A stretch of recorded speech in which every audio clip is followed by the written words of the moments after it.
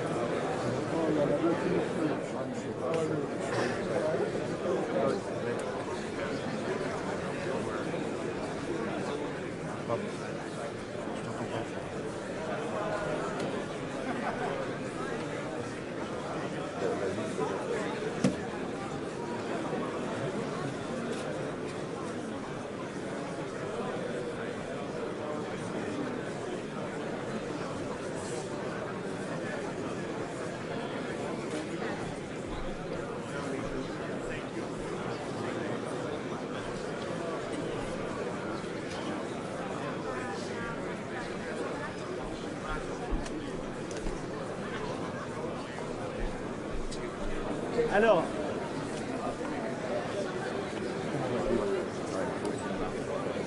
par contre, j'ai pas compris.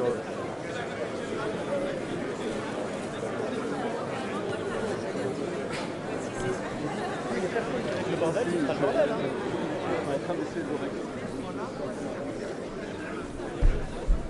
Bien, mesdames et messieurs, je vais demander à la presse de sortir et on va commencer, sinon en fait on travaillera jamais. Donc je vais demander à chacune et chacun de s'asseoir et je vais donner la parole à Madame l'ambassadrice. Monsieur le Président, bonjour, bienvenue à vous tous et toutes ici. Vous êtes donc à Paris, au Palais Brongniart, dans un lieu qui a été un lieu d'innovation financière pendant plus de 2 siècles. puisque c'est ici que se tenait la Bourse de Paris. You will find headsets on your seats for translation in 5 languages, French, English, Spanish, Arabic and Chinese. Et pour commencer notre sommet pour un nouveau pacte financier mondial, un pacte financier pour que notre système financier puisse mieux protéger le bien-être des populations et mieux protéger notre planète, j'appelle désormais sur scène Monsieur le Président de la République, Emmanuel Macron.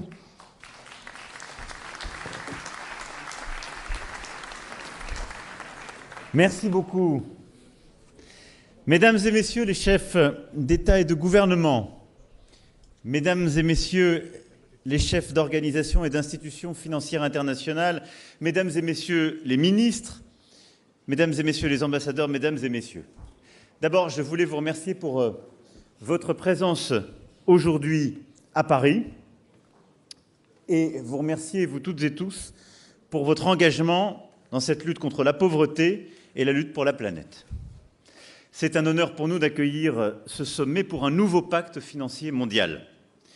Alors, je veux d'abord souligner que ce sommet est le vôtre, c'est-à-dire celui de toutes celles et tous ceux qui sont en première ligne, face à leur population, à leur planète qui se dégrade, et ce que nous voulons bâtir ici, dans un moment où les risques de division sont grands, c'est en effet un nouveau consensus, mais qui ne soit pas dicté d'un endroit, mais qui soit en quelque sorte porté par celles et ceux qui vivent les conséquences du changement climatique et des dérèglements et ont à lutter au premier plan face à la pauvreté et ses conséquences. Les objectifs du développement durable nous ont donné un formidable élan. Le secrétaire général, en septembre prochain, organisera un sommet important avant celui de l'année prochaine. Nous avons, nous le savons aussi, des rendez-vous qui vont structurer l'agenda, la COP d'ici la fin d'année, les G20. Et il nous faut aujourd'hui réussir à avoir quelques objectifs clairs. Malgré cette mobilisation, malgré aussi ce que nous avons collectivement réussi à obtenir à Kunming et Montréal en matière de biodiversité, si nous regardons les choses en face, les inégalités augmentent, la vulnérabilité climatique ajoute encore au risque, et notre monde est soumis à des chocs de plus en plus grands. La pandémie a accru ces difficultés, une reprise mondiale désorganisée aussi, et maintenant la guerre en Ukraine, suite à l'agression russe, et de nombreuses déstabilisations. Pour cela, nous avons un système financier qui est le fruit d'un consensus passé, qui a su montrer son efficacité, qui a apporté des aides extrêmement conséquentes durant les décennies passées, mais qui ne va sans doute plus assez vite, qui n'est plus tout à fait adapté et qu'il faut réaligner sur nos objectifs. C'est pour cela que nous avons proposé l'année dernière à Bali un nouveau pacte financier mondial. Celui-ci doit être bâti d'abord sur les attentes des populations. Et je veux saluer nos jeunesses, partout à travers le monde, qui ont contribué à la préparation de ce sommet, les organisations non gouvernementales, les sociétés civiles. Elles doivent continuer à être au cœur de ce projet. Je veux aussi remercier, chère Mia, la Première ministre de la Barbade, qui a été décisive et avec son agenda, elle a commencé à structurer les choses, en particulier en termes de vulnérabilité climatique. Et puis remercier tous les représentants ici aussi du continent africain comme du continent sud-américain, pacifique et asiatique. Le président Bazoum du Niger, cher Mohamed, viendra dans un instant nous expliquer aussi les conséquences et tout l'enjeu de la lutte contre la pauvreté. Je veux ici l'en remercier. Je vais être très court. Je pense que les tables rondes nous permettront d'avancer sur beaucoup de sujets, mais au fond, il y a 4 éléments très simples que je voulais poser en début de cette conférence. D'abord, le premier principe, c'est que jamais aucun décideur, aucun pays ne doit avoir à choisir entre la réduction de la pauvreté et la protection de la planète. Et j'ai entendu beaucoup de décideurs ces derniers mois, parfois ces dernières années, très souvent dire, au fond, vous nous expliquez, vous qui avez déjà réglé le problème de la pauvreté, ce qu'il faudrait faire en matière de transition climatique, quels sont les choix qu'on devrait prendre, mais nous n'avons pas encore réglé le problème de la pauvreté. On ne doit pas avoir à faire ce choix, et donc on doit pouvoir relever les défis en même temps. Deuxième principe, chaque pays doit choisir souverainement son chemin. Il n'y a pas un modèle unique, et je pense qu'il est important qu'on respecte ici les chemins très singuliers que les pays doivent pouvoir suivre selon leur propre modèle. Et du coup, ce nouveau pacte financier international doit être beaucoup plus respectueux des souverainetés de chacun. C'est d'ailleurs ce que nous avons mis au cœur des accords de transition pour l'énergie, les JETP. L'Afrique du Sud, entre autres, en a signé un avec la communauté internationale. C'est ce que nous avons mis au cœur aussi de nos partenariats pour la conservation positive.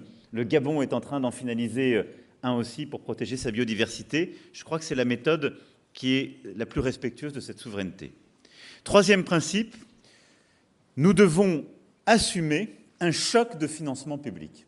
Face à ces défis, pauvreté, climat et biodiversité en même temps, on doit investir beaucoup plus.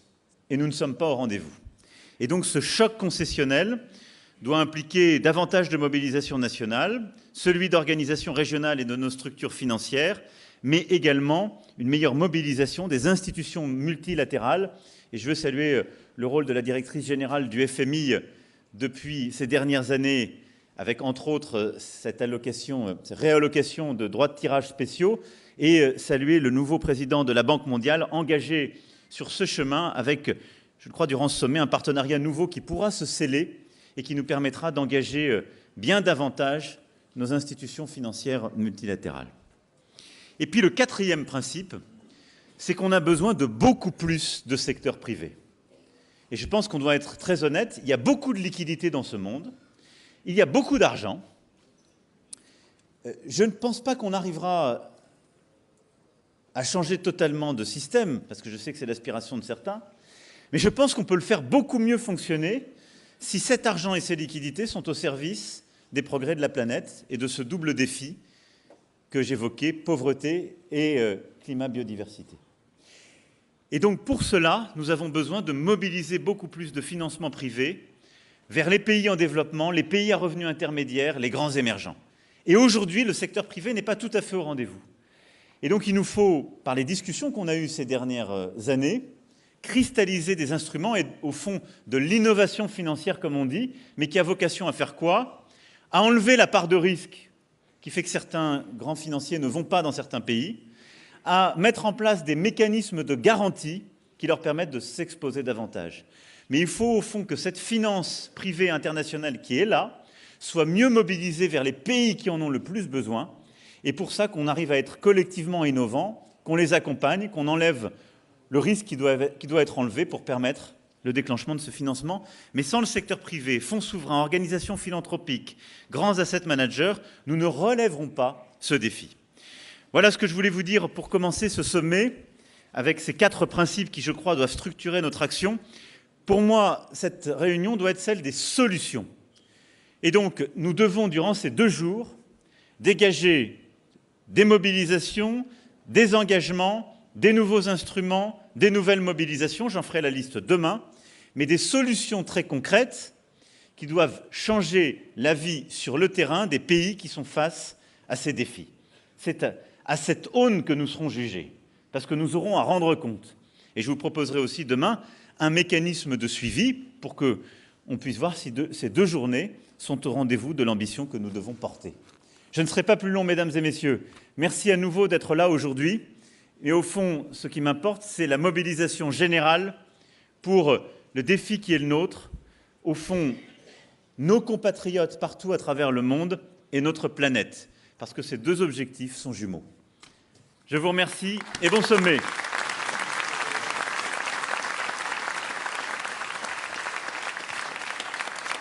Merci, Monsieur le Président. Vous venez de le dire, nous sommes ici pour notre avenir. Nous sommes ici parce que nous croyons en l'unité et nous croyons en la cohésion mondiale.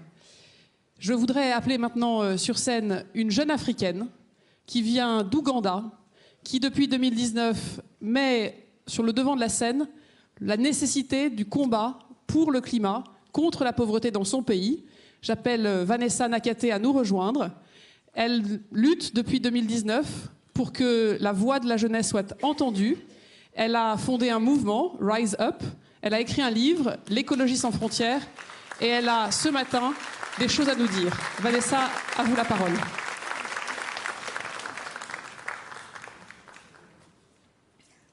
Bonjour.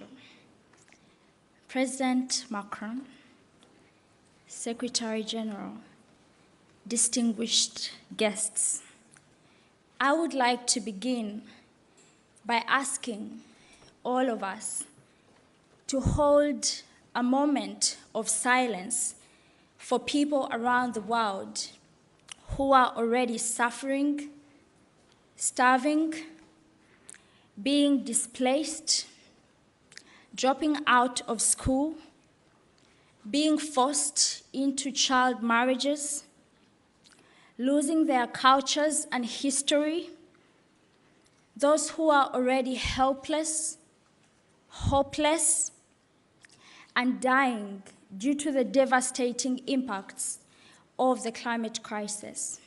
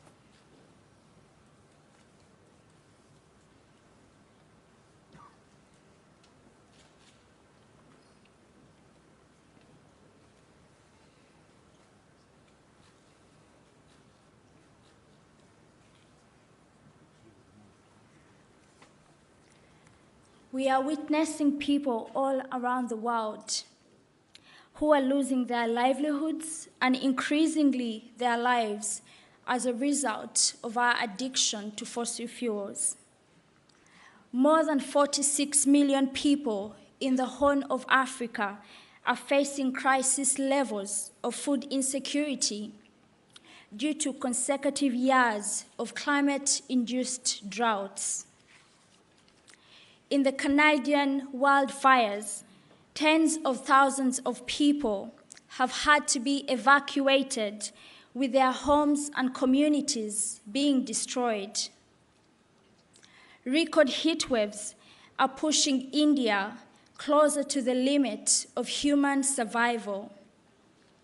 Storms are lining up in the Atlantic and heading towards the Caribbean, and it's only June. And 9 million people are dying prematurely each year due to breathing toxic air from the burning of fossil fuels. It's often difficult to relate to these kinds of statistics.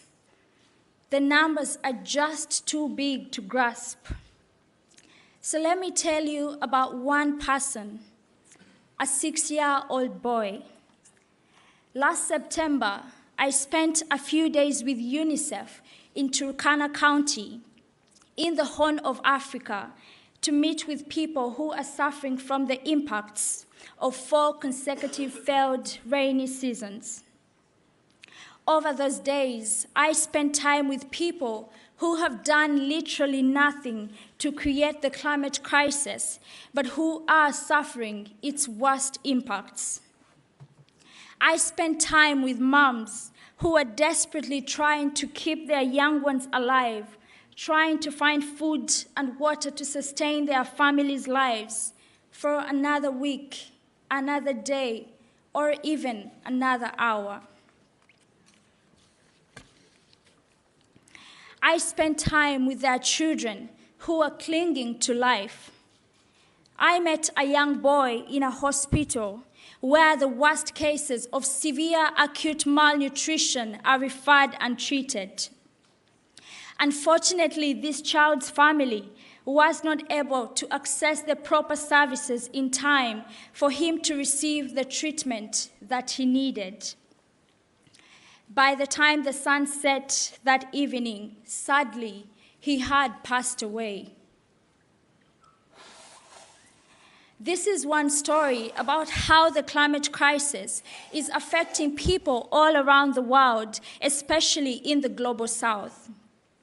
What is happening to people in the Horn of Africa and many other climate vulnerable countries is beyond heartbreaking. But it doesn't have to be this way. It shouldn't be this way.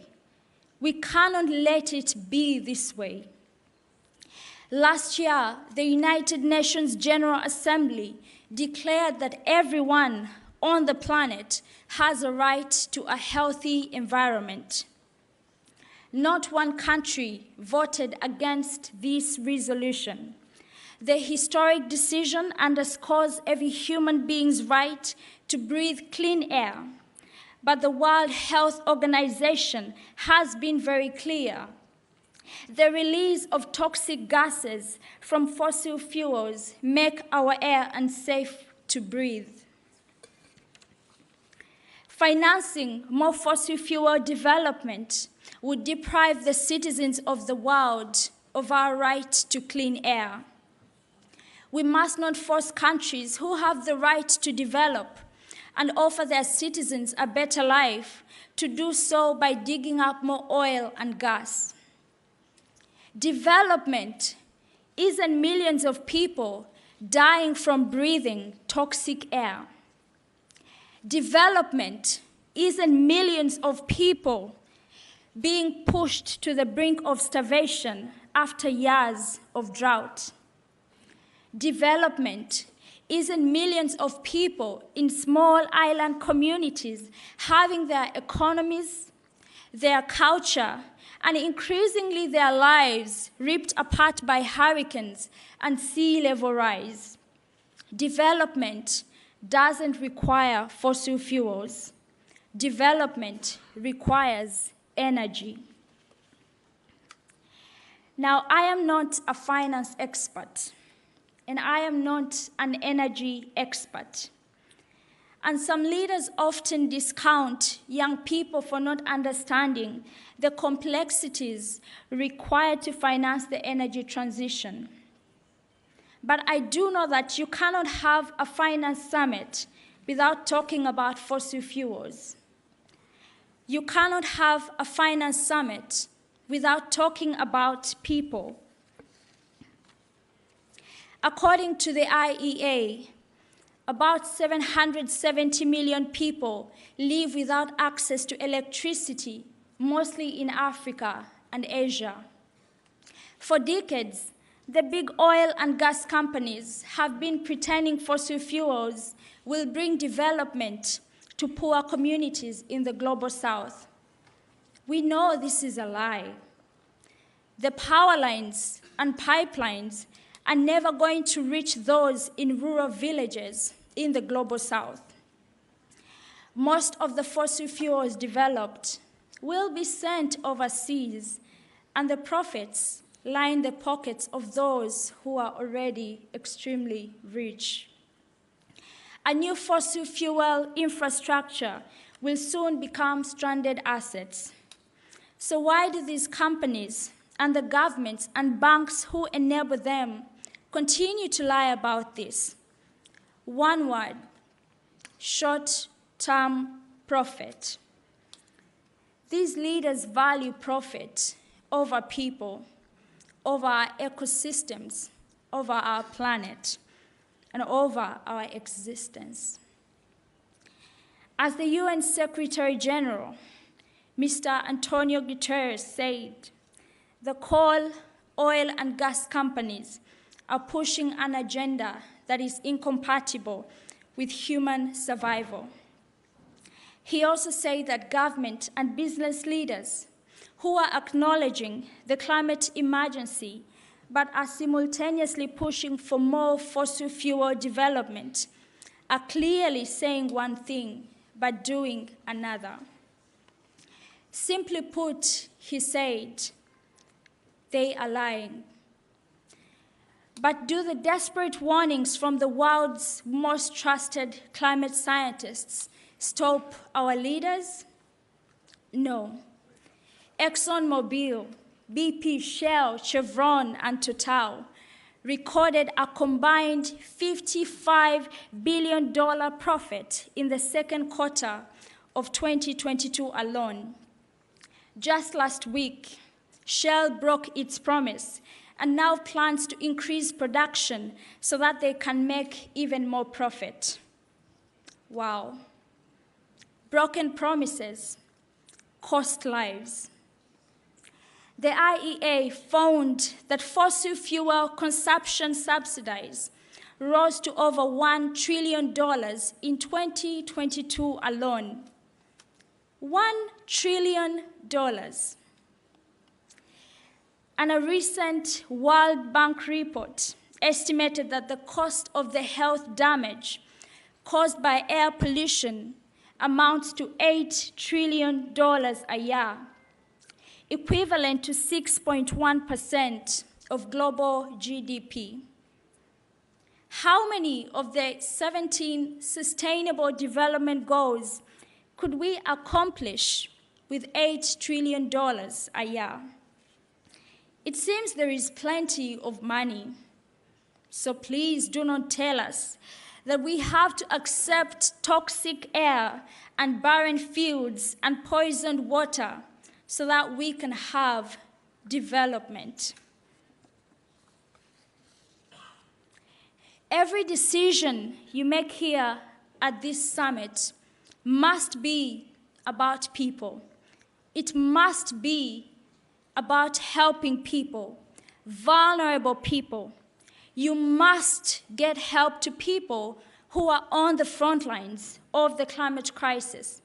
And you must help the leaders of climate-vulnerable countries to bring real development to their people without having to dig up new oil and gas, which will only put their economies at risk with stranded assets, and their people at risk to more severe climate impacts.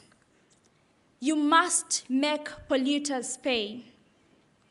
You must cancel the debt and get grant-based climate finance to global South countries so that they are no longer forced to pay for a crisis they did not create. You must be thinking in trillions, not billions. You must help us get real loss and damage funds to flow to those communities who need it the most. And we must remember that more fossil fuels only means more loss and damage. As you are considering a new finance pact, it must be a pact that supports an equitable fossil fuel phase-out in conjunction with an equitable renewable energy phase-in. As the COP28 president, Sultan Al-Jaber, recently said, a phase-out of fossil fuels is inevitable. With the right decisions here, you can help make the inevitable happen now. People outside this summit are suffering and dying. Real people like that little boy I met in Turkana County. The UN Secretary General is right. Wasting any new money on new coal, oil, and gas is moral and economic madness. So let's stop this madness. Let's put people above profit. Let's not let that little boy in Turkana die in vain. The people of the world are counting on you. The people of the world are watching what you do here. Please remember the people, we, the people. Thank you.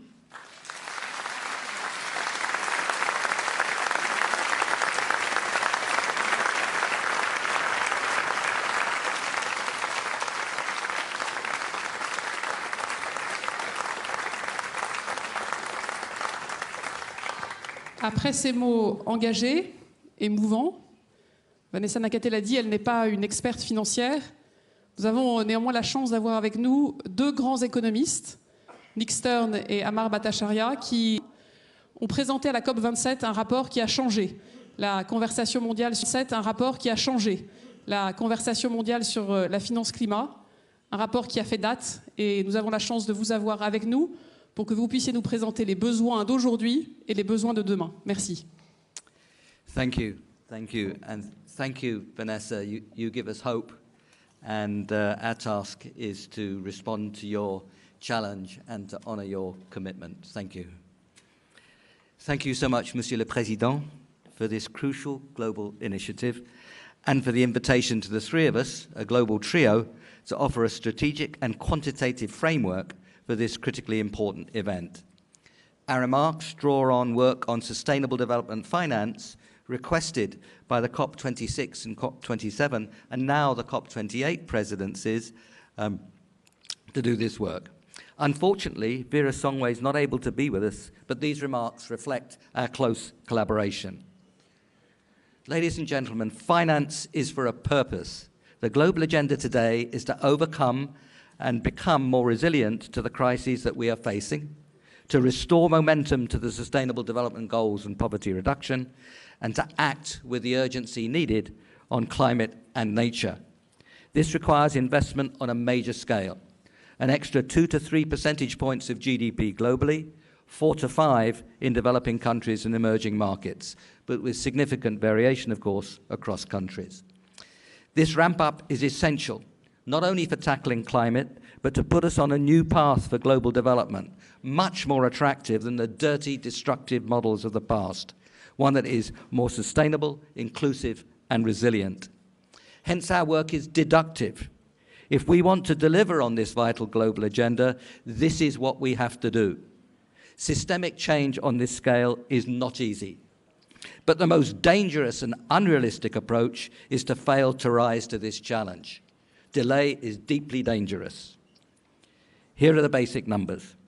Overall development spending to reach the SDGs will need to more than double from pre-pandemic levels to around $5.3 trillion a year by 2030 for emerging markets and developing countries other than China. Spending on climate-related development goals, part of this $5.3 trillion, will need to increase fourfold from the pre-pandemic levels to $2.4 trillion a year by 2030. Of this $2.4 trillion, we believe that around $1.4 trillion can come internally from stepped-up efforts on domestic resource mobilization.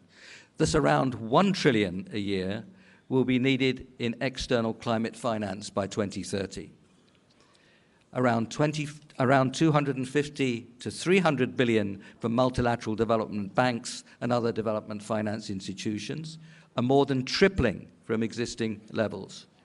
Around 500 to 600 billion from private finance, a fivefold increase from present levels, and around 150 to 200 billion from concessional and debt-free finance through stepped-up donor commitment and tapping new and innovative sources of finance. Those three together give us the $1 trillion, but they're mutually supportive. They drive each other forward. This quantitative framework is set out in a note that has been posted by the organizers on the summit website. These numbers are clearly substantial, but they're simply what is necessary for Paris and the SDGs. And crucially, they give us recovery, growth, development, and poverty reduction, which is strong and enduring. There is no horse race between climate action and poverty reduction. Amar. Thank you, Nick. Thank you for this opportunity to share this podium with Nick and with Vera, who is here with us in spirit. So let me just say that a crucial first step, indeed a symbol of trust, is to meet the long-standing commitment by developed countries to provide $100 billion a year for climate action in the developing world. At the Petersburg Dialogue at Bay, donors committed to deliver that $100 billion in 2023, and G7 leaders reaffirmed that commitment in the Hiroshima Declaration. Concerted efforts on that commitment, the significant progress being made by the MDBs on climate finance, improved private mobilization efforts suggest that there is a good likelihood of meeting this climate finance commitment in 2023 and setting our sights on a much larger agenda. We see 6 core priorities in terms of the agenda forward.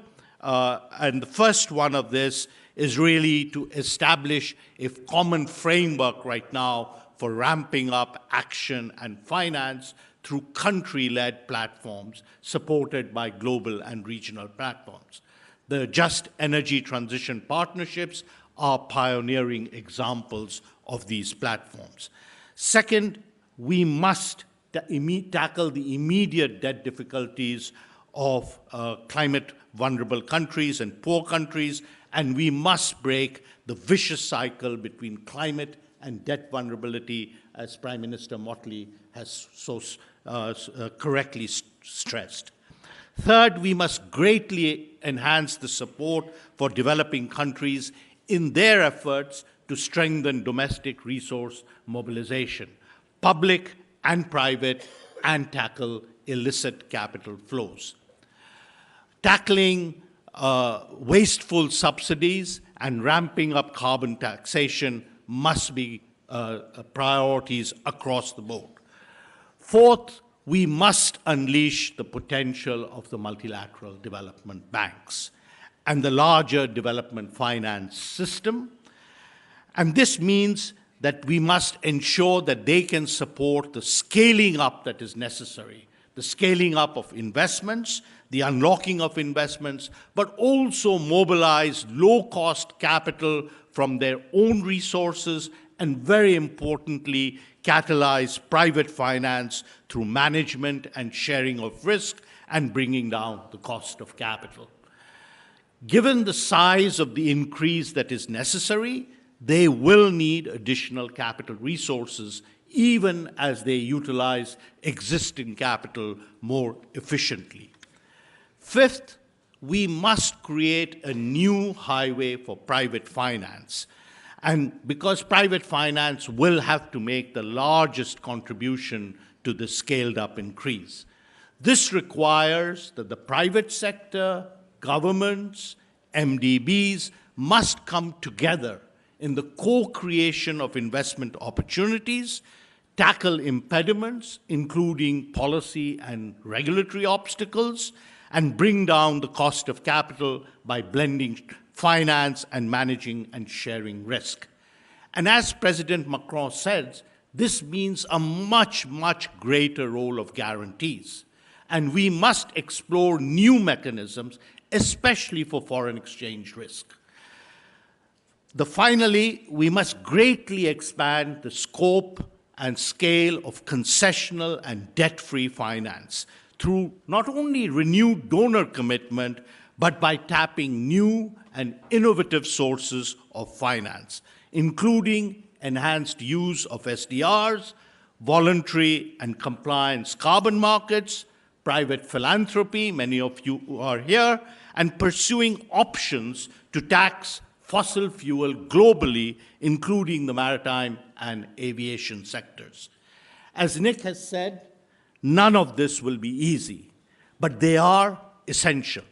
And with the leadership and commitment that President Macron has shown and garnered here in this summit, all of this is possible. Thank you. Merci beaucoup, Nick et Amar. D'abord de nous dire que les engagements pris sont en bonne voie d'être tenus et aussi pour nous appeler à l'action. Alors j'appelle maintenant Monsieur le Président de la République du Niger, Mohamed Bazoum, à nous rejoindre. Vous êtes à la tête, Monsieur le Président, d'un pays de 26 millions d'habitants qui chaque jour connaissent les conséquences du climat, les conséquences de la pauvreté, les conséquences de la sécheresse, du manque d'eau, de l'insécurité alimentaire. Et comme Vanessa nous l'a dit, nous sommes d'abord ici pour parler des hommes et des femmes. À vous la parole.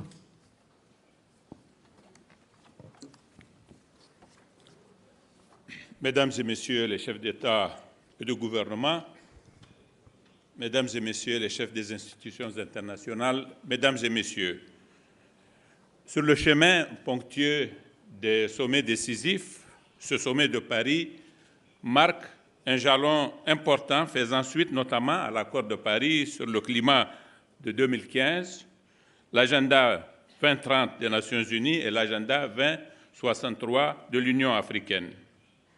C'est une étape importante avant la COP28 à Dubaï et le G20 à New Delhi qui engageront notre avenir commun.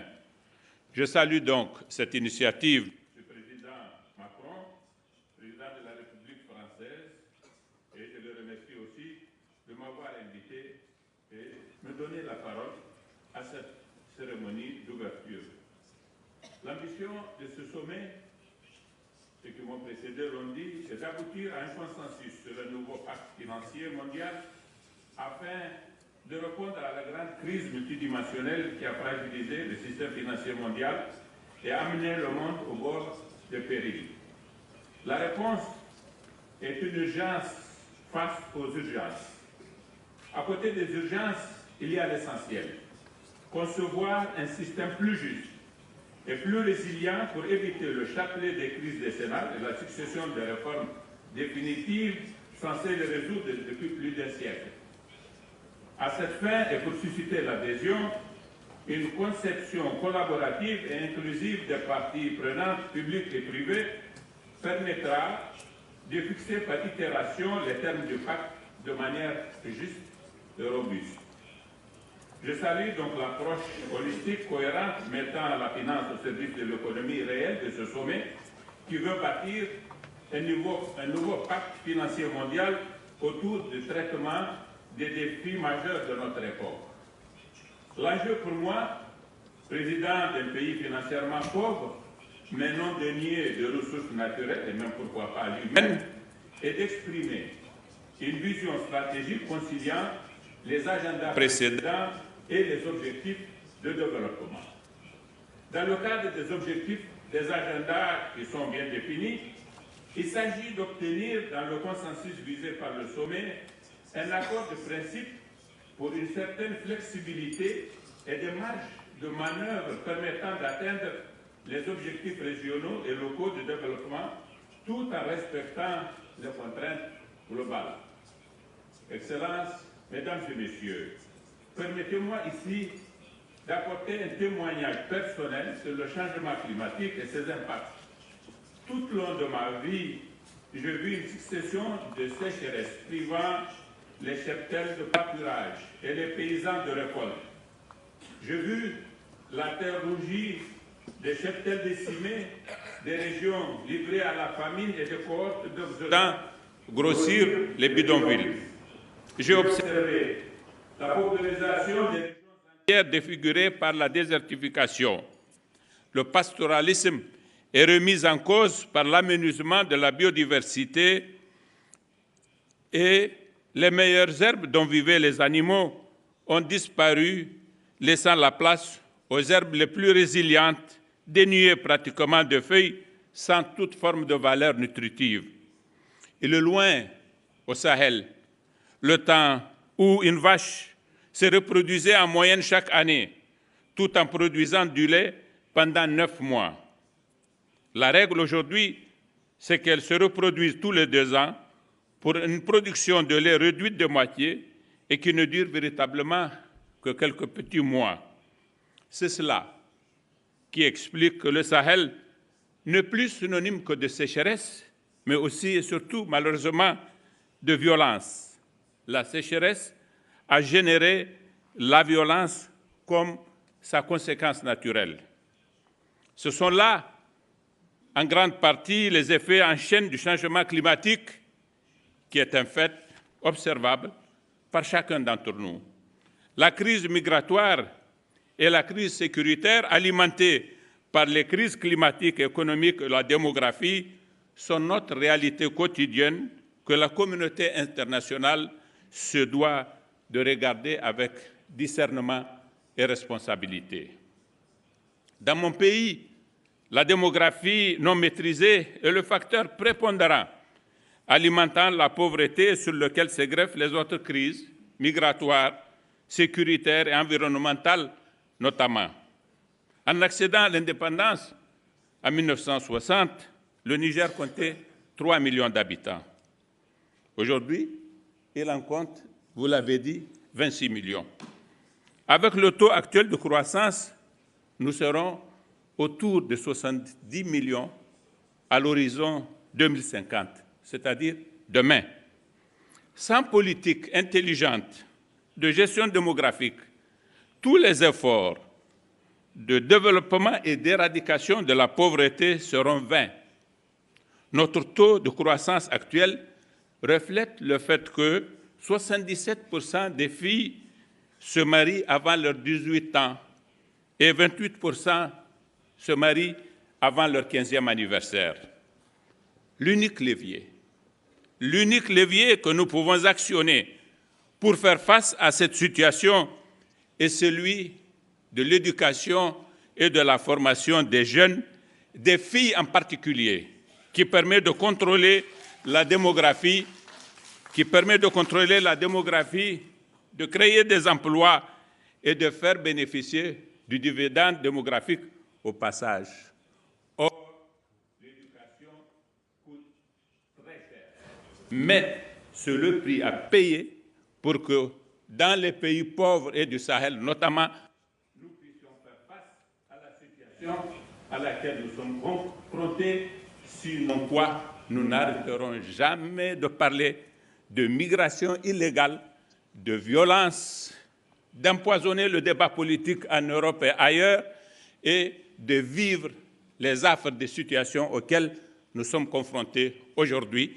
Il s'agit seulement de penser à ce qui se passe au Soudan pour prendre la mesure des dangers auxquels nous sommes exposés, pas qu'en Afrique, partout au monde aujourd'hui. Excellences, Mesdames et Messieurs, ce que je viens de dire montre très clairement que le Sahel est une zone de la planète qui aura été les plus perturbées par les effets du changement climatique. Il faut particulièrement prendre garde à ce qu'elle ne soit victime des programmes conçus dans le cadre de la transition climatique. Notre débat sur ces questions est un débat qui reste polémique. C'est à ce titre que, comme tous les autres pays pauvres, nous serons opposés à toute politique visant à nous priver du recours des énergies fossiles contenues dans notre sous-sol. Et l'unique solution acceptable est celle qui nous permet d'atteindre les objectifs des différents agendas à la fois, se fondant par conséquent sur la solidarité et la complémentarité bien comprises, rendues effectives par une politique de péréquation généralisée. La mise en œuvre du nouveau pacte passera par la construction d'une boîte à outils audacieuse et innovante en termes réglementaires juridiques et en ingénierie financière. Dans cette boîte à outils, les instruments financiers existants doivent être améliorés, d'autres créés pour mieux partager les risques et les résultats en tenant compte des facteurs et des contraintes climatiques et environnementales, ainsi que d'autres externalités dans la valorisation et la couverture des risques. Elle comprendra en particulier la monétisation des quotas carbone et des DTS. Plus spécifiquement, le nouveau pacte doit rendre concrète et opérationnelle l'aide prévue par les accords de Paris et de Glasgow en faveur des pays pauvres qui attendent d'être mise en application. Au-delà du Niger, nous avons en Afrique une population nombreuse et en forte croissance. Nos besoins pour financer les infrastructures et les services de base dans l'énergie, l'eau, l'alimentation, la santé, les transports, les nouvelles technologies et l'éducation sont impératifs et incompressibles. Nos besoins fondamentaux doivent être satisfaits avant toute décroissance, car, comme on le dit chez nous, une vache qui a bu et une vache assoiffée ne marchent pas ensemble. Il y a pour nous donc une urgence à court terme dans l'urgence globale, celle de mobiliser des fonds pour répondre à notre impératif de développement et à nos défis démographiques et sécuritaires. Il faut à cet effet notamment accroître les capacités de financement des banques multilatérales de développement en augmentant les capitaux afin d'avoir un effet de levier pour accroître leurs capacités de financement. Je voudrais insister en particulier sur la nécessité de mobiliser des ressources plus importantes au profit de l'IDA. Les banques multilatérales doivent aussi bénéficier des réallocations des DTS qui sont jusque-là inutilisées. Il faut faire profiter des pays comme le Niger des instruments de garantie. M. Stern et son compagnon viennent de nous le rappeler. Il faut donc faire profiter des pays comme le Niger des instruments de garantie de financement auxquels nous pouvons prétendre et réduire les primes de risque excessives des investisseurs si nous voulons intéresser le secteur privé à ce combat contre le changement climatique dans les pays pauvres. Les coûts prohibitifs des capitaux les ont jusqu'ici mis hors de notre portée, malgré les recommandations formulées à l'occasion de toutes les rencontres que nous tenons. Or, ces coûts sont aujourd'hui paradoxalement en forte augmentation et ne reflètent pas souvent les fondamentaux macroéconomiques de nos pays. Il y a, même pour ce sommet, Monsieur le Président Macron, des grands risques que nous continuons dans les incantations. Or, je pense que nous avons déjà organisé trop de rencontres pour que nous puissions indéfiniment répéter les mêmes choses. Il s'agit donc de passer à l'action. Mesdames et messieurs, nous avons une planète. Il n'y en a pas d'autre de remplacement. Nous devons le savoir. Et nous sommes à un point d'inflexion historique. À l'échelle mondiale, dans cette époque de rupture de modèles et de transition, les rafistolages et les rustines ne sont plus de mise. Nous devons abandonner les dogmes et les certitudes, embrassons de nouveaux paradigmes plus conformes à notre réalité, qui est faite de dureté insupportable pour certains et de menaces certaines pour tous. Je vous remercie de votre attention.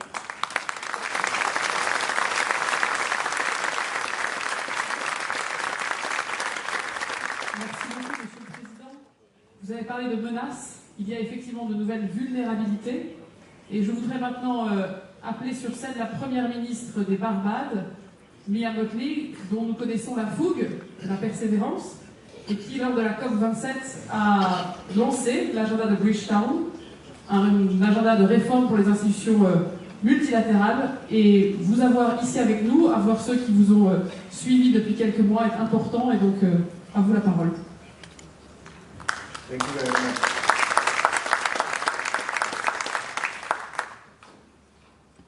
President Macron, Secretary General, distinguished colleagues, heads, distinguished guests, people of the world. The power of silence, as we just learned, and the power of voice, as we must give expression to today. The danger of inaction or slow action, and the fundamental difference that committing and walking the walk and not just talking the talk will mean. We come to Paris today with a heavy heart, but with hope. We come to Paris today not to reinforce the divisions of the past, the orders of the past, but we come to Paris to identify the common humanity that we share and the absolute moral imperative to save our planet and to make it livable. We don't need a lot more words today. And quite honestly, I don't know that I have it in me to give more words. As I speak to you, my country, that of St. Vincent and the Grenadines and others in the Caribbean, in the Eastern Caribbean, are under a tropical storm watch for Tropical Storm Beth, literally. Yesterday, I had to decide whether to stay or to go. And I chose to stay because it is important that we move to action. Behind Tropical Storm Beth is another system, and hence, this is our new reality. We have heard this morning from Vanessa, we've heard from the economists, we've heard from the president of Niger, and everyone has spoken truth with feeling, with clarity. And Emmanuel, I've left you for last, because privately I call this the How Dare You Summit. How dare you? How dare you upset the order? How dare you step out of your crease and summon us all to this inflection moment that will determine whether we will have the capacity and the will to bring pace and scope to the problem.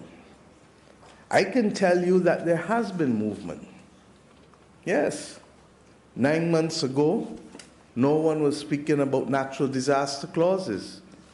Now we have people wanting to recognize the wisdom of it, because countries do need to pause debt payments if they are going to house and feed people who are victims of a climate crisis. Doesn't quite work as well for those who have to move people who are suffering from drought, as the president of Malawi has had to do. So we need to perfect it. 9 months ago, no one was talking about multilateral development bank reform at scale. And Ajay, the World Bank was not as forceful in its commitment to the crisis of climate as it is now. And we wish you all the best, because in your hands lies the need for pace and scope. 9 months ago, we were not prepared to discuss issues of debt. And Kristalina, when no one else was stepping up during the pandemic, yes, you led the way, recognizing that your duty was not only to deal with the symptoms of the balance of payments problems, but to go back to the treaty and its underlying objective of securing growth and macro and financial and economic stability. But what is required of us is not simply to mark a card for progress. As we heard from Vanessa, what is required of us now is absolute transformation and not reform of our institutions. And that transformation is required because while the world knew since the 1890s that we were facing the warming of the climate, we chose not to heed the advice of scientists. And that which could have been done in more than a century is now being reduced to be done in less than a decade. And Secretary General, my heart bleeds for you, because yours has been almost that constant voice in the wilderness. But I say to you that it has not been in vain. As you heard from President Macron this morning, there is now the beginning of the understanding that poverty and climate cannot be separated. That education and climate cannot be separated. And later today we will go into the details of what that action must look like, much of which we have put in the Bridgetown Initiative, not because we believe we have the answers alone, but simply because we had the will to pull people together and say, let us discuss these issues and let us make enough noise consistently to command the attention of those who must speak and who must act. I ask us today not to leave Paris without understanding that the bolstering of the political ambition that is required must secure transformation and not reform. And I ask us to ensure that those of us who are heads of government and heads of state recognize that the world cannot continue in the shadow of an old imperial order that does not see countries, does not feel countries, does not hear countries, and worse, does not see, feel, or hear people. I ask us today to recognize that we cannot come to Paris but let our directors go back to the IMF or the World Bank and it be business as usual. They do not act in their own interests. They act on behalf of our sovereign states. And that is why we speak not only to the need for money, we speak to the need for the reform of the governance systems. Because when these institutions were founded, our countries did not exist. And we speak for a complete transformation of securing the sources of capital, as unpopular as it might be to voice it. We do not ask for the bankruptcy of private companies. That's not our wish. But we do ask for everybody to share the burden so that we can share the bounty. And it therefore means that simply relying and holding only governments accountable has run its course. And what is necessary now is for us to bring to the table also multinational corporations whose balance sheets dwarf more than 2/3 of the world's states. That is the world we have created out of the last century. And if we don't recognize that they cannot be left out of the equation, I'm coming. If they don't recognize that they cannot be left out of the equation, then we have no desire to solve the problem. And we thank Philanthropy for what they do, but it can't only be what they like. It has to be what the world needs. And I hope that we leave Paris, therefore, not only secure in our determination to protect the planet, to protect the biodiversity, to protect people, but to recognize that if we do not act today at scale, with pace, we will not be able to get there in time to save more people. Let us, as the representatives of our people, at this most unique time in the history of civilization, not only do the right thing, but do it in time and do it for the right reasons. We will have more time in the next day and a half to discuss the details. But my plea simply now is to step up the pace and let's get going. Thank you.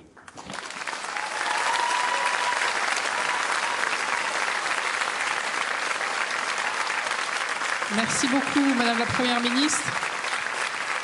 Pour conclure cette cérémonie d'ouverture, j'appelle le secrétaire général des Nations Unies, Antonio Guterres, pour nous présenter votre vision. Il y a 7 ans maintenant, l'agenda 2030 des objectifs de développement durable était présenté. Nous sommes à mi-chemin. Comment voyez-vous l'avenir? Et vous avez fait, il y a quelques jours, un appel à une transformation, comme disait la Première ministre, du système financier. Nous voulons vous entendre ce matin. Monsieur le Président, cher Emmanuel, Excellences, Mesdames et Messieurs, tout protocole observé. Merci, cher Emmanuel, d'organiser ce sommet important dans un contexte international qui ne manque pas de défis.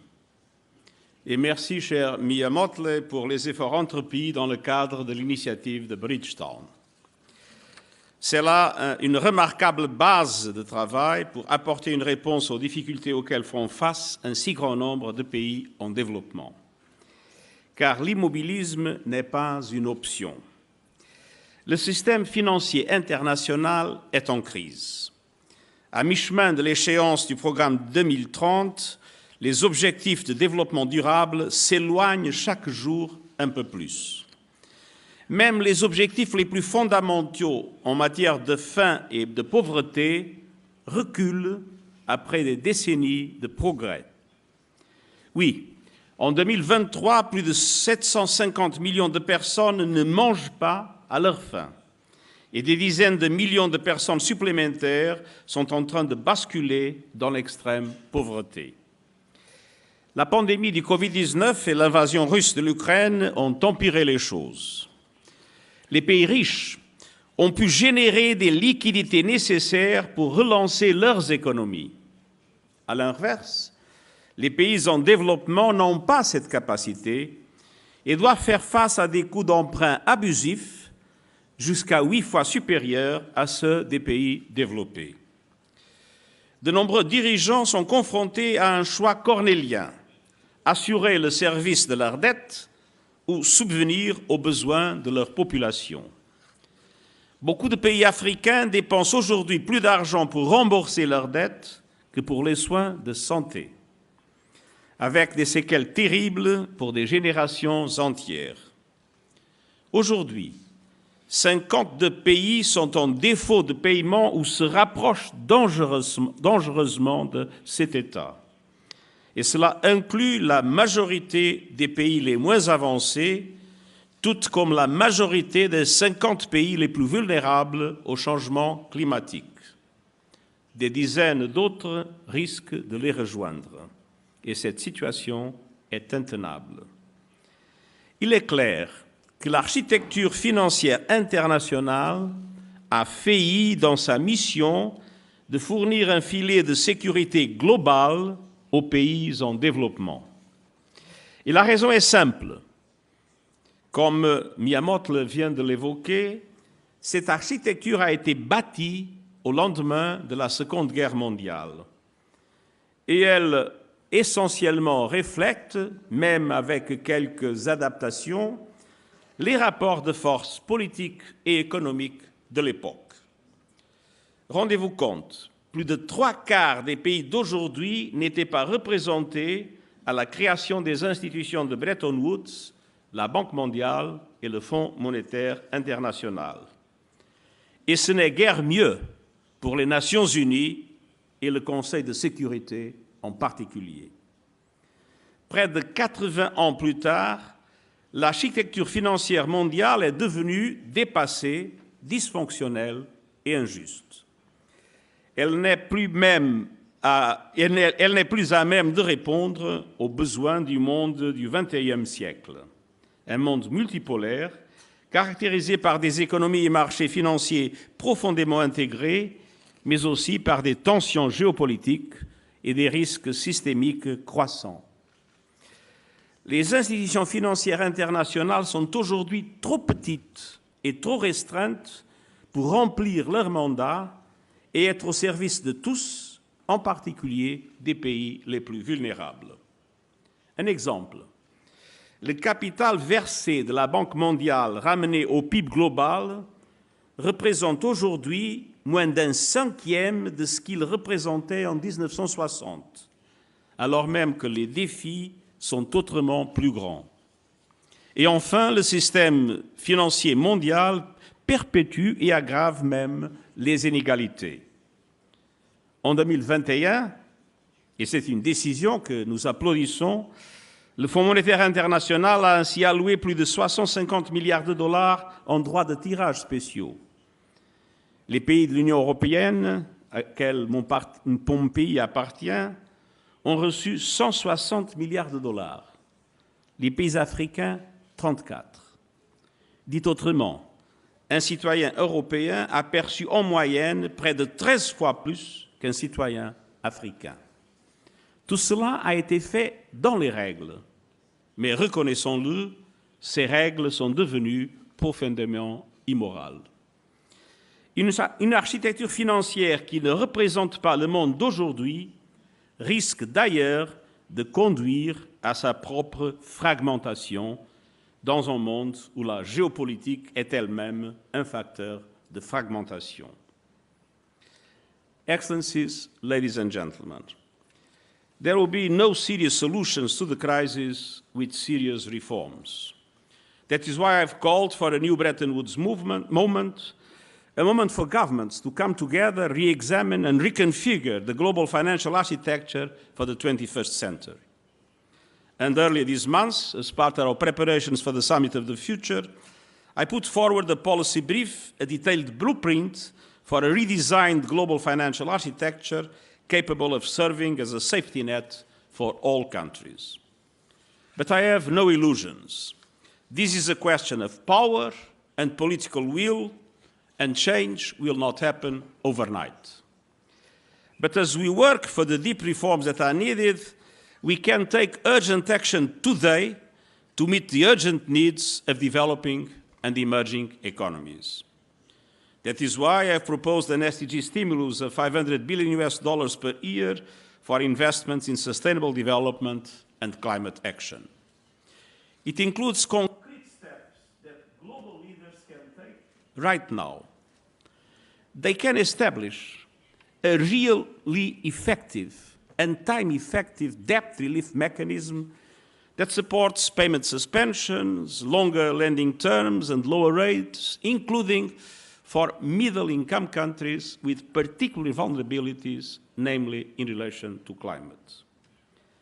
They can scale up development and climate finance by increasing the capital base and changing the business model of multilateral development banks, and allowing, by working in a much stronger coordination, to transform their approach to risk without risking the AAA notation.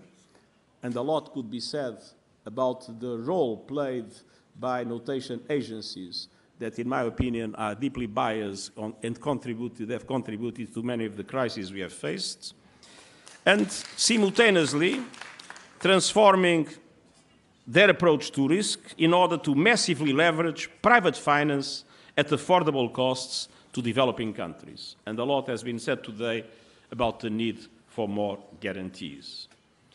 And world leaders can expand contingency financing to countries in need by, namely, rechanneling in a broader scale unused special drawing rights, and by using other innovative mechanisms to increase global liquidity.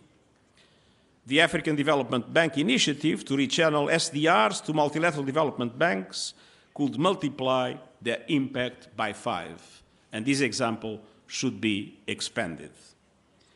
Global leaders can put in place a mechanism to issue SDRs automatically in times of crisis and distribute them according to need.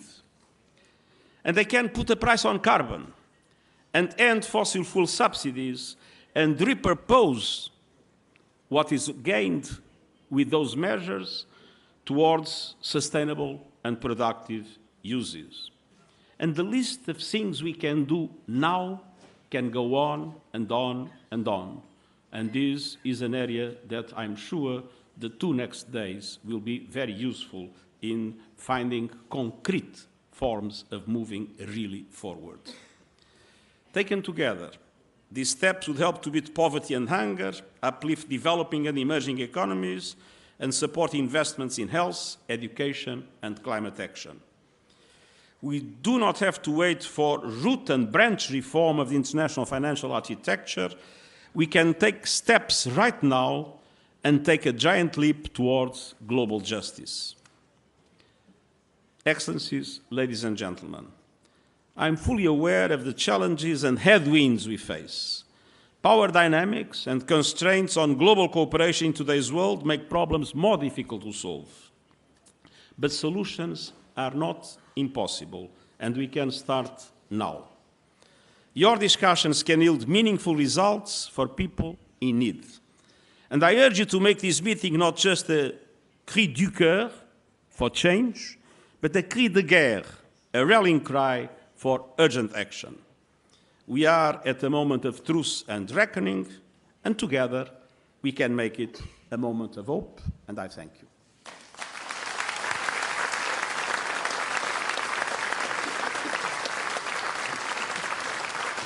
Merci beaucoup, Monsieur le Secrétaire Général. Vous l'avez dit, nous sommes là pour agir, non pas pour juste penser.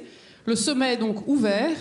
Je vous remercie d'abord d'avoir participé à cette cérémonie. Vous invite les uns et les autres à rejoindre, soit dans cette même salle à 10h45, la première table ronde animée par le ministre de l'Économie et des Finances, Bruno Le Maire, sur l'évolution du rôle des banques multilatérales de développement, ou à rejoindre la 50aine d'événements qui se tiennent ici, qui se tiennent à l'OCDE ou à l'UNESCO et qui commenceront elles aussi à 10h45.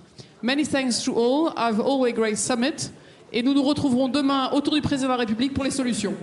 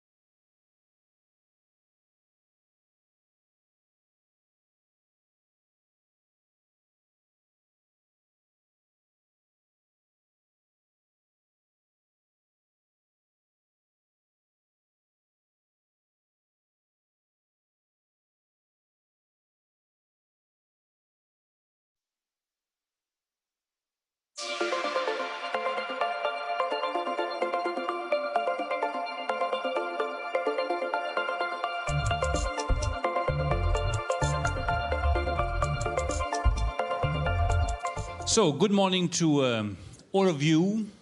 I'm really happy to have this first roundtable, this first panel, which will address the core issues of fighting against climate change in the poorest countries in the world, how to fight against poverty, how to fight against climate change, how to protect biodiversity, which are closely intertwined concerns and issues. Which means that we have to better use the multilateral development banks. We have to better use the private money in a time where there is a lack of public funding. There is also a need of having debt restructuring in some countries in a framework that can gather all the biggest nations of the world. So I'm really happy to have this first very free panel, very free discussion. C'est pas 200 millions, c'est 200 milliards, madame. Je me permets de vous corriger, nous allons démarrer le panel tranquillement. Merci, madame. C'est ce que nous faisons déjà, madame. Nous vous remercions. We are already taxing the polluters. We don't need you to be aware of the necessity of taxing pollution. Thank you so much.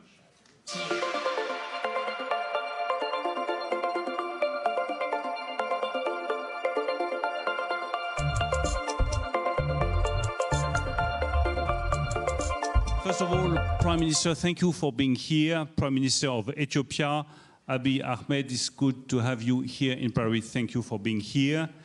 United States Secretary of Treasury, my friend Janet Yellen, thank you, Janet, for being here. My friend, the Minister of Finance and Minister of Corporate Affairs of India, Nirmala Sitharaman, thank you, Nirmala, to be here today in Paris. The new president of the World Bank Group, Ajay Banga, thank you, Ajay, for being here. The CEO of the Climate Investment Funds and incoming executive director of the Green Climate Fund, Mafalda Duarte, thank you also for being here. And the co-chair of the Bill and Melinda Gates Foundation, it's good to see you here in Paris once again, my friend Melinda Gates. Thank you, Melinda. So I would like really to have a very open and direct discussion. I would like to turn to Secretary Janet Yellen for some opening remarks on how MDB missions and visions should evolve to address global challenges in a time of accelerating climate change. Janet. Thank you so much, Bruno. It's great to be part of the Multilateral Development Bank Evolution Roundtable. Today's development landscape is challenging. Over the past few years, we've experienced significant macroeconomic shocks, and this has impacted the global growth outlook for developing countries. These effects are compounded by long-standing challenges, such as climate change, pandemics, and fragility and conflict. These global challenges have had an outsized impact on emerging markets and developing countries, and they are increasingly putting at risk our shared goals of poverty eradication and inclusive economic growth. The MDBs have a special role to play in helping reverse these disturbing trends. The World Bank and the regional development banks have long been integral partners to developing countries, including those without any significant market access. They bring knowledge and technical advice, and they bring finance when times are tough. They've been able to play this role because these institutions have constantly evolved to meet the challenges of their time. And it is time for them to evolve again. The world has changed. In the 21st century, some of the challenges that are most threatening to the poorest and most vulnerable among us are global. We've learned the hard way from COVID-19 and other transboundary challenges that countries cannot sustainably bring down poverty rates and invest in their growth if they constantly face shocks from climate change, pandemics, or conflict. MDBs need to evolve to incorporate addressing these global challenges into their work. This includes reforming their vision, incentive structures, their operating model, and financing capacity to help countries fight these challenges and build resilience.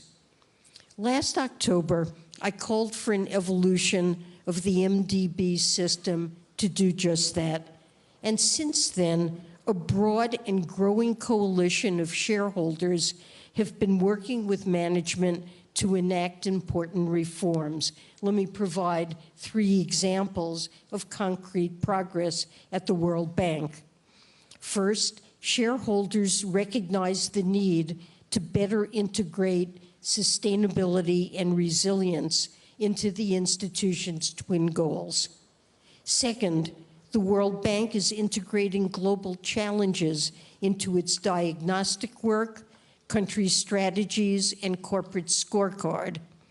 This means, for example, that new infrastructure will be built to withstand extreme weather events, so that when a typhoon or a hurricane strikes, roads will still be open to emergency vehicles and hospitals will still have electricity. There will be less disruption to economic activity.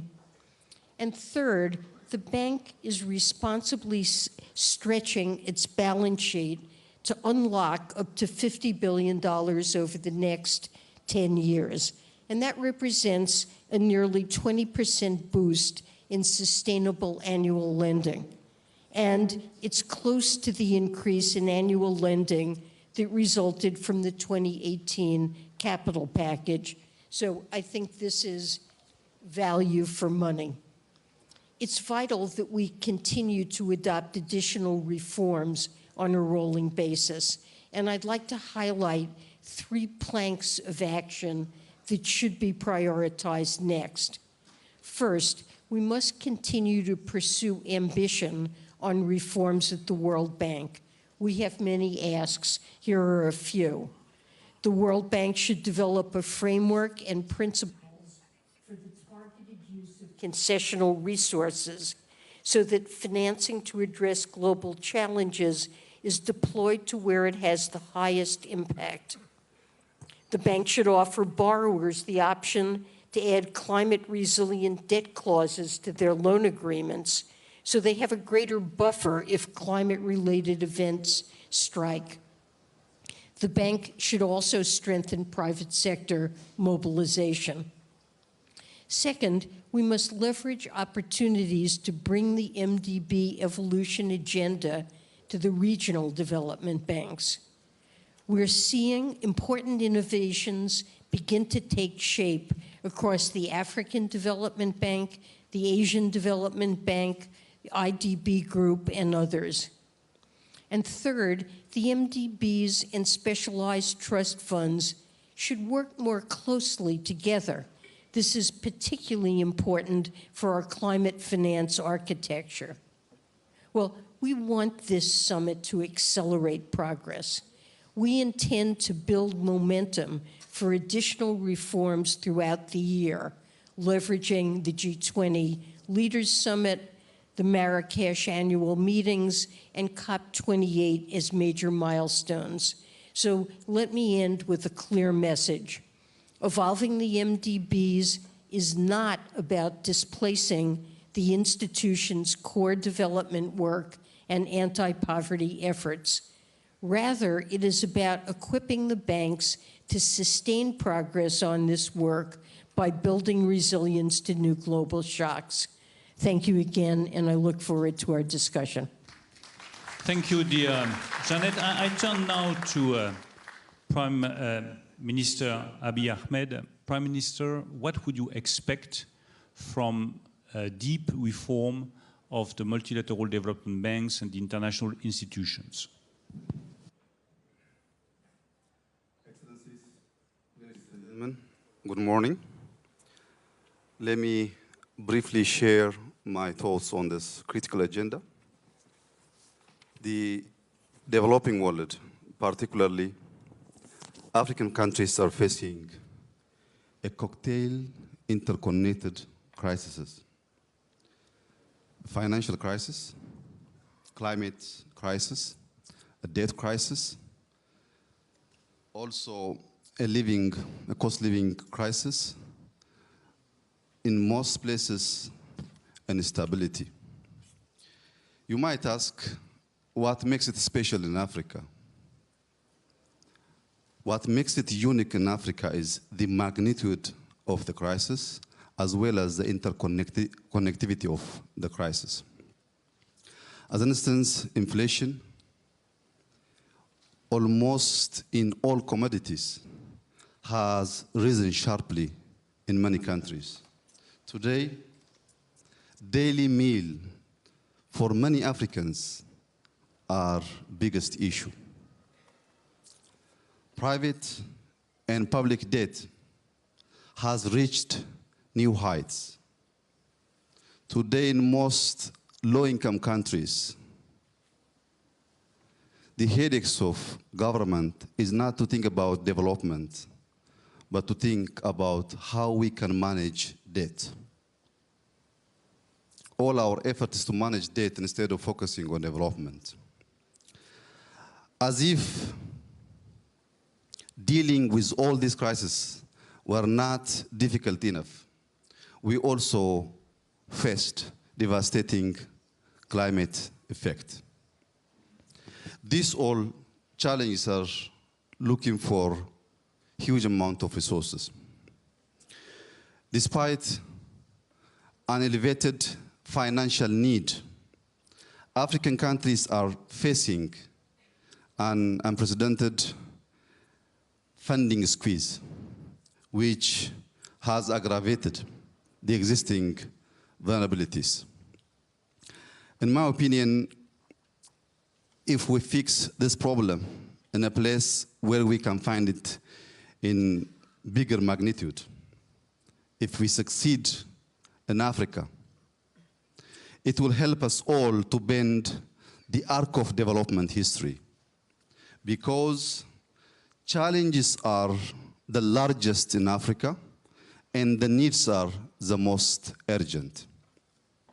In a place where challenges are large and needs are urgent, fixing the problem, it might help us to correct our course and to handle similar challenges in different parts of the world.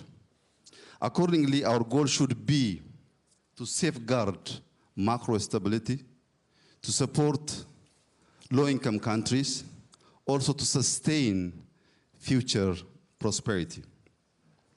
So as to address this challenge, we need a robust and predictable financial safety net. Without resource, there is no way that we can address this challenge. If we use as entry point financial resources, MDBs must be at the center of this game. They are the main player of this game. So if they are going to play great role on addressing this challenge, I think we should make reform on these financial institutions, at least in the following areas. Firstly, implement past plays. We have to walk the talk. There are lots of plays here and there, but delivery is not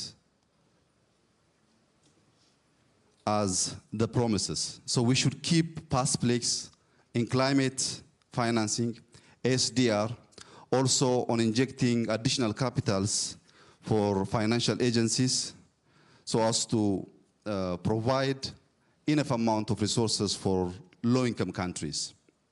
Secondly, boost concessional financing and grant. Without getting enough amount of concessional financing and grant, today's interconnected challenges is not addressed in a way that we're doing business today. It requires huge concessional financing, also grant. That is the only way that we minimize additional crises, also focus on our objectives of development. Thirdly, We have to finance green future. I don't know what others are doing. In Ethiopia, we're financing on low carbon pathway. 98% of our energy sources from clean source. We're investing on hydro, we're investing on wind, we're investing on geothermal, we're investing on solar energies. Beside this investment on clean energy, we have also an initiative called Green Legacy. We have started this initiative before a few years, 2019. The initiative will continue till 2026. Till last year, from 2019 till 2022, we have planted 25 billion seedlings. This year, we just started last week, we're going to plant in the next 3 months 7 billion seedlings. In total, this year we'll reach 32 billion. Till 2026, the objective is to reach 50 billion seedlings. Imagine if Ethiopia is investing $1, starting from preparation of seedlings all the way to plantation. We are investing specifically on climate $50 billion. If we could collectively invest this amount of money, we can easily tackle the challenge that we're facing today. We are doing it because we're mobilizing over 25 million people every year. We do have more than 125 nurseries to prepare those seedlings. I think from World Bank, from all stakeholders, supporting these kinds of initiative would help us to tackle the current challenge that we all are facing. But from our side, we're doing it, we'll continue to support neighboring countries to join us this Green Legacy initiative. The last but not the least is to reform multilateral developmental banks. I'm sure the new CEO, the new president of World Bank, is the lucky person. I'm sure he will not stay in the office for a couple of years and leave us without doing significant reform which will impact all of us. We Africans are expecting World Bank and other multilateral developmental banks to focus on poverty reduction, also on boosting shared prosperity. I thank you. Thank you, Prime Minister. So I'm not sure that Ajay Banga is a lucky person, but definitely he has a lot of responsibilities on his shoulders. Janet put some very concrete and significant proposals on the table. You also elaborated some very interesting expectations on the MDBs. So I give the floor to Ajay. What do you think of those proposals? What do you think of those new expectations? So thank you, Bruno. And Mr. Prime Minister, you clearly know something I don't know, which is if I'm only here for 2 years, as compared to the 5 years I'm supposed to be, then something about you is telling me a message. So I'm hoping I can stick around for the 5. I have a very simple reason to be here. I have 2 daughters and a grandchild. My grandchild is 18 months old. As I told Mia this the other day, I want to look my grandchild in the eye 5 years from now and say, I was not an armchair critic. I tried to make a difference. That's why I'm here. I consider this to be one of the most complicated jobs. I think that the conflict between the form of governance and the challenges in the multilateral system at the top of the house, combined with the number of disparate challenges we're all talking about, and most importantly, the intertwined nature of the challenges, where you can no longer discuss climate separately from poverty, separately from fragility, separately from conflict, separately from pandemics, separately from food security. I think this creates its own challenge for all of us.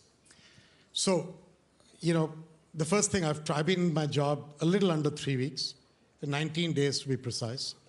And I have done 2 or 3 things. The first one is I went for a visit to Jamaica and Peru last week at the beginning of a longer trip to many other places. But I went with Ilan, the head of the Inter-American Development Bank. And the reason for that was very simple. I want to demonstrate that I'm not trying to plow a lonely furrow on my own. This requires all shoulders at the wheel. It requires not just other development banks. It requires private sector. It requires philanthropy. It requires governments. And so working in partnership without worrying about silos or places and swim lanes is going to be kind of important. So that is the first place I went to. The second thing I would like to tell you is that we're trying to define the vision of the bank as being progressing beyond the poverty, although poverty remains key. But what we're going to say is that our job is to eliminate poverty, but on a livable planet. What do I mean by livable? Of course I mean climate. Of course I mean fragility. Of course I mean the issue of refugees. All that put together is to try and expand our vision and our ambition, to Secretary Yellen's point, about caring about more than one crisis. We don't have the luxury of picking and choosing our crises. That time is past. The second little piece that comes clearly to me in our conversation is that time is of the essence. I think that if 2030 and 2050 are going to be 2 measurable goals, then 7 years and 23 years is not a long time. Mia said today that it's 100 years ago, if we tried working on this, we wouldn't be running to do this in the next 10 years. I'm going to give ourselves a little more time between 7 and 23. It's still very little time. So time is of the essence, and I think scale is of the essence. So scalability and replicability of what we do is even more important than how many different things we do. Because otherwise we spread the peanut butter too thin, as they say in America. We can't afford to do that. So those things are all in my mind. I will say that the way to get this done, in my opinion, and we've got 3 clear methods involved. The first one is to do with inclusion. I'm defining in particular the inclusion of women, which is 50% of the world, and the inclusion of young people. Why young? Not just because of what we heard this morning from Vanessa. She was incredible. But let me put it differently. The global south has more young people as a percentage of its population than any other part of the world. And we call that a demographic dividend, and it will be a demographic dividend if 2 things happen. When they're growing up, they get quality of life. And what does that mean?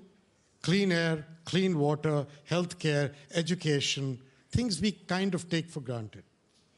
And once they're grown up, they must get a job. If they don't get a job, or if they don't have the right quality of life when growing up, this is not a demographic dividend. This is a demographic time bomb in our society. And so to understand the scale and the essence of time requires us to value that 50% of the world's population, women, after many years of trying to get them to come to equality, still do not have it. And therefore, if that has not been done, then these young people, their aspirations, their hopes, their dynamism that should drive our future, we can't let them down as well. We got both of these as important. I am not excluding others, so please don't take this amiss. I'm talking about, in particular, focusing on these 2 for our time and our circumstance. The second big part of this is resiliency. And yes, that is a fairly obvious one in terms of climate crises and the like. Mia speaks about this, and I've got to know her a little bit over the last few months. That is why, Madam Secretary, you talked about debt clauses. Well, I'm going to read something out to you. Today, we are announcing a comprehensive approach that significantly expands the World Bank's toolkit for crisis preparedness, response, and recovery. What are we going to do? First, help governments build advanced emergency systems so they are ready to respond on day 1. 2, provide new types of insurance that will backstop development projects. Actually, this has already happened in the case of Jamaica and now Peru, and we're trying to discuss a similar catastrophe bond for all of the Caribbean to start with, but there are other places as well. give countries new flexibility to quickly redirect a portion of their funds for emergency response so cash is immediately accessible, and most importantly, offer a pause in debt repayments so countries can focus on what matters to their leaders when a crisis hits and stop worrying about the bill that's going to come with that crisis. So the idea is that Mia should feel that my hand is on her back and not in her face.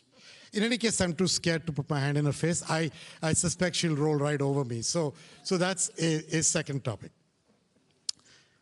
But it's not just resiliency on climate. It is resiliency on food security and all the things that come with it. And then there's the issue of sustainability. And everybody talks about sustainability in terms of clean air, water. I want to add the access to affordable energy. I think without electricity, there is no development. And development delayed is development denied. So we have to do something about that. But then there is the real issue of jobs. I do not believe that there is enough fiscal room or capacity in the generosity of any country, its government, or the philanthropies. Melinda is here on stage. Enormous generosity by her and her family.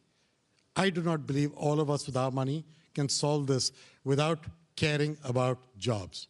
Growth and jobs is the only way you drive poverty into the ground. And so we have to focus on the sustainability that comes with jobs, in particular for young people. So I guess those are my three priorities. I am trying to find a way to do this where I involve other multilateral institutions of all types. Kristalina is sitting in front. We are friends from a long time ago. You will see us work together in many ways to come. My first visit as a nominee was to Côte d'Ivoire to meet with Akin. And actually, Akin and that was my first actual meeting as a nominee. So I think in many ways we have to work in partnership, but the most important partnership is where Secretary Yellen was going with the private sector. And I think we're going to get a chance to talk about that again. So I'm going to keep that for that moment. But that, Bruno, is kind of what I'm trying to do. It's like drinking from a fire hose. Right now, there are days when I feel like I'm drowning. There are other days when I feel like I'm the luckiest guy in the world. So we'll see. Thank you, Ajay. Thank you for these very straightforward proposals and view for the future of the World Bank. You insisted on growth and jobs. I think it's absolutely vital. The key point is not only to provide money, but also to provide sustainable growth and sustainable jobs.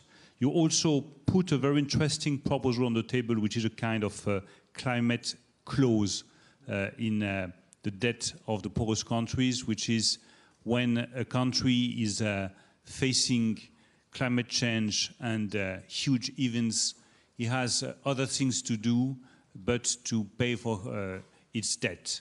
And I think that giving the possibility to those countries to spend their money for reconstruction and to face the consequence of climate event instead of paying for their debt is a very interesting idea that you are putting on the table. So thank you for that. And I turn now to the G20 presidency, because you have the experience of those decisions that are ahead of us. What is the consequence that you are drawing from your experience as a G20 presidency, Nirmala, and what should be for you the key priorities? Thank you, Bruno, and good morning, colleagues.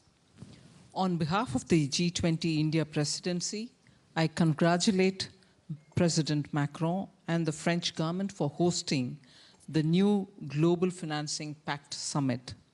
The summit presents an opportune moment for the global policy community to accelerate efforts to build a more inclusive international financial architecture that can bring us closer to achieving the Sustainable Development Goals as well as financing climate action. Let me now use this opportunity to share with all of you the efforts that are underway in the G20 to strengthen multilateral development banks to address the global challenges of the 21st century. The MDB system, by virtue of its global reach and financial firepower, has historically been a critical pillar of support for much of the developing world. However, with MDBs being asked, especially by their non-borrowing shareholders, to expand their mandate and vision to address transboundary challenges alongside their core development mandate, the pressure on the MDBs lending resources is going to increase manifold. The solution to this problem, therefore, also has to be multi-pronged. The G20 has been working on the issue of balance sheet optimization for some time, and under the Italian presidency, a report of the capital adequacy framework of MDBs was commissioned, which was concluded under the Indonesian presidency.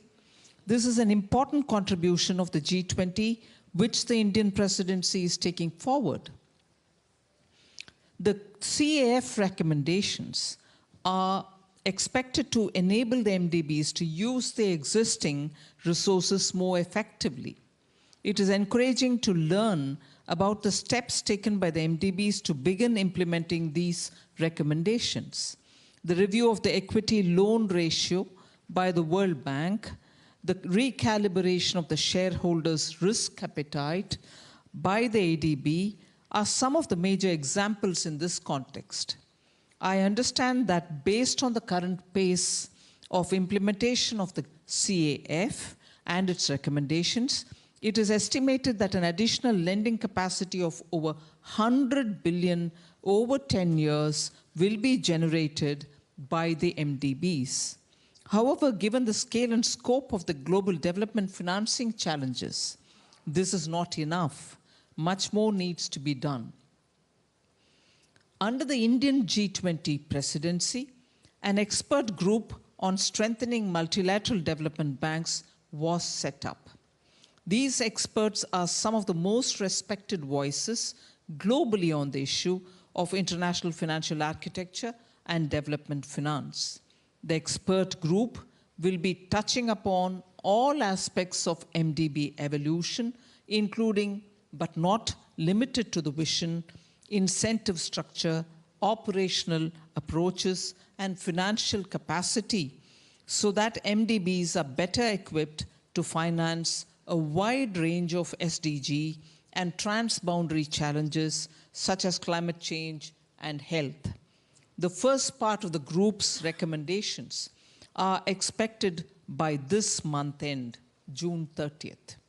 The Indian presidency is hopeful that this group can provide inclusive, ambitious, and pragmatic guidance on the MDB reform agenda. The 6 aspects that the group is currently working on include: 1, broadening the mission statement of the MDBs, scaling up MDB financing through a combination of optimal use of existing capital, innovative private capital, and fresh capital infusion by shareholders, enhancing collaboration between MDBs and the private sector, scaling MDBs' operational models through the adoption of a pragmatic approach, programmatic approach by MDBs, enhancing coordination amongst the MDBs, and exploring options for how G20 can work with the MDBs. This summit front-runs some of the major multilateral events this year, including the G20 Delhi Summit and the COP28 Summit. I'm certain that the momentum created here in Paris will go a long way in strengthening efforts to address the tremendous development and transboundary challenges humanity faces today. Thank you, Bruno. Thank you, Nirmala. We see throughout the discussion the necessity of building a new financial framework, which means using all the tools that are at our disposal, not only the public funding, but also private funding, philanthropies, and I will turn to Melinda to tell us a few words about the best way of having this cooperation between philanthropies and the MDBs? How could we improve the relationship so that we can get some more resources for the poorest countries in the world? Well, first of all, let me say, I think, as has been said several times, Prime Minister from Barbados, is, you know, we are on the right road. And thank goodness, finally, we have the right agenda that includes both climate and development and the voices of the global south. I would not say we were there a year ago by any means. I think back on these Bretton Woods institutions that were created, what were we looking for at that time in the world? We were looking for peace and we were looking for development. And we did get, for the most part, peace, and we got development for some nations. Now we're looking at a global crisis on climate. We're looking for climate solutions, and we're looking for development for everybody. So when I look at these Bretton Woods institutions, I say, okay, how do they need to evolve and change? Thank goodness they have evolved and changed, but they need to be more efficient in terms of moving grants through, moving loans through. They need to relieve the debt burden that exists today on these nations so that prime ministers like from Ethiopia, Abiy, is not trying to make a decision between do I do development or do I deal with the climate crisis? It's both. We have to deal with development. If you want to take advantage of human ingenuity and human capital, you have to be on the road of health and education for everybody in your country, and be on the transformation of how are we going to create green jobs and how are we going to deal with the crises we have at hand today. So to me, it's relieving the debt burden, and then it's capitalizing these institutions. IDA 21, there is no excuse for the money to be going down in IDA. It's got to be going up to deal with the crisis we have. So I think we know what the agenda is. And in terms of a philanthropy, what is our role? Our role is to work with all of the multilateral institutions. So the Global Financing Facility for making sure that there's good health in countries, we do that with the World Bank. We work with the Asian Development Bank, the African Development Bank on sanitation. We work on innovative solutions for financing through these institutions that are going to lift everyone up. There is not a family I have met anywhere around the world in the many travels I do where the parents don't say they want their children to not only survive, but to thrive. And that means to thrive, you do have to have an education, and you do have to have a great job in the place that you live. And so I think we need to think about, we are lucky to be in this room as a set now of committed leaders for the world. What has moved the world forward in the past? It's setting the right agenda, which has been done by the SDGs. It is financing it properly and efficiently. And then it's a group of committed leaders to say, I'm going to carry this forward in the world and in my nation to represent everyone. And that's what we are here to participate in as a philanthropy, but it's going to take all of us. Thank you so much, Melinda, and thank you for your engagement. Thank you so much. I would like to turn to Mafalda Duarte, because I would like to ask the same kind of question, but related to vertical funds. How could we improve this relationship between vertical funds and the MDBs? Thank you very much, Minister, and ladies and gentlemen, Excellencies. It's an honor to be with all of you here today. I also would like to start the same way that Melinda started. I have been working in international development for basically almost 25 years, and in climate for more than 15. And I'm very encouraged by the moment now. And I congratulate leaders, Prime Minister Mia Mottley, Kristalina, President Macron, others, Secretary Yellen and others because I think the last year we have really seen a momentum in terms of discussing the international finance architecture and the climate finance architecture. I still remember the times many years ago where, you know, we were talking to power engineers and talking to them about renewable energy was like, why? Why should we invest in this? Or when we would talk to the economists in the banks and they said, no, climate is not our task. This is environmentalists. It's nothing to do with us. And so we have come some way, but we can't afford going as slow as we have been up to today. But I am very encouraged, given my experience of this moment and the opportunity. I was asked to talk about climate finance and climate finance architecture. I'm going to say a few things based on my experience. It is true, and according to public data, that global climate finance has almost doubled in the last decade. The numbers are indicating around 4.8 trillion. But we have to bear in mind that only 25% of these are going to low and middle income countries in a decade. And this is despite, if we exclude China, this is despite the fact that as we all know, these are the countries that are most vulnerable to climate. These include the countries also where the world's energy demand is the greatest, where most of the population is. And we shouldn't take comfort in these numbers because we need multiples of this. And we need multiples of this in a very short time frame, in particular in low and middle income countries.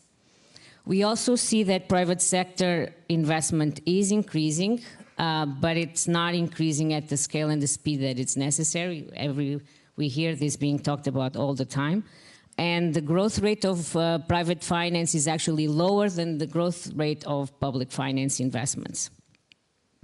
We have seen significant progress in energy, in renewable energy investments, but adaptation and resilience finance is lagging significantly. Of all of this finance, concessional finance was 16%. And this concessional climate finance has played a very critical role in managing risks and uncertainties and bringing down the costs of these investments. Also important to have in mind that 76% of climate finance was raised domestically, which basically confirms the importance of national regulations and enabling environments. So to this question that I was asked on optimization of climate finance architecture, this is going to be my first point. That this optimization implies putting in place appropriate policies and regulations. And MDBs, because we're talking about the MDBs reform, MDBs and DFIs have actually a privileged position here because of the financing levels they provide to this area. And they can also focus on partnering more closely with the private sector at the country level to actually better understand and advocate for the critical reforms that are necessary. And I think we need measurement of progress in this area that is actually linked to climate outcomes. So I'm not going to expand further on the broader MDB reform agenda because, you know, there will President Ajay just also talked about it. Others, there will be more conversations. But talking about vertical funds, because this was the question of Minister Lemaire as well. We have, again, according to publicly available data, around 73 multilateral public or partially public climate funds. 73. I'm not talking about bilateral funds. I'm not talking about national funds. This is multilateral, public or partially public funds. A large proportion of these are housed within the World Bank and also other MDBs. So we talk a lot about fragmentation and difficulties in access to the funds, to the finance.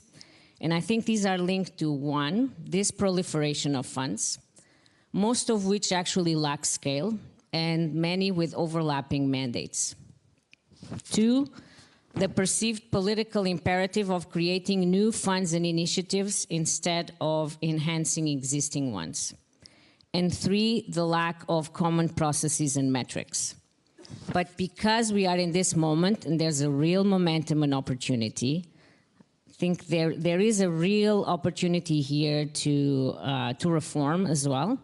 And I would suggest 5 things. 1, drive the consolidation of funds where appropriate. Look at the business models and the mandates of the large funds, their comparative advantages, and actually strive to put in place real complementarity amongst them. and articulate how they can be enablers of the MDBs in this reform process as well.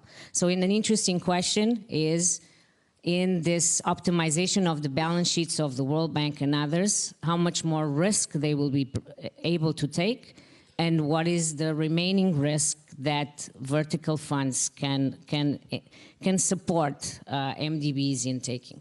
Same with hybrid capital structures. Vertical funds can also perform a role there. I would also say harmonize investment criteria and reporting practices of the funds, application processes, and for the governing bodies of these funds to accept risk tolerance levels that are commensurate with scale and speed. We talk about this, we've heard it many times already today. And focus on platforms that can bring institutions together. There are examples. This morning was mentioned the JET piece as a promising example, not just for the energy sector, but for the other sectors, of actually bringing the sovereigns, the bilaterals, and the multilaterals, and the vertical funds. So I would say that to finish, and I'm mindful of time here, I think we need to focus on delivery of impact through ambitious country programs, simplification of access, leadership by national entities, targeting of public finance to the most vulnerable countries and communities, targeting of public finance that is tied to emissions impact, and private sector capital mobilization, key among which is domestic capital and investors. And this is really the commitment that I take as I take on the role of Green Climate Fund head. Thank you. Thank you, Mafalda. Unfortunately, we are at the end of our panel, but I would like to give the final word to both Secretary Janet Yellen and Prime Minister to ask them what are the key consequences that they draw from the difficulties that we faced over the last years, and what should be the key decisions to build this new financial architecture. Janet. Well, thank you so much, Bruno. I think we've had a very rich and fruitful discussion on many of the key facets of MDB evolution, and it's a discussion that will really help move our collective agenda forward. From today's conversation, it's clear that there is significant energy behind the evolution agenda, and that shareholders, the banks, and other stakeholders are aligned on pushing forward its implementation across the MDB system. Some takeaways from today's conversation are, first, a strong acknowledgement that the increasing scope and complexity of global challenges is affecting our ability to deliver on our goals of reducing poverty and achieving inclusive, sustainable, and resilient development that necessitates the evolution of some of our most important and powerful development finance tools, the MDBs. I think we have a shared view that updates to MDB missions, incentive structures, operational approaches, and financial capacity will be key to evolving these institutions, and that they must be undertaken across the entire system to maximize impact. We have the firm view that evolution must benefit the poorest, and that we must maintain adequate resources for low-income countries. It's a common understanding that while more financial capacity is needed, we also need MDBs that are faster, more agile, more responsive, and whose operations reflect the interlinkage between addressing global challenges and reducing poverty. I think we have a shared understanding also, though, of the need for greater financial capacity and the importance of implementing the G20 MDB capital adequacy framework report recommendations, and in addition, better leveraging private financing, including institutional investors, philanthropies, and domestic sources. We can take these conclusions into our continued efforts to evolve the World Bank and the regional development banks to not just better address global challenges, but to do so as a system, with each institution bringing its unique expertise and capabilities to the table. And before I conclude, I'd like to also note that the United States is doing its part to advance the evolution effort and support the poorest by exploring ways to work with the World Bank to provide significant new concessional finance to incentivize action on global challenges across all borrower countries, as well as enhance support for addressing the urgent needs of low-income countries. And this includes contributions to support crisis response in IDA recipient countries. And we're talking to other shareholders about how we can best achieve this together. So let me thank our French hosts, and thanks to everyone who joined this roundtable. Thank you, Janet, and thank you for the very clear commitment of the United States. Prime Minister, you have the final word. Thank you. Thank you very much. The purpose of concessional finance is to address market failure and also to be a catalyst for development.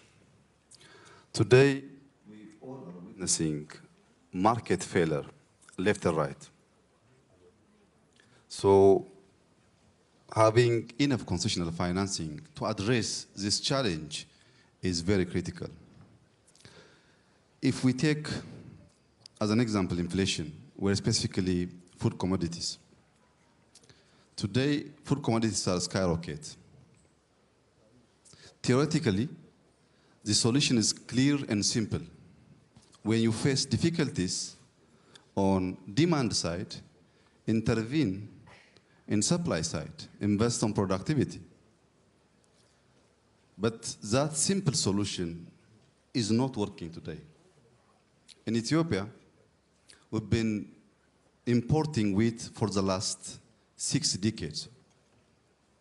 And then before a few years, we have decided to start summer wheat productivity and to stop importing wheat to our country.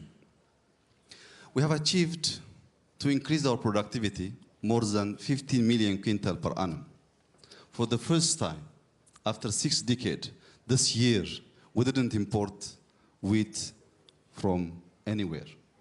But we couldn't fix the failed market because the production cost is again high. Fertilizer, minimum 3-4 folds up. Machineries, irrigation systems, pumps, fuels are very expensive. Having all expensive inputs, you can produce, but you cannot fix the market. For this kind of interconnected challenge, we really need to have concessional financing, also grants. Beside these challenges, there are other crises which is aggravating this problem. War, local within, also other countries. Displacement, local from neighboring countries. Climate change. These all interconnected challenges are demanding to get huge amount of concessional financing and grant. In my opinion, all of my colleagues were properly sharing their thoughts on this critical agenda. The problem is there, but if we act in unity, the solution is also there. There is also opportunities. Let's act synergistically, let's act today, and we can fix this problem, and then the next generation will have a better world. Thank you. Thank you so much, Prime Minister. Thank you to all of you for participating to this panel, and I wish you a good day today in Paris. Thank you to all of you.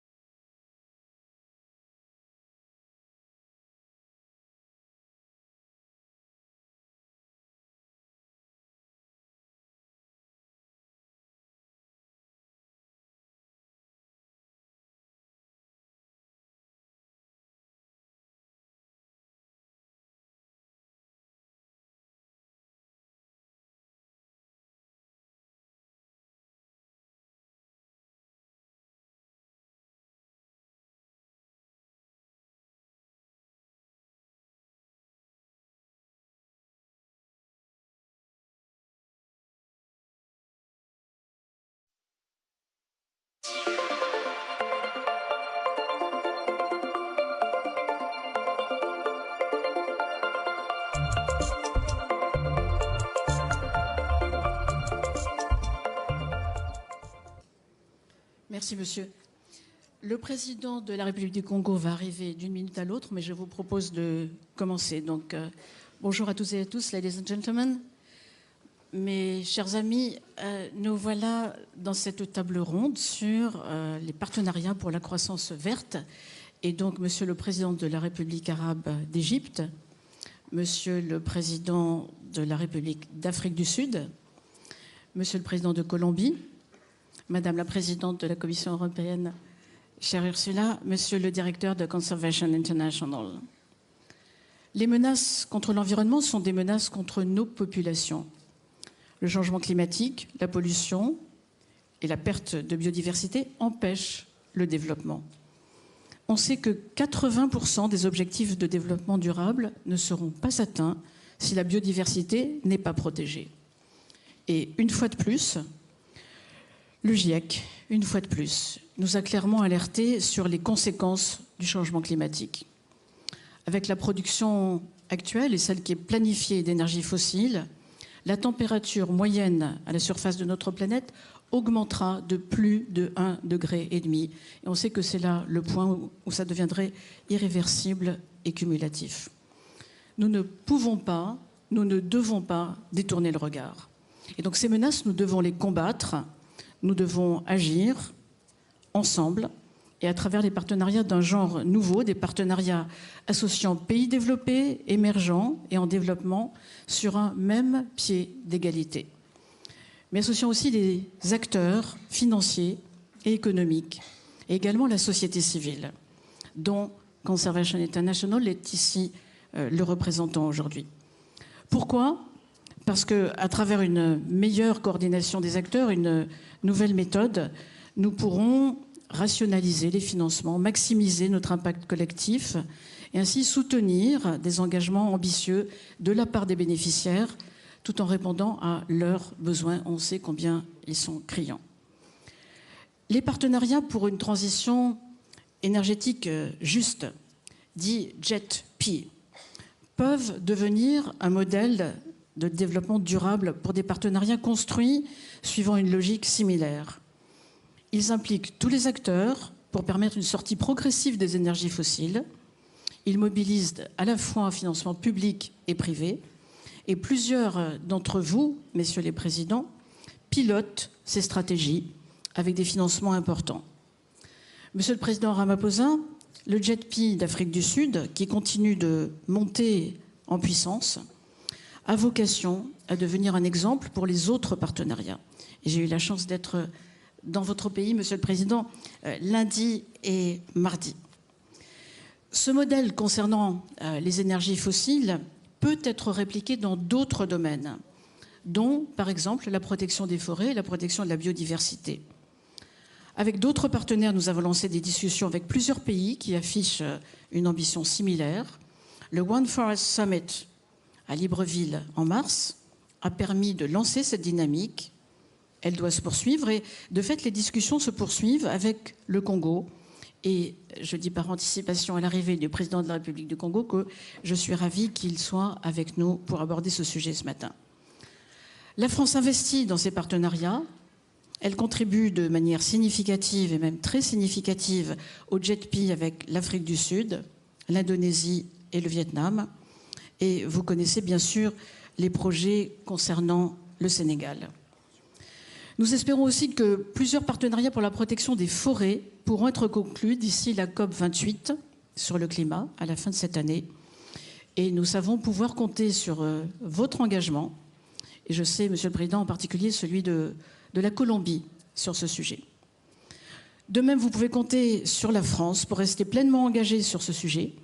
Madame la Présidente de la Commission européenne, nous pouvons jouer tous ensemble, nous, les Européens, un rôle moteur pour rassembler les financements nécessaires en nous appuyant sur le Global Gateway, qui peut être un formidable levier pour la croissance verte. Et tous ensemble, nous pouvons construire ces partenariats qui protégeront notre planète et nos populations. Les mécanismes innovants, enfin, comme les marchés carbone, les échanges de dettes pour financer la protection de la nature que vous promouvez avec succès, Monsieur le Président Petro, contribuent également au financement de nos ambitions communes. Voilà quelques mots d'introduction. Messieurs les présidents, Madame la Présidente, Monsieur le Directeur, permettez-moi de rappeler que nous lançons nos débats avec un peu de retard et que je vous serai reconnaissante de limiter, si possible, vos interventions à la durée qui était prévue, rien de moins. Mais je vais maintenant m'adresser au premier de nos intervenants, Monsieur le Président de la République d'Afrique du Sud. Cher Président, je vous remercie à nouveau d'être présent parmi nous. Votre pays a montré la voie, je le disais, avec le premier partenariat pour la transition énergétique juste, partenariat dont nous venons d'apprendre qu'il s'agrandit avec le Danemark et les Pays-Bas qui ont ajouté des contributions financières. Alors, pouvez-vous nous dire quelques mots de l'état actuel de ce partenariat? Monsieur le Président, je vous cède la parole. Merci beaucoup.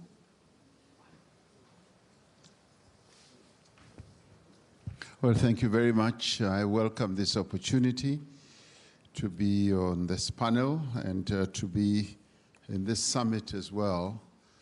And we participate here with the full hope that this panel or this summit will add on to a number of processes that we need to embark upon to enlarge and broaden our own experience as the world, but it should not be seen as replacing what we are all doing at the multilateral organizations level. In other words, we should still remain centered around what we are doing in institutions of the UN. So this summit should add on to that and yes, bring about an influence, but should not precede and seek to influence negatively those processes. South Africa, as most of you will know, we did arrive at a deal, the JETP deal with a number of countries, and we found this to be a pioneering deal, quite historic, in that an amount of $8.5 billion was committed to support our transition to clean energy, which as South Africa we had preceded by coming out with a very bold plan where we realized that we've got to embark on this journey. And there are quite a number of lessons that we are learning as we are moving ahead. I'll just maybe share 5.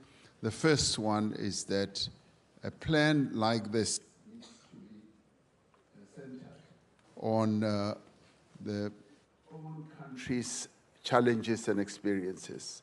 It should never be imposed on any country. In our case, we've had to take into account our own experience as a nation and as a country, where we are dealing with challenges such as unemployment and poverty, and also dealing with a history of division in our own country, of racial division and all that. So any plan of this nature that helps the country to transit needs to take into account the circumstances of any country that is going through this type of plan.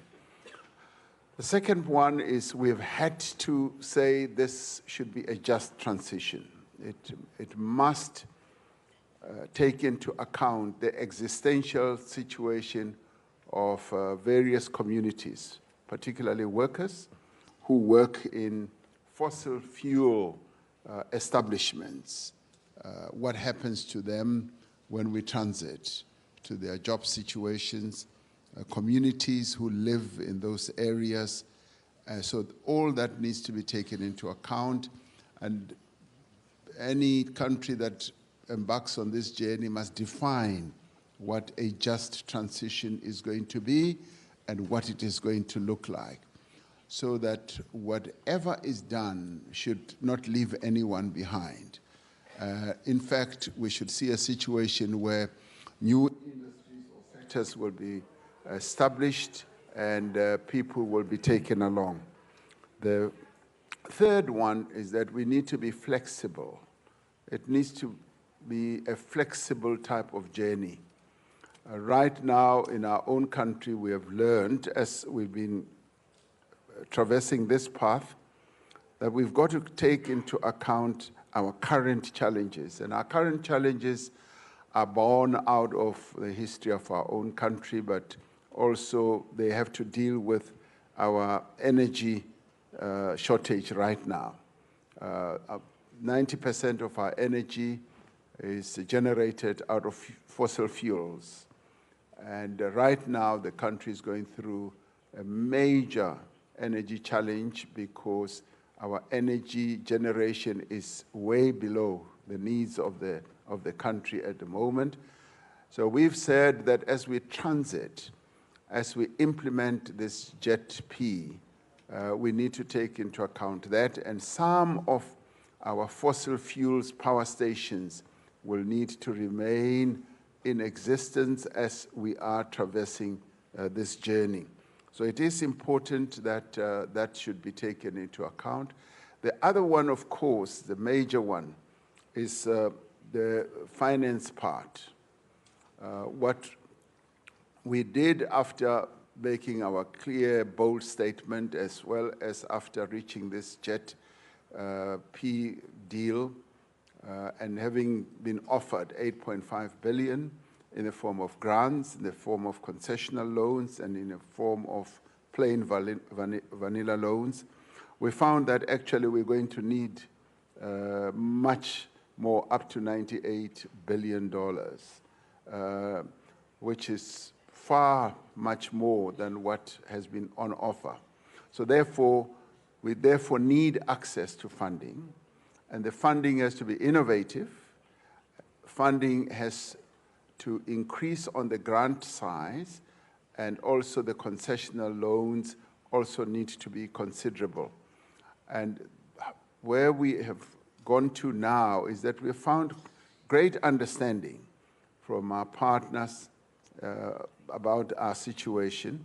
Recently, just yesterday, I had the Prime Minister of Denmark and the Netherlands visiting our country at the same time, and they made commitments, being very much alive to all the circumstances that we face. So we are encouraged by that, because all this journey requires partnership, and the partnership must be active. It must be a partnership that takes into account where we are, but it must also be a partnership that is willing to commit to a future that will lead to fairness. So that's where we are, and the lessons that we are learning are ongoing. Almost every day we learn lessons. What we've had to do is also to set up a commission that brings everyone, every important stakeholder in the country together.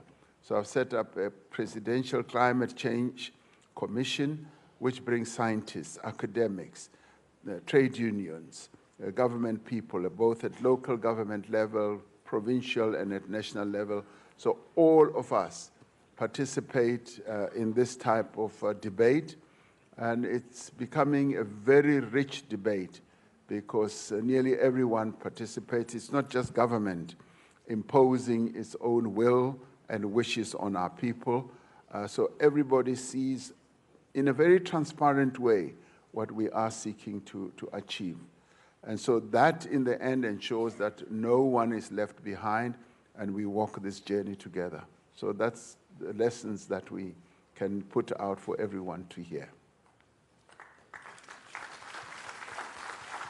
Thank you for your words, Mr. President. Thank you. And we're quite happy to see that the nations are joining the JET-P. And thank you for reminding everyone also that any transition must be a just transition and take the local conditions fully in charge. Monsieur le Président de la République arabe d'Égypte, nous étions il y a un an chez vous, à Sharm el-Sheikh, pour la COP 27. Est-ce que vous pouvez non seulement nous dire comment les évolutions se sont produites sur les engagements des uns et des autres pour un changement climatique plus pris en charge par la solidarité internationale, et donc a-t-on de bonnes nouvelles à entendre de votre bouche en tant qu'ancien président de la COP27, mais aussi dites-nous où en est votre pays et votre vision pour un partenariat maintenant sur le système financier international rénovée. Nous serions contents de vous entendre sur les deux sujets, Monsieur le Président.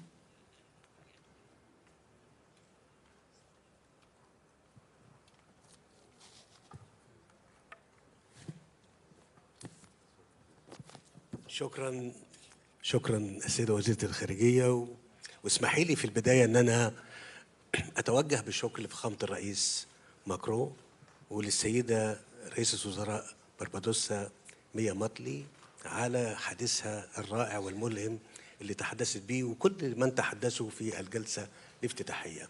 واسمحي لي أنا هخلي المداخلة شقين.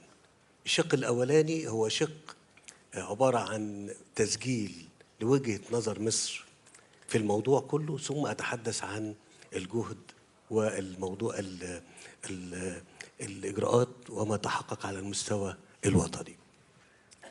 مهم قوي أن أنا أشكر فخامة الرئيس ماكرون على أنه استضافة هذا المؤتمر المهم في وسط هذه الأزمة أو الأزمات المتعاقبة التي مرت على العالم تقريبا على مدار أكثر من 3 سنوات.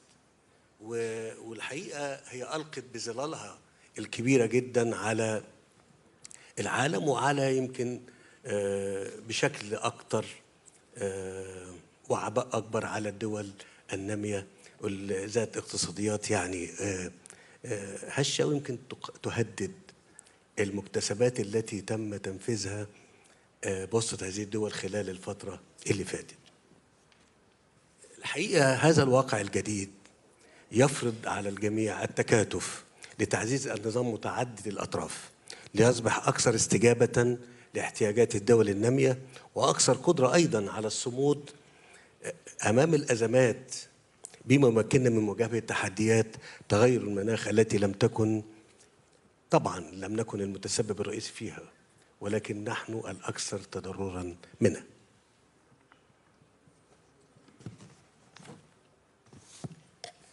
في مثل هذه الظروف استضافت مصر طبعا القمة العالمية للمناخ شرم الشيخ اللي هي كاب 27 في نوفمبر الماضي، وكانت مستهدفة ترجمة الطموح والتعهدات كالعادة.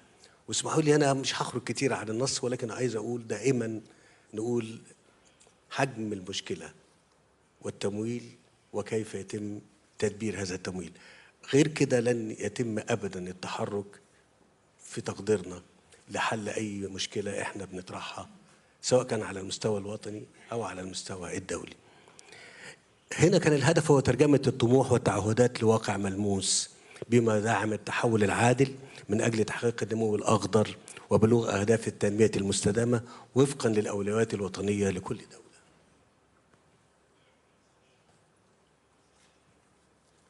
في هذا الإطار أود أن أشير إلى أن رؤية مصر في تحقيق النمو الأخضر ترتكز على توفير فرص عمل وسبل عيش كريم وتعزيز مقدرات الدول عبر التحول العادل إلى أنماط للإنتاج والاستهلاك المستدام تقوم على الأسس العلمية والاستخدام الأمثل للموارد الطبيعية والامتثال لاعتبارات كفاءة الطاقة. وبالتالي فإننا نقدر أن النمو الأخضر ليس بديلاً عن التنمية المستدامة وإنما محفزاً لها. وأنا في التجربة الوطنية اسمحوا لي هأشير على مجموعة من المشروعات التي تم تنفيذها في إطار يخدم النمو الأخضر وفي نفس الوقت يحقق التنمية المستدامة. في هذا السياق يعني دعوني أجيب بشكل عملي على سؤال السيدة وزيرة الخارجية حيث تحضرني التجربة المبتكرة لبرنامج نوفي، وهذا البرنامج هو برنامج أطلقناه خلال المؤتمر ولاقى زخما دوليا كبيرا لاستهداف تعزيز الشراكات وتوفير التمويل العادل والمستدام لدفع العمل المناخي بالتركيز على قطاعات المياه والغذاء والطاقة في إطار متكامل.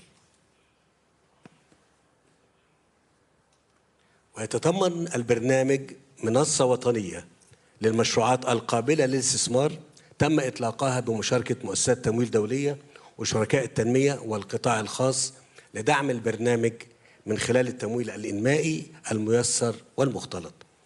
في ضوء ما تقدم تبرز محورية التمويل باعتباره العامل المحوري زي ما ذكرت قبل كده في تحقيق التنمية المستدامة بما فيها مواجهة تغير المناخ وتحقيق أهداف اتفاقية باريس.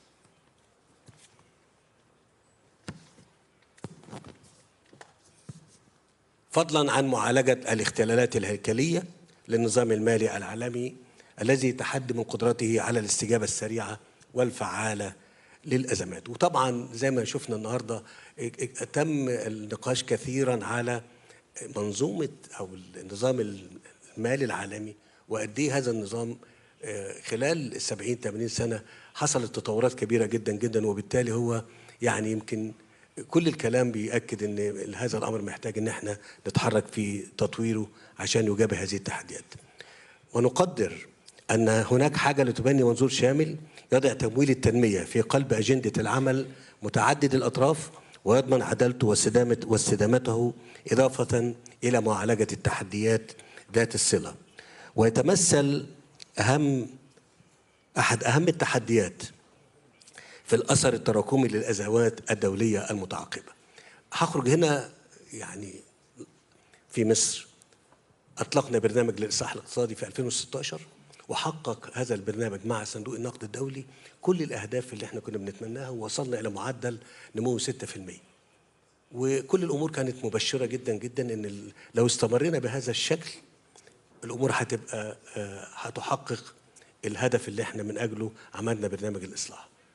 لسوء الحظ خلال أزمة الكوفيد 19 والأزمة الروسية الأوكرانية أنا بقول إن ده كان ليه تأثير سلبي كبير جدا جدا على مسار أو على المسارات التي تحققت فيها النجاحات المختلفة وتراجعت بشكل ملحوظ النجاح اللي احنا حققناه. ومنها ارتفاع التضخم العالمي لمستويات قياسية وتنامي إشكالية الديون بشكل خطير وامتدادها للدول النامية متوسطة الدخل، يضاف إلى ذلك تداول جدوى المعونات التنموية وتعاظم المشروطيات المقترنة بها.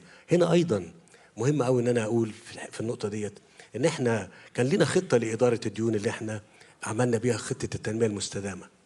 برضو هذا الأمر نتيجة الظروف اللي مرت خلال 3 سنوات ألقى بصعوبات كبيرة جدا أمام استمرار نجاحنا الفعال في خطة الديون، وبالتالي احنا بنضغط نفسنا ونصر على ان احنا ندير هذا الامر بما يحقق الاهداف الوطنيه. لذا فاننا نتطلع لاسهام قمه الميثاق التمويلي الجديد في دفع المناقشات بمختلف المحافل الدوليه من خلال عدد من الرسائل على راسها ضروره تكاتف الجميع لا سيما مؤسسات التمويل الدوليه لتحقيق اهداف التنميه المستدامه في الدول الناميه بالتركيز على تنفيذ توصيات محفز أهداف التنمية المستدامة الذي أطلقه سكرتير عام الأمم المتحدة بالتعاون مع شركاء التنمية وبما يتسق مع الأولويات الوطنية. تبرز أيضا أهمية اتخاذ قرارات دولية سريعة تحول دون اندلاع أزمة ديون كبرى مع استحداث آليات شاملة ومستدامة لمعالجة ديون الدول المنخفضة ومتوسطة الدخل فضلا عن التوسع في مبادلة الديون من أجل الطبيعة. كذلك توجد ضرورة لإصلاح الهيكل المالي العالمي لتعزيز تمويل التنمية المستدامة بما يتضمن إعادة تخصيص حقوق السحب الخاصة بصندوق النقد الدولي وتعليق أو إلغاء الرسوم الإضافية للصندوق وقت الأزمات. في هذا السياق ضرورة تطوير سياسات وممارسات بنوك التنمية متعددة الأطراف لتعظيم قدرتها على الإقراض وتيسير نفاذ الدول النامية له، وكذلك تعزيز الحوار بينها وبين وكالات التصنيف الائتماني لزيادة قدرتها على الإقراض دون المساس بتصنيفها، علما بأن المجتمع الدولي توافق خلال قمة شرم الشيخ على المطالبة بالكثير من تلك الإصلاحات. ختاما في الكلمة اللي أنا أردت بها تسجيل وجهة نظرنا في الموضوع ككل، لا يفوتني أن أشدد على أن تمويل التنمية المستدامة أمر جوهري في مواجهة تغير المناخ والذي يمثل خطرا وجوديا، ومن ثم فإنه يعد هدفا عالميا لتحقيق المصلحة المشتركة للجميع وليس شأنا خاصا بالدول النامية. اسمحوا لي هنا هتكلم على الجهود اللي بذلتها مصر باختصار شديد، لن أزيد عن الوقت المخصص، يعني أن أنا أقول لكم جميعا أن مصر تحركت في موضوع المناخ بوقت مبكر جدا، ويمكن احنا يعني كن لنا مساهمة كبيرة جدا في اتفاقية باريس بحضورنا هنا أثناء عقد هذا المؤتمر. وبقول فيه إن إحنا تحركنا وعملنا برنامج طموح جدا جدا يستهدف التحول إلى الطاقة الجديدة والمتجددة بشكل كبير جدا حتى 2030، وتحركنا فيه وحققنا المستهدفات اللي احنا بنتكلم فيها. بالإضافة لكده دخلنا في برامج تستهدف تنمية مستدامة وفي نفس الوقت تحقق التحول حماية وتنمية البيئة. مثال، احنا كان لدينا مجموعة من البحيرات على البحر المتوسط. هذه البحيرات كانت في حالة صعبة جدا جدا وتمثل يعني إساءة بيئية كبيرة جدا جدا. اتعمل برنامج خلال ال7 سنين اللي فاتوا لهذه البحيرات إلى بحيرات صديقة تماما للبيئة، وده كلف الدولة المصرية أموال ضخمة جدا جدا للحصول على هذا الهدف. في نفس الوقت عملنا برنامج آخر للاستفادة من مياه الصرف الزراعي، للاستفادة منها حتى لا تكون ملوثة للبيئة أو تم تدويرها. احنا بنتكلم في أكتر من 13 مليون متر مية بيتم معالجتها من مياه الصرف الزراعي حتى يتم استخدامها أكتر من مرة. بنحقق بيها هدفين. الهدف الأولاني إن احنا عارفين إن يبقى فيه مية إضافية كحصص من نهر النيل هيبقى أمر يصعب تحقيقه في هذه المرحلة، ثم في نفس الوقت الاستفادة من هذه المية وما تبقاش ملوثة للبيئة. كل البرامج دي اللي أنا بتكلم فيها اللي هي طاقة جديدة ومتجددة أو معالجة مياه أو تحسين شبكة طرق واستخدام وسائل النقل الكهربائية كلها، هذا البرنامج كلفنا أموال ضخمة جدا جدا، واتعملت خطة ديون لتمويل اللي أنا بتكلم فيه ده. الخطة كانت ماشية بشكل جيد وكنا قادرين على أن احنا نلبي إدارة هذه الخطة بشكل متوازن بما لا يمثل ضغط علينا وعلى مواردنا، ولكن نتيجة الظروف اللي حصلت خلال ال3 سنين اللي فاتوا أنا أقدر أقول ببساطة أن احنا محتاجين تفاهم من جانب شركائنا في التنمية والمؤسسات التمويل الدولية أنها تراعي هذا الأمر مش بس لمصر وللدول اللي هي ظروفها زي ظروفنا. شكرا جزيلا. شكرا.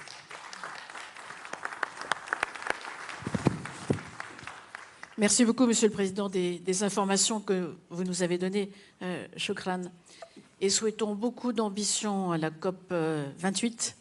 Nous entendions tout à l'heure Monsieur le Président du Niger et Madame la Première ministre de la Barbade, que je salue l'un et l'autre, nous dire combien c'était nécessaire. Madame la Présidente de la Commission européenne, je me tourne vers vous. Pouvez-vous nous dire la façon dont la Commission peut soutenir les programmes de transition énergétique, mais aussi la lutte contre la déforestation, la lutte en faveur de la biodiversité, notamment par Global Gateway, et puis où en est-on aussi du marché carbone, dont vous savez comme moi qu'il suscite l'intérêt, parfois les interrogations de la part de certains de nos partenaires. Merci Madame la Présidente. Thank you very much. First of all, I really want to commend you for inviting and starting this summit of global financing, new global financing pact. It is absolutely time that we do that. And many very fascinating initiatives are around this summit here, but I want to contribute with 3 points. Indeed, the first one has already been mentioned. This is Global Gateway. This is our 300 billion investment program from the European Union for investment abroad. And we've been speaking a lot about it. Of course, one of the prime projects is the JET-P in South Africa. We have JET-Ps in Indonesia, in Vietnam, as of today in Senegal. There it is, these JET-Ps are for the transition to renewable energy. But we also have forest partnerships, as you said it, Zambia, Uganda, Congo, for example. And we have the partnerships and the Global Gateway investments, for example, in green hydrogen, just signed at COP27 in Sharm el-Sheikh. Important is here, this is funding from the European level, but as you heard from the different projects, a Team Europe approach, so also the member states are contributing. And it's not only about funding, very important is also the knowledge transfer.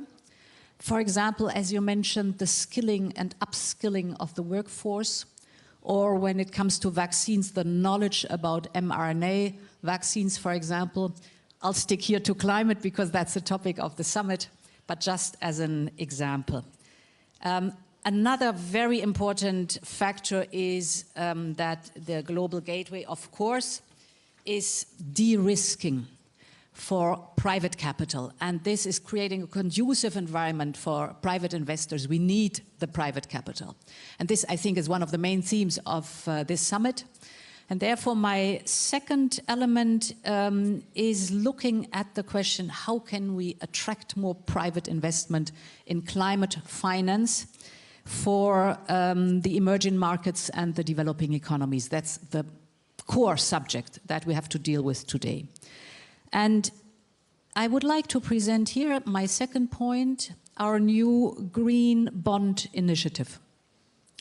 Because, as I said, the problem for emerging market and developing economies is to have access to capital markets. Without this access to the capital market, without this access to the pension funds, the assets managers, emerging markets and developing economies will not get the funding needed to make this transition. And public money alone will not be able to come up with the solution. Therefore, we have looked at what are the attractive capital markets elements. And of course, green bonds are vital to help any kind of country to develop or to push forward the green transition and to invest in the infrastructure needs. But if we look at the developing markets and the emerging economies, then we see that there are some stumbling blocks. Basically, on the side of the countries that want to issue the green bonds, we see a lack of expertise. It's a new market element. But also on the investor side, we see that most asset managers and pension funds are not really well informed about these interesting markets, and therefore too little is done and they hesitate. What we even see is with the global slowdown and the rising interest rates, that investors are starting to pull out even of these markets and economies. So last year we saw a pulling out of $70 billion from emerging bond funds. So we really have to address these issues. Now, our idea is, our offer is that we first of all share directly expertise and know-how, how you develop these green bond markets.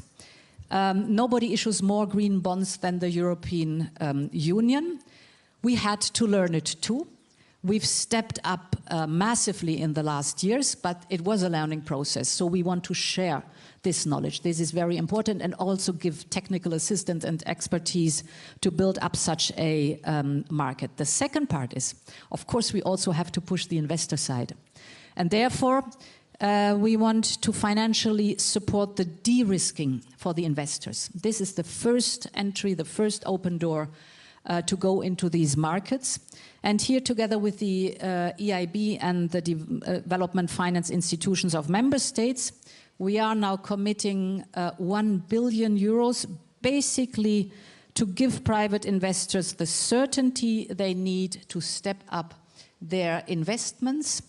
And this could attract around $15 to $20 billion of sustainable investment. That's the second element. The third element is something new, where we still have to work very hard on. The green bonds exist already as a market. And this is the topic of carbon pricing.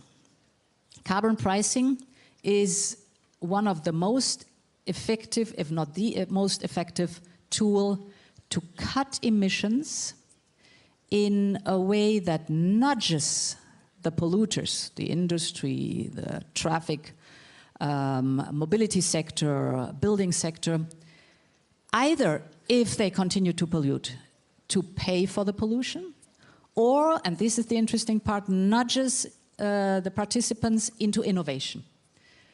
And emission trading or carbon pricing, so put a price on carbon greenhouse gas emissions, has as a consequence that people decide, do I want to pay for it? No, I prefer to innovate and go into the clean direction. We have made a very good experience with that in the European Union. Just to give you a figure, we started to introduce carbon pricing in 2005. Lots of learning processes had to be done, successes and less good years. But if you look back now throughout the whole period, there were revenues from carbon pricing of 142 billion euros. And at the same time, emissions went down, CO2 emissions went down by 35%. So both goals you want to have. You want to have emissions go down, and there are revenues. Now, we are extending the emission trading on buildings and road transport. And what we have introduced anew is that we say the revenues have to go 100% into climate issues, and here a fair share should go to climate finance abroad. But this is only the European Union. The initiative I wanted to propose is that we look at global carbon pricing, because that could, of course, generate much, much more funding that could then go, and it is private money that could then go into the climate finance that we need so badly. And here again, two figures. How much of the global greenhouse gas emissions are covered by carbon pricing right now? Only 4%, only 4%. It's almost nothing. But these 4% have already generated last year $55 billion. So it's really worth to think about how could we increase the level of carbon pricing. For example, in the highly developed countries, if we take the G20, they have 80% of greenhouse gas emissions.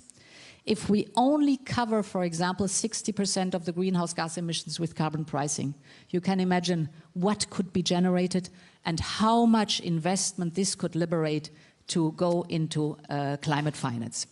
So, Global Gateway exists, green bonds are on a good way, carbon pricing, we still have to work a lot, but the proposal is fully aligned with a challenge that Canada did on carbon pricing, and I think it's really worth to look into it. Thank you.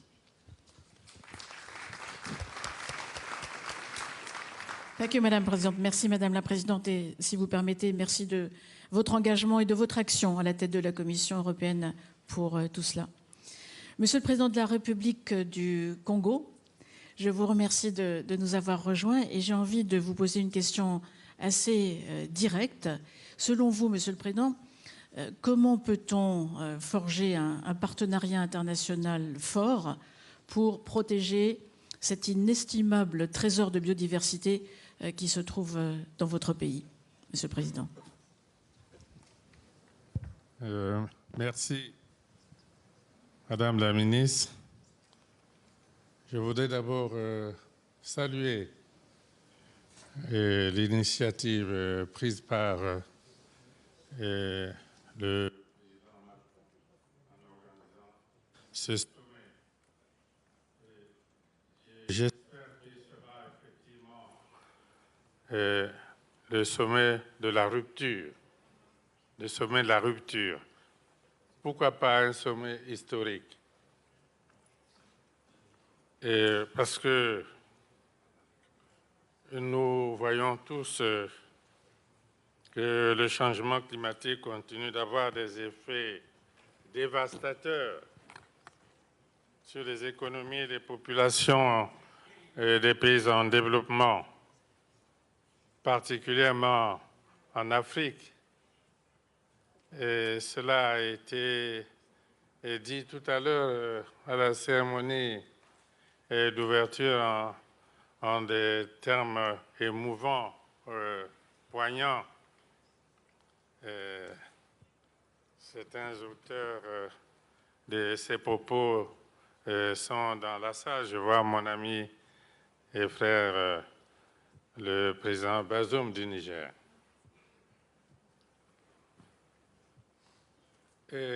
Il se trouve que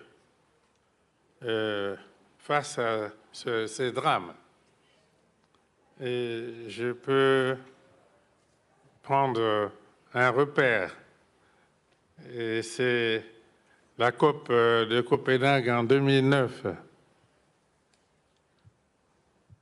C'était même à ce moment la COP de l'espoir.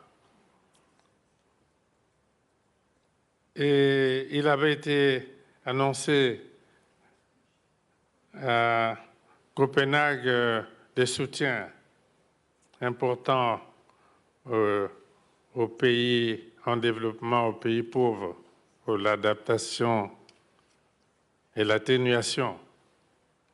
Et nous sommes partis de Copenhague jusqu'à Sharm el-Sheikh, chez mon frère.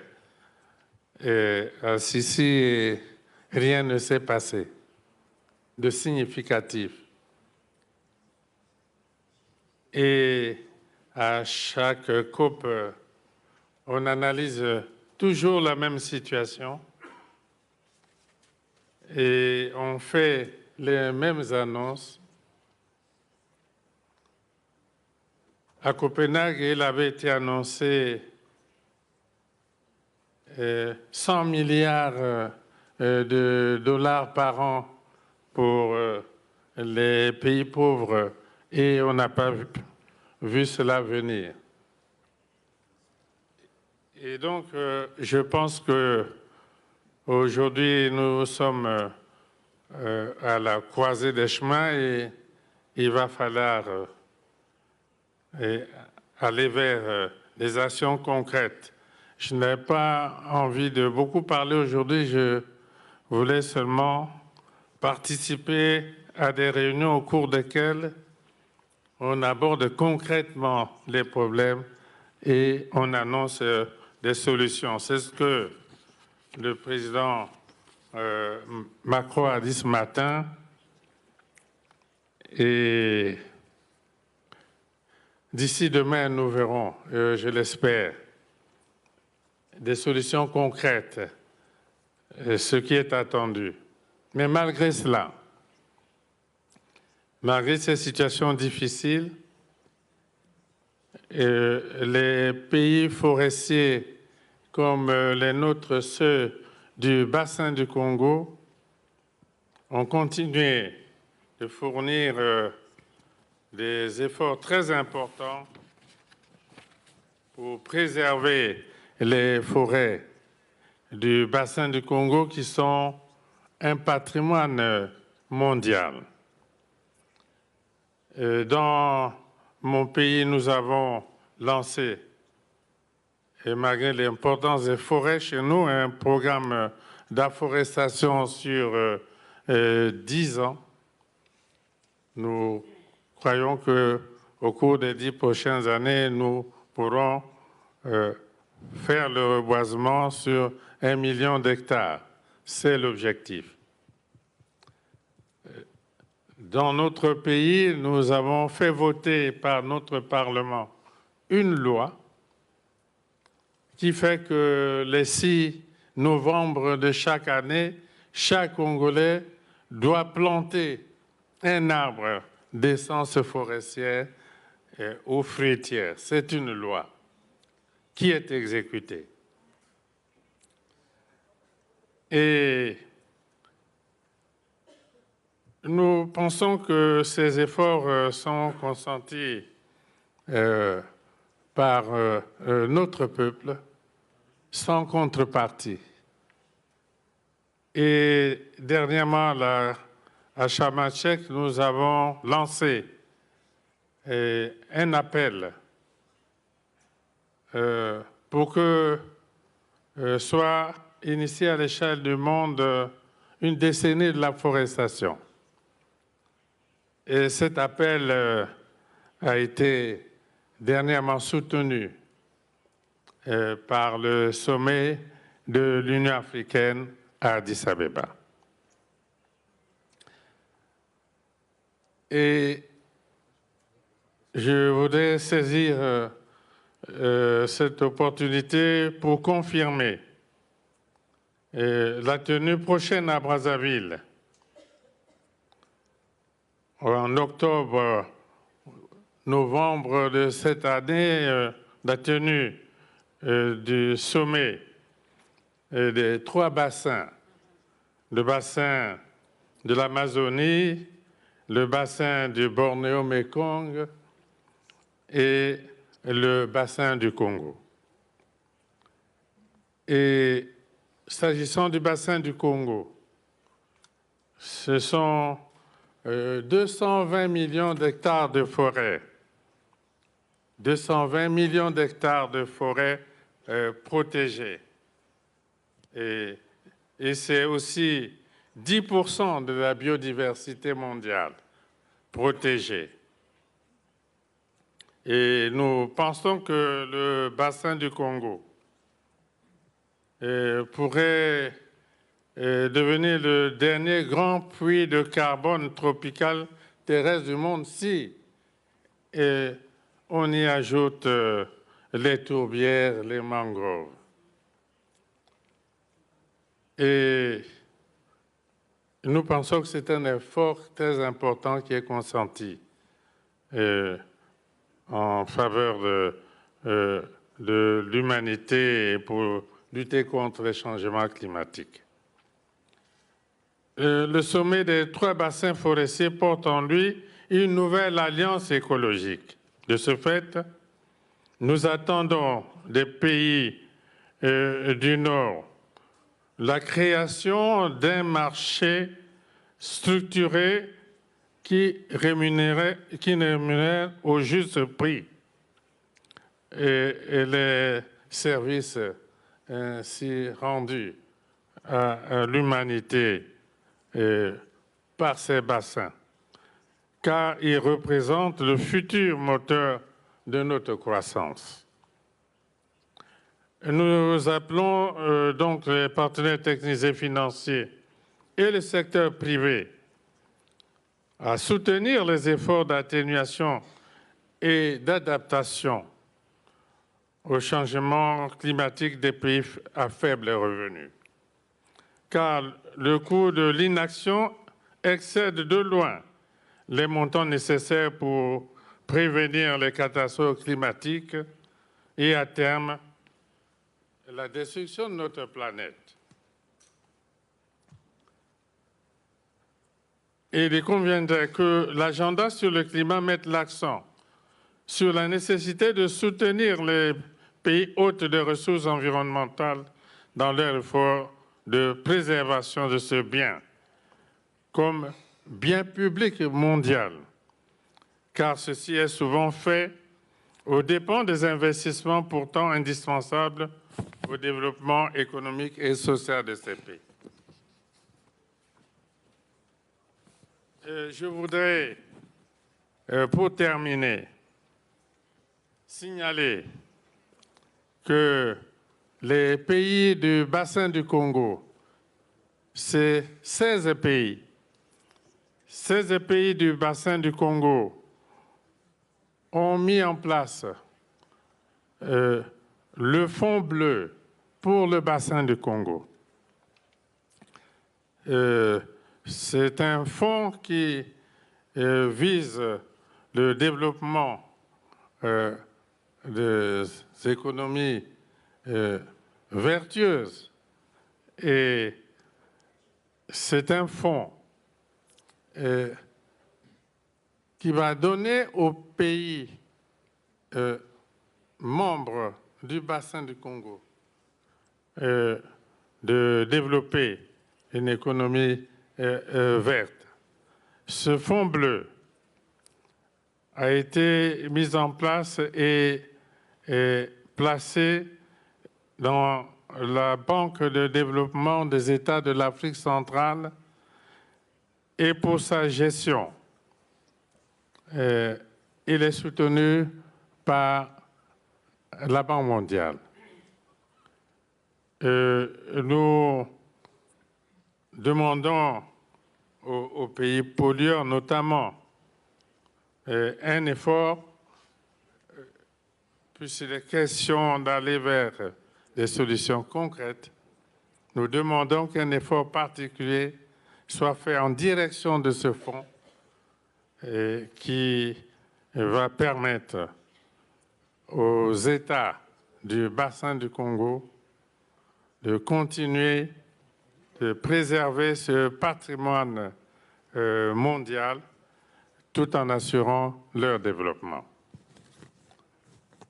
Ces financements permettront donc de protéger le bassin du Congo, un patrimoine à tous et un bien mondial.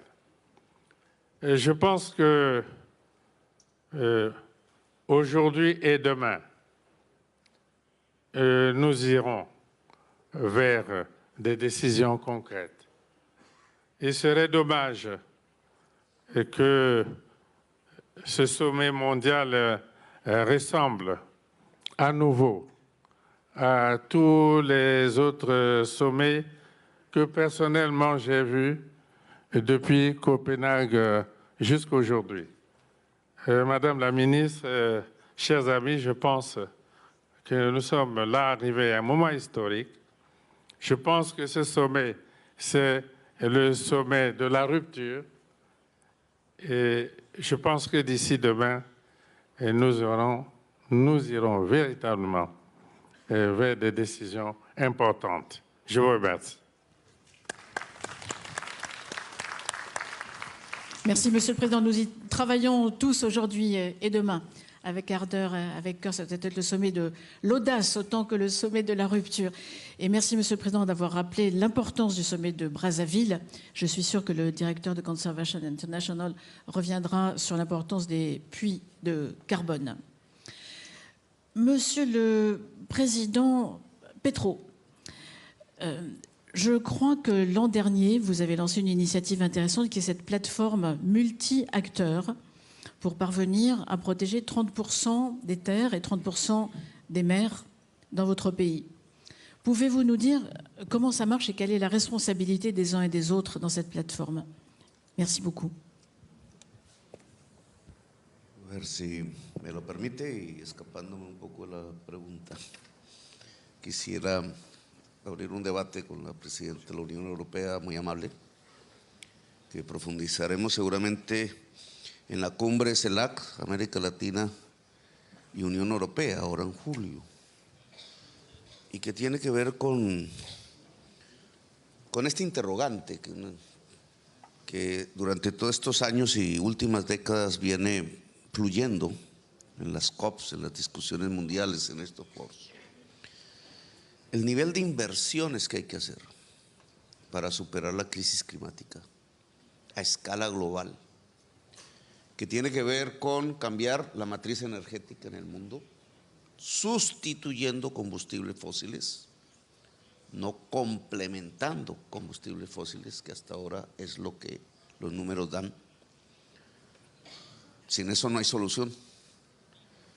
Dos, cambiando la movilidad hacia transportes públicos con energías limpias en todo el planeta.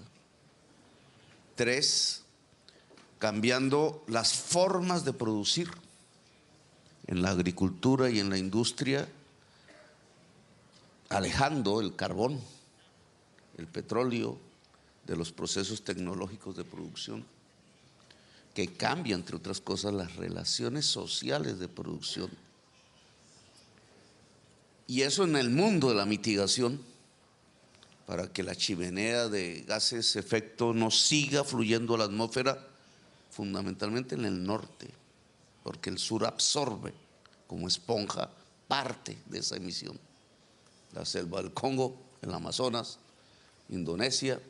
Nosotros somos esponjas y el norte emite. Ya la esponja no es suficiente. Luego hay que hacer un esfuerzo en la mitigación, fundamentalmente en el norte. Pero nosotros, y este es el cuarto aspecto de la inversión, tenemos que hacer un esfuerzo en adaptación. Liberar espacios del agua, organizar la población alrededor del agua. El agua se vuelve el eje del ordenamiento local Pero si la crisis se agrava, no es un ordenamiento local de la población alrededor del agua, que suena bonito, sino es un ordenamiento de la humanidad alrededor del agua, que implica el éxodo de miles de millones de personas hacia donde está el agua, o quedará el agua, y el agua quedará en sus países. Y entonces hay una enorme tensión política creciente, porque el sur iría hacia el norte. Y de esponjas nos convertiríamos en éxodo. ¿Cuánto vale? Que es ordenar el territorio, cambiar la matriz energética, cambiar las formas técnicas de producción en industria y agricultura, cambiar la movilidad. Billones de dólares o euros. Y entonces, este es el debate.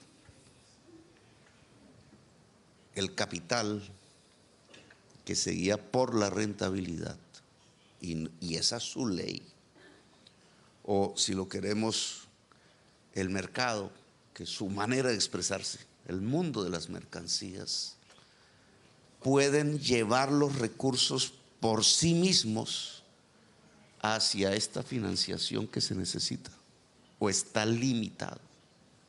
Y su límite, si no lo reconocemos, implica que el riesgo de extinción de la especie humana está sobre el tapete de la discusión política. Ustedes piensan que sí es posible. Las tasas carbón, los bonos verdes, los mecanismos bancarios, la posibilidad de crédito con tasa de interés para adelantar esta magnitud de proyectos, tanto en el norte como en el sur. La creencia que el capital le hace el mercado, que creó un Frankenstein, puede solucionar el problema del Frankenstein. Frankenstein es la crisis climática.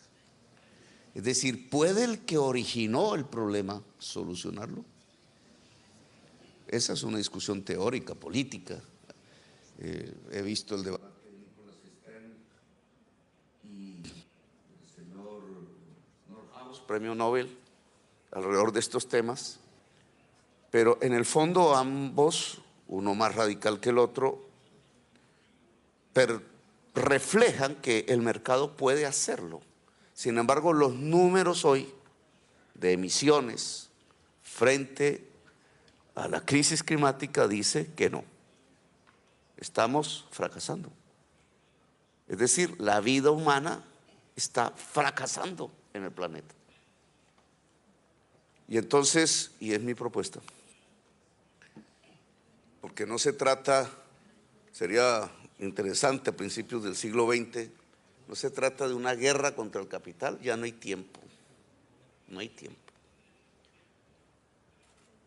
Se trata de admitir que el capital, léase el mercado, tiene un límite, que puede acompañar solo procesos hasta donde son rentables, pero que la mayor parte de la inversión que se necesita, de los recursos que se necesitan para de verdad superar la crisis y proteger la vida, van más allá de la rentabilidad. Es decir, no se sujetan a la rentabilidad, es decir, ni el mercado ni el capital pueden ayudarnos en la mayor parte del espacio, solo complementan. Y entonces aquí vienen unas propuestas que quiero dejar sobre la mesa y que no son suficientes, pero que yo creo que serían importantes. Es decir, la crisis climática implica un gran plan Marshall global de inversiones que el capital privado no daría sino en una escala limitada. Lo que proponemos es lo siguiente: afrontar esto complementariamente a lo que ya se ha alcanzado, pero sustancialmente en la magnitud que creo que debemos dar ya, en unos mayores ingresos. Voy a poner el Fondo de Clima como institución, que ha sido hasta ahora raquítico. Unos ingresos adicionales que tendrían que salir como una taxación a las transacciones financieras mundiales, la Q de Tobin, le llaman en teoría los economistas, pero aplicado y destinado a financiar las acciones mundiales para superar la crisis climática, y una reducción de la deuda pública en todos los países de la Tierra, que no es una condonación, ojo, porque si no se afectaría el mundo de los pensionados de los países ricos, porque a través de este sistema de construcción del sistema financiero mundial han terminado los fondos de pensiones de los países ricos siendo propietarios de los títulos de deuda de los países medianos y pobres de la tierra. Y entonces, si se condona por un lado, se le quita las pensiones por el otro lado a la gente. Una dinámica un tanto perversa. Lo que nosotros proponemos es cambiar deuda por acción climática. La experiencia del COVID, del FMI con el COVID, muestra un balbuceo de lo que se podría hacer hoy en la práctica, que es una emisión mundial de derechos especiales de giro, que es una emisión monetaria, para ponerlo en términos económicos. La crítica es que elevaría los precios a nivel mundial, una inflación mundial. Si traemos otra vez a Mr. Keynes hoy, al siglo XXI, nos diría que si esa emisión mundial de derechos especiales de giro, que tendrían que ir no a cada país, sino al Fondo del Clima, para una distribución progresiva de sus efectos, es decir, más a los pobres que a los ricos, sería un pago a los fondos prestatarios de capital prestado, fondos de pensiones, etcétera, un pago que aumentaría la liquidez mundial de dinero, pero que se aplicaría en inversión productiva por parte de los países, porque estos, al reducirse la deuda y el servicio de la deuda, tendrían un espacio presupuestal que se dedicaría a la acción climática. Eso es cambiar deuda por clima. Todos los países sumados a través de este mecanismo nos daría por primera vez, desde que estamos hablando de la crisis climática, una primera acción fundamental, un primer paso esencial, porque sería un plan Marshall de inversiones en mitigación, en adaptación en cada país de la Tierra para superar la crisis climática. Esto implica un cambio institucional del sistema financiero mundial, porque el FMI, la Banca Mundial, etcétera, tendrían que prestar como su principal objetivo, prestar su oficio en esta transferencia a través de DEC, de derechos especiales de giros, hacia tenedores de bonos, de deuda pública, hacia bancas multilaterales y hacia una reducción de estos servicios de deuda en todos los países de la Tierra, y esa sería su primer gran función, muy diferente a la que ha tenido hasta hoy. Esto implicaría que norte y sur tendrían que entablar un diálogo diferente, es decir, no es cómo les prestamos, cómo les regalamos marginalmente, sino cómo hacemos una sociedad en pos de la vida de la humanidad. Porque el problema será igual para tus nietos, Presidenta, que para mis nietos en Colombia o para los nietos del presidente en el Congo, para toda la humanidad. El problema de la extinción de la especie será para todos y todas. Y en esa medida, esta acción inmediata, que es de emergencia, no se puede pensar que mecanismos inerciales del mercado nos van a resolver el problema de la vida, de la humanidad, en un momento de emergencia a punto de la extinción, sino que tenemos que usar, dado que existe esa emergencia, métodos de emergencia. Y esos métodos de emergencia pasan por una reestructuración del sistema financiero mundial, en el sentido no de que se acabe, sino en el sentido de que cambia su funcionalidad. En este momento, la posibilidad de una taxación mundial de transacciones financieras por el lado de los ingresos o por el lado de la inversión pública de nuestros países, una reducción de la deuda vía emisión mundial de derechos especiales de giro, cambiando algunas normatividades, podría ser los factores, digamos, de gran poder que pudieran impulsar la palanca para ahora sí activar una disminución real de gases de efecto invernadero en la atmósfera, que es finalmente el indicador clave. Si este año los gases siguen fluyendo y su porcentaje es incluso de incremento, hemos fracasado. Todo lo que se ha propuesto en las COPs, todos los mecanismos que se han adelantado, importantes, valiosos, nosotros quisiéramos salvar la selva amazónica, así como la Congo, pero aún sembrando todo el planeta de árboles, el problema sigue produciéndose, porque ni sembrando todo el planeta de árboles logramos absorber la cantidad de flujo de gas que sale de las economías más desarrolladas de la Tierra, China, Estados Unidos, la Unión Europea. Entonces el diálogo tenemos que entablarlo en otros términos. Les propondría que de aquí saliera un grupo de expertos, expertas, economistas, gente que haya trabajado el sistema financiero mundial, de cara a la COP de Dubái, para llevar un informe de reforma del sistema financiero mundial para financiar en gran escala las acciones contra el clima. Podría ser una idea concreta que saliera de esta reunión. No es luchar contra el capital, pero, y termino aquí, pero sí es un nuevo paradigma. Llevamos 40 años todos los países bajo la misma creencia religiosa. El mercado nos lleva al bienestar general de la humanidad. No, nos lleva a la extinción. Se acabó el paradigma dominante de la economía de los últimos 40 años.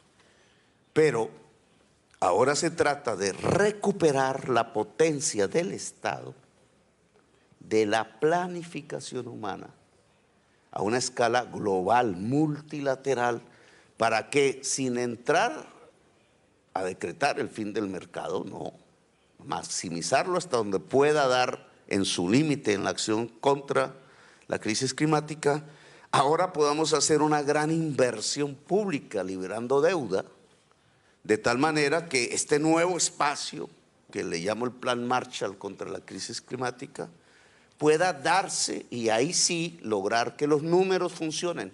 Es decir, que las emisiones de gases de efecto invernadero tiendan a cero, que es la única manera que tenemos para salvar la especie humana y la vida en el planeta Tierra. Gracias.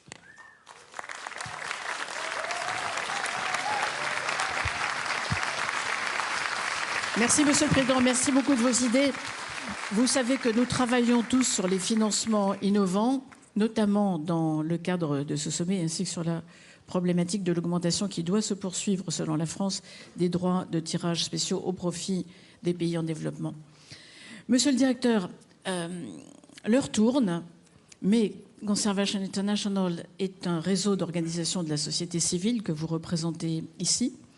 Nous nous souvenons tous, en tout cas je m'en souviens, de votre cri d'alarme l'an dernier à Sharm el-Sheikh sur l'importance des forêts primaires et des puits de carbone.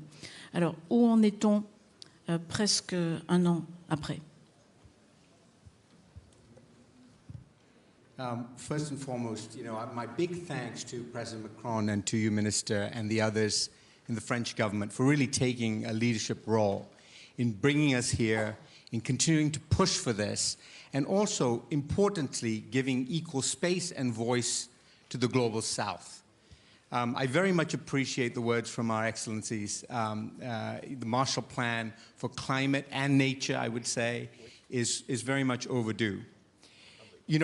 I grew up in Africa, and when I grew up there, electricity was intermittent, to say it politely. My daughter now is 4 years old. When she is my age, the one thing I can be confident of, I am sure that she will live in a world where energy is cleaner, greener, very likely cheaper, and very likely more equitably available to all. That trajectory is happening right now. All of you here This conference itself is proof that that train is moving. Now, it is not moving fast enough. It's not scaling fast enough, but it is going. It is heading in that direction. The unfortunate thing is we cannot say the same for the nature transition. The nature transition is still stuck. And it's incredibly important because today about 12.5 gigatons of carbon or carbon dioxide equivalents comes out from our destruction or misuse or mismanagement of nature into the atmosphere. So we will never be able to attain the Paris Climate Agreement if we do not have a Marshall Plan for both climate and nature. About 14% of the planet has the world's most dense carbon stores, irrecoverable living carbon stores. The Congo Basin, Colombia, parts of South Africa. I mean, these are countries that are rich in carbon.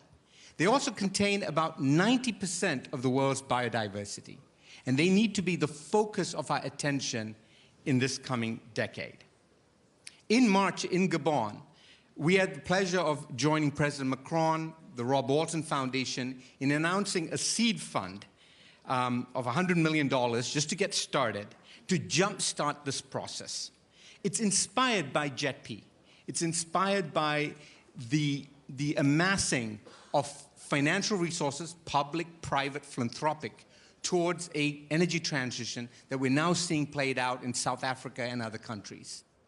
The seed fund is there for nations like some of those here to help them prepare and set the stage for really driving investment, public, private, philanthropic, bonds, debt for nature, Green Climate Fund financing, GEF and World Bank financing for an equivalent nature financing.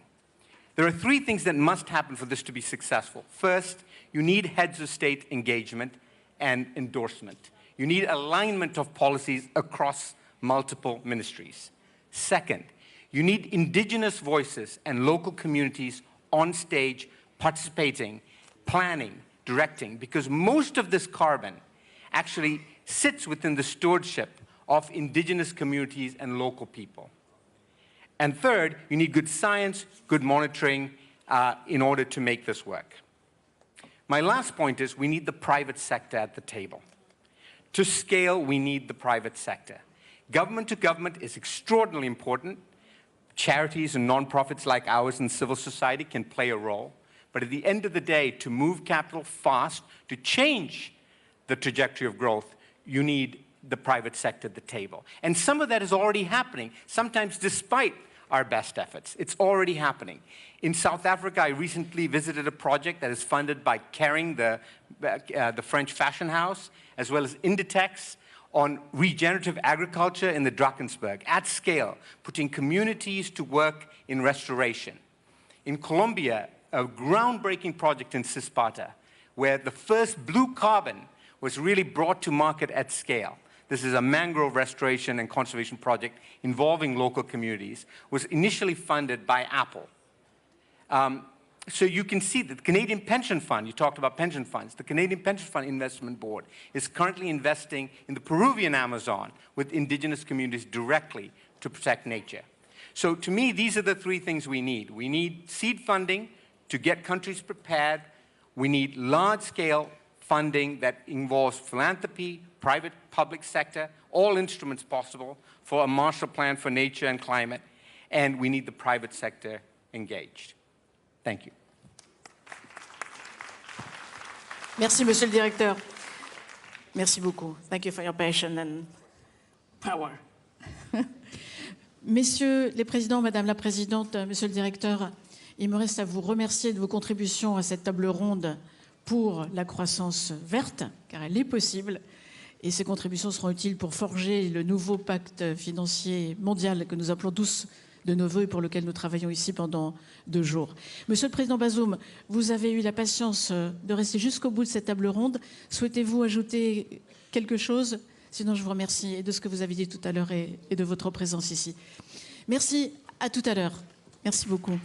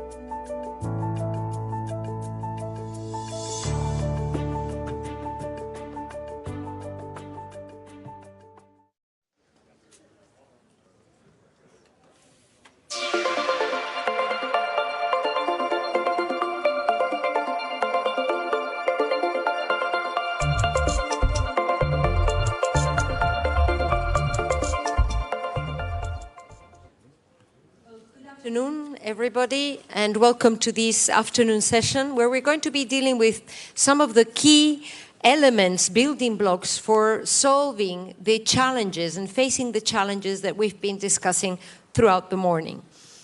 There's been a very strong and very loud and clear call for action. I think we're increasingly aware that we're all on the same boat.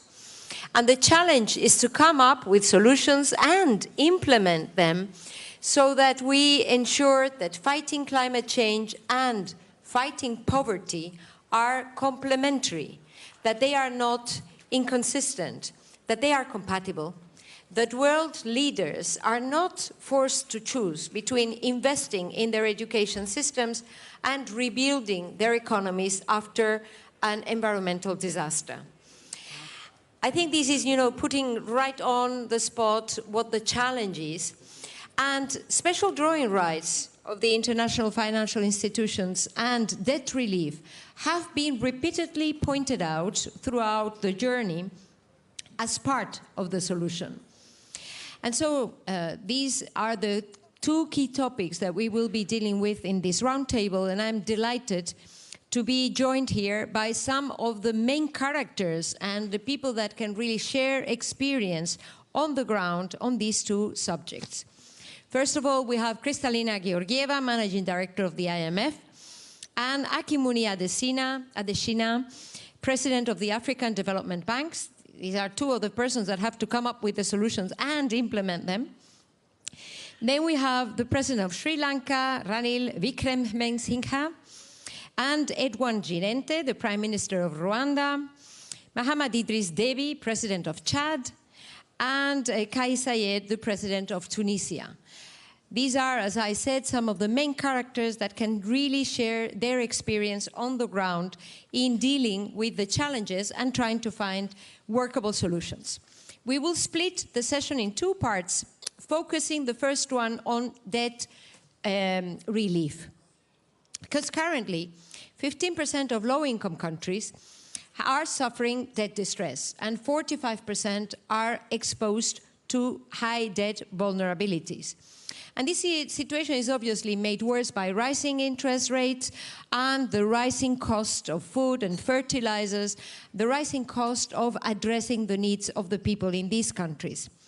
There is a very changing landscape in terms of the creditors, and so it is challenging, but making progress on debt relief is of the essence if we want to bring them with some breathing space to make the right decisions for their people. So let us begin this discussion with Chad, which constitutes the first case to be agreed under the Common Framework, a mechanism that was created under the G20 and the Paris Club in 2020 to support poorer countries weather the impact and the fallout of the COVID pandemic. So, Mr. Mahamed Idriss Déby, could you please provide us with some insights into the process that led to this agreement and the lessons and best practices that you'd like to share with some other countries going through the same ordeal?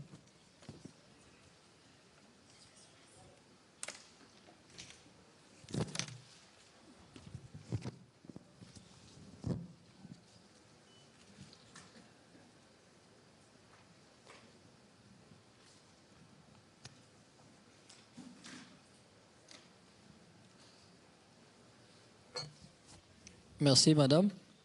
J'espère que j'aurai le temps de finir mon discours.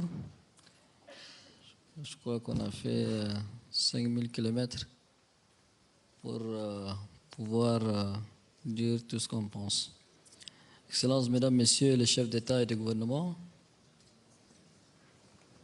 distingués invités à vos rangs respectifs, je voudrais à l'entame de mes propos remercier le peuple français pour son accueil et féliciter le président Macron pour cette belle initiative que nous réunit ce jour à Paris pour discuter de l'avenir de l'architecture du financement mondial de nos économies.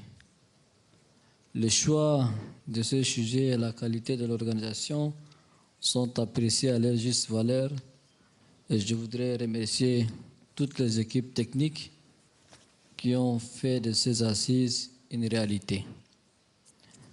le Tchad est honoré de partager son expérience en matière de traitement des dettes au sein du cadre commun. Étant le premier pays à porter l'ambition du cadre commun dans un contexte global et régional marqué par une extrême volatilité, nous sommes parvenus en novembre 2022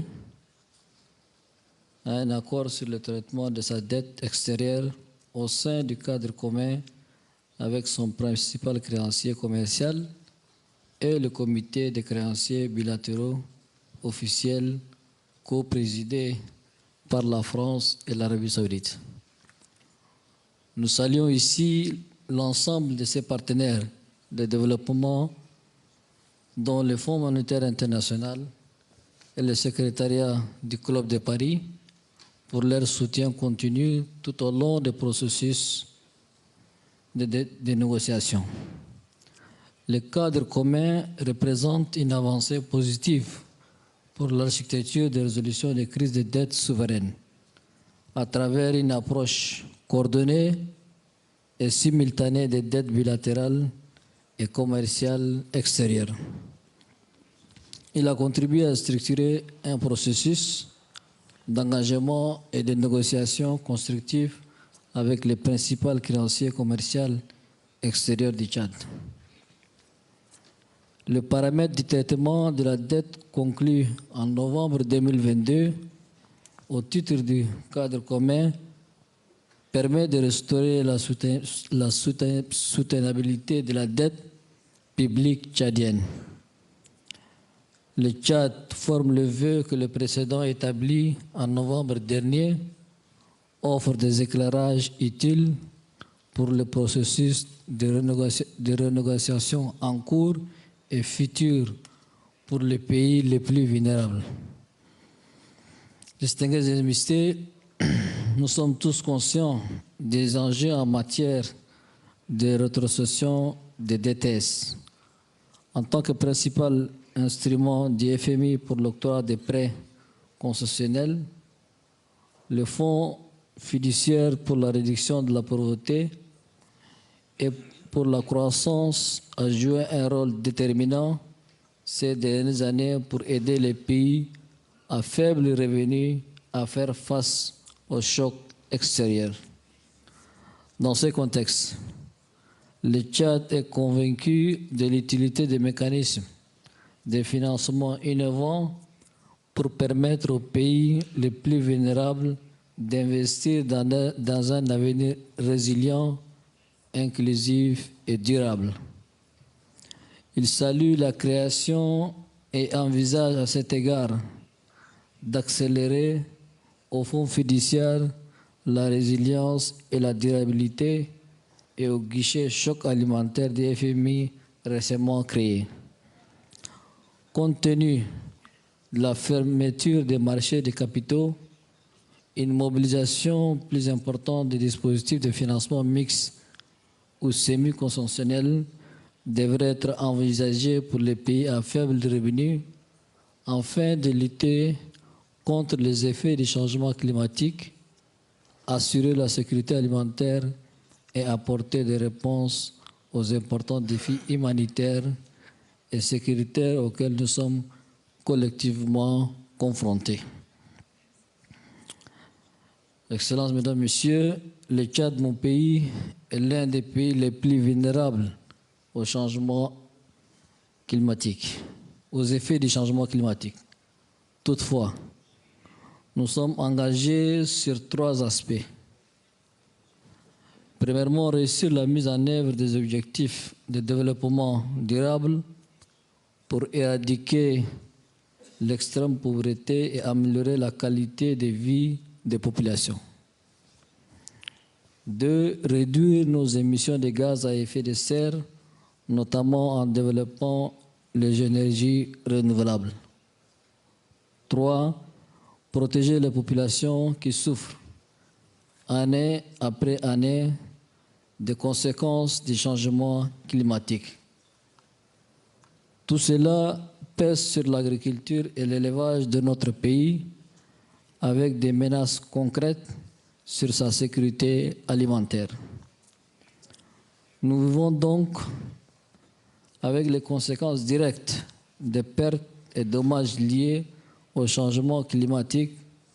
Or, si nous consacrons l'essentiel de nos ressources à réparer les pertes et préjudices liés au changement climatique que nous n'avons pas causés, nos pays seront privés de leur capacité d'investissement dans l'économie, dans l'énergie renouvelable, dans nos infrastructures sociales de santé, d'éducation, etc. C'est une posture assez commune que nous connaissons en Afrique. En effet, nos pays font face à de nouvelles dynamiques, souvent externes, qui fragilisent nos économies et réduisent nos capacités de résilience. 36% de la population africaine est actuellement exposée à au moins un événement climatique extrême. L'année passée, nous avons connu des inondations au Tchad avec des conséquences importantes sur notre économie locale et nos populations. Plus d'1 million de Tchadiens avaient été déplacés et réinstallés. Plusieurs milliers d'hectares de culture et de têtes de bétail avaient été décimés. Ces phénomènes risquent de se répéter et nécessitent des préparations spécifiques et une solidarité mondiale plus forte et plus spontanée. Encore récemment, nous avons pris l'engagement devant le Fonds monétaire international et la Banque mondiale de renforcer nos fonds de stabilisation à la suite d'une légère hausse du prix du baril du pétrole. Cela sans compter sur les crises multiples que connaissent nos pays voisins et pour lesquels le Tchad ne peut, par humanisme et par fraternité, ignorer. Nous avons déployé plus de 1000 hommes sur les 1300 km qui nous séparent avec le Soudan pour accueillir et sécuriser les populations soudanaises qui fuient la guerre dans leur pays. Aujourd'hui, en plus de 600 000 réfugiés sur nos sols, nous avons reçu plus de 200 000 réfugiés soudanais avec la dernière vague. Nous utilisons nos moyens propres et cela a un impact important sur notre budget et nos réserves déjà modestes. Cette situation ne peut être oubliée par les partenaires internationaux qui doivent montrer que les vies humaines méritent une attention mondiale. Mesdames, Messieurs, jusqu'à là, nous avons tous fait le constat selon lequel les besoins de développement de nos pays et de nos populations vont plus vite que les réformes que nous mettons en place pour renforcer nos recettes intérieures censées financer ces mêmes développements. En toute logique, et face à une telle situation, nous avons tous recours à des dettes pour financer le développement de nos pays. Au Tchad, avec un niveau d'endettement de 36,2% en 2023, nous sommes encore loin du seuil de 70% de la sous-région. Ces 10 dernières années, nous avons constamment investi dans la réduction de notre niveau d'endettement. Le Tchad est également le premier pays à conclure un accord de traitement de la dette extérieure au titre du cadre commun du G20, y compris avec son principal créancier privé. Toutefois, bien que les pays africains présentent des profils d'endettement différents, il est essentiel de veiller à ce que les mécanismes de financement, de façon générale, répondent aux besoins de ces pays singulièrement. Cela voudrait dire plus de contextualisation pour mieux comprendre nos réalités, plus de flexibilité face aux changements, moins de procédures administratives et plus de ressources concessionnelles. Le Tchad s'est engagé à plus de transparence, plus de dialogue avec nos créanciers, y compris ses créanciers résidents. Nous allons continuer sur notre lancée des réformes structurelles pour favoriser davantage la mobilisation de ressources internes, diversifier notre économie et réduire notre dépendance au secteur pétrolier. Pour cela, il nous faudra plus de ressources concessionnelles.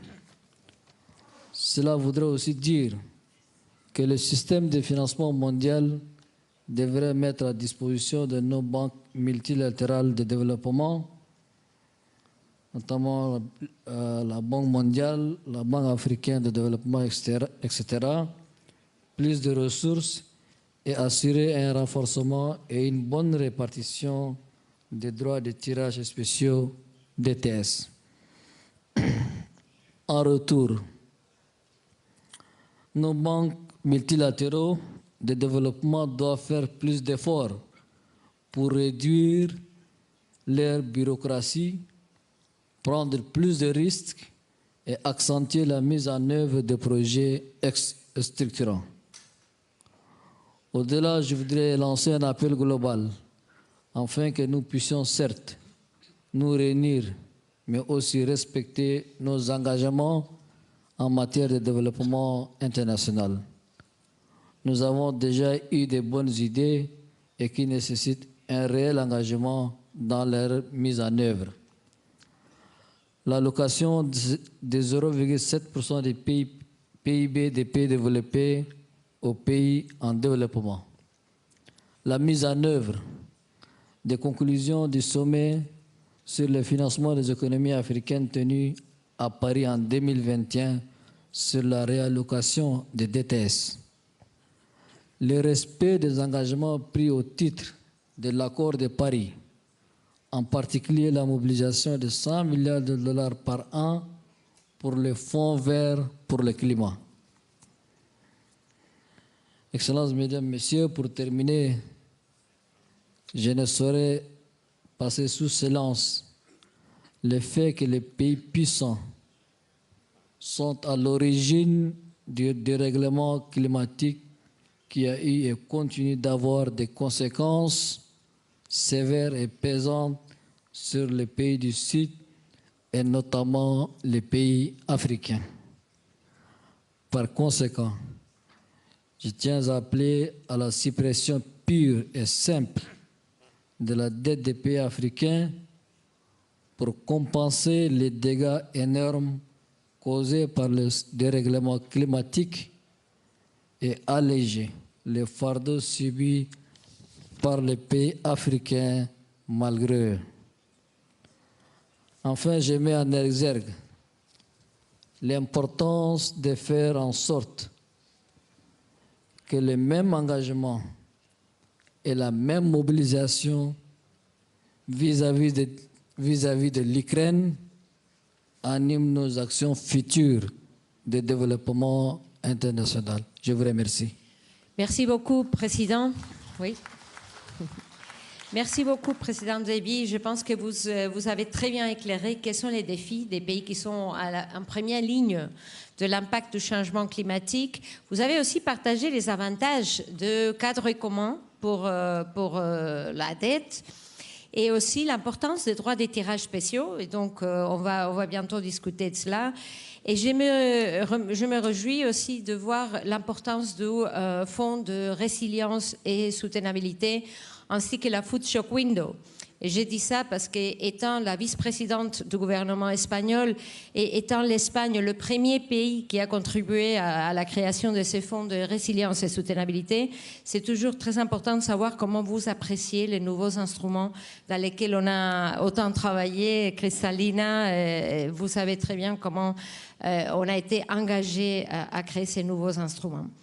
Merci beaucoup. On va maintenant, now we're going to turn to Sri Lanka.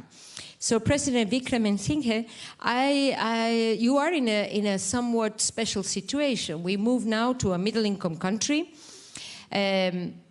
The coordination challenges are maybe greater in the sense that you are not subject to the common framework. We just heard that this was an important instrument in the case of Chad. The official creditor committee has been formed with Paris Club and non-Paris Club members. I understand that India's decision to participate and co-chair this creditors gathering is a major milestone.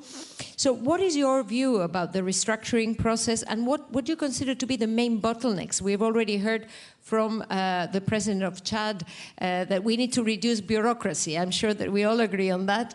Simplification is sometimes the most complex thing to achieve. But we're very interested to hear your experience in this regard. Thank you.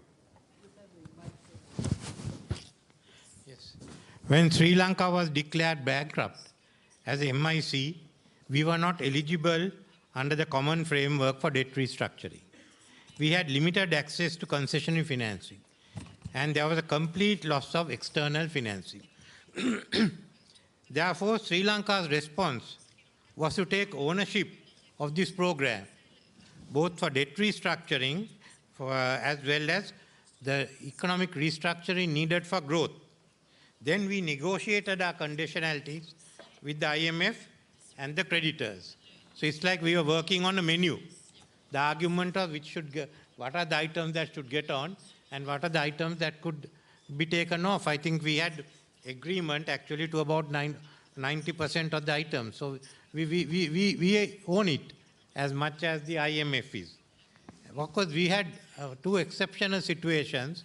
One is that India came to our help, and that was nearly $4 billion available when no other source of funding was available. Secondly, through the World Bank and the ADB, we went through the process of reverse graduation. So the gain became entitled to concessionary funding. But from the time we declared ourselves bankrupt, it was a delay on bureaucracy on both sides. We delayed, and if we had funding by May, the upheavals of July could have been avoided. But anyway, we had the upheavals of July. We went in immediately as it settled down. By September, we had a staff-level agreement, but it took us another 6 months for agreement to come before we got any monetary assistance. So we undertook significant economic reform that imposed pain on the population, but without any predictability. Now this is the problem we have. And I would say, given the increasing vulnerabilities facing middle-income nations, MIC's access to concessional financing must be viewed from a broader perspective. That is, access to an automatic and access according to which should be automatic and timely under an agreed criteria. If you fulfill the criteria. Secondly, I'd agree, President Achad, if I knew we could have done it much faster, I would have told Maldives to invade our country. At least you could have got the money much faster. But we followed it up. We did the debt, the staff level agreement came last September. By November, we had the climate prosperity plan, which we announced at COP27. Now, it's been followed up by Sri Lanka's growth agenda for a highly competitive green economy. So our financial needs, both official and private, has virtually quadrupled. So that's the problem others also have to face. Then I would say, following the conclusion of negotiation with the IMF and the successful approval of the EFF, we have had no roadmap to follow regarding the next phase of debt restructuring. So before we can get the next tranche from the IMF. So it's a question of us now mapping the road out. But I would like to certainly point out a few of the experiences.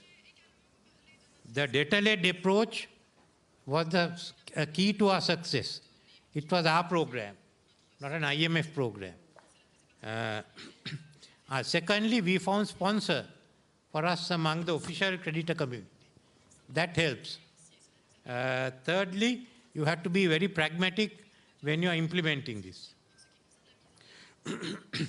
I am not sure that a binding framework like the common framework would have rendered the process quicker or more efficient. The approach for a middle-income country would be to move. If you have a common framework, what happens is we move as fastest as the slowest creditor. So we get tied down. So that's why we're not in favor of a common framework. We were able to create traction with the most committed creditors, raising the general quality and efficiency of the process. Because we are still frustrated by the lack of process. The cost for us, economic and social, has been very high.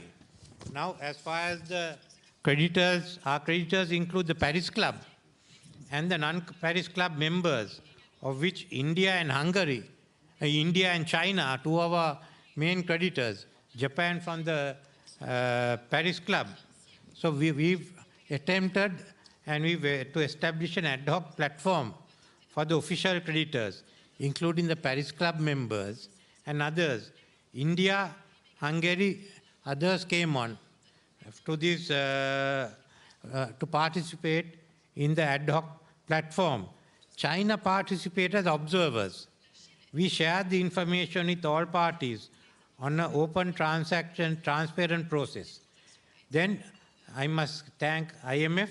With the intervention of the IMF and Sri Lanka's coordination, we are dealing with both groups.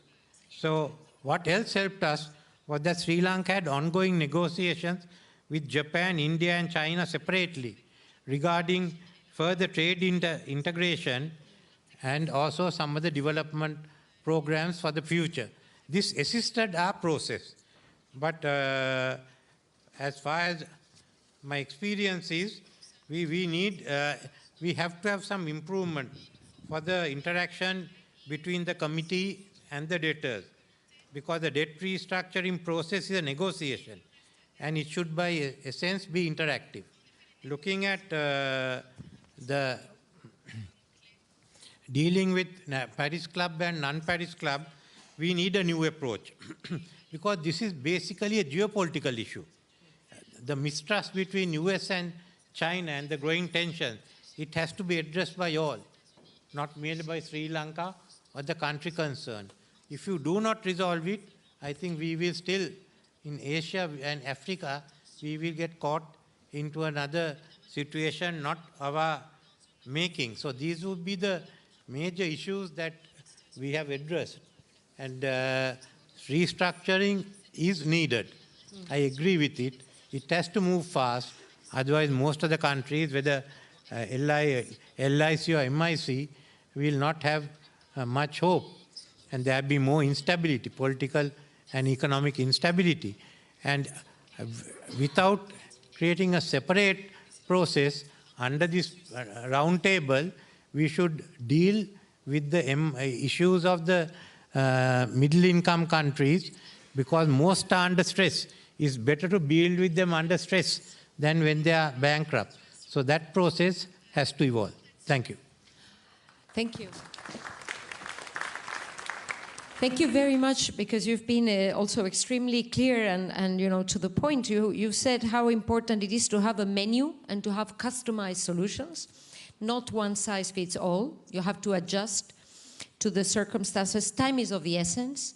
Also sharing your experience and the political sensitivity and the need to have ownership of the measures that are taken and the need to have political stability, as one of the top priorities of the process. The importance of building a roadmap, a clear process. It is true that we are learning by doing and we are developing the process as we go along. And then the positive message of your growth agenda. So there is hope, there is a different outlook for the country after this process. There need to be pragmatic and geopolitics overarching all of this. I'm sure that the next speaker, President Sayed, je suis sûr que vous allez aussi partager votre expérience comme président d'un pays middle income aussi, qui a une situation de dette qui est jugée soutenable, mais qui est en train de mettre en place des réformes importantes. Et alors qu'il pourrait partager avec nous l'expérience directe de comment garantir la soutenabilité de la dette d'un pays comme le vôtre et comment est-ce qu'on peut renforcer l'architecture financière internationale pour soutenir en particulier les pays de revenus moyens comme le vôtre. Merci pour cette invitation et cette occasion de partager nos points de vue. Je vais parler en arabe, mais je vais commencer par une boutade. Après Charlie Chaplin, vient le temps de Laurel et Hardy. Vous vous souvenez peut-être, ou certains d'entre vous se souviennent de la chanson au début de chaque film de ce duo. C'est moi Laurel et toi Hardy, c'est moi le grand et toi le petit. Mesdames et messieurs, avec cet esprit de grand et de petit, on ne peut pas aller vers un monde meilleur. Mesdames et messieurs, on n'est pas petit. Je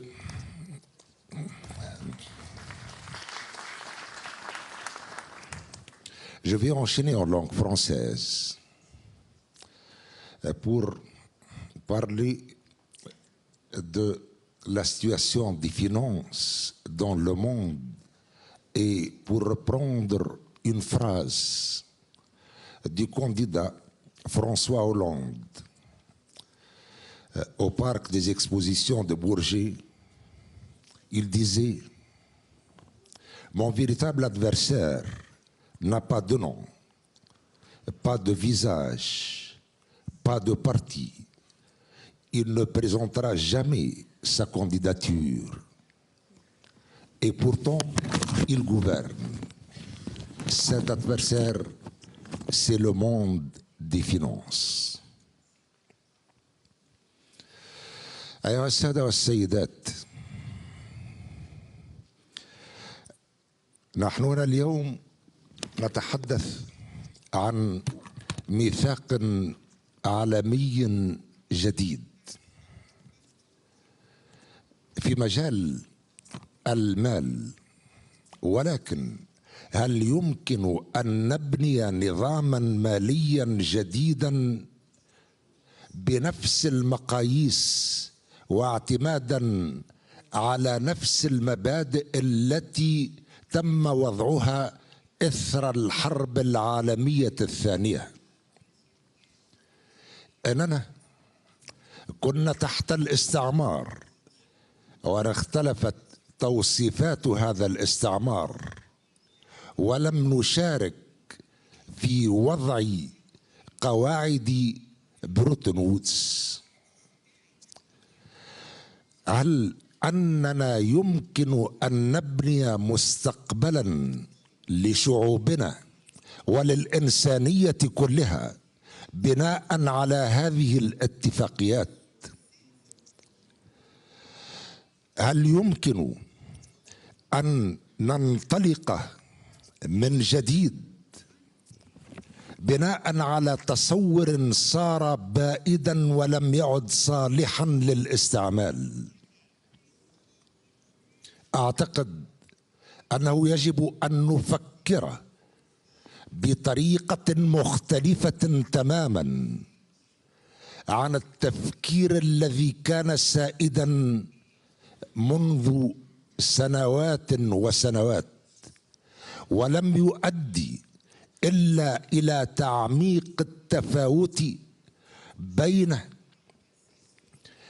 الجزء الشمالي من الكرة الأرضية والجنوب الذي لا يزال يعاني بعد أكثر من 7 عقود من البؤس والفقر والحرمان. والأرقام التي تم تقديمها من قبل عدد من المتدخلين هذا الصباح وفي هذه المائدة المستديرة تدل دلالة واضحة أن الوقت قد حان بالنسبة إلى الإنسانية جمعاء لأن نفكر في وسائل مختلفة، وأن ننظر إلى الماضي وآلامه ومن تسبب في هذه الآلام. لماذا في قارتنا الإفريقية مؤمل الحياة لا يزيد في بعض الدول على 4 عقود فقط؟ لماذا يموت الأطفال في دولنا الإفريقية من الجوع ومن الحروب التي يتم إشعال نيرانها ويكون ضحاياها من البؤساء والفقراء الذين لا يجدون حتى الماء الذي يمكن أن يطفئ عطشهم؟ أود أيضا أن أتحدث بكل صراحة، لأنه لا يمكن أن نبني من جديد إلا إذا صارحنا أنفسنا وواجهنا الواقع بكل مسؤولية. أود أن أقول: من الذي يتحمل مسؤولية الانحباس الحراري؟ هل أننا تسببنا في هذا الانحباس وتسببنا في انحباس الأمطار؟ من الذي يتحمل الجوائح التي يعرفها العالم وكنا أيضا من ضحايا هذه الجوائح؟ الكوفيد، وتعلمون كيف تم توزيع حقوق السحب الخاصة، وماذا حصل الأفارقة وماذا حصلت الإنسانية في النصف الجنوبي من الكرة الأرضية عن الأموال، تقريبا الثلث. وكثيرة هي الأمثلة عن هذه الجوائح التي لا نتحمل المسؤولية فيها إطلاقا، من جنون البقر إلى أنفلونزا الطيور وغيرها من الجوائح الأخرى التي دفعنا ثمنها باهظا. ثم تعلمون ولديكم الأرقام أن القروض التي منحت لكثير من الدول لم تذهب إلى الشعوب ولم تحقق أي شيء، بل تم الاستيلاء عليها، وأنتم تعلمون من استولى عليها. والأموال التي نهبت وتوجد في المصارف في الجزء الشمالي من الكرة الأرضية، لماذا لا تعود إلى شعوبنا؟ ثم كانت الأنظمة الديكتاتورية تمثل الوسيلة التي تتيح لكثير من الدول من الإبقاء على مصالحها ضد مصالح الشعوب المعنية. أننا أيها السادة والسيدات نريد أن نكون شركاء معكم في بناء عالم جديد تستفيد منه الإنسانية جمعاء. وإذا كان العالم اليوم يعيش أزمة فلا يمكن حلها إلا بناء على قواعد العدل والإنصاف. وقواعد العدل والإنصاف داخل الدول وداخل المجتمعات، ولكن أيضا العدل والإنصاف في المستوى الدولي. فلنعمل الند للند، فلنعمل من أجل تحقيق المثل العليا التي نشترك فيها: العدل والحرية وبناء نظام عالمي جديد، لأن الإبقاء على هذا النظام الذي بلغ مداه لن يتقدم بنا إلى الأمام، ولا نريد أن نكون من ضحايا هذا النظام العالمي الذي يمكن أن يبنى مرة أخرى على مصالحنا وعلى مآسينا وعلى دمائنا. نريد عالما جديدا، عالما يقوم على أن ننظر للإنسانية نظرة واحدة. فالإفريقي والآسيوي والأوروبي والأمريكي كلهم من جنس واحد، كلهم من الآدميين. فلنتعامل انطلاقا من هذه المثل، وليس بالعسير علينا أن نتوصل إلى نتائج تحلم بها الإنسانية قاطبة. وشكرا لكم على الإصغاء وحسن الاستماع. Merci beaucoup, Monsieur Président Saïed. Je pense que vous avez aussi été très clair, je dirais, et je pense que vous avez bien expliqué comment il y a un nouveau monde qui est en train de se construire. Vous avez dit il faut tout changer. Moi, j'espère bien que vous êtes bien d'accord avec moi que le nouveau monde doit préserver tout ce qui est bon et qu'on a eu depuis la fin de la Deuxième Guerre mondiale. Par exemple, essayer de trouver des solutions sur la base de la discussion, soutenir la paix, la coopération, la solidarité, et créer et renforcer un réseau de solidarité et de soutien financier global. Je pense qu'il y a pas mal de choses qui ont bien marché et je pense que ça me permet de passer directement à Madame Georgieva. Who, I mean, this is the perfect cue, I think, for you, Kristalina, because we've just heard we need to change many things, we need to improve many things. Today, we have the good news coming from you that we have reached the targets for the recycling, if I may call it that way, of special drawing rights, a point that Mr. Syed has spoken of and has flagged the need to reflect upon. I think you have also been pushing a lot for the global sovereign debt roundtable, an issue that has been brought up by the President of Chad. And so what is the role of the IMF and the World Bank in this brave new world which is in the making as we speak? Thank you very much, Nadia. I am very pleased, together with you, to join this group of distinguished men and bring a little bit of color.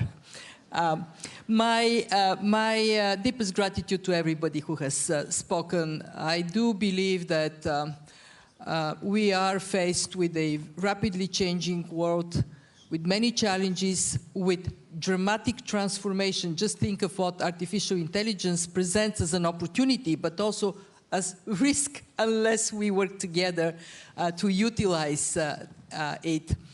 I was speaking earlier that if you look back to the time the two institutions were established, what a different world it is today.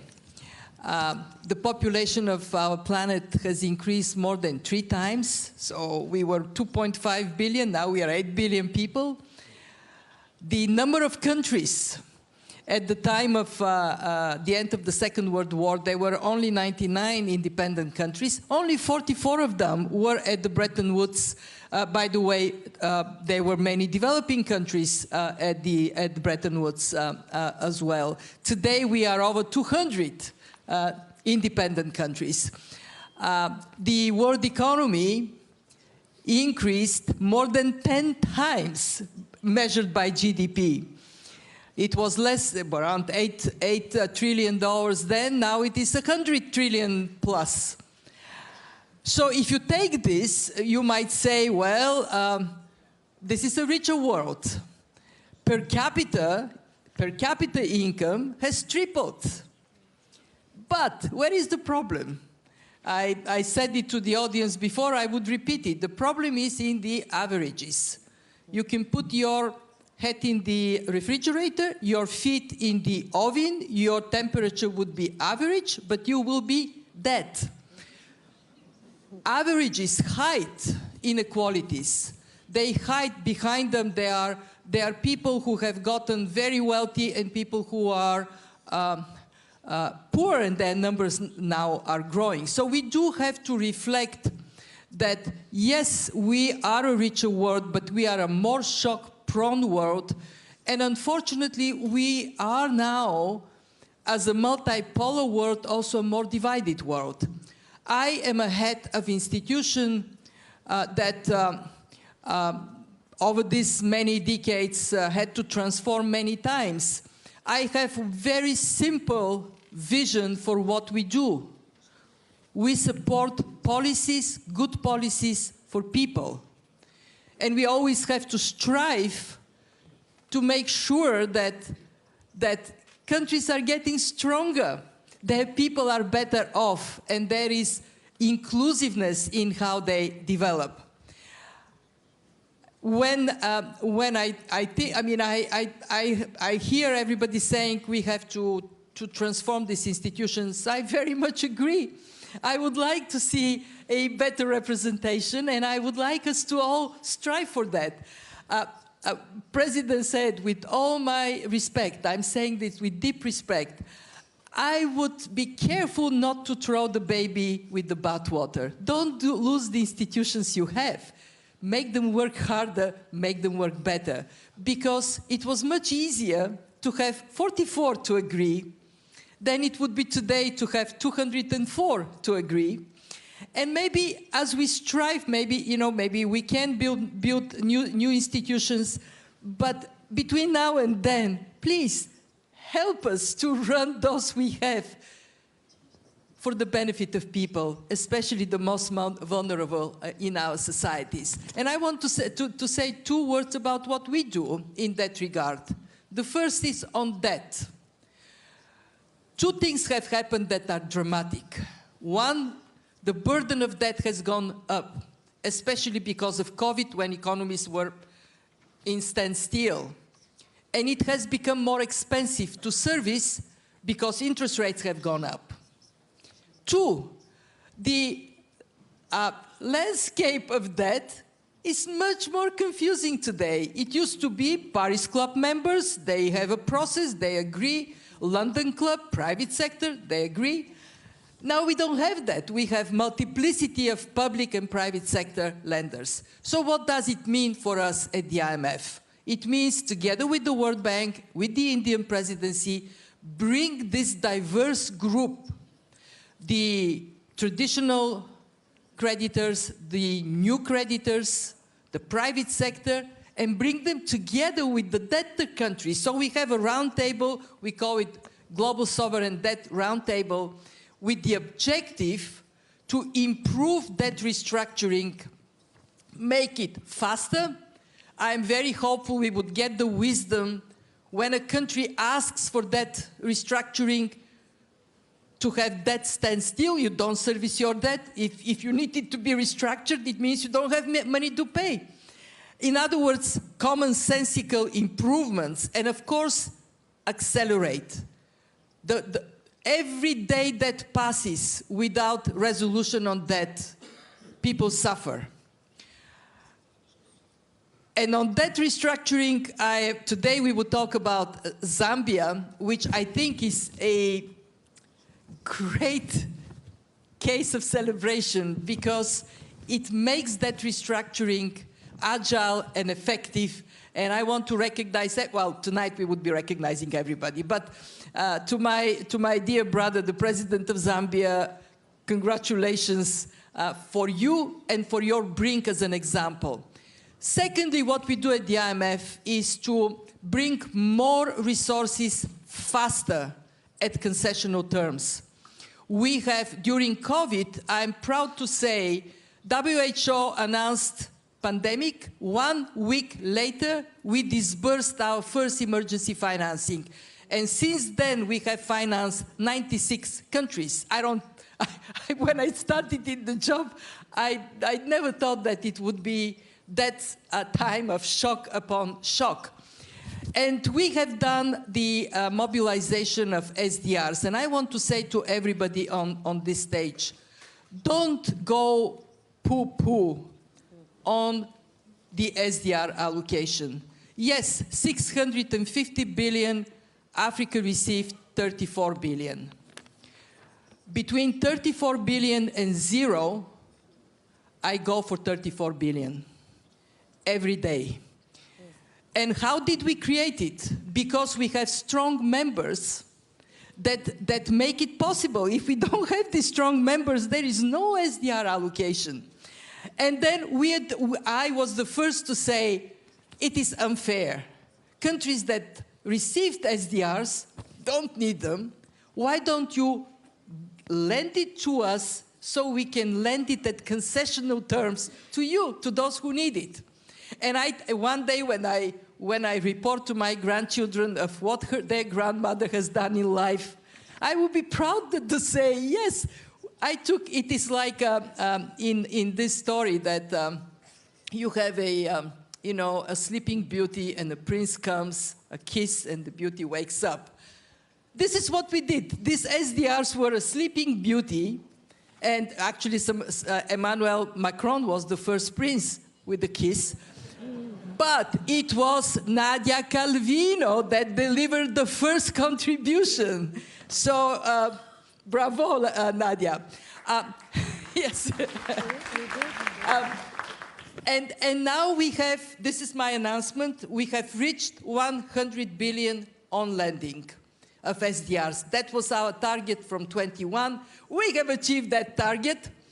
And 60 billion of those are already in the fund working for countries. We have delivered to 7 countries RST. We have delivered PRGT to 56 countries, 56 low-income countries globally. We are now working with my brother of the African Development Bank to make it possible for regional development banks to use SDRs as hybrid capital. What is my message? Stretch, do the best you can. And of course, work on making the world a better place for everybody. Thank you, Nadia. Thank you. Thank you very much, Kristalina, for having been so creative, to try to find new ways to address new problems and trying to improve and build on the multilateral system that has served the world for the last decades. And your presentation brings a perfect cue to President Guirente's intervention. I was struck by the fact that your country was one of the first users of this IMF Resilience and Sustainability Trust program. Your experience is useful from many points of view, and there's already been this discussion about SDR allocation, SDR reallocation. That's going to be obviously one of the building blocks of any possible agreement and a way forward. So the floor is yours, Eduard. Thank you so much, moderator. Thank you. I think we need to recognize that, that there was a progress made. There's a good progress. A few years ago, this kind of discussion wouldn't happen because what we used to discuss was if the climate change was real or not. So now I think should be happy that at least the debate we're having now is about how do we handle it. But at least we are all on the same page that the climate change is a reality now. And that's visible from what we have been suffering from in Africa, either drought or landslide or, you know. So now there's no discussion about that. We're on the same page that the climate change is real. And now what we need to do is how do we go about it? How do we fight the effect from that climate change? But also on that aspect also, I think we're in agreement, we know what to do. And we shouldn't be using a lot of time to discuss again the solution, because we know solutions now. How do we implement them? And we need to implement them timely, to take right decisions, and also to take timely decision to make sure that we do that as soon as possible. So now, you are asking me our experience in working with the IMF. I want first to congratulate and thank the IMF leadership, Kristalina and her team. We had a very good work together in terms of financing, in terms of climate change-related effects. We have been working with them. It was like our Minister of Finance, our Minister of Environment have been working with the team of IMF, like we are really the same team. And we reached the agreement where we even got some financing. And the commitment is almost 300 million, but we got the first part of it, which is almost 94 million a few weeks ago. Christina is there in the shows, and we are very thankful for that. But our experience, of course, that program has been there for a few weeks, almost 6 months now. But our experience is this one. I want to be long. I want just to say a few things to share with you. Is that you can't fight climate change alone. Individually, you need to have partnership. That's the first thing. We need to have partnership because what's different from other programs that you can do on your own as a country, but in terms of climate-related effect, if you do things on your own, it doesn't going to have an impact. So we need to go together to make sure we have an impact on what to do from what we are doing. So partnerships are very important. The second thing is, of course, getting enough financing. What we have done with the IMF was, let's call it a seed capital to try to call for other financing because climate change effect is a huge, so we need more financing. The third thing is that it can't be only public sector. You need to involve the private sector. Now, what we have been doing with IMF and other international institutions, including African Development Bank, World Bank, and other partners, is to see how we can involve the private sector in this fight. So this is our Rwanda the government, who have created now what we call Ireme Invest, which is going to be a fund to help private sector to jump in and be part of that process.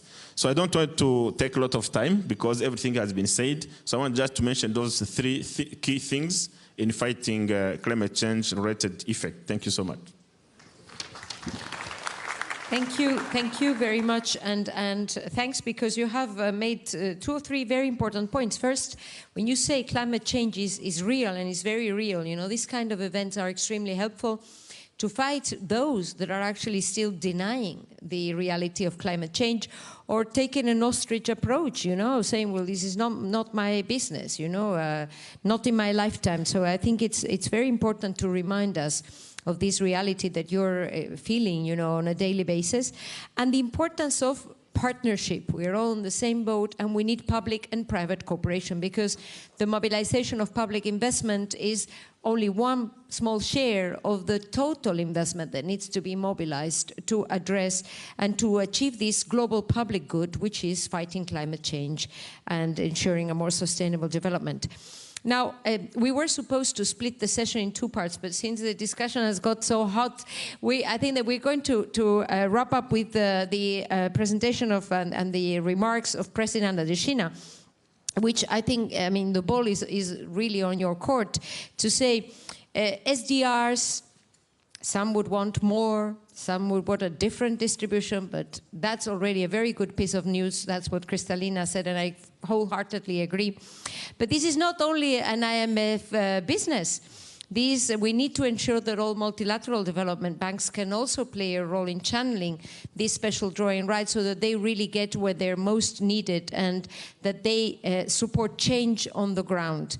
So what is your proposal? You know, how do you see the role of the multilateral network of institutions, and how can we help this new reality, this new world, be developed in a manner which is fair and supports the most vulnerable?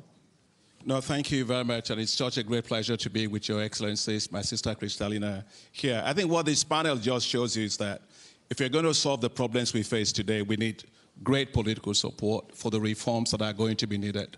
Kristalina was talking a lot about those reforms. We also need financial institutions, and we need the global financial architecture to work much better, all the way from the IMF, dealing with global macro and fiscal stability, but the multilateral development banks that have the knowledge, the skills, the experience, and the instruments to drive things of investment in water, sanitation, health, education, agriculture, energy, and all of that. So how we work as a system becomes very, very important. But I'll make 3 points, and I have a session I have to start myself out of time, but I just want to make 3 sets of points. One is that in the whole issue of the debt treatment and the debt resolution, you know, sometimes I feel it's like a patient that goes to a doctor, and the doctor keeps saying, come back tomorrow, keep making it more complicated.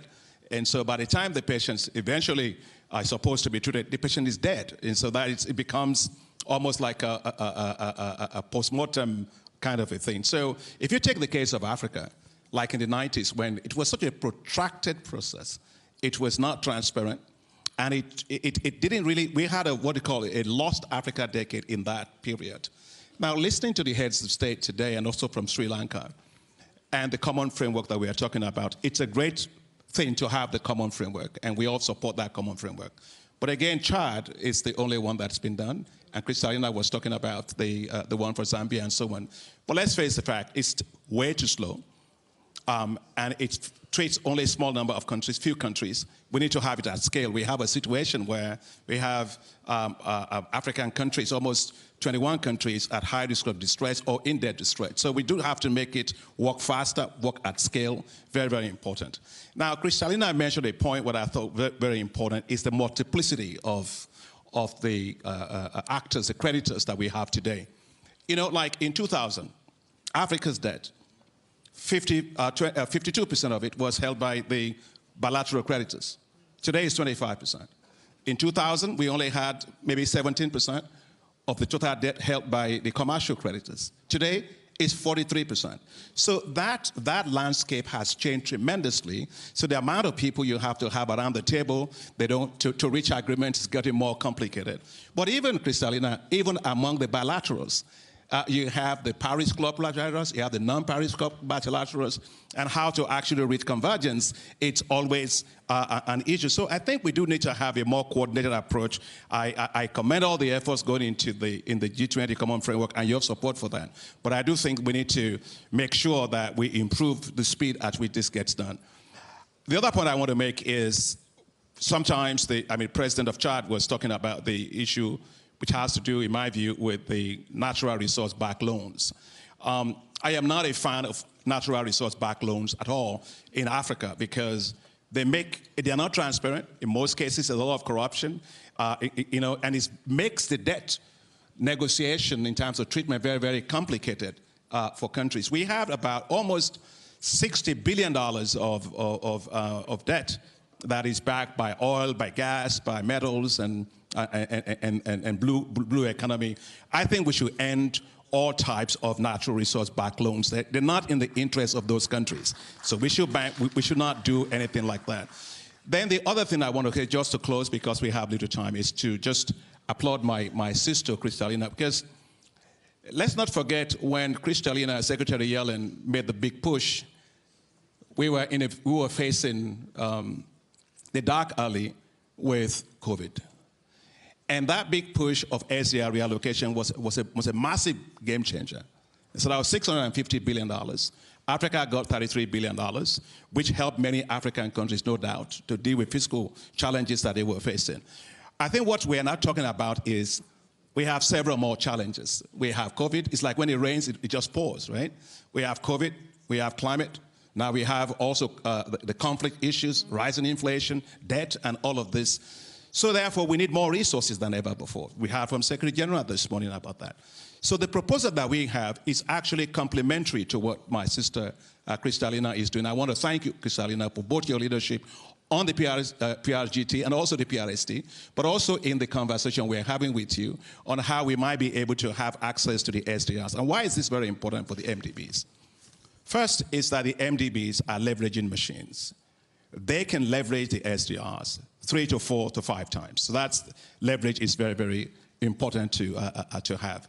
The second challenge that we've been having, Kristalina and I have talked about this, and she's helped us a lot, is how do we make sure that even if we get that, it satisfies the reserve asset quality issue, which is a technical issue. And I want to thank the staff at the IMF for really helping us on this. So we've been working together with the Inter-American Development Bank on this framework. And what that framework essentially does is address the issue of reserve asset quality, but also the liquidity issue, but also the credit quality issue for the SDRs. So what we've done, or proposed, let me say, and we've discussed with IMF, is to create a liquidity facility, a liquidity support agreement, in which those that give SDRs will put in 25% of their SDRs that. And if they face balance of payment issues, then they can get some of it to be able to deal with that. And in most cases, anyway, all the countries we are going to be dealing with are not likely going to have balance of payment issues. Now, we ran into another challenge, which is we wanted more support from Europe. And of course, the European Central Bank has its restriction in terms of monetary policy outside of the EU. So what we think this model does is it also sets up a liquidity guarantee facility that if that pot is not able to pay back for those that are asking for the SDRs, some other donors actually just simply guarantee a standby guarantee that can be called that will meet all the allocation that is needed. So we've been talking to IMF. IMF has been extremely supportive of us in this. Your staff have done a fantastic job on this. We continue to work on it. I just want to make this point.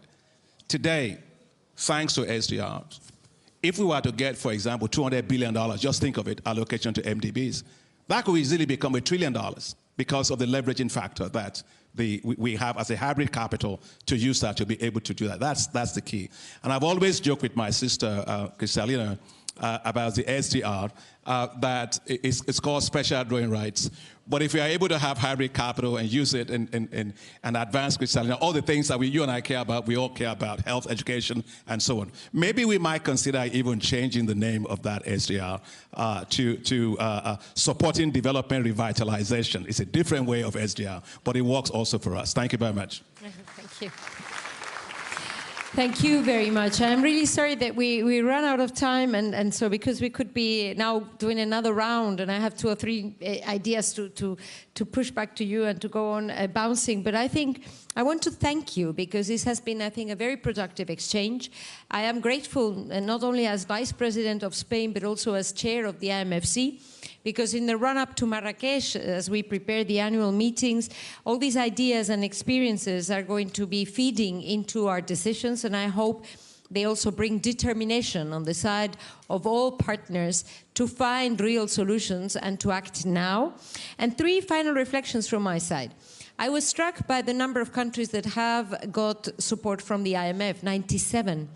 I think that the Bretton Woods institutions may not be perfect, but if they didn't exist, we would have to invent them now and build them now. So I am really grateful that we do have them and that we have a basis on which to improve, to modernize, and to find new solutions to new challenges. My second thought is indeed that these are global challenges, and addressing them is going to bring public goods. We're all interested in fighting climate change together. We're also interested in fighting poverty together, because this is going to bring to all of us financial stability, economic and political stability and security throughout the world. And this brings me to my third point. It's a no-brainer, that we should all work together to reinforce our global safety net and our multilateral financial framework and provide stronger support to most vulnerable countries. I think this is win-win from a double point of view. From the point of view of our hearts and from the point of view of our heads.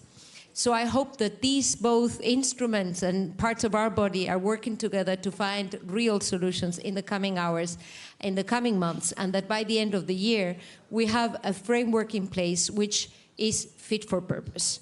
I close on this idea. Join me in thanking our distinguished panel today.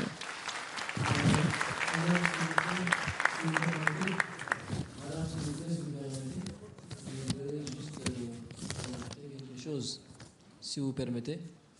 Je crois que nous sommes ici à Paris pour un nouveau départ. Pour un nouveau départ et pour un monde juste. Et ce nouveau départ, je crois que nous devons le commencer par la suppression des dettes. Et ça, tout à l'heure, je crois, j'ai posé la question, je n'ai pas eu de réponse. Mais je crois que c'est très important. Nous sommes aujourd'hui ici à Paris pour un nouveau pacte mondial financier.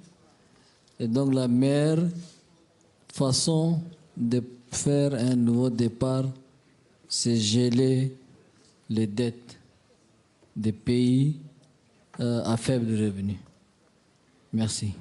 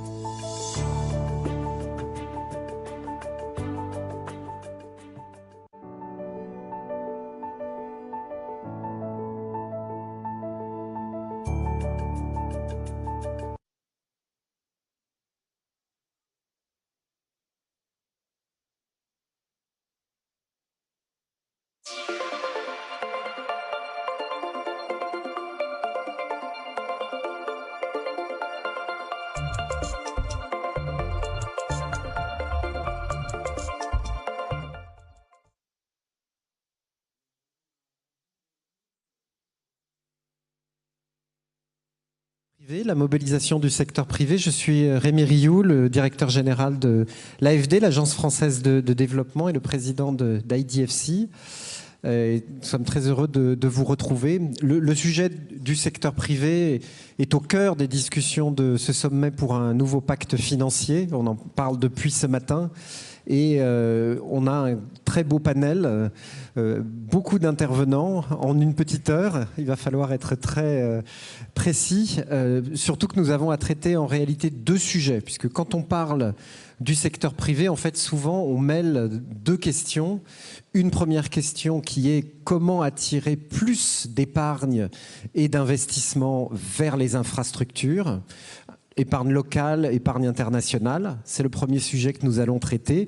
Et puis je serai remplacé par mon ami Bertrand Badré, le managing partner de Blue Orange Sustainable Capital, qui va traiter d'un deuxième sujet qui est l'entrepreneuriat, c'est-à-dire la création d'entreprises à la base, la création de valeur, la création d'emplois. C'est une autre dimension du sujet, bien sûr, de l'appui et de la mobilisation du secteur privé. D'ailleurs, ces deux sujets ont fait l'objet chacun d'un groupe de travail pour la préparation de ce sommet de Paris.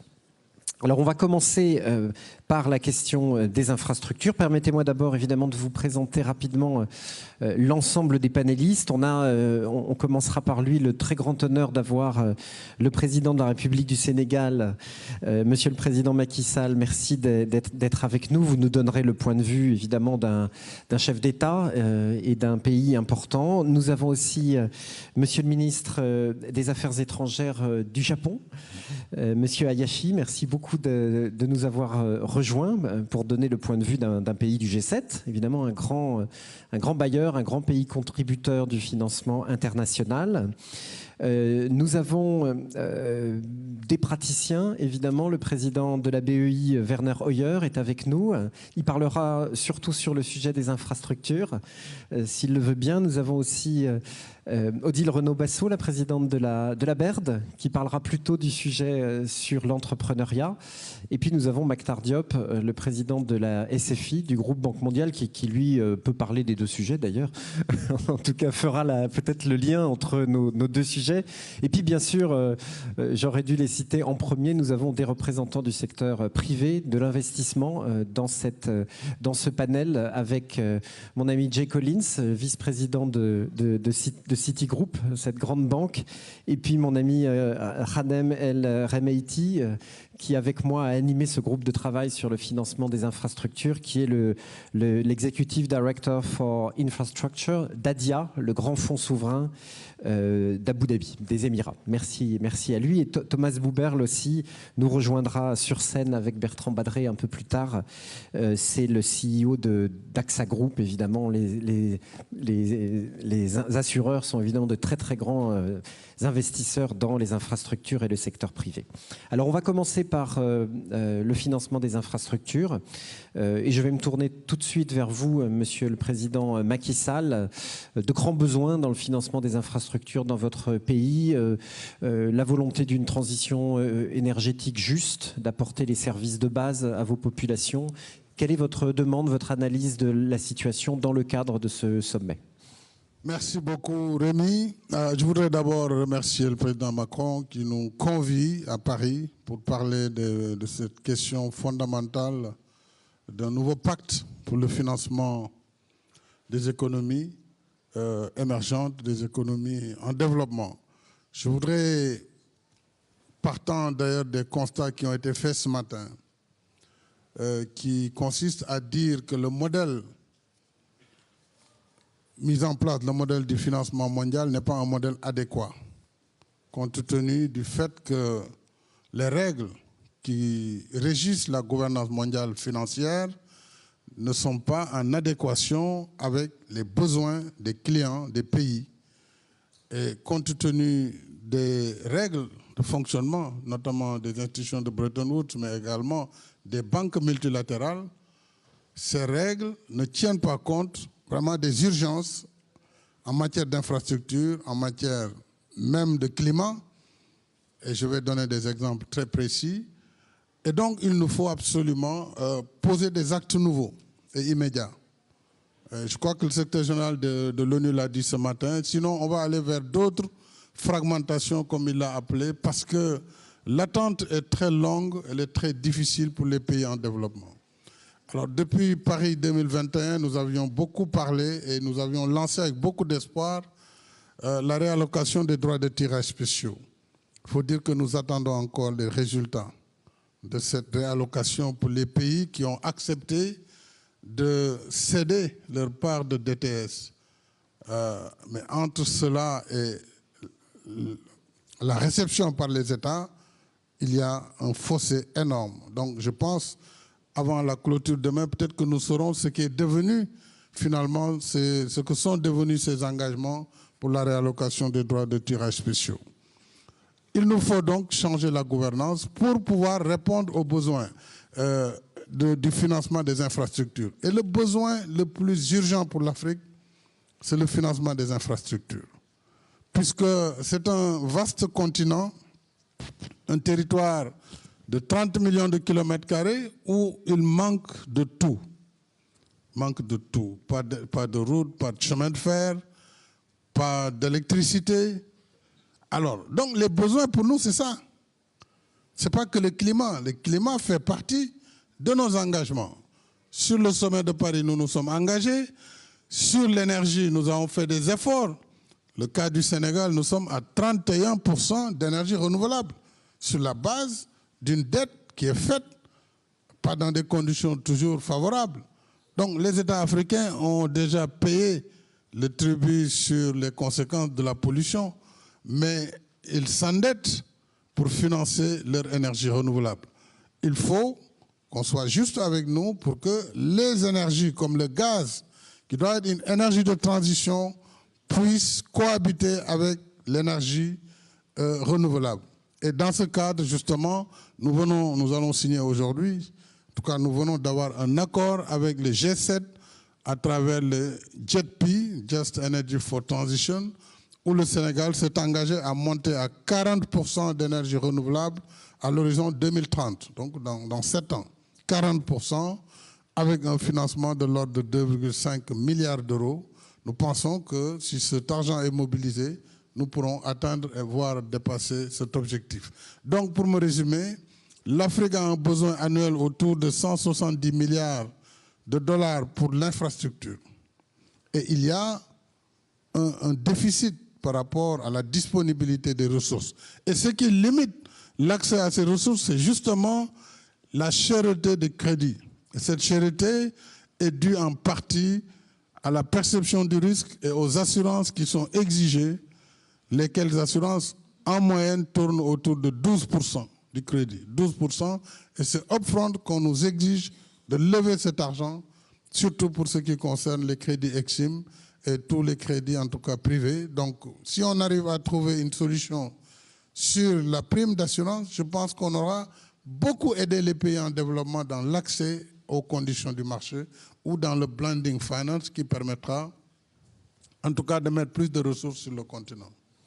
Merci beaucoup, Monsieur le Président. C'est une annonce exclusive aujourd'hui sur ce panel. Merci de votre confiance. Et c'est évidemment un engagement très important pris par le Sénégal et par le G7 et par la communauté internationale dans son ensemble d'appuyer votre développement et le financement de vos infrastructures.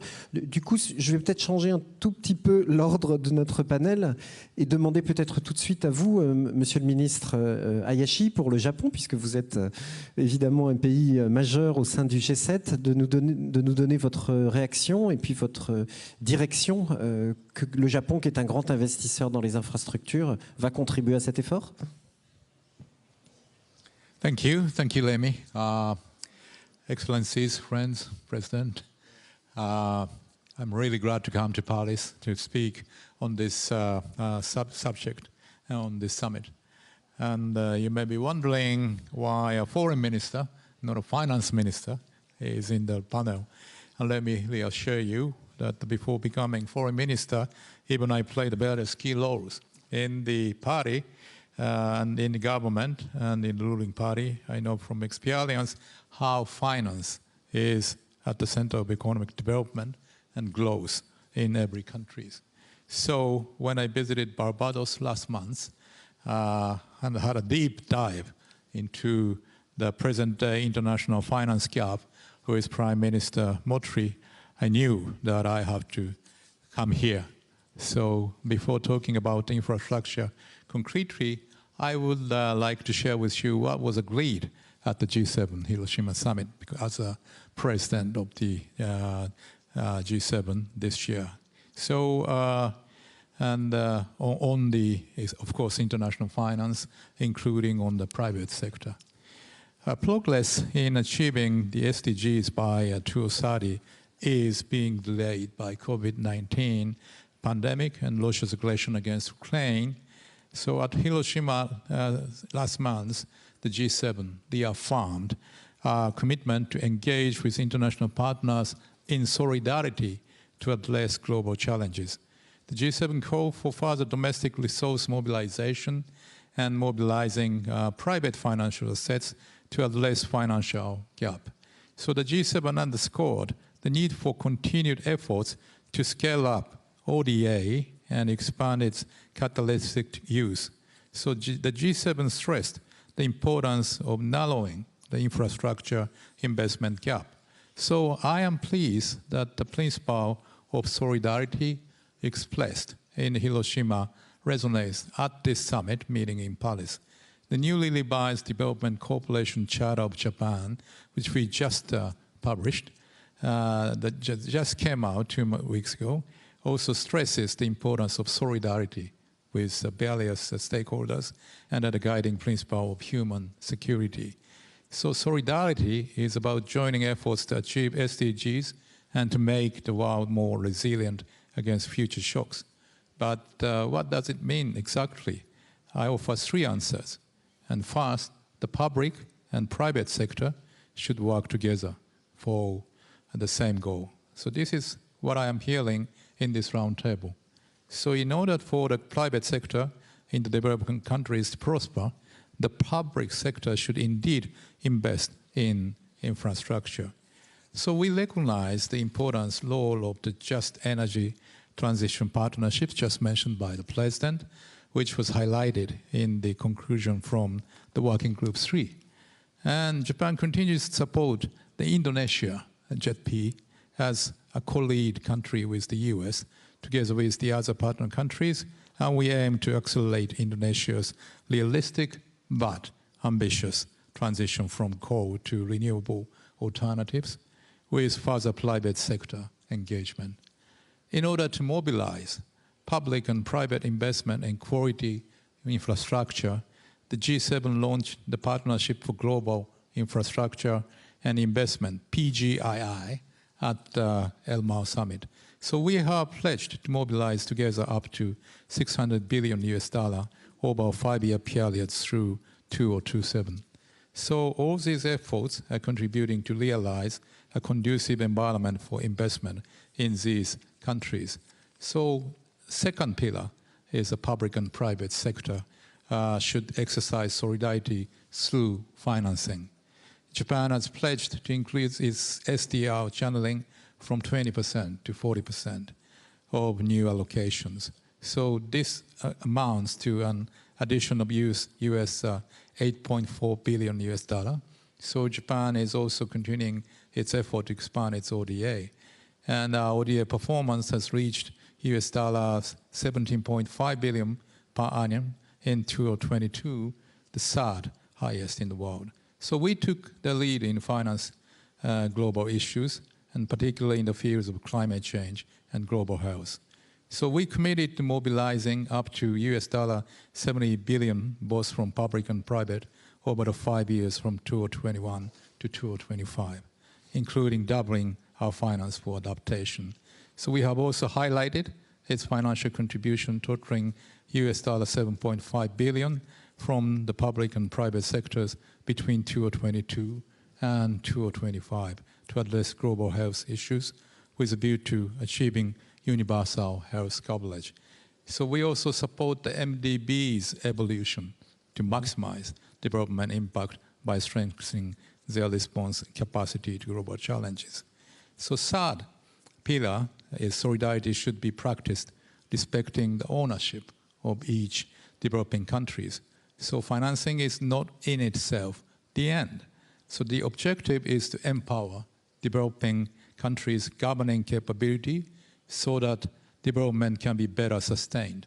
So based on this conviction, Japan with the JICA, Japan International Cooperation Agency, at its forefront has been promoting its capacity buildings projects in areas such as public financial management so that the governments can take full control of their finance. So, and let me end my remarks on infrastructure investment. And I should say that any development finance must be transparent and fair, not undermining the debt sustainability in developing countries especially. So I therefore call on all creditors and debtor countries to adhere to the international rules and standards and promote development finance that leads to balanced and sustained growth. Thank you. Merci beaucoup, Monsieur le Ministre. Donc, la volonté politique a été exprimée très clairement de la part du président Macky Sall, ce quatrième JETP, après l'Afrique du Sud, le Vietnam et l'Indonésie, donc maintenant le Sénégal, et la volonté politique et l'engagement, la solidarité du Japon et plus largement des partenaires du Sénégal s'est exprimée. Je vais me tourner maintenant vers les praticiens, ceux qui vont réaliser ces engagements. Et bien sûr, on le sait, ces engagements, les 2,5 milliards pour le Sénégal, comme l'engagement pris en Afrique du Sud ou dans les autres pays, il faudra du financement public et il faudra de l'investissement privé. Donc j'aimerais qu'on ait maintenant une discussion entre banquiers privés et banquiers publics pour voir comment on va faire en fait. Et là je me tourne bien sûr d'abord vers Khadem El Remeiti pour que vous nous expliquiez peut-être les recommandations qui sont sorties de ce groupe de travail dans lequel plus de 60 institutions financières publiques et privées ont cherché des solutions. Khadem. Switched on? Okay. Thank you, Rami. Thank you very much. And thanks for giving us the chance to report on working group number 3. I will need a few minutes to take you through the conclusions and recommendations of our work. I had the pleasure of working alongside our colleagues in AFD and 60 other organizations over the past 4 months, supporting the steering committee preparing for this event. Our working group had the objective of proposing practical solutions to increasing investments in sustainable infrastructure in emerging and developing markets. It's been tremendous work, and let me start by thanking everyone involved for their commitment and contributions. I am pleased to briefly outline our recommendations across 5 key themes. Firstly, we need to create a quality enabling environment to attract more investments. We need to encourage more countries to enter into programmatic partnerships such as JETPs or other country programs. We also need to explore the possibility to reinforce a gold-plated in-country regulatory, institutional, and contractual frameworks to help ensure a fair allocation of risks between relevant stakeholders. We are happy to see an important initiative such as SOURCE is already planned to be rolled out in more countries in the coming months. SOURCE is a free digital platform that supports countries' capabilities to manage project preparation. Secondly, we need to create more country catalysts in order to originate more bankable projects. Part of resources managed by PDBs and MDBs should be made available to scale up existing project preparation facilities. Also, we need to strengthen capacity building and staff secondments between public and private institutions. In this regard, we are glad to announce that the International Development Finance Club is launching its capacity building and staff secondment program called Origination. Thirdly, we need to improve regional aggregation and syndication platforms. Stakeholders should support the launch of such platforms. One example is the African for Green Infrastructure in Africa, a platform sponsored by the African Development Bank. And another example would be the African Sovereign Investors Forum, which is sponsored by ITMAR and other African sovereign wealth funds. It is also critical to stimulate secondary markets. Private capital needs an exit so that it keeps flowing, and precious capital from MDBs and PDBs need to be recycled. so that it finances more projects in the pipeline. We have received a lot of support from critical stakeholders who are willing to stay engaged on these topics. Fourthly, we need to develop a global toolkit to help share data and risks with all relevant stakeholders. This involves scaling up available concessional and public resources. Also, guarantee schemes by MDBs and DFIs should be strengthened, especially to cover political and foreign currency risks. We also recognize the importance of disseminating existing data and making it widely available to lower the risk perception and to improve project certification. There are important initiatives on this topic, and the evolution of the Global Emerging Markets Risk Database to become GEMS 2.0 is a good example. And finally, we need to also pursue the dialogue between public and private. There is goodwill to find a way to sustain the dialogue post this event. We realize that there are significant challenges ahead of us, but we believe this could be turned into great opportunities, especially if we work together. At the end, I would like to thank all institutions that helped us on this project and hope that the recommendations will continue to be supported going forward, especially in the lead to COP28. Thank you. Merci beaucoup, Kadem, pour cette roadmap, évidemment, qu'il va falloir suivre et mettre en œuvre. Je me tourne maintenant vers le président de la BEI, de la Banque européenne d'investissement, cher Werner Hoyer. L'Europe, avec son Global Gateway, avec sa Team Europe, avec les garanties, avec GEMS, joue un rôle très important sur le financement des infrastructures. Comment réagissez-vous à ces attentes ? Merci Rémi, c'est une grande joie d'être ici. Merci beaucoup pour l'invitation. I just heard a couple of interesting points that make me deviate completely from my text here. Because I hear the word quality infrastructure. And that's, of course, extremely important. With the financial means as limited as they are for practically all member states represented here, it is necessary to produce good quality infrastructure. We are not allowed to waste money for infrastructure that is oversized, undersized, or of bad quality. So this requires that we all need to take care of a decent or excellent in-house expertise for the opinion about the quality of investments. I've seen too many projects who were not right because they were too big, too small, or they did not target the objective that they should target. Secondly, I would like to say that, and that means that you need an in-house expertise that guarantees that. And I was so surprised. I come from a completely different world.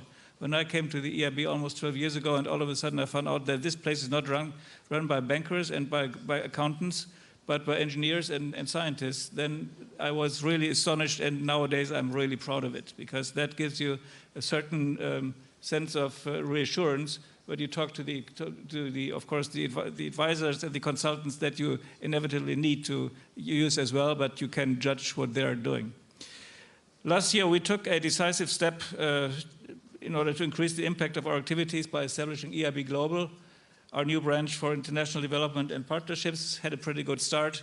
In the first year, they provided 11 billion euros of financing, and more than half of our lending goes to supporting the private sector directly.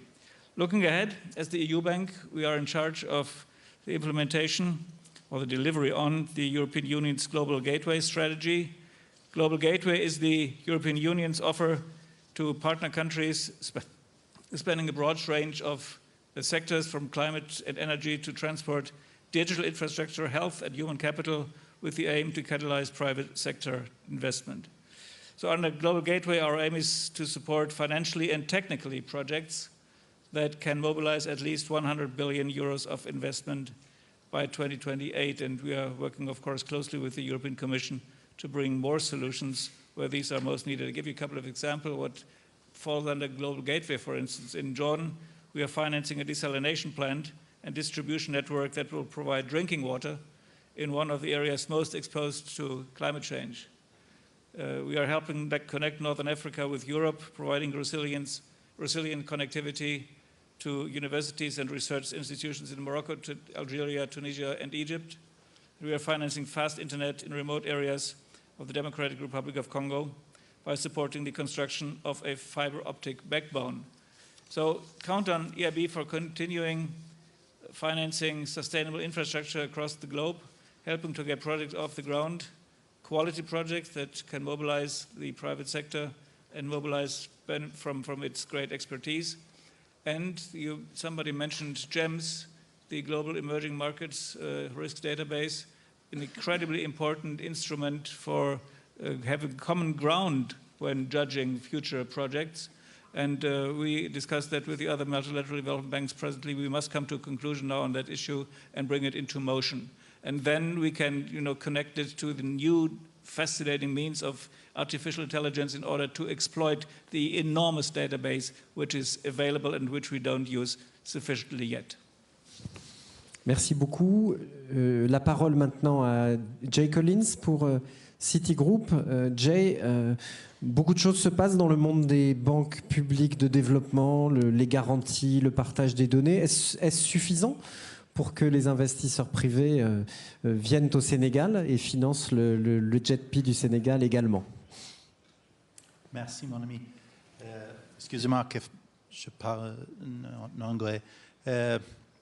So, first of all, I want to thank you and the partnership of President Macron and the government of France in pulling together the working group that we spent months preparing, and you did a fantastic job of summarizing it, so I'll try and add. Let me just be brief. First, as I said on our first working group call, I'm embarrassed to say that 70 to 80% of what I recommend today, I said 15 years ago. So what does that mean? It means that we just keep talking about the same things, and we just have to say, how is it possible, whether it's vanilla infrastructure or green infrastructure, that the same themes just repeat themselves over and over and we're not fixing it? So let's start there. We know a lot of these solutions and we're just not acting bold enough. Second, let me build on some of the recommendations of the working group. First of all, let's not confuse project centricity and the need to create more projects with bankability. Bankability is a later stage. We just don't have enough feasibility studies on real projects of scale that are created. So I get given every day projects from ministers around the world that say, what do you think? And it's 4 pages and it's a concept paper. And you cannot hand that to a banker and say, structure this to be feasible. So we urgently need the MDBs and others to just triple down on creating more projects.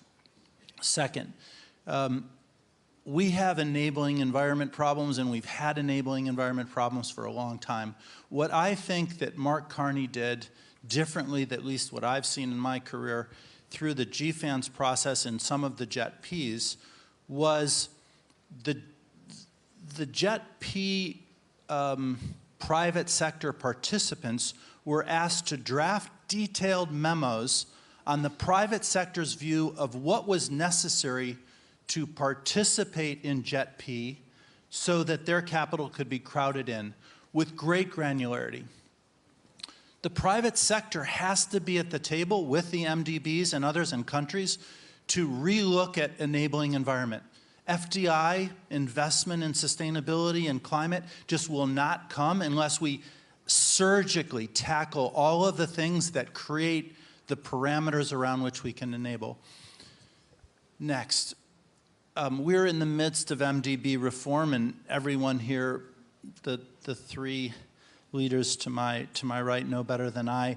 There's a lot of talk about capital efficiency and the CAF report that the G20 did in terms of crowding in more capital. But one of the things we talked about in our panel in detail, and I just put on my LinkedIn page the report that Citi wrote, I and our team, on private capital mobilization. So everyone in this room knows that what the MDBs do in the sovereign space alone is just a fraction of the amounts that are needed to get where we need to go for the SDGs and for climate, particularly if they've got to focus on adaptation where it's harder for the private sector to go, and the deeper IDA countries where mobilization is difficult. So we need to supercharge the tools that mitigate the risk of the private sector to crowd them in to this process.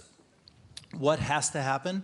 A lot has to happen, but most importantly, we have to look again at the tools and the products of all the MDBs to say, are they fit for purpose to take this risk? Now, you could say, well, everyone certainly in this room is doing an awful lot already.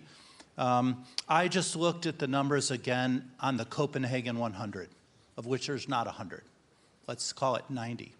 20 billion of that is private sector, and 70, so call it 20%, 70 is official sector. What's that mobilization ratio? 20%. Wait a minute, that's not a multiple. Like, we should be at 4 to 5 times.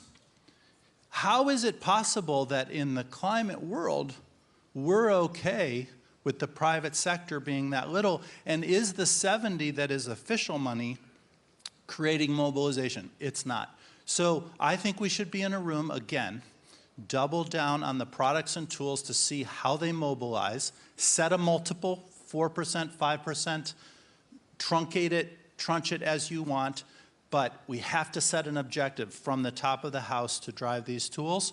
And then, actually, we need to be in the room with the regulators and with the rating agencies to iterate that process, because many of these tools are not useful from a regulatory capital perspective, from a regulatory perspective of Solvency II or Basel III. They're not efficient for everyone, particularly the American banks. So we should have the regulators in the room, and we should have the rating agencies in the room. That's the only way we're going to get there. So thank you for your time.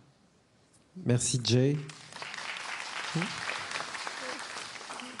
Un dialogue direct entre le public et les privés. On va terminer ce premier tour avec Maktar Diop, qui est un grand avocat, je crois, pour booster les instruments publics en direction du secteur privé. Je pense à la private sector de AIDA en particulier, que tu mobilises, et bien d'autres. Je te passe la parole, Maktar. Merci beaucoup, Rémi. Et je crois que je ne vais pas répéter tout ce qui a été dit sur l'importance des infrastructures pour le développement. Je crois que tous ceux qui sont dans la salle sont convaincus. Je vais peut-être faire quelques suggestions sur qu'est-ce qu'on peut faire pour faire avancer le débat. Je crois qu'il y a un certain nombre de contraintes qui ont été... Et si vous permettez, je vais pas dire il y a combien d'années, parce que je crois que j'ai envie de dire qu'il n'est pas très, très jeune. Mais il y a un moment dans ma vie où on se posait la même question sur le financement des économies africaines. Et à l'époque, on se disait, Monsieur le Président, je crois que vous avez souvenir de cela, pourquoi est-ce que les économies africaines n'avaient pas accès au marché des eurobonds et tout cela? À l'époque, on finançait tout le développement. Et à ce moment, on a lancé cette initiative de faire le credit rating. Le Sénégal était le second pays après l'Afrique du Sud à avoir fait un sovereign credit rating. Et à cette époque, ça me rappelle beaucoup cette discussion que nous avons aujourd'hui, Monsieur le Président. Parce que les enjeux sont les mêmes. Il y avait une situation macroéconomique dans les pays africains qui était bonne. Il y avait des déficits qui étaient très bas. Il y avait un taux d'inflation qui était très bas. Mais le marché ne voyait pas tout cela. Donc il fallait trouver un instrument pour que le marché puisse comprendre et apprécier mieux le risque des pays. Donc nous avons fait un credit rating. Et je vais vous dire, à l'époque, ça fait très longtemps de cela, le Sénégal était au même credit rating que la Turquie. Donc, ça vous dit un peu une idée qu'il y a de gap qu'il y avait entre la perception du marché et la réalité. Fast forward, je crois que c'est le même exercice qu'on doit faire sur les projets et sur l'infrastructure. Et je voudrais, Monsieur le Président, vous proposer votre leadership sur 2 ou 3 secteurs qui, je crois, nous aideront à travailler sur la question des infrastructures, en même temps faire changement climatique. On parle beaucoup de l'énergie, de la matrice énergétique des pays. Je crois que vous avez indiqué qu'il y a un chemin très clair. Le Sénégal sera à 40%, je pense. Il y a des secteurs dont on ne parle pas du tout. L'eau. L'eau, quand on parle d'adaptation, vous avez parlé d'adaptation, l'eau est un élément essentiel de l'adaptation dans les pays en développement. L'eau est un facteur. Si on fait parler d'hydrogène verte, il faudra de l'eau. Si on fait de l'irrigation, il faudra de l'eau. Si on veut la sécurité alimentaire, il faut de l'eau. Donc moi, ce que je souhaiterais qu'on fasse, c'est qu'on prenne ces questions et qu'on prenne une verticale et qu'on la regarde très spécifiquement. Aujourd'hui, les compagnies de distribution en eau en Afrique sont bien gérées en général. En fait, elles ont de meilleurs résultats que les compagnies d'électricité, de distribution d'électricité. Et pourtant, je suis sûr que quand je vous parle de cela, vous allez me dire, l'eau en Afrique, ce n'est pas possible qu'on finance ça. En fait, ce sont des investissements sains. Donc, pour être très concret, est-ce qu'on peut avoir cet engagement aujourd'hui et maintenant qu'on va commencer à regarder le secteur de l'eau et de l'assainissement de manière spécifique et savoir un programme d'investissement?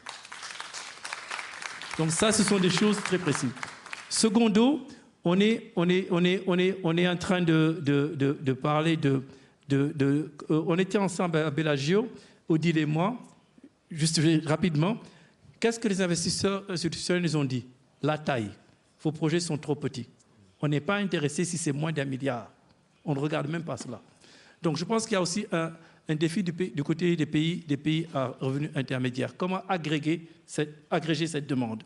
Au lieu d'arriver et de dire on va financer un projet de désalinisation dans un pays, dire est-ce qu'on ne peut pas amener un package de 15 ou 20 projets de désalinisation en Afrique, les présenter comme un asset class ou bien un autre produit qui pourrait être intéressant maintenant pour les... Donc je pense que c'est ce genre de questions qu'il faut qu'on commence à regarder de plus près. Mais je pense que pour les regarder de plus près et être concret, je pense qu'on doit prendre des secteurs très précis. Et je veux terminer, il y a d'autres secteurs aussi qui vont demander des ressources et je ne veux pas commencer la discussion parce que je sais qu'on va me poser la question. Le rail, par exemple, ce sont des questions, c'est là où on peut avoir des ressources à 30 ans dont on a besoin. Qu'est-ce qu'il faudrait pour que le rail soit abordable? Quel est le niveau de subvention que, dans le cadre de la politique, des efforts pour la transition énergétique, qu'on puisse mettre en place pour déplacer les gens de la route au rail et réduire les émissions. Donc ce sont des choses comme ça. Donc je proposerais, Rémi, si on pouvait prendre 2 ou 3 verticales pour ce faire, et cela rejoindrait aussi les efforts du Japon pour des infrastructures de qualité, qui est une priorité également pour le Japon et qui nous permettrait de faire face aux chocs exogènes. Donc concrètement, on a tous les outils aujourd'hui, on n'a qu'à s'asseoir et peut-être d'ici la COP 28, si on peut arriver avec 2 ou 3 verticales telles que l'eau et l'assainissement, avec un plan d'action très précis, prendre 2 ou 3 secteurs sur lesquels on ferait des investissements, on ferait un bundling des projets et on les présenterait aux institutionnels. Et on invite les institutionnels à la COP 28 pour s'asseoir avec nous autour de la table. Merci. Merci beaucoup, Mactar. Je conclus d'un mot cette première partie de la table ronde en vous remerciant tous. On a maintenant, je crois, un vrai tournant, des engagements politiques, un contrat. On a des propositions avec une volonté des investisseurs privés vraiment d'avancer sur ces sujets.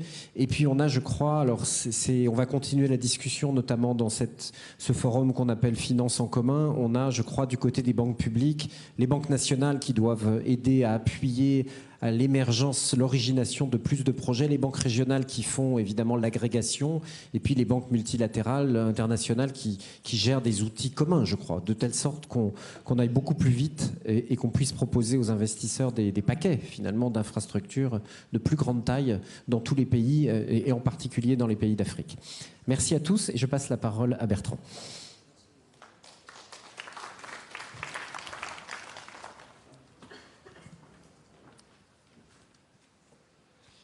Merci Rémi pour ce tour de force. Effectivement, c'est la table ronde où on parle à la fois d'infrastructures et de secteur privé au sens des entreprises, des petites et moyennes entreprises. Alors, pour faire la transition, je rappellerai qu'il faut créer 2 millions d'emplois par mois en Afrique aujourd'hui. Et ces emplois seront créés par le secteur privé. Le secteur privé, c'est au cœur du développement. Le secteur privé est au cœur du développement durable. Et pourtant, ce secteur privé, il est orphelin. Il n'est la priorité en fait de personne. Très rares sont les pays qui ont une stratégie en la matière. Très rares sont les institutions de développement qui placent le financement des entreprises, des PME au cœur de leur action. Très rares sont les investisseurs internationaux qui s'y intéressent. On parle beaucoup aujourd'hui, on l'a vu ce matin, de milliards ou de milliers de milliards. J'avais fait un rapport il y a 7 ans qui s'appelait « From Billions to Trillions ». Je pense qu'aujourd'hui, il faut qu'on ajoute un deuxième rapport qui serait « From Trillions to Thousands », des milliers de milliards aux milliers.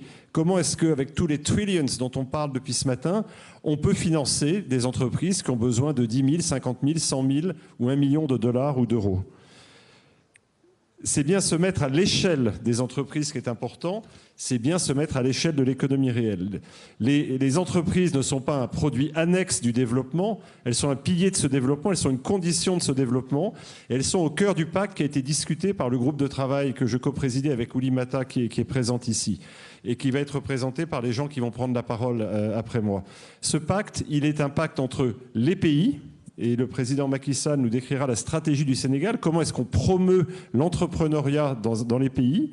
Il est au cœur de la réforme des banques de développement, dans leurs outils, dans leurs capacités financières, dans la mobilisation de leurs expertises. Et effectivement, avec Werner, Odile et Maktar, on aura 3 exemples de choses qui peuvent être faites ou qui sont déjà faites. Et puis, c'est aussi comment mobiliser les investisseurs internationaux. Nous avons la chance d'avoir Thomas Buberl avec nous, qui est le directeur général d'AXA, un des premiers assureurs du monde et un des premiers investisseurs du monde, qui nous dira pourquoi c'est important et pourquoi c'est difficile d'aller dans cette direction. Et puis, nous finirons avec M. Hayashi, le ministre des Affaires étrangères, j'allais dire ministre des Finances, pardonnez-moi, ministre des Affaires étrangères du Japon, qui nous dira effectivement du point de vue des donneurs pourquoi c'est important de soutenir ce secteur privé. Mais la première personne à qui je veux donner la parole, c'est Jamila Benbaba, à côté de Thomas Buberl et de Maktar.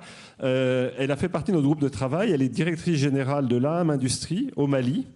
Elle a été un pilier extrêmement direct et très franc de notre groupe de travail. Je vais peut-être la présenter rapidement, non pas pour sa modestie, mais parce que je suis très impressionné. Donc, l'AM Industrie, c'est 6 millions d'euros d'investissement.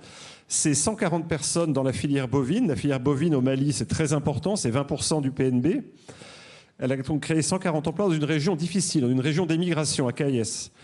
Et elle a une dimension régionale, Monsieur le Président Macky Sall, puisque, effectivement, elle est très intégrée avec l'économie sénégalaise en elle-même, mais aussi avec le port de Dakar qui lui sert à exporter.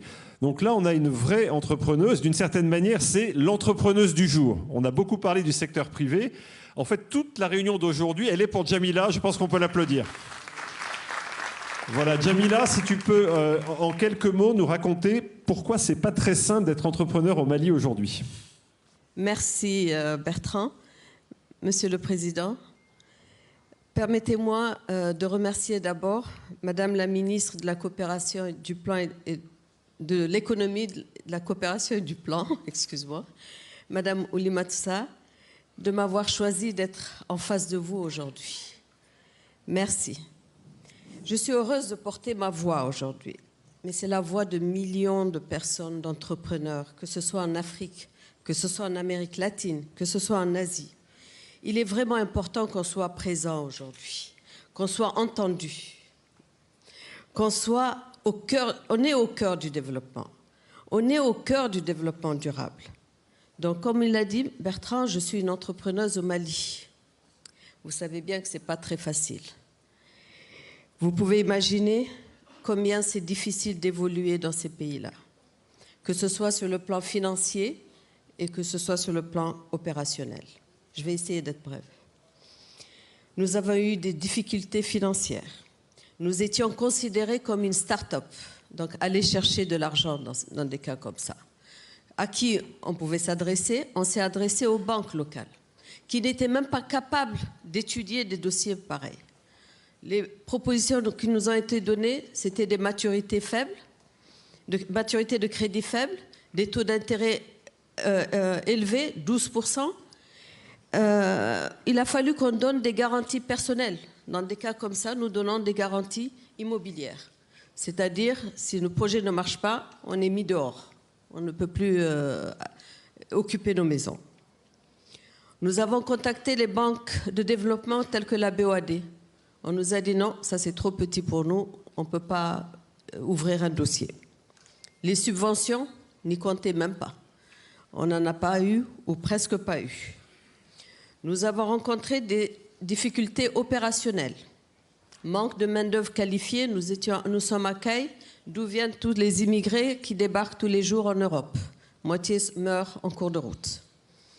L'insécurité grandissante, vous savez bien au Mali comment ça se passe. Et là, nous avons eu l'idée de créer des parcs d'embauche, comme je suis dans l'élevage. Nous avons demandé à la Banque mondiale de créer des parcs d'engraissement de bétail pour nous permettre d'avoir de bétail à des niveaux, à des standards internationaux. et avoir une traçabilité de ces bétails si on veut compétir sur le marché international. Donc savoir ce qu'ils mangent, comment ils sont vaccinés. Merci la Banque mondiale, mais ça a été long. Ça a pris 5 ans avant de voir le jour, ce qui nous a beaucoup pénalisés. Les règles de l'intégration réelle des marchés sous-régionaux ont été très difficiles, Monsieur le Président. Nous n'avions eu aucune protection locale. Vous imaginez, ça fait 10 ans que la mission des Nations Unies pour la protection sont au Mali. Chaque mois, la mission des Nations Unies consomme pour 4 millions d'euros de viande. Chaque mois, pas 1 kilo n'est acheté au Mali. Pas 1 kilo n'est acheté avec nous. Qu'est-ce qu'ils nous disent? Ah, vous n'avez pas les normes ISO 22000. On s'est battu. Merci la SFI. On s'est battu. On a demandé à la SFI de nous accompagner. Nous avons pu obtenir cet ISO 22000. Nous sommes les seuls dans la sous-région à avoir eu ISO 22000. Après, nous l'avons brandi à la mission des Nations Unies, tout fiers. Ils ont pris des mois à étudier notre dossier. Après, ils nous ont dit « Ah non, vous êtes trop cher par rapport aux pays européens. » Bien sûr, je suis cher par rapport aux pays européens parce qu'ils sont subventionnés et nous ne sommes pas subventionnés. Donc, on retrouve ici aussi une concurrence déloyale. Donc, je ne vous parle même pas des questions sécuritaires. L'entreprise chez nous est un combat quotidien et difficile. Alors que de quoi nous avons besoin? Nous entendons tous les jours des débats sur, comme dit Bertrand, des milliards et des milliers de milliards, des engagements sommet après sommet. Mais comment ils peuvent nous aider? Comment passer de milliers de milliards des sommets en seulement des milliers dont nous on a besoin? On n'a pas besoin de grand-chose, hein. On a vraiment besoin que de milliers. Ben moi, je vais vous donner quelques idées. Messieurs, mesdames, les dirigeants de ce monde, nous voulons que vous inventiez des nouveaux outils de financement qui soient adaptés à nos pays fragiles, c'est-à-dire simples, rapides à déployer et à un coût correct. Parce que nous évoluons dans la transformation de nos produits locaux. C'est très important. Parce que c'est cette frange de population qui sont les pourvoyeurs d'emplois chez nous. Surtout l'emploi des jeunes et l'emploi des femmes. Et qui a un impact important pour la population rurale, notre population rurale qui est dynamique chez nous. Il nous faudrait convaincre les partenaires techniques et financiers qui nous accompagnent en fonds propres, en dette, en subventions et accompagner notre développement jusqu'à l'international. Nous voudrons qu'ils mettent une subvention conséquente de la filière. Je vais donner un exemple. Le Maroc... Jamila, Pardon, s'il te plaît, c'est très important ce cri de cœur. Le Maroc subventionne à hauteur de 30% ces abattoirs. Pourquoi? Pour avoir une sécurité alimentaire. Pourquoi ne pas le faire au Mali? Pourquoi la Banque mondiale ne pourrait pas aider ici? Il nous faut un appui international. Bon, je vais m'arrêter ici, mais ce n'est pas compliqué tout ce que je dis. Nous n'avons pas besoin de grands schémas ou de grandes promesses, mais nous avons besoin d'actes.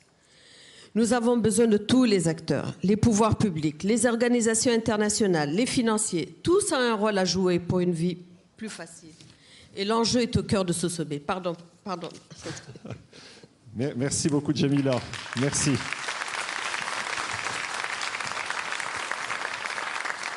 Je crois qu'il était extrêmement important qu'on entende ce que c'est que la réalité d'entreprendre dans un pays comme le Mali, qui est emblématique à bien des égards. Donc merci de nous avoir raconté le combat financier, le combat opérationnel. Je vais passer la parole immédiatement au président Macky Sall. Je vous dis le pacte entre les pays, les institutions internationales, les investisseurs. Monsieur le Président, si vous pouvez dire en quelques minutes la stratégie du Sénégal sur son secteur privé. Merci beaucoup, Bertrand. Je voudrais Voilà, merci beaucoup Bertrand. Je voudrais d'abord remercier Jamila pour sa résilience. Et j'avoue qu'à l'entendre parler, je comprends la douleur et la souffrance des entrepreneuses et entrepreneurs, en particulier des pays en développement. Nous avons aussi vécu cela au Sénégal. Et pour donner une réponse concrète, j'ai dû créer il y a 5-6 ans une sorte de banque pour les femmes et les jeunes qu'on a appelé la délégation à l'entrepreneuriat rapide pour éviter les longues procédures pour les jeunes et pour les femmes. Alors, cet instrument, justement, ne demande pas de garantie aux entrepreneurs, femmes et jeunes. Et pour les microcrédits, les nanocrédits et même pour les crédits structurants, jusqu'à un certain seuil, il n'y a pas de garantie. Quand le projet est beaucoup plus structurant, nous avons un autre outil qui est le fonds GIP, qui est un fonds de garantie que l'État a mis en place, qui travaille en ce moment avec la délégation et les banques locales pour lever jusqu'à 150, 200 millions, 300 millions. Alors, donc ça nous a permis en 5 ans pour cet instrument, d'ailleurs que l'AFD a accompagné et la BAD à travers un programme qu'on appelle le PAVI. Ça a permis sur 5 ans de financer à peu près 200 millions d'euros pour les jeunes et les femmes. 200 millions d'euros pour 250 000 personnes bénéficiaires. Et cela a permis vraiment d'accompagner tous les secteurs, l'artisanat, l'élevage, parce qu'on fait aussi de l'embauche. Mais là, je pense que comme le Sénégal doit être un marché pour la viande venant du Mali, et la déléguée, elle est là, justement, celle qui est en charge de cet instrument. À cause de l'intégration, elle doit pouvoir travailler avec vous. Et les autres instruments, si vous êtes malienne, vous êtes aussi sénégalaise, quelque part. Donc, on pourrait bien bâtir une synergie pour vous accompagner. Maintenant, la stratégie de développement du secteur privé, nous en avons une qui est d'abord de formaliser. Vous savez, le secteur privé africain est très informel, en majorité. Au Sénégal, on est à 97% des entreprises qui relèvent du secteur informel. Donc, il faut formaliser ce secteur, l'accompagner.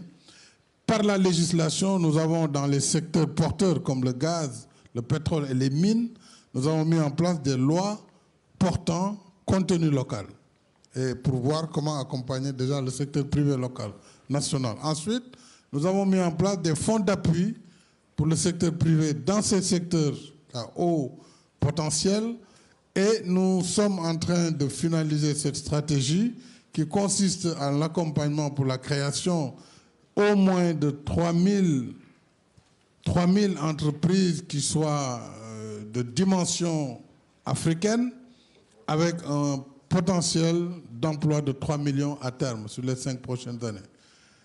Nous avons aussi, pour renforcer le secteur privé national, poussé nos acteurs privés à travailler en synergie, c'est-à-dire à développer des consortiums, notamment dans le domaine de la construction, où nous avons aussi accompagné en imposant un peu la co-contractance avec certains grands groupes internationaux, ce qui permet de faire le transfert de technologie, mais ce qui permet aussi de partager les gains au lieu seulement de développer de la sous-traitance. Voilà. Donc c'est autant de points sur lesquels nous travaillons par un dialogue apaisé, mais il faut transformer aussi les esprits dans les administrations pour que le secteur privé ne soit pas perçu comme un empêcheur de tourner en rond ou quelqu'un qui ne veut pas payer des impôts, mais plutôt comme un acteur qu'il faut accompagner parce que c'est à travers le secteur privé que l'emploi va être généré, c'est à travers le secteur privé que la richesse va être créée. Donc il y a un changement de mentalité dans les administrations à inoculer et ça doit commencer dans les écoles d'administration.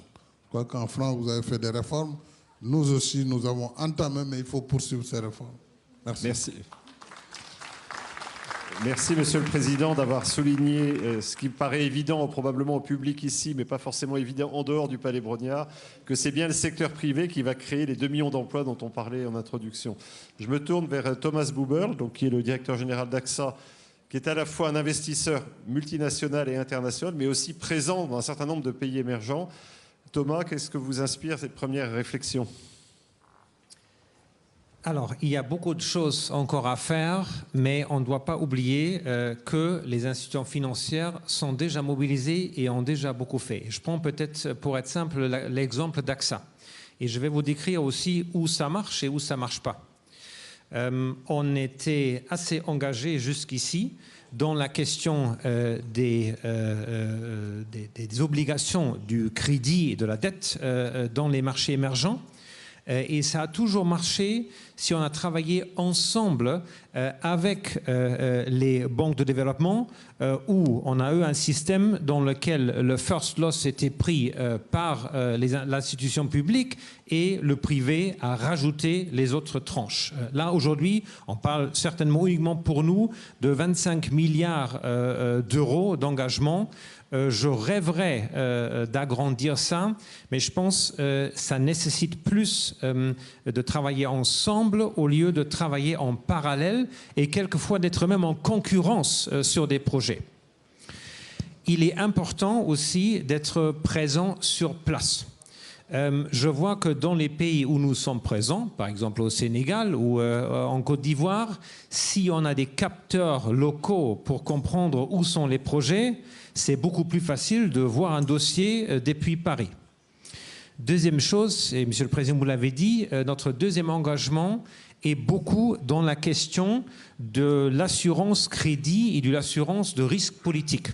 Parce que c'est la base sur laquelle après les États et les banques publiques peuvent agir. Là aussi, nous sommes un des leaders aujourd'hui dans cette sphère-là. On travaille beaucoup ensemble avec les institutions présentes ici. Et je pense, là, il y a aussi la question comment on peut multiplier ces engagements. Il y a aussi pas mal d'innovations qui se passent dans ce secteur-là. Par exemple, en ce moment, on travaille beaucoup sur la question des blue bonds, comment on peut lancer des instruments pour la résilience contre le changement climatique. On l'a fait déjà en 2021 en Amérique du Sud.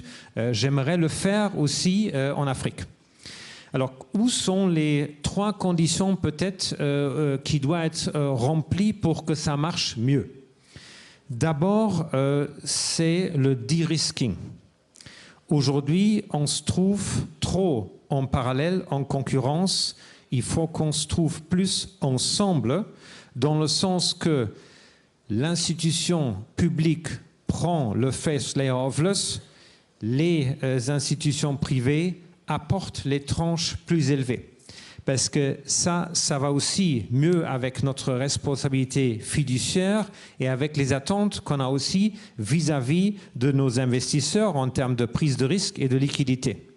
Là, je pense qu'il est important de travailler ensemble pour élargir la capacité et cet effet de multiplication dont on a parlé avant.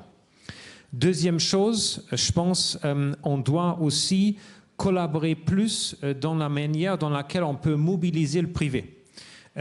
Il est trop, je veux dire, exemplaire qu'on a quelques institutions qui s'engagent beaucoup, mais pas tous les secteurs. Pourquoi ? Parce que, par exemple, sur le sujet des crédits pour les petits entrepreneurs, beaucoup de fois, la taille n'est pas suffisante.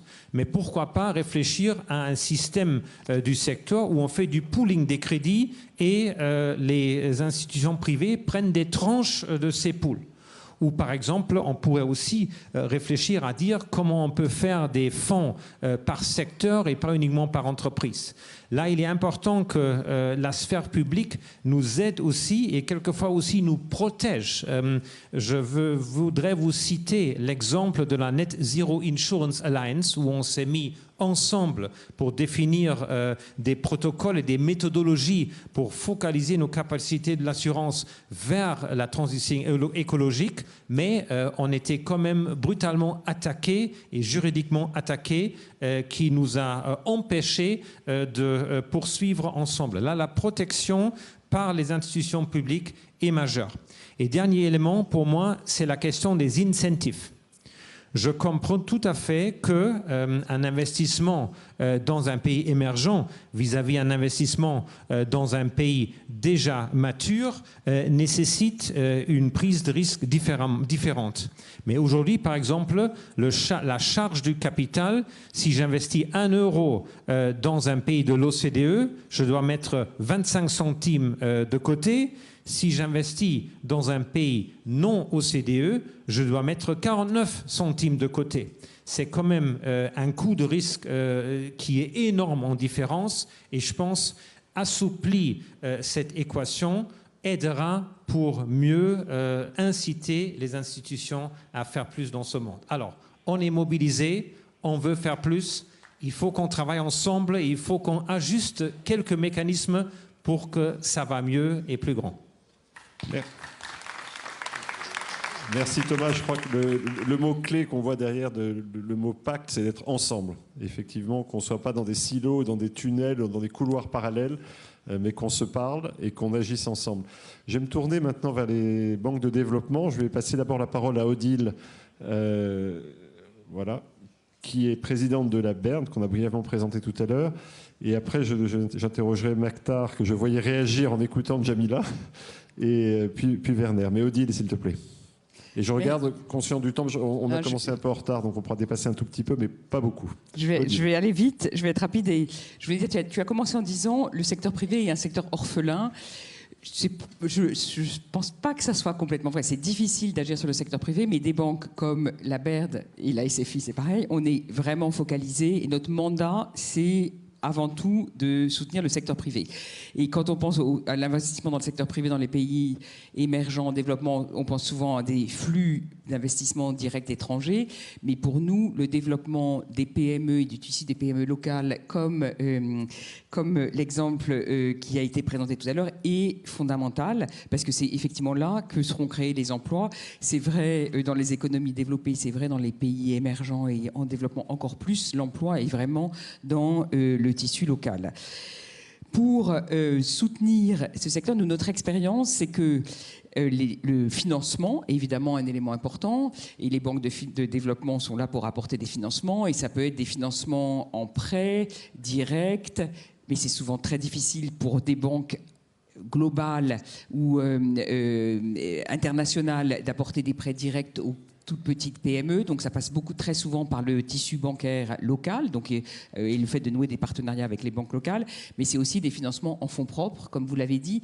Et notre expérience, alors notre expérience n'est pas encore en Afrique subsaharienne, ça va venir, mais pour l'instant beaucoup dans les pays émergents post-Union soviétique, mais aussi la Méditerranée, le sud de la Méditerranée, c'est que avoir la capacité d'apporter du conseil sous forme de financement, de soutien pour la formation, pour la mise aux normes, pour la formalisation, parce que souvent la question de la formalisation a été évoquée, est extrêmement important. Et là, c'est des tout petits montants, des tout petits contrats, 10 000 euros, 20 000 euros, mais qui peuvent être déterminants pour le développement des entreprises. Et ça demande une très forte présence locale, la capacité d'avoir...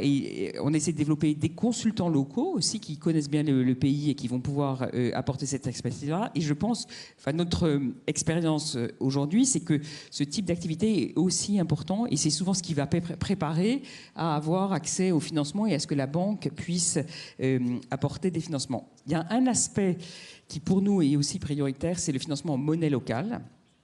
On arrive, nous, avec des financements en devises et donc... Nous, on fait un très gros travail d'accès à la monnaie locale avec les banques centrales, notamment pour pouvoir se financer, nous, en monnaie locale, et du coup, prêter aux banques ou aux entreprises directement en monnaie locale. C'est un tiers de nos financements aujourd'hui, et je pense que c'est un enjeu majeur d'arriver à mobiliser l'épargne locale. Donc, il y a une confiance dans le système bancaire pour que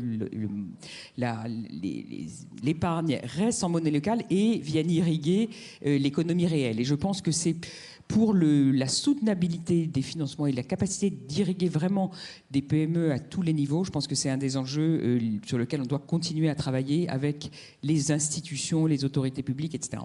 Voilà. Merci. Alors, effectivement, ce n'est pas complètement orphelin. Donc, après avoir entendu Odile, on va entendre Maktar. Mais merci d'avoir rappelé que ce n'était pas juste des financements. Le président l'avait dit, il y a tout un écosystème local à développer, du conseil, de l'accompagnement, d'avoir des consultants, des comptables, enfin, toute une série de métiers qui supportent le développement d'entreprise. Maktar. Non, merci, je vais pas Merci, je ne vais pas répéter ce qu'Odile a dit, je suis tout à fait d'accord avec elle. Donc, en ce qui concerne ce que vous avez dit, on travaille beaucoup ensemble. ICFI fait exactement ce que vous venez de décrire avec AXA. Vous êtes un de nos gros clients. On fait le first loss.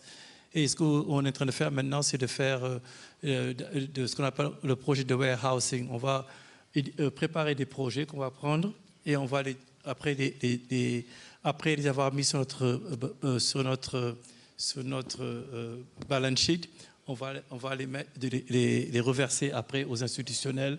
Et donc, c'est le processus qu'on est en train de discuter. Donc, je crois qu'on a une direction là, mais là, ça va aux infrastructures. J'étais très intéressé parce que, madame, on va vous financer. On va vous financer. Et on va vous financer pourquoi? Parce que vous ne savez pas comment vous êtes célèbre à la SFI. Parce que Soukei Nakan, qui était la directrice sur le Mali, m'a parlé de votre situation. Et j'ai dit, c'est exactement le problème qu'on doit régler.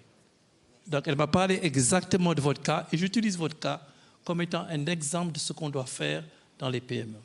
Non seulement vous, mais votre frère, Pierre Cham, qui s'occupe du Fogno. On va le financer également. Donc, ce sont ces genres de choses que je voudrais qu'on fasse plus. Mais nous n'avons pas, les instruments ne sont pas toujours faciles à avoir, pour trois raisons. Et je veux dire maintenant, Bertrand, la responsabilité que vous avez et que vous nous aidez à régler. Quand je veux la financer, on me demande les mêmes exigences en termes de normes environnementales et sociales que je dois avoir pour une entreprise qui est installée à Paris. C'est la réalité. Donc, si aujourd'hui je veux financer une PME, une small entreprise, les shareholders de mon institution me demandent d'appliquer les mêmes normes. Est-ce qu'il y a un extincteur dans ces toilettes? Est-ce que ces toilettes sont nettoyées 5 fois par jour? Est-ce qu'elles sont alignées? Donc je crois qu'il faudra qu'on ait une approche différenciée de ces questions si on veut pouvoir augmenter de manière significative les investissements pour ce segment. Donc je crois que c'est une question importante, ce n'est pas une question financière, qui est une question d'exigence et de normes. Et c'est la même discussion qu'il y a eu antérieurement que le président de la République sur la question de la transition énergétique. Il y a des réalités auxquelles on est confronté.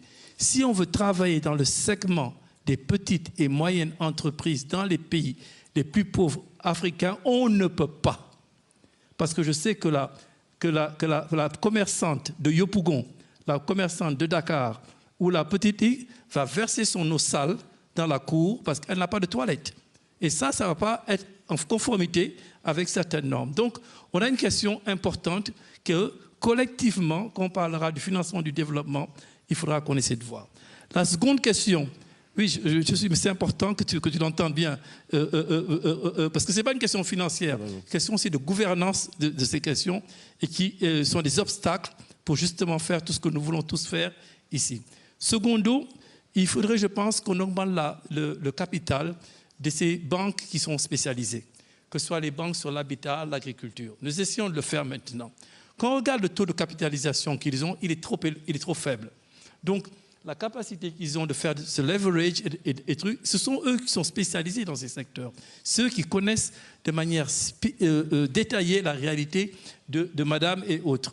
Mais ils n'ont pas souvent le capital. Donc, je crois qu'il faudrait tous ensemble, on puisse réfléchir à cela, à peut-être ouvrir le capital de ces banques, l'augmenter, que nous, on puisse mettre du equity et qu'on puisse, vraiment, Monsieur le Président, aider à faire du leverage.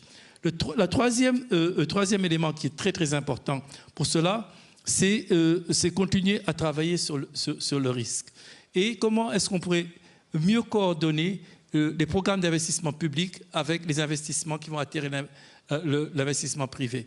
Par exemple, aujourd'hui, j'ai demandé aux équipes de l'ICFI de travailler sur une grande initiative qui s'appelle les fleuves. Donc, voir le fleuve Niger, le fleuve Sénégal, qu'est-ce qu'on pourrait faire aujourd'hui pour augmenter les surfaces irriguées, les doubler, les tripler, les quadrupler, et comment les investissements publics du gouvernement peuvent aider à attirer ces investissements.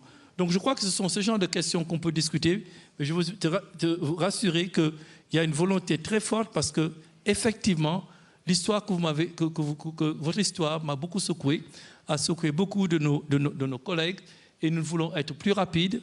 Nous devons être plus rapides, mais nous devons avoir des produits adaptés à vos besoins, mais aussi il faut qu'on soit aidé pour le faire, et ce n'est pas une aide financière des fois, c'est juste une aide au niveau de la manière d'aborder les politiques. Je m'en arrête là. Merci.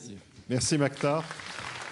On mettra dans la liste des engagements du sommet l'engagement de la SFI de financer Jamila. Ça, c'est probablement en tête de liste.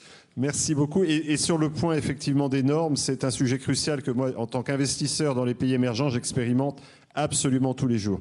C'est un sujet qui est très concret, très difficile à traiter, puisque d'un côté, vous avez une pression que des investisseurs nous demandent de respecter, et de l'autre, la réalité du terrain. Alors, comme il nous reste très très peu de temps, je vais peut-être laisser le 2 mots de la fin à Werner et à vous, Monsieur le Ministre. Vous avez entendu à peu près tout le monde. Comment est-ce que vous réagissez en vraiment 1 minute 30? Merci beaucoup. I've learned a lot today, so that's already good enough for me. But let me add that when one thinks, and I insist always on that, to think climate, innovation, and development together, not in 3 different political boxes. Then you arrive automatically at local entrepreneurship. And that needs special attention, special funds. Our new EIB Global department last year immediately got rid of 280 million euros for these SME purposes. And if you then say that special programs like She Invest, for instance, where we placed 3 billion euros within a very short period of time in order to specialize activities of women, that's bloody good business. That's not only a moral imperative, this is good business. Thank you. Monsieur le Ministre, le mot de la fin. Thank you. I will be very brief. And the SMEs are the source of the employment, like Jamila says, but at the same time, it's a difficulty in finance. So let me just briefly introduce what we are doing. The JBIC was renewed. That they've been doing since 2005, the EPSA, the Enhanced Private Sector Assistance for Africa. So, and also JICA, the Japan International Cooperation Agency, in cooperation with the African Development Bank, provides business finance for projects in areas. So, and on the top of that, JICA also launched Project Ninja, which stands for Next Innovation with Japan. So, for instance, in Tanzania, through Project Ninja, JICA has supported an agri-venture company, Agri Info, founded by a female entrepreneur, Rose Hunja. So those are cases that we've been studying already.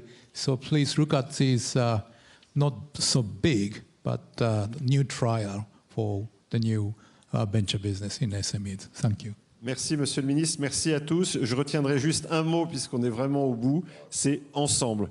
S'il y a vraiment quelque chose qu'il faut qu'on fasse, c'est un pacte ensemble et arrêter d'être chacun dans son silo avec ses propres objectifs, ses propres normes, etc. On n'y arrivera pas. Merci beaucoup, beaucoup à tous. Merci, Jamila.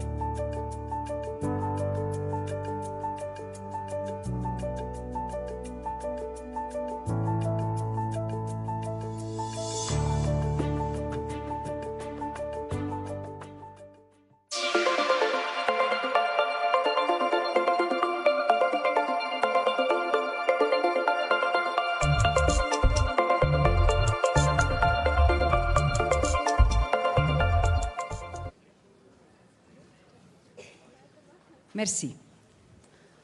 Bonjour à toutes et à tous et bienvenue à Paris. Je vais parler un petit peu en anglais.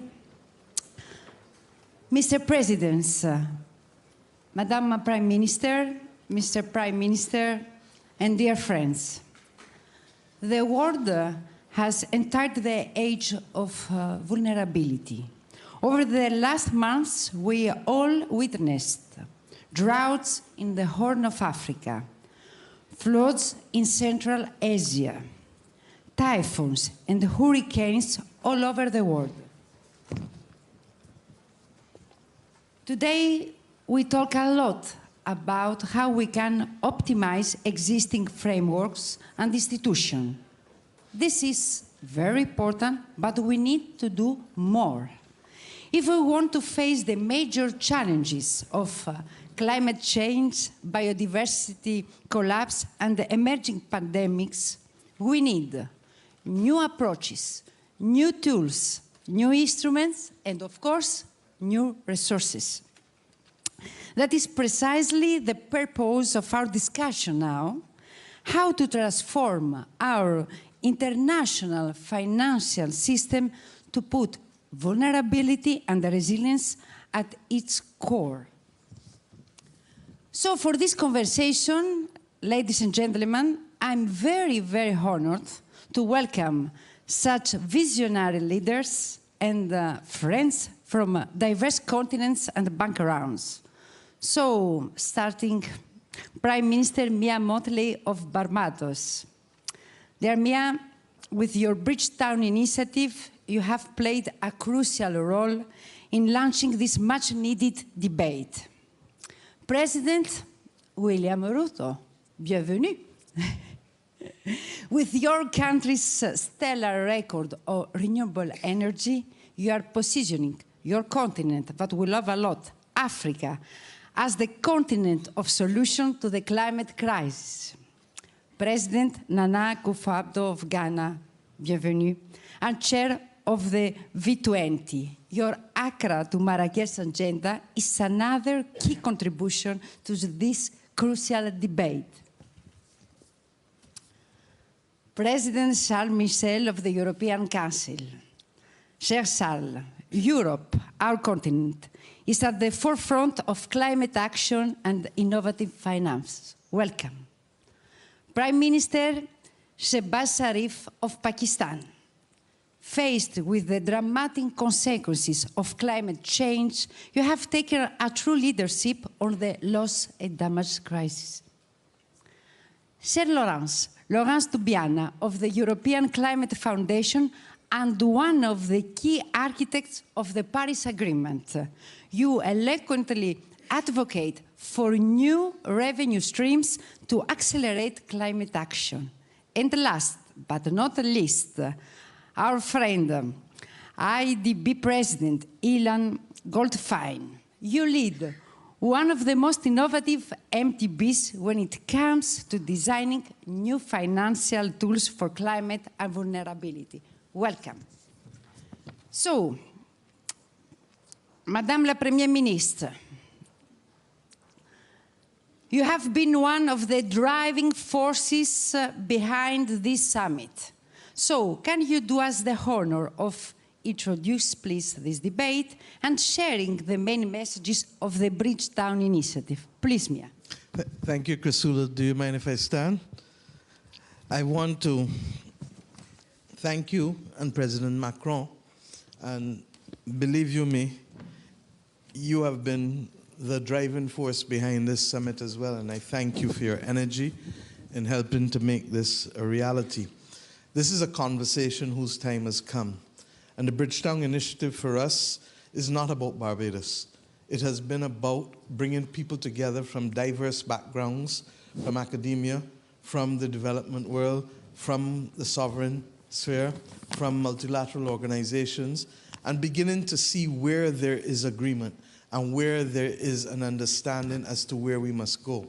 Regrettably, geopolitics and domestic politics are in the way of us getting there. And Paris is not about a pledging conference. Paris is not about a multilateral process that will bind us to decision making. but Paris is necessary for us to understand where we have to unlock in order to get that scalability and the pace of execution that I spoke of earlier. If we don't get it, believe you me, the climate will be the ally of those who are calling for urgent action, as you found out here in Europe last summer, as the Americans found out last winter, and as the Chinese are finding out at 40 degrees in Beijing today. The bottom line is that we need to act with urgency, with scale. The Bridgetown Initiative speaks to the fact that we need more innovative financial instruments, more guarantees, partial foreign exchange guarantees that will put behind us the overpricing of foreign exchange risk in terms of lending to the Global South. I'm satisfied in what I'm hearing today that we're going to see movement on the private sector instruments and the private sector unlocking. But the Bridgetown Initiative also calls for a significant scaling up of multilateral development bank lending. That is where geopolitics and domestic politics is playing its worst hand. And we have to decide whether we are going to be a prisoner of the horrors of the past or whether we are going to confront the future with confidence, recognizing that if we don't each give up something, the entire ship will sink. The reality is that the easiest way to get there is through increasing the callable capital in the bank. Whether that can happen rests upon domestic politics and geopolitics. In the absence of it, what I spoke to this morning with respect to finding new sources of capital from multinational corporations is critical. And I'm not talking about a national tax for multinational corporations. I'm talking about multinational corporations leaving a few cents on the table in each dollar of profit to be used to protect global public goods and to go directly to the mechanism that we agree, if it is the World Bank or whichever mechanism, that will manage global public goods. Why? We're not going to be able to help countries scale up without other sources of capital coming to the table, and especially if the existing geopolitics continues to bedevil the increase in callable capital of the multilateral development banks. Call it what you will. We cannot wait any longer because the climate is closing in on us, and not just the climate, the pandemics, the migration crises. We heard the president of Niger this morning speak about the absolute importance of education. If you don't give people an option, we heard the president of the World Bank speak to it. We need to take care of it.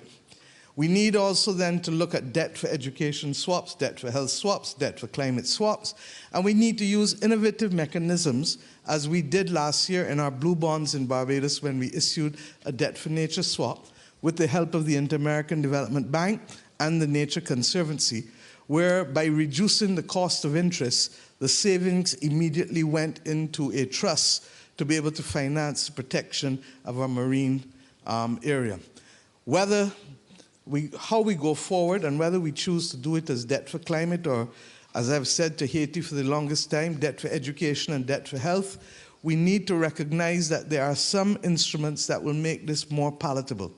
In our particular instance, we provided an on-demand guarantee so that if there is a default, the IDB and Nature Conservancy steps in. What that meant is that we were able to get lower interest rates and therefore increase the level of savings that goes to finance the national public good that we are seeking to be able to do without necessarily increasing the level of overall debt. We then have to look at the very real issue, and this does not require domestic politics or geopolitics. The developing world is sinking from debt, and the hypocrisy of the moment with respect to debt sustainability is found in the fact that almost every country in Europe, if not every country, is now facing debt to GDP ratios of over 90%.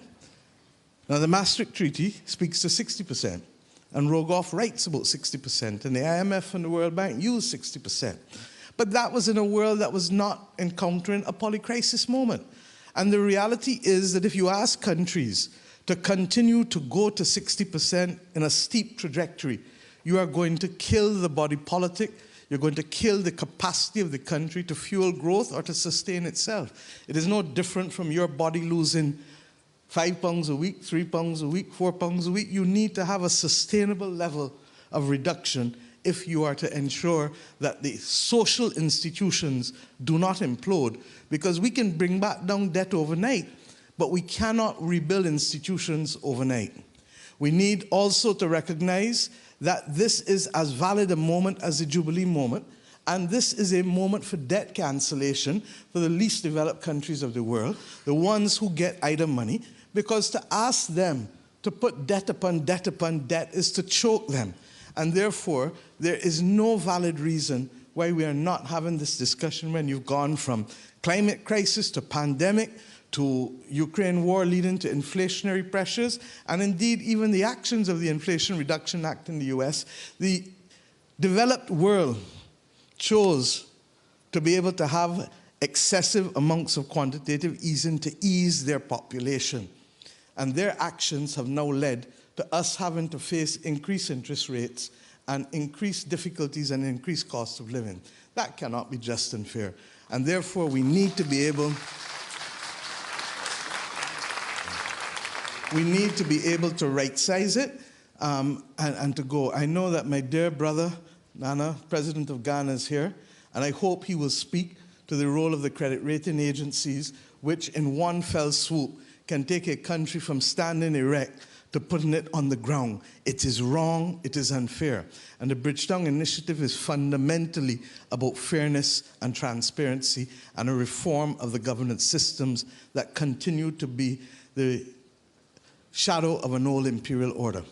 But it is also about recognizing that there can be no division between climate and development, as I said this morning. It is a false narrative. We don't say only eat proteins and don't eat vegetables. We do everything. And therefore, to say that we can only focus on climate, we might get through the climate crisis and die from a pandemic, or get through the pandemic and die from a terrorist incident. The reality is that the world has to have mature, adult-like conversations. And the principles that we need to have undertaken are not rocket science. They're within our capacity so to do. And I'll stop at this stage because I'm conscious that I've had an opportunity to speak already, and I really want to hear the others. But on these issues, I haven't gone into the just industrial strategy for the Global South or the other things that are necessary, but there's enough there. The biggest issue leaving Paris is going to be whether we can overcome the domestic politics and the geopolitics of the moment in order to scale up the multilateral development banks. I believe, as Ilan will show, the private sector money can be unlocked, but the private sector money cannot replace long-term development money. If the European Investment Bank recognizes that the time has come for it to give 30-year loans, as President Hoyer announced to us, with a 10-year moratorium, then surely middle-income countries can get near IDA-like terms, 50, 60-year money to deal with the polycrisis moment that we find ourselves in. The UK took 100 years to repay its debt for World War I, and Germany had all the benefits of being able to have its debt service capped as 3 to 4% of its GDP in order to rebuild Germany after World War II. We are people too, we are countries too, and we deserve the similar treatment. Thank you.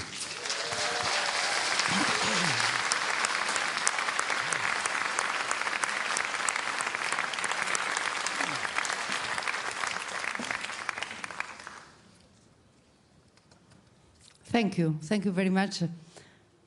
Do you want to introduce? You go ahead. Okay. It's difficult.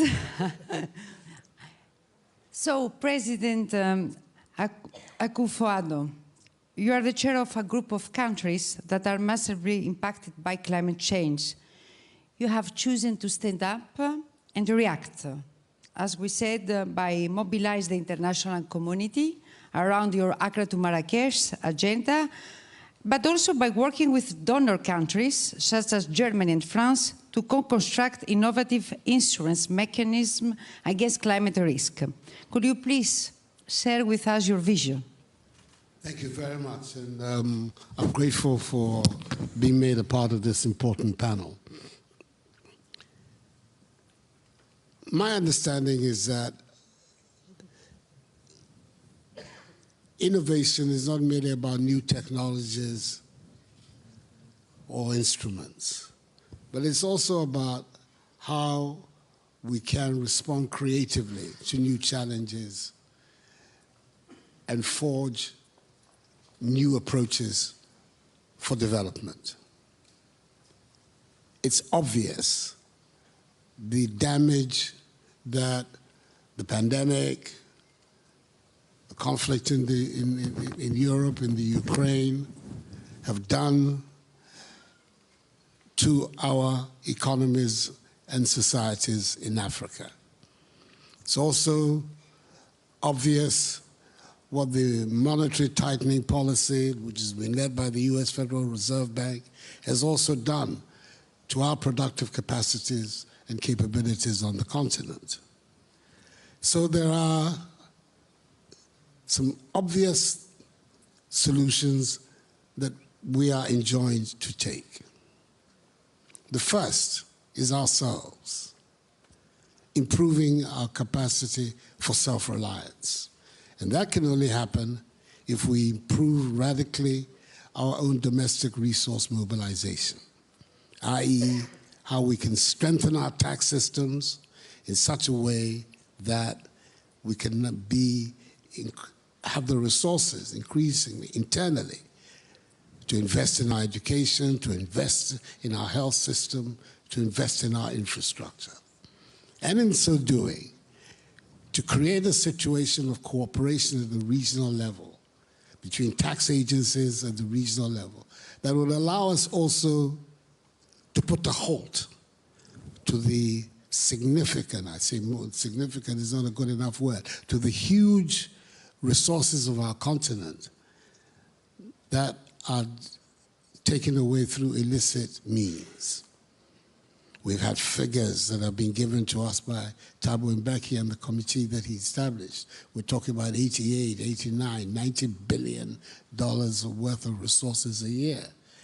If we have a situation where the cooperation between improved and empowered tax agencies work, we can make sure that as much of those resources are retained within the continent as possible to increase our self-reliance. And then secondly, we're talking about reinventing new instruments. Mia, in her presentation, has talked about some. Debt for climate swaps, debt for education swaps. These are instruments that have an obvious benefit for both us and for those who are our creditors. And for us, it is giving us more fiscal space and therefore improving again our capacity to do things for ourselves, and at the same time, making it possible for us to have relations with our creditors that are not either aggressive or offensive. They will get paid, but they get paid by making it possible for us to invest in our own climate actions, which can only improve the stability of our countries and our economies, and making it possible for us to grow those economies. And in that process, of course, people will get paid. The third important aspect of this is also encouraging regional cooperation. We have a plethora of multinational, regional institutions. African Development Bank, the West African Development Bank, the various regional economic communities, Afro-Exim Bank, which has just held its 30th anniversary celebrations in Accra. The coordination amongst these institutions is not the best, and we need to encourage them to work together in a more effective and systematic manner.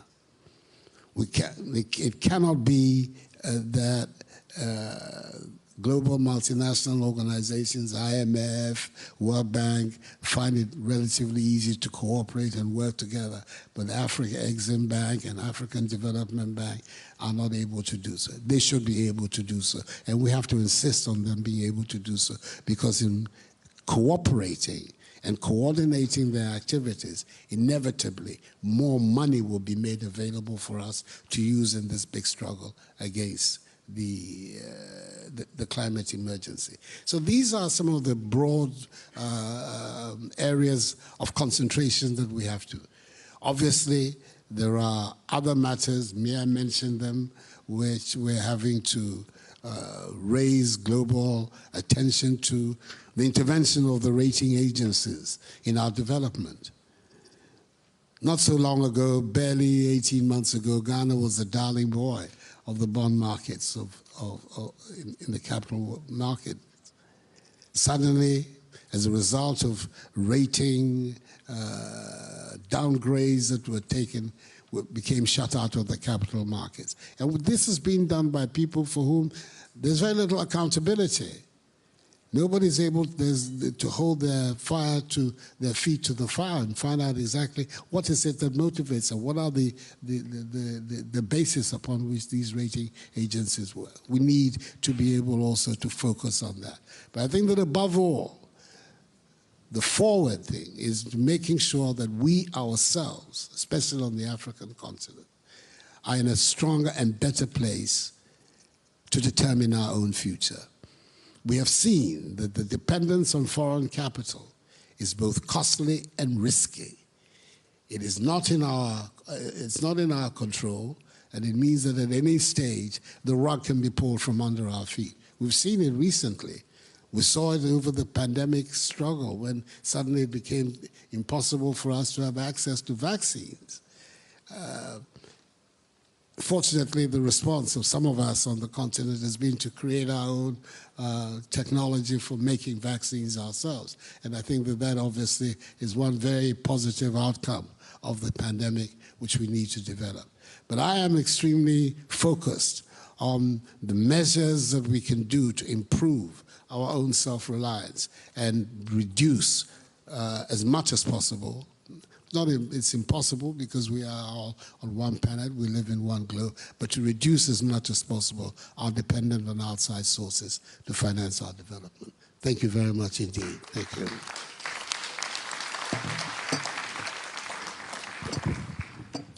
Merci, merci beaucoup, Monsieur le Président. Maintenant, je vais passer au Président Charles Michel. Europe is a superpower of solidarity and of climate action. 23 billion euros of climate finance each year. Support for the creation of the Loss and Damage Fund at COP27. Emissions trading scheme, the carbon border adjustment mechanism, etc., etc. So, Mr. President, can you share with us the best practices of the European Union and its approach to solidarity? Thank you. I will speak in French. Je vais parler en français, si vous me le permettez. Très brièvement, quelques éléments. D'abord, je pense que Mia a parfaitement expliqué le moment exceptionnel dans lequel on se situe. On est dans un moment où le monde fait face à une transformation fondamentale du paradigme. C'est la transition digitale, c'est la transition climatique. Et on est dans un moment où, à cette double transition, qui est un défi absolument gigantesque pour l'humanité, s'ajoutent de nombreuses crises qui viennent ébranler, mettre en pression l'ensemble de nos pays, l'ensemble de nos populations. Et je pense vraiment que nos générations, d'où que l'on vienne, qui que l'on soit, partagent une très grande responsabilité qui est, à mon avis, du même ordre que la responsabilité qu'ont eue sur le continent européen, sur le sol européen au siècle passé, ceux qui, après les tragédies des guerres mondiales, ont décidé, tu y as fait allusion, Mia, de bâtir un projet visionnaire autour d'une promesse, la paix, la sécurité, la stabilité. La question centrale qui est posée aujourd'hui, à mon avis, c'est celle-là. C'est celle de la sécurité, c'est celle du climat, c'est celle de la pauvreté. C'est comment se mobilise-t-on pour rencontrer ensemble cette capacité de générer les recettes, les innovations, tu l'as dit, Nana Akufo-Addo, les innovations politiques pour surmonter ensemble ce défi. Alors, quelques éléments pour ce qui me concerne très brièvement dans le temps qui est imparti. Un, c'est le bon moment et c'est bien, c'est juste, c'est utile que les autorités françaises française mobilise afin de faire en sorte que les prochains mois qui seront marqués par des rendez-vous internationaux soient l'occasion pas simplement d'être d'accord sur un constat, et de plus en plus on est d'accord sur un constat, c'est d'un point de départ important, mais sur des actions à entreprendre pour tenter de modifier la manière dont on se comporte, la manière dont on agit pour rencontrer cette nécessité de faire en sorte qu'il y ait plus de sécurité, plus de stabilité, qu'il y ait un monde qui soit prospère, qu'il y ait plus d'équité, qu'il y ait moins d'injustice au travers de la communauté internationale. Alors quelques éléments. Un, il faut du financement. Et je peux vous dire que l'Union européenne ouvre les yeux par rapport à cela.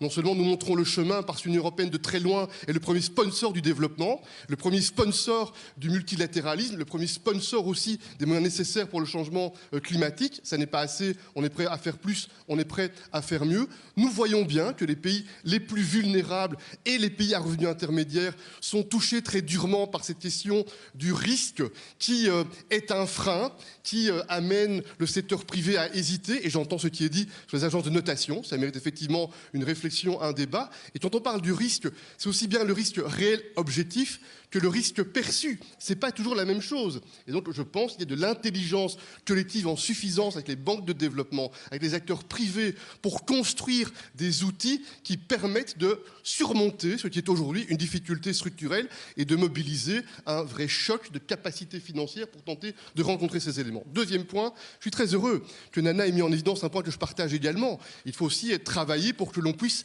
mobiliser les ressources propres, travailler pour faire en sorte que le secteur privé soit en confiance, qu'il y ait de la sécurité juridique, qu'il y ait de la stabilité. C'est aussi un point central, on ne peut pas l'ignorer. Troisième élément, l'endettement. C'est évidemment un sujet extrêmement important. Lorsque des pays sont confrontés à un service de la dette tellement lourd qu'il n'y a plus la capacité de rencontrer les besoins primaires des sociétés, on crée structurellement des frustrations, des malheurs, du désolement. On doit aussi prendre en considération cet élément-là. Une remarque sur la question de l'endettement et du service de la dette, cette initiative du G20. Moi, je suis assez convaincu que sur le plan de l'Union européenne, il y a de plus en plus une volonté politique d'agir sur ce sujet-là, en lien avec l'ensemble de nos partenaires, mais en formant le vœu que tous les partenaires, pas seulement les créanciers traditionnels, que tous les partenaires soient mobilisés pour participer à un effort commun. Ça me paraît être un élément absolument essentiel. Et puis, il y a un quatrième point que je souhaiterais mentionner, parce qu'il ne faut pas le perdre de vue. L'Union européenne, c'est vrai, quand on a tenté de se mettre dans le cockpit sur le changement climatique en étant ambitieux, en disant on veut la neutralité climat à l'horizon 2005, on a activé un certain nombre d'instruments, comme par exemple le prix du carbone, la tarification du carbone, et nous continuons à penser qu'en addition à la mobilisation de financements innovants et de financements climatiques, de financements verts, d'investissements verts, la tarification du carbone est une option qui est utile. Elle fonctionne plutôt bien sur le plan de l'Union européenne. Et moi, je me réjouis de voir que sur le continent africain, il y a des pas en avant qui sont franchis dans ce cadre-là. Je note qu'en Chine également, des pas en avant sont franchis. Il faut, nous le croyons, aller plus loin pour le sujet parce que c'est un levier qui encourage réellement le secteur privé à développer des investissements qui soient davantage vertueux. Et je conclus, parce que j'avais dit que je ne serais pas long et que je souhaite pouvoir, évidemment, avec vous, nous écouter les uns les autres en se disant ceci. L'Union européenne, la promesse de l'Union européenne, c'est un projet fondé sur la coopération, fondé sur l'idée qu'on doit se respecter. Et parfois c'est difficile, parfois c'est contraignant, ça prend du temps pour tenter de dégager des compromis parce que les différents États membres ont leurs histoires, leurs traditions, leur culture, leur sensibilité. Mais fondamentalement, c'est un projet qui repose sur cette idée simple.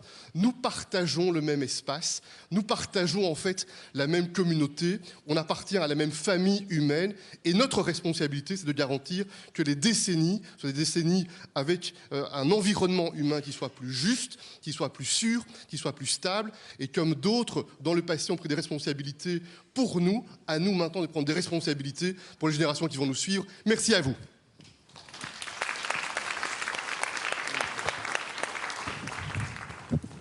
Merci beaucoup, Monsieur le Président Jean-Michel. Je vais passer maintenant à Prime Minister Zarif.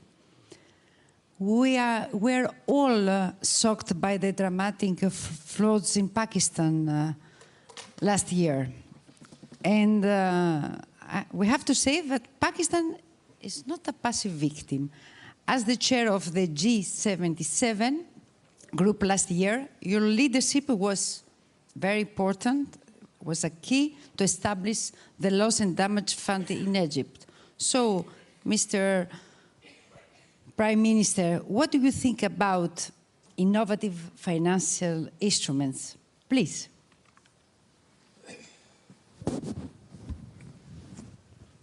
Thank you very much, Minister of State, Prime Minister, Excellencies, ladies and gentlemen. It's a great honor to be here this afternoon to participate in this very important discussion.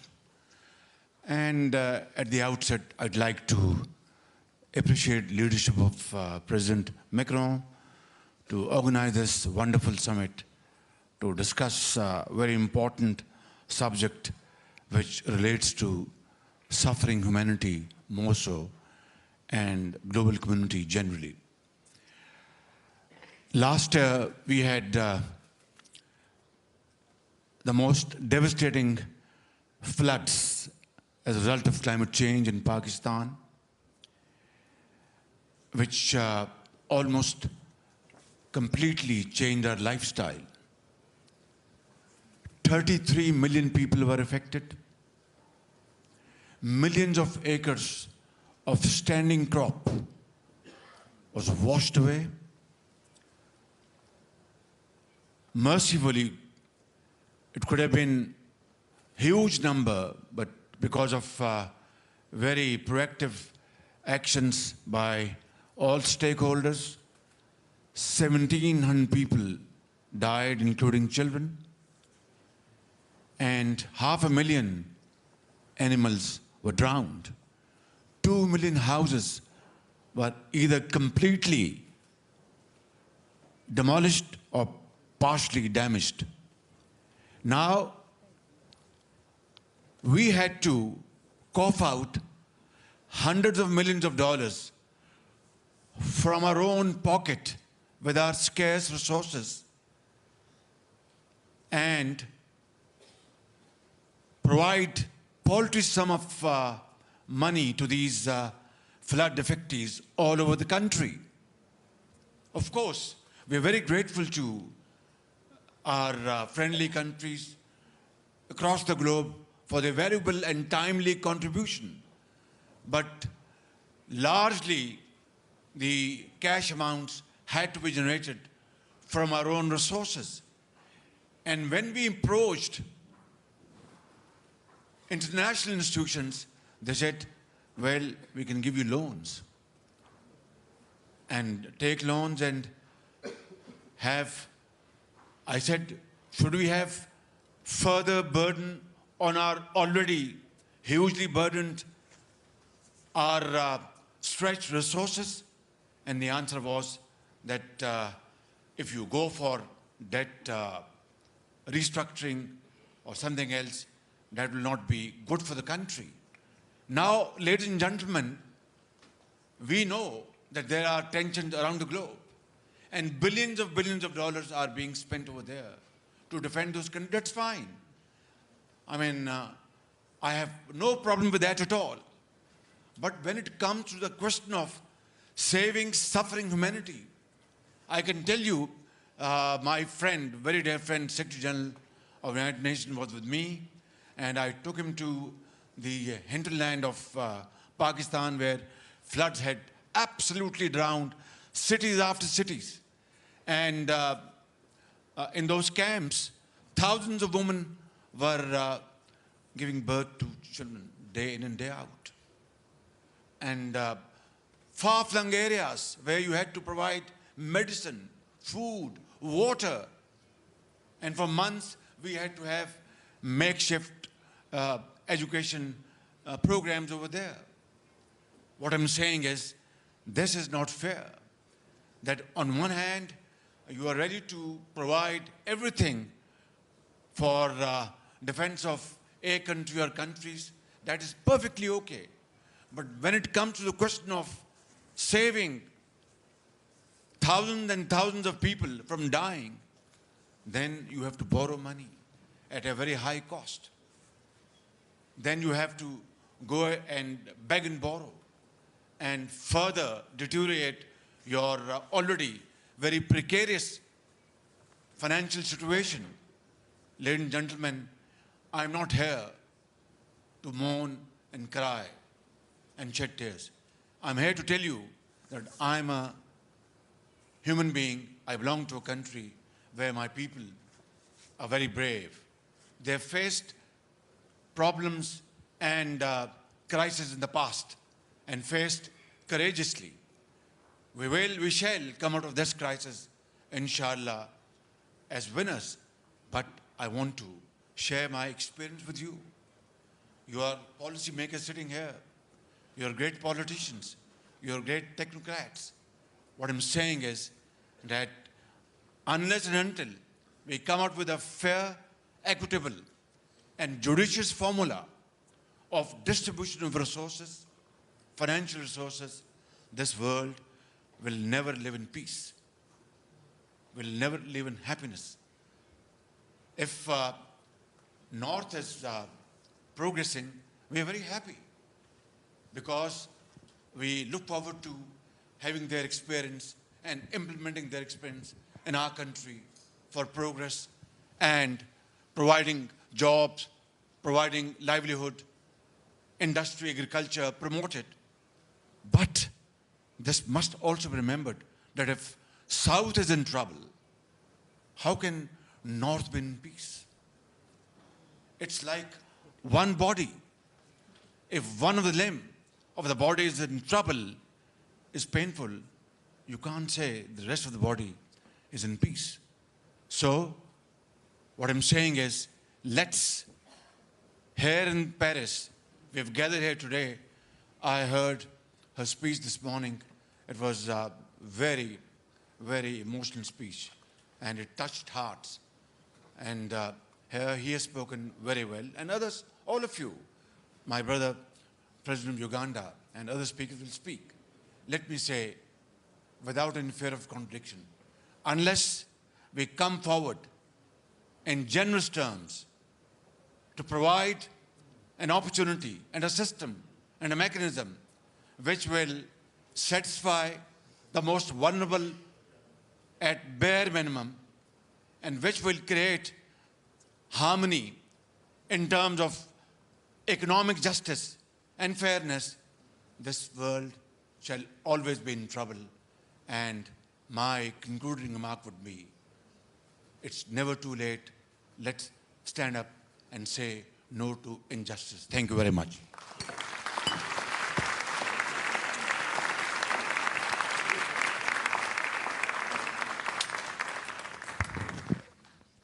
Thank you, Mr. Prime Minister. And as you said, it's never too late. That's why we are here. So turning to you, Laurence. So you just wrote 2 op-eds on global financial transaction tax and shipping emission taxes that could potentially unlock billion of euros per year to finance the climate transition. So can you explain to us how international taxation could accelerate this climate action and what we have to do? Well, it is difficult to create a coalition or not, and we're happy to hear you. Thank you, Chrysoula. And I can say, for me, a summit, we discuss finance.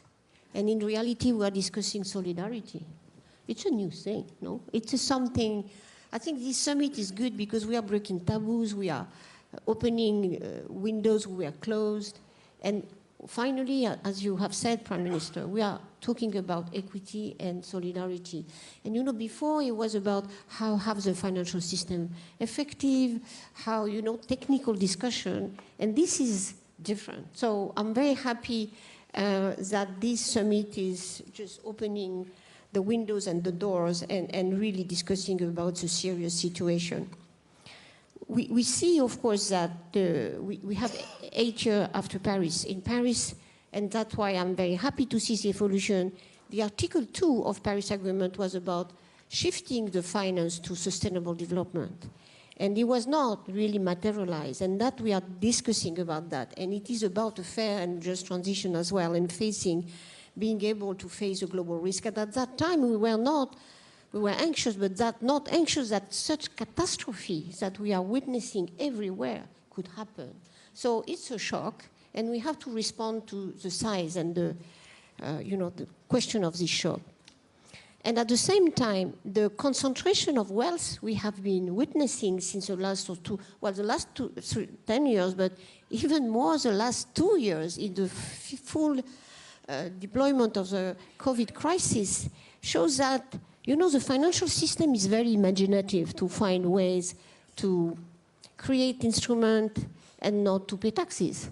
So that's why I was happy that Maya Motley last year already, and now followed by many countries, are thinking we have to break this taboo too.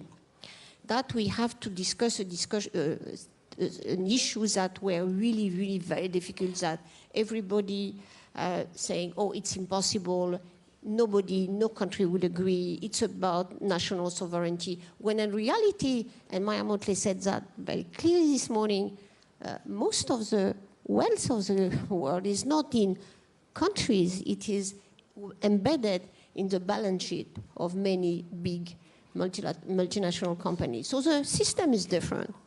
So what I think it's possible now to have that discussion. I know it will be very difficult, but many discussions were very difficult. The transfer of special drawing rights and the emission were very difficult. The reforming the World Bank and IMF were very difficult. So why not attacking these issues that there is no miracle? If we don't find other source of resources, we cannot really face the challenge of investment on loss and damage, of what we have really to face. And what I'm struck so many times is I see a system that everyone wants to be risk adverse, like being blind to what the risk we are facing. So for example, you see big companies, oil and gas companies in particular, to say we cannot reduce our emission, it's too risky. But come on, an economic world with the rationale, the economic optimization is a what? A 3 or 4 degrees world? That's just crazy. So I think that's why we have to come down to earth. We have to solve that problem. And we have to be imaginative as much as the financial system has been creative in financial instrument. I do think that I heard in this summit very good news. I understand that the Council of the European Union is in favor of the shipping, tax on the shipping industry. That's good. It's an industry who is not paying much tax, a very concentrated one. That's exactly the case of the big companies that are really, in a way, capturing a rent of situation that we should not allow. That should be shared among all the population of the world. So I think the polluters pay principle we have forgot. I think it's a good moment to come back. And I think, as President Michel said, it can work. We have seen that within EU, but I think it's a global issue we could tackle. It has, for example, this shipping tax can bring already 80 or 100 billion a year, which will be helpful, not enough, but helpful. And in a few days, I see many more countries have been behind that. And so that's the one who seems possible that we have the particular negotiation in the next days within the IMO, the International Maritime Organization, to set a decarbonization target for the industry, but create a contribution of this polluting industry to the people that need it, in particular for loss and damage, and in particular for potentially many instruments that have been discussed there. I think we have to open the conversation on all international tax options, be it levies on fossil fuel, aviation, or financial flows. I think, President Ruto, you have been quite vocal now on we need new resources, and there are some countries are using already a tax on financial flows. They have not broken their economy. Huh? South Korea is already getting 7 billion a year because of the tax on financial flows. France as well, it's more modest as a level, but hasn't done any revolution. The financial system is not broken because they contribute. So I think even if it seems now it's a story we have for how many years, I think as I was a young student, I think we discussed that already. It's a moment to discuss that and go ahead, because there is no miracle, there is no fiscal space in any countries to be up to the challenge. So let's be imaginative, let's build a task force that can look at all these financial possibilities, these sources, whether it is a tax on transaction, on the financial transaction, and it can take different forms. Let's discuss about the oil and gas companies' contribution. And I think that could be a moment to really open the imagination for just creating these resources. We have seen in the OECD an agreement, it has been beyond even the OECD members, that we could have a 15% tax on global companies, multinational companies. We could go just further. Let's do that. Let's add for the major crisis that we are facing, which is this embedded crisis of development and climate change. So I think now it's time for the industry that still emits the most carbon to also contribute to finance climate action. We cannot just accept that the oil and gas sector that has quadrupled the profit in 2022 compared to 2021 and see that countries can't pay for their education or for their health or for even for adaptation. That's the unfairness in the system today cannot continue. That's why, and I would stop there, Chrysoula, and thank you to have allowed this discussion to take place, even in country not everybody is in favor of international taxation. I think it's good we really put this evident notion that everyone has to contribute, as you said, President Michel. So thank you.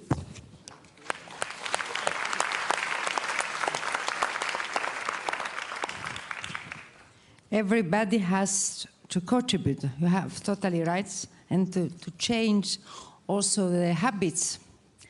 So, my dear friend, President Goldfein, we often say that the banks, the multilateral development banks, are conservatives and risk adverse.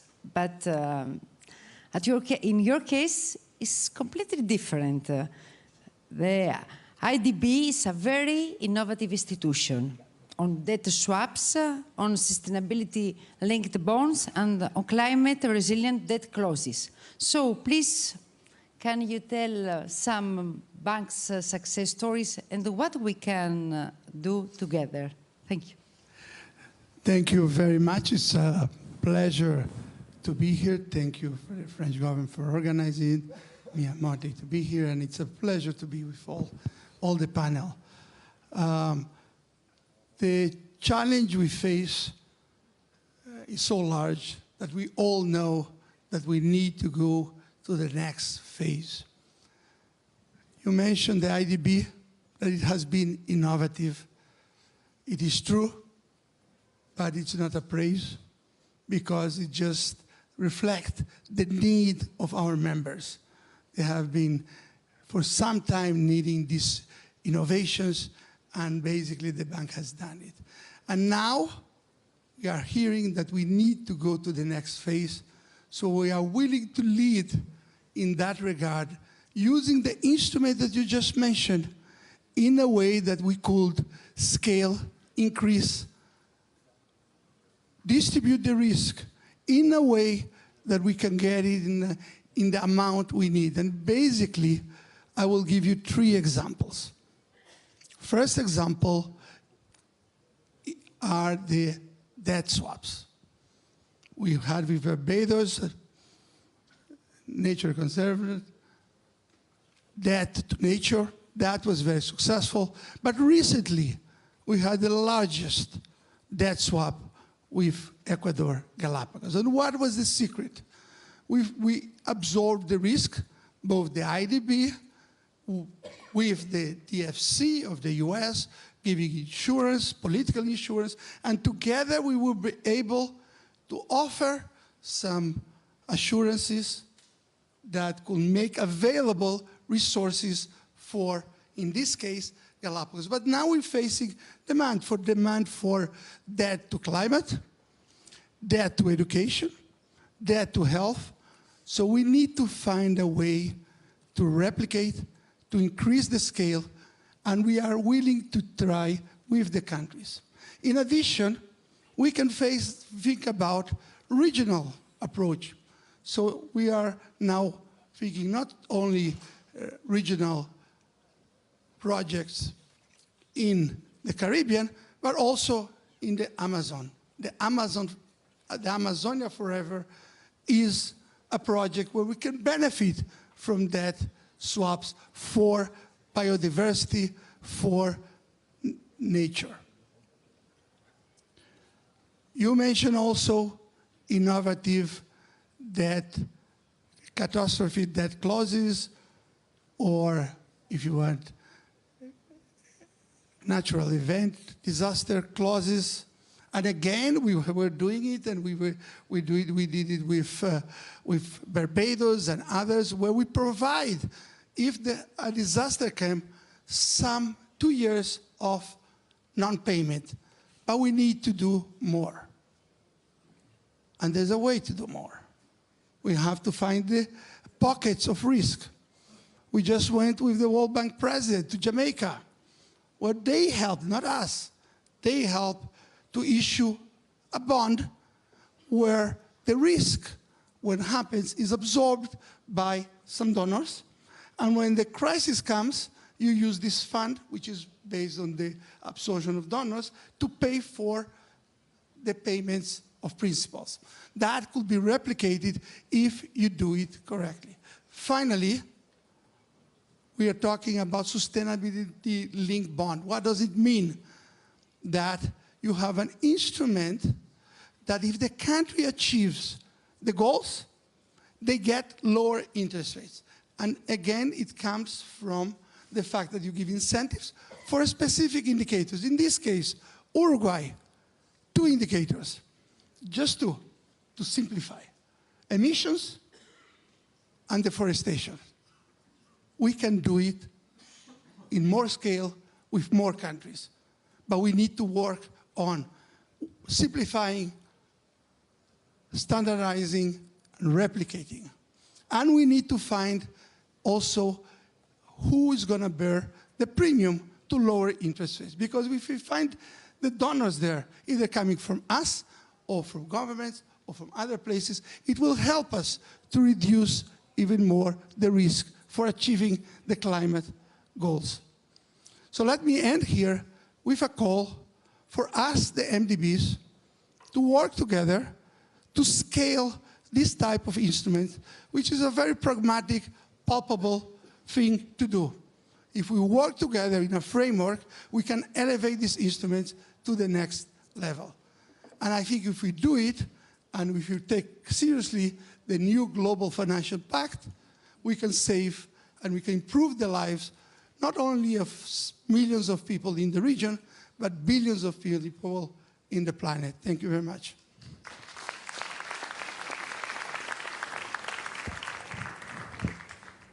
Merci, merci beaucoup. Maintenant, Président William Ruto. Positive attitude, innovation, vision is you. Here we are. So when I came 10 days ago to see you, I got 2 messages from you.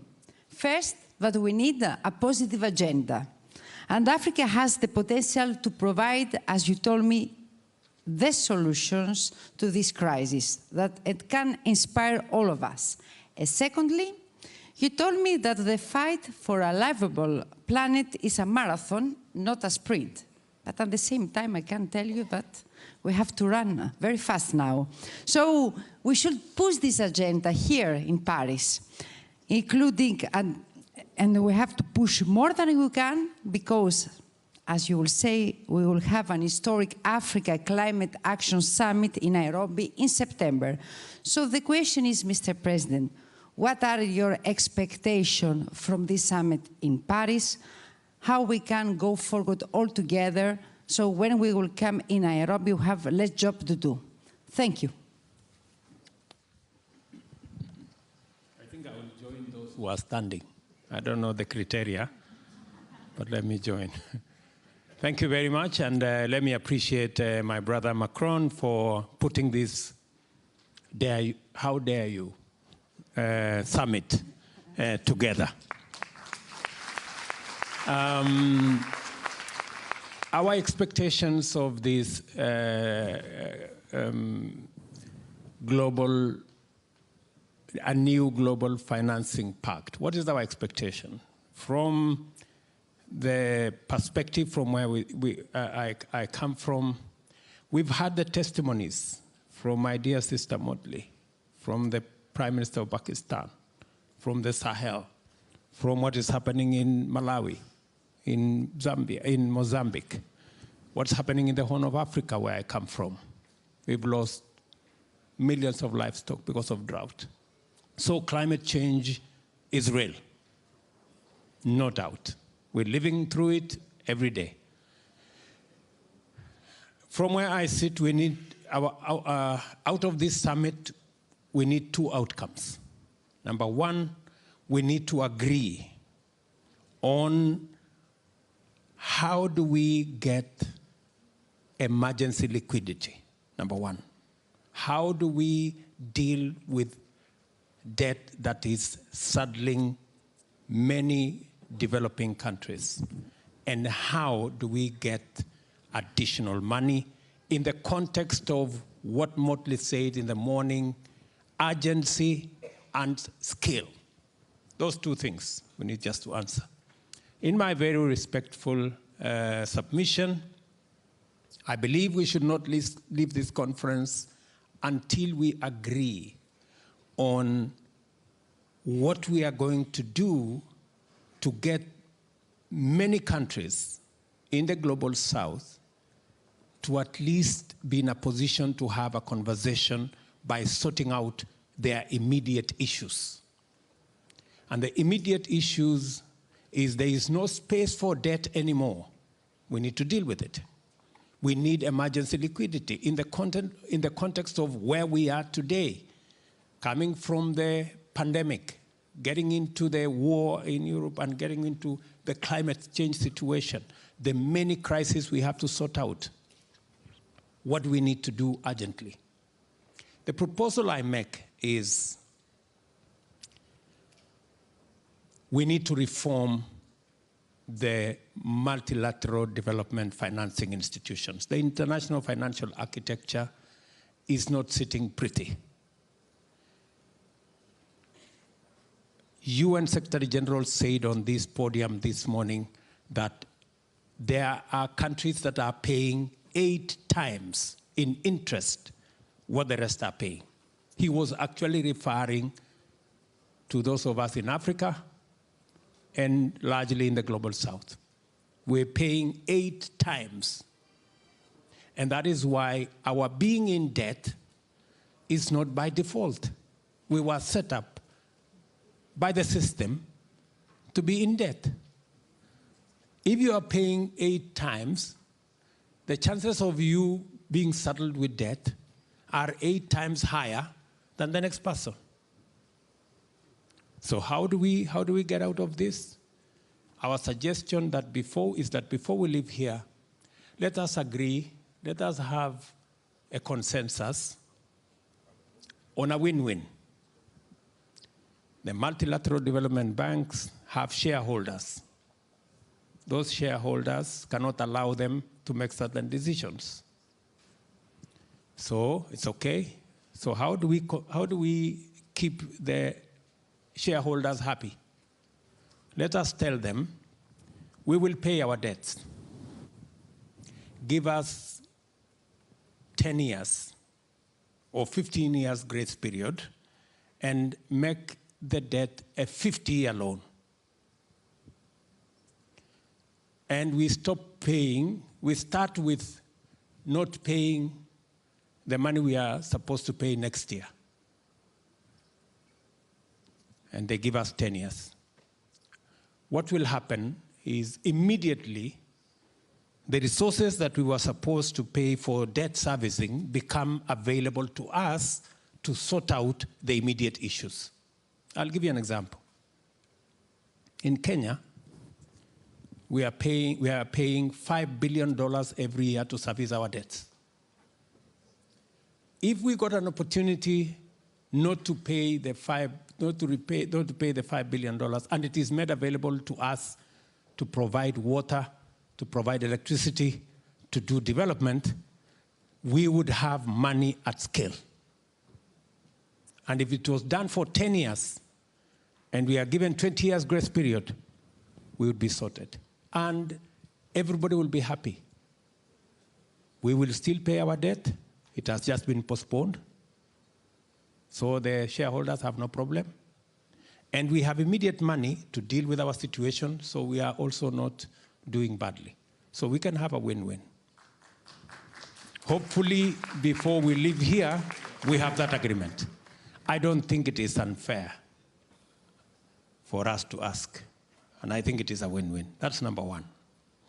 Then we will go into the journey of reforming the multilateral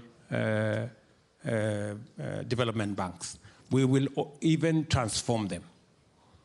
And I agree with Motley, it is possible for us to raise $500 billion to be able to plug into the gap that our restructuring of 10, 20 years or 50 years creates. So we can do that.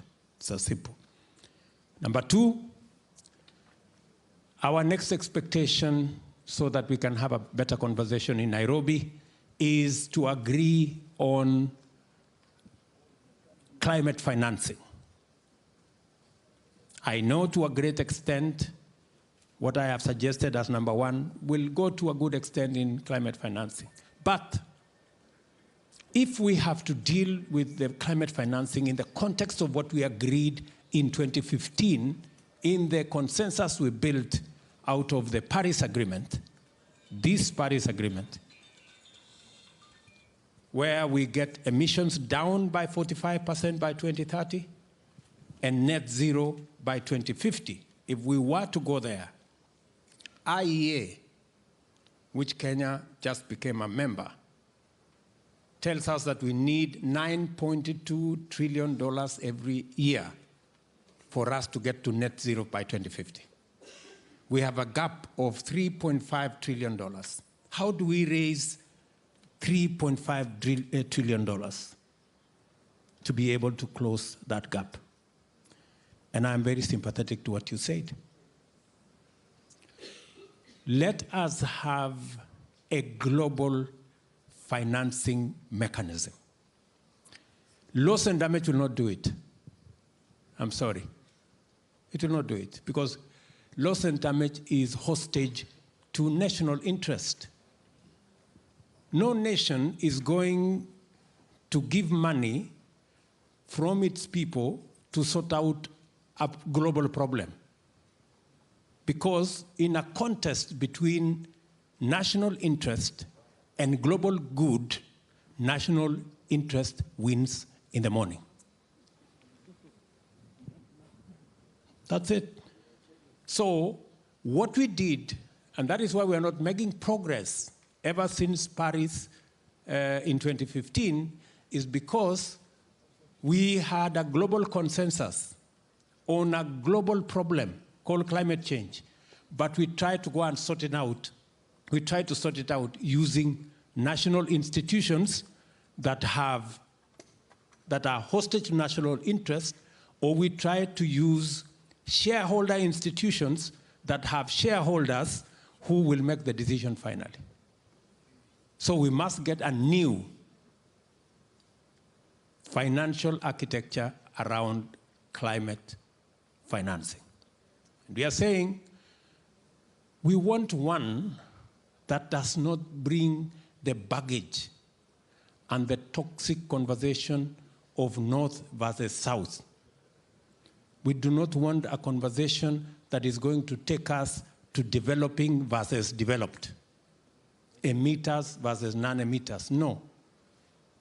The rest of us from the African continent, we've always been in the corner of problems and victimhood. We don't want to be in that corner anymore.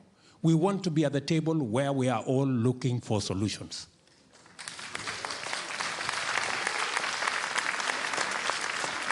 That is why we are in this conference. We have not come here to complain to anybody. We've come here because we want to look for a solution. We want to come up with a win-win. How are we going to arrive at a win-win? We already have suggestions on the table. IMF has proposed what they call carbon flow tax. The only challenge they have is that they have said it must be ratified by every country. I have a problem with that. We can have a carbon tax that is agreed as a treaty, and there is a way we can agree on it. The European Parliament have agreed on the financial transaction tax. We do not want to be the business of the Europeans. We want a global financial transaction tax where even us from the African continent, we pay. We want to pay. We do not want others to pay for us. So that once we raise the money globally, once everybody pays, if it is 1%, let all of us pay 1%. So that we can sit at a table, so that there are no shareholders. When IMF and World Bank were created in Bretton Woods in 1945, Kenya did not exist. It was only 44 countries then. Today, we have 190 countries. We want to contribute so that we can sit on the table and make the decisions so that we are not paying 8% more than others.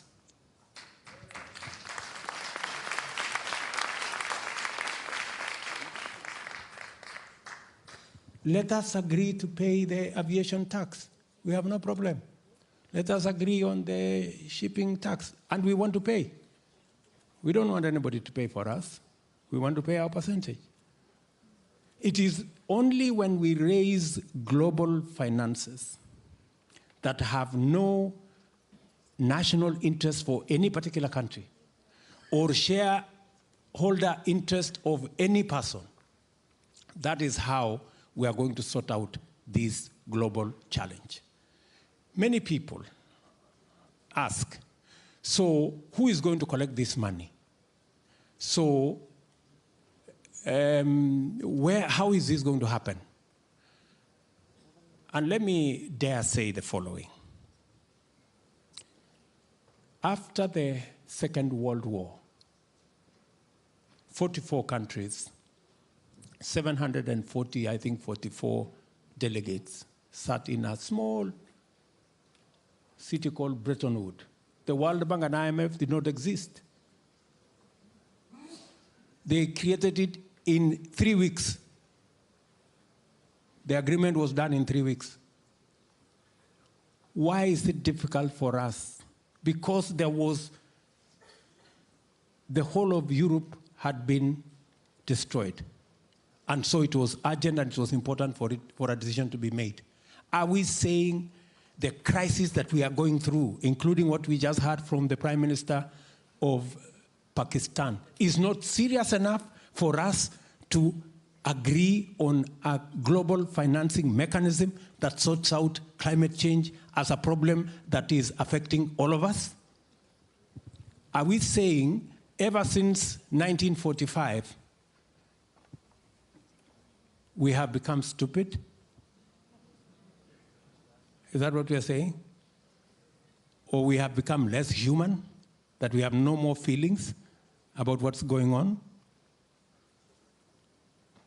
And many people are saying maybe we should do this incrementally. Maybe we should.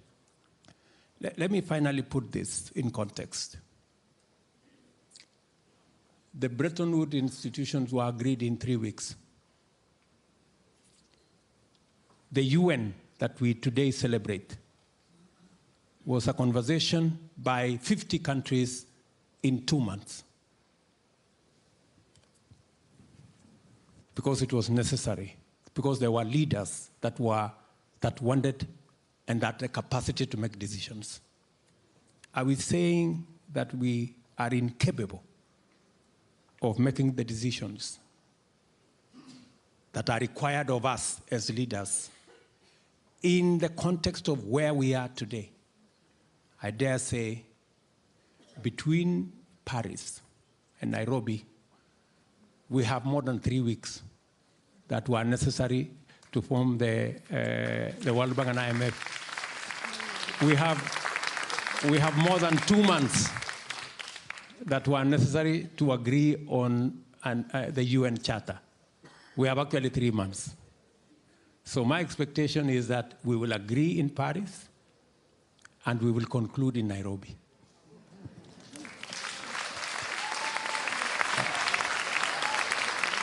You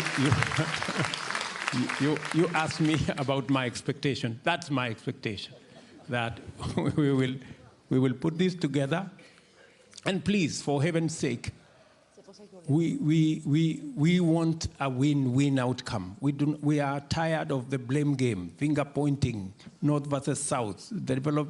In any case, on this subject of climate change, there is no developed, there is no developing. We are all in trouble. And let me finalize by saying the following. And that is why it is necessary and urgent for us to make the decision now, is that we are not in the right trajectory. When we agreed in Paris in 2015 to reduce emissions by 45% by 2030, what has happened? Today, Europe has done very well. You have reduced emission by 25%, by 20%. OECD countries have done well. You have reduced emissions collectively by 12%. But because the rest of the world don't have the money to do it, emissions have gone up elsewhere by 37%. So what happened to the 20% down in Europe? And what happened to the 12% down in OECD?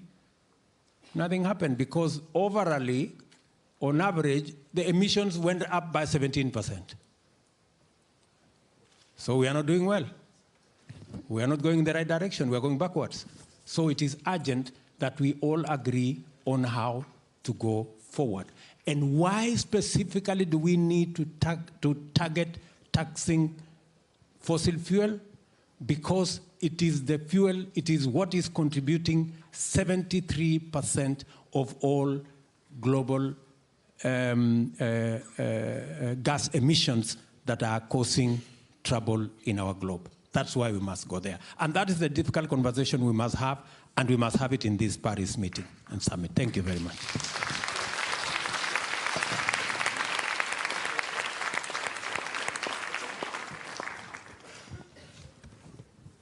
I think that President Ruto brought it all home. The reality is that we're all in this together. And our failure to recognize that, or to recognize that each person must share the burden, each country must share the burden. We have to transform how we live. We have to transform how we do business. And the ball now is in the court of each of these countries. The political will has to be there to instruct our directors wherever they're found in the multilateral institutions. And we need to talk truth to our populations. This world is in trouble. And unless we rise to the occasion, we will sink together. Thank you. Merci. Merci beaucoup. The political will is here. We are sure.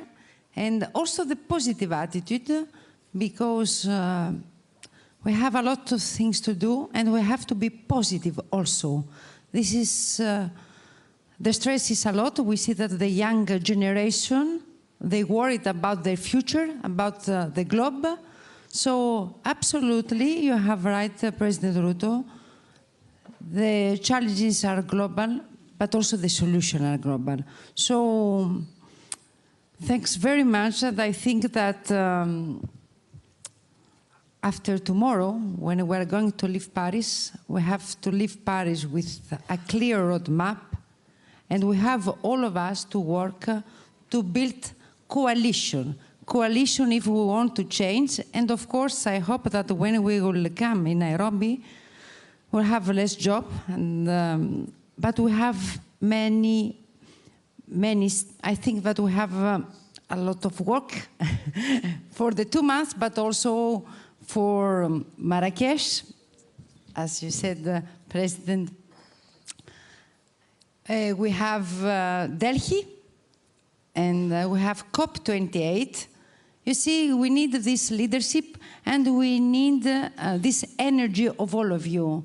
And we don't have to stop tomorrow, and we have to continue. Thank you very much. Thank you for your leadership, for your ideas. Thank you.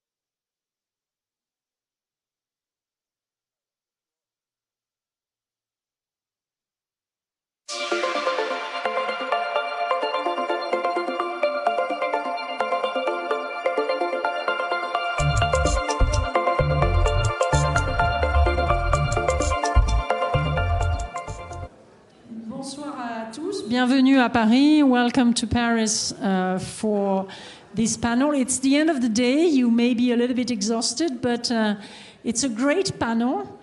Not only because of the participants, we all know and appreciate, but also because of the topic.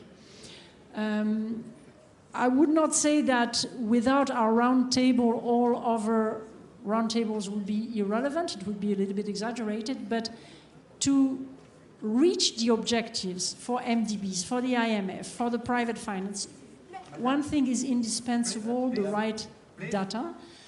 Not because we are obsessed by data, but first of all, we heard very often, yeah, we would like to act, but we don't have the data. So we need to provide the good data, so we withdraw excuses. But even more, because as we learned this morning with the great roundtable we had, the needs in front of us are so huge. If we want to allocate properly resources, we need to know where we put the money. We need to make sure that it is useful for transition. We need to make sure that it is actually going to protect nature. We don't want to encourage greenwashing. So that's the reason why all these tools, which may seem a little bit abstract, are quite important for finance. And there is sometimes the idea floating around that, you know, this is a luxury good for Westerners and we can afford to spend time to elaborate sophisticated tools. But I don't think so. And you know that the summit, the purpose of this summit is to leave no one behind, to allow all countries to develop and at the same time to respect the Paris agreements and limit the increase in temperature. So we have the best possible panel here to discuss this topic, and I thank you all very much. I'm not going to introduce in order to save time. You know the speakers, just say a word. So Mark, you will have the floor first. You are well known for what you did for climate. I remember not only your speech in 2015, but also your fantastic book where you insisted on values we share and not values. So where are we? You chair GFANS. You made the efforts to mobilize trillions in the private sector. So please tell us where we are and on climate. And we will also add biodiversity during the discussion. Very good. It is a great honor to be here and to be on the panel with my colleagues and particularly you, Sylvie, given everything you've done. So I'm going to speak for a few minutes on data and system change. And I just want to capture how the system is being changed and the role data is playing in. So, and I think you're not overstating it to say at the foundation, of course, is data. First point, though, is to just underscore why we need a new financial pact. Look, this requires a revolution in finance because we are having an economic revolution which is as large as the Industrial Revolution and at the speed of the digital revolution. And when we had the Industrial Revolution, everything changed. We had new types of banking, fractional reserve banking. We had new types of central banking, lender of last resort. We had a new international monetary system, the gold standard. And that was all necessary for the capital and scale. We need banks focused on carbon. We need central banks focused on stress tests, central banks/supervisors, and we need a new international financial system that builds on that in order to get the capital to where it's needed most, which is in the emerging developing world. So that's the first point. Second, in order to get there, we have had the objective, Sylvie, you and I have worked hard with Mary and others on this, such that every financial decision takes climate change into account. In other words, it's always a consideration when making a loan, when making investments. Sometimes it's decisive, sometimes it's one of many factors. But in order to be there, you need clear, comparable, decision-useful disclosure. Mary Shapiro is no one better to speak to this in the TCFD, and of course David on the TNFD with respect to nature and biodiversity. As well, you need central banks and supervisors who challenge the banks and insurers to think about what will happen if they stay on their current course. And they do that through stress testing and supervision, and Sabine can speak to that and many other things through the NGFS, which basically covers the entire global financial system now, to its great credit, and a great initiative of the Banque de France. as well, this isn't all just about risks, it's about enormous opportunities. It follows that if you're solving an existential problem, you create enormous, your solution will create enormous value. So values and values right there. And that's part of the reason why you've seen such coalitions come together to act on this as countries and the youth and others express the demands that we do act. So just to move towards conclusion, one of the core points is in order to move, you need a plan. Not just an objective, but a plan. And one of the things we've been doing at GFANZ, along with authorities that are moving forward, has been to develop a consistent, comprehensive approach to transition planning for financial institutions and what their expectations are of companies and countries for their plans there. That was developed, it was released for COP27. It's now being implemented by the 575 members of GFANZ, the $150 trillion of capital. And I want to finish up on what authorities can do in order to truly unlock this potential. So you have this data, you will have transition plans. You need it consistent across entities. So, and Catherine has helped lead on this, the expectation should be that it's mandatory. Certainly in the developed economies, it should be mandatory amongst sophisticated financial institutions and companies. In emerging and developing economies, it should be tailored. And many of these transition plans actually will be at the country level, JETPs, country platforms, taking into account the unique circumstances and energy transitions there. We need the multilateral development banks and the authorities to help drive that. So I'll finish just underscoring this point. We've got, I think, we've identified the data we need. We're building the core base. We need the plans that act on that data. And then with political will, we can help leverage this finance we have. Thank you very much, Mark. Mary Shapiro, I move to you. We don't need to introduce you neither. And I would say you are the mother of TCFD, and you inspire all of us. Last year, President Macron and Michael Bloomberg created the Climate Data Steering Committee you are chairing. And now you are working at a strange animal called NZDPU. To put it simply, it's repository where everybody could access to data. So tell us a little bit more. You told me it's not one more thing. So there is a coherence in all these efforts we are doing. And you consider, and I'm so glad, that all the efforts done by the people on this step are interconnected. So please, Mary, explain us why you see it this way. That's exactly right, Sylvie. But first of all, thank you for organizing the panel, but most importantly for your leadership on climate issues over many years. You know, it's actually become a cliche at this point that you manage what you measure. But actually in the world of climate finance, we've really seen over the past few years how important it is that we address the data challenges if we want to see action at the scale that's necessary to honor the goals of the Paris Agreement. So we know we need better data to ensure that all institutions can actually understand their climate risk and report those and their climate impacts. We need better data to ensure that financial institutions can scale transition finance and seize the opportunities of the transition. We know that all stakeholders need to be able to measure progress against those net zero commitments that they've made. And we need data to equip supervisors and policymakers with better understanding of both institution-specific and system-wide risks from climate change. So as you mentioned, I'm here today with several hats on, and this is going to sound like real alphabet soup. Chair of the Climate Data Steering Committee, or CDSC, which is overseeing the development of the NZDPU, or the Net Zero Data Public Utility. We have, Mark has spoken to GFANZ, the Glasgow Financial Alliance for Net Zero, and of course the TCFD, or the Task Force on Climate-Related Financial Disclosures. In addition, I think up here we have the ISSB, the TNFD, the NGFS, and HLAG, all super important data initiatives represented on the stage. So we clearly have a growing alphabet soup of acronyms in the climate data, disclosure, and commitment space. And while it might seem quite confusing, and it actually is quite confusing, it really does all fit together, and it really represents a natural evolution of climate data, and in particular, the role of the NZDPU. So as we know, in 2015, the Financial Stability Board, under Mark's leadership, established the TCFD to try to address the fragmentation in climate reporting and to really increase firm-level climate disclosure.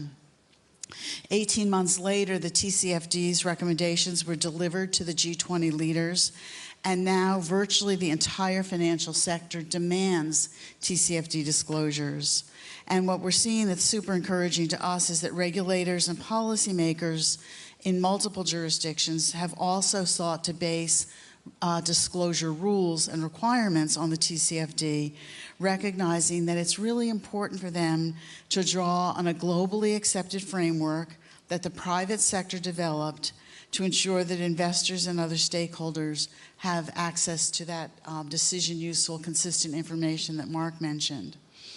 And as you all know, the ISSB, the International Sustainability Standards Board, next week will release its first climate standards, again, building on the framework created by the TCFD.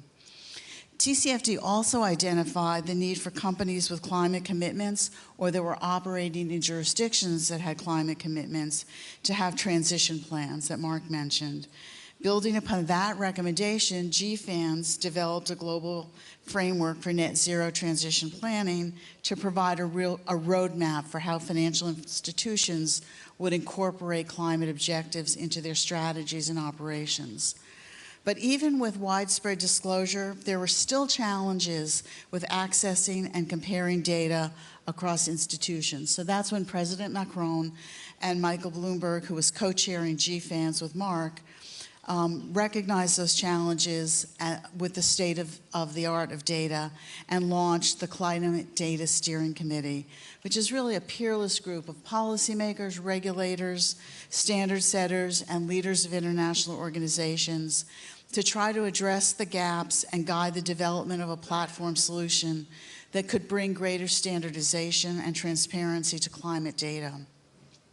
At COP28, the CDSC released a white paper outlining its recommendations for the design and the development of the NZDPU. It will provide free and open access to data that's needed by financial institutions on the transition, and it will allow free and open access to all stakeholders to monitor progress towards climate goals. With the support from the largest data providers in the world, a pilot will be up and running later this year at COP in an accessible user interface, and it will include scope 1, 2, and 3 emissions data, emissions reduction targets, the relevant metadata to provide users with greater transparency and confidence, and in 2024, the data will be included on the use of carbon credits. And then it's the CDSC's intention that once the system is up and running, it will be ultimately housed in the United Nations. So over time, additional data will be added to the utility so it can continuously meet stakeholders' needs. Thank you, Mary. And I really insist it's going to be free access. It's going to be at the United Nations, because what we hear from so many countries, and it was said in a very eloquent way this morning, is that some countries really want to have access and they cannot afford. So this is an important element, and you're confident it's going to happen? It's 100% important to us as well. So the system is being built through Michael Bloomberg's Philanthropy, and once it's up and running and it has a stable and a core amount of data, it will go to the UN, but there's no intention that any data be behind a paywall. Great. Now maybe we move from climate data to nature, because the purpose of this summit is to combine development, fight against climate change, and safeguard of biodiversity in the large sense. So, David, we had the chance to meet and to work together at the beginning and the launch, and you are, after 2 years, quite reaching your objective, which is to produce a framework. You can all say, I think it's true for GFANZ, it's true for, we are all facing pushbacks. not only in developing countries or vulnerable countries because they consider they have vital issues to tackle, but also in our countries. So what is your feeling? Are you optimistic? I must confess that I admire the work that was done so far, with lots of consultation, a very inclusive process, market-led. But at a certain moment, you will have to jump into the world of regulators. So please, David, tell us where you are with TNFD. Thank you very much, Sylvie. Thank you for inviting me to this great panel and this discussion. And I remember back to 2021, 2 years ago when we started, and TNFD was met with this enormous enthusiasm for, yes, we have to deal with nature. But then the sort of excuses of why it was too hard then also were said in the same sentence. As you said, people said there's not enough data to measure nature risk and impacts. And they said it's too complicated. There's no single metric, there's no single target. So I think on this 2-year journey, and we have made incredible progress, it's important to recognize what we know, what we don't know, and what we still need to learn. We know that nature is an enormous issue in terms of the risk it presents to our economies, our financial system, society and communities. We know it's impacting valuations and debt. We know that the risk is there. What we don't know is exactly where is that risk and how to measure it in a standard way. And that's one of the big challenges that TNFD, like TCFD, has done. Its cousin is trying to solve. But I think it's really important to know that nature and climate are not two separate things. Mother Nature, Mother Earth didn't create all this list of acronyms. It doesn't recognize them. It sees nature, including climate, as one ecosystem. So what we did by reusing the model from TCFD and many of the parts of TCFD is also try and lead people towards an integrated way of thinking about nature and climate together. Now, we're not quite there yet because we started on that journey in 2015. But what we do learn and what we do recognize that much of the physical risk that climate change is creating is actually manifesting itself in the natural system, droughts, floods, damaging nature production in those areas. We know that the natural system is a huge tool that we can put to use to absorb greenhouse gas emissions in soil, in preserving forests and sea gas, and all those others. So we know that we have to think about these in an integrated way, even though we started off thinking by climate first. We consulted with the TCFD team and Mary, who were delighted to say that we could take everything they'd done, build on it, learn on it. We've reused the 4 pillars of TCFD on governance, strategy, risks, impacts, and metrics. Our task force now, over 1,100 members, is delighted that we've done that because it means that they can ease the friction, if you like, of adopting. But the goal is really not just better disclosures, it's actually to create a methodology where we can tackle this complexity issue. It is complicated. How do we break down that complexity and make it manageable? The disclosures at the end product are part of that. We've actually created this methodology that helps you simplify the work that you need to do to understand your nature-related dependencies on ecosystem services like water or pollination, or the impacts that you're having and how that gets into risks and opportunities. And there is no single, lots of people have said to me, but you need to create a single target for nature. There isn't a single target for nature. It is a complex set of things. But the good news now is whilst when we started, we didn't have the equivalent to the Paris Agreement, we now have the Kunming-Montreal Agreement. Over 200 countries signed that last year with 23 targets. So we align ourselves against many of those, like land use, water use change, pollution, etc. And we also align ourselves against the well-known, understood now scientific basis of the drivers of harm, the 5 drivers of harm that the IPBES and scientific groups have developed. Again, land use, water use, climate change, natural resource exploitation, invasive species. So we create a methodology, we then group the metrics, and believe me, there can be thousands of them, into just 3 groups of impact metrics based on land or water use change, pollutants, resource use or replenishment. And of course, we reference to climate change using TCFD. No need to reinvent the wheel, that's well embedded. So what we do is then recommend that you report against those, and you end up actually with 5 groups of metrics, 3 on nature, 1 on climate, and then the risks and opportunities. And we're piloting that approach. And actually what people are finding is, yes, there's a learning curve to understand this, and yes, I have to do location-based analysis to get underneath the contextual part of nature. But this is workable, this is doable, and we're actually realizing the efficiencies of combining our climate and nature teams and doing this in one go. And we're also learning a huge amount about the data. So in the last 2 years that I've been co-chairing with Elizabeth this role, the amount of innovation and new technologies in measuring the state of nature, as we call it, has been incredible.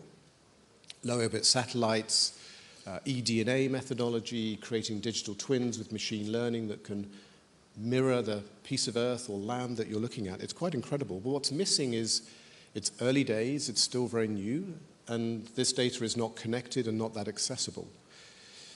So whilst there is plenty of data, and the excuse that there's not enough data is really an excuse, it's still quite hard to connect this, to get access, to make it. We need to make that easier. And why hence we're also looking at scoping a similar project to the one that Mary just talked about, to how do we collect and organize and connect state of data nature and make it more freely accessible so we make it easier for companies to do that. So we're learning a lot, we've done a lot.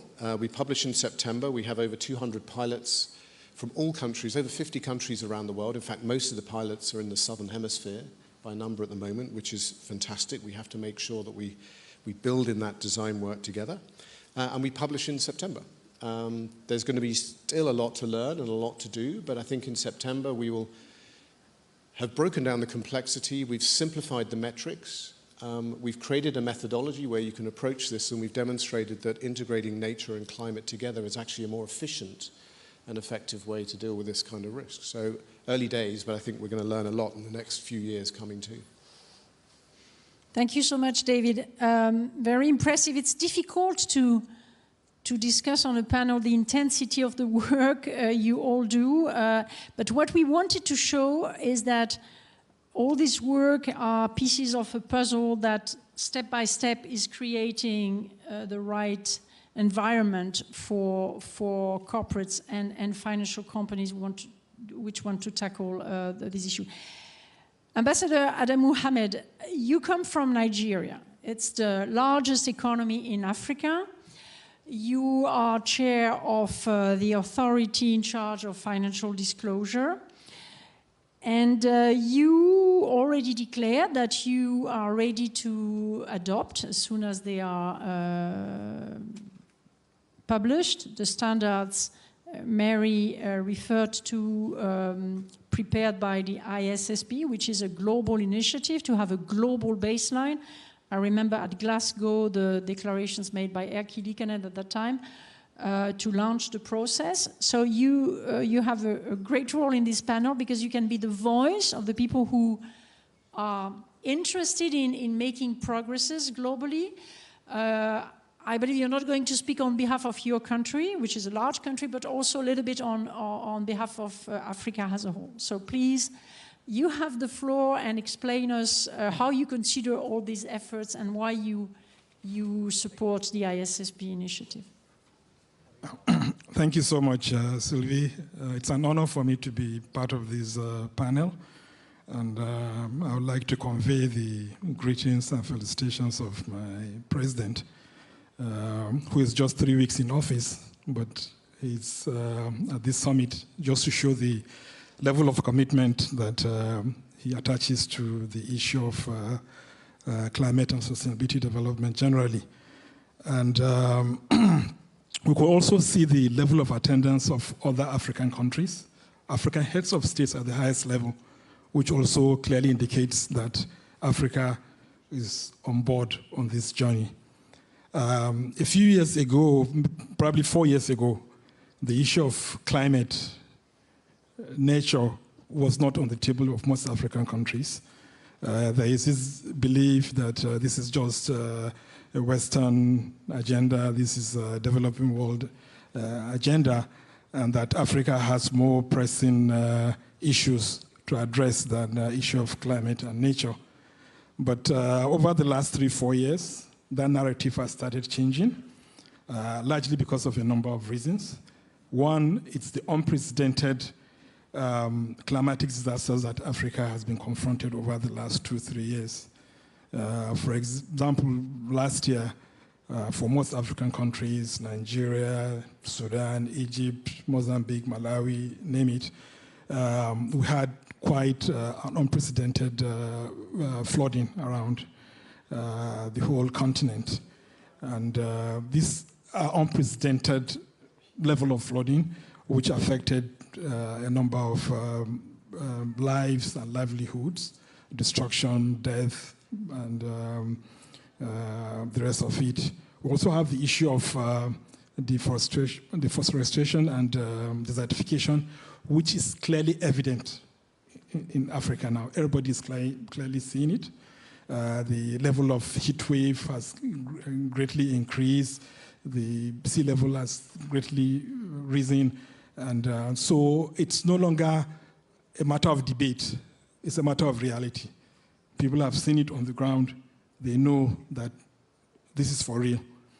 Okay? So we've moved beyond that to accept that climate change, issue of sustainability development is really on the table. And one of the things that we had before in Africa, as I mentioned earlier, was the issue that, look, Africa, we have more pressing social issues. So why is the West not talking about them? Why are they talking about climate?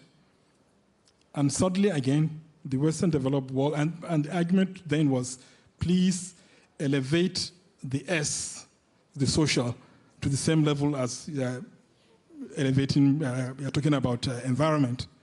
Okay, and I'm happy to say I must commend the President of France, who has brought the issue of poverty now to the table, to the center stage. This summit is about climate, it's about people, it's about diversity. So we welcome that greatly, and it's one of the reasons why you have seen the way Africa has embraced this summit.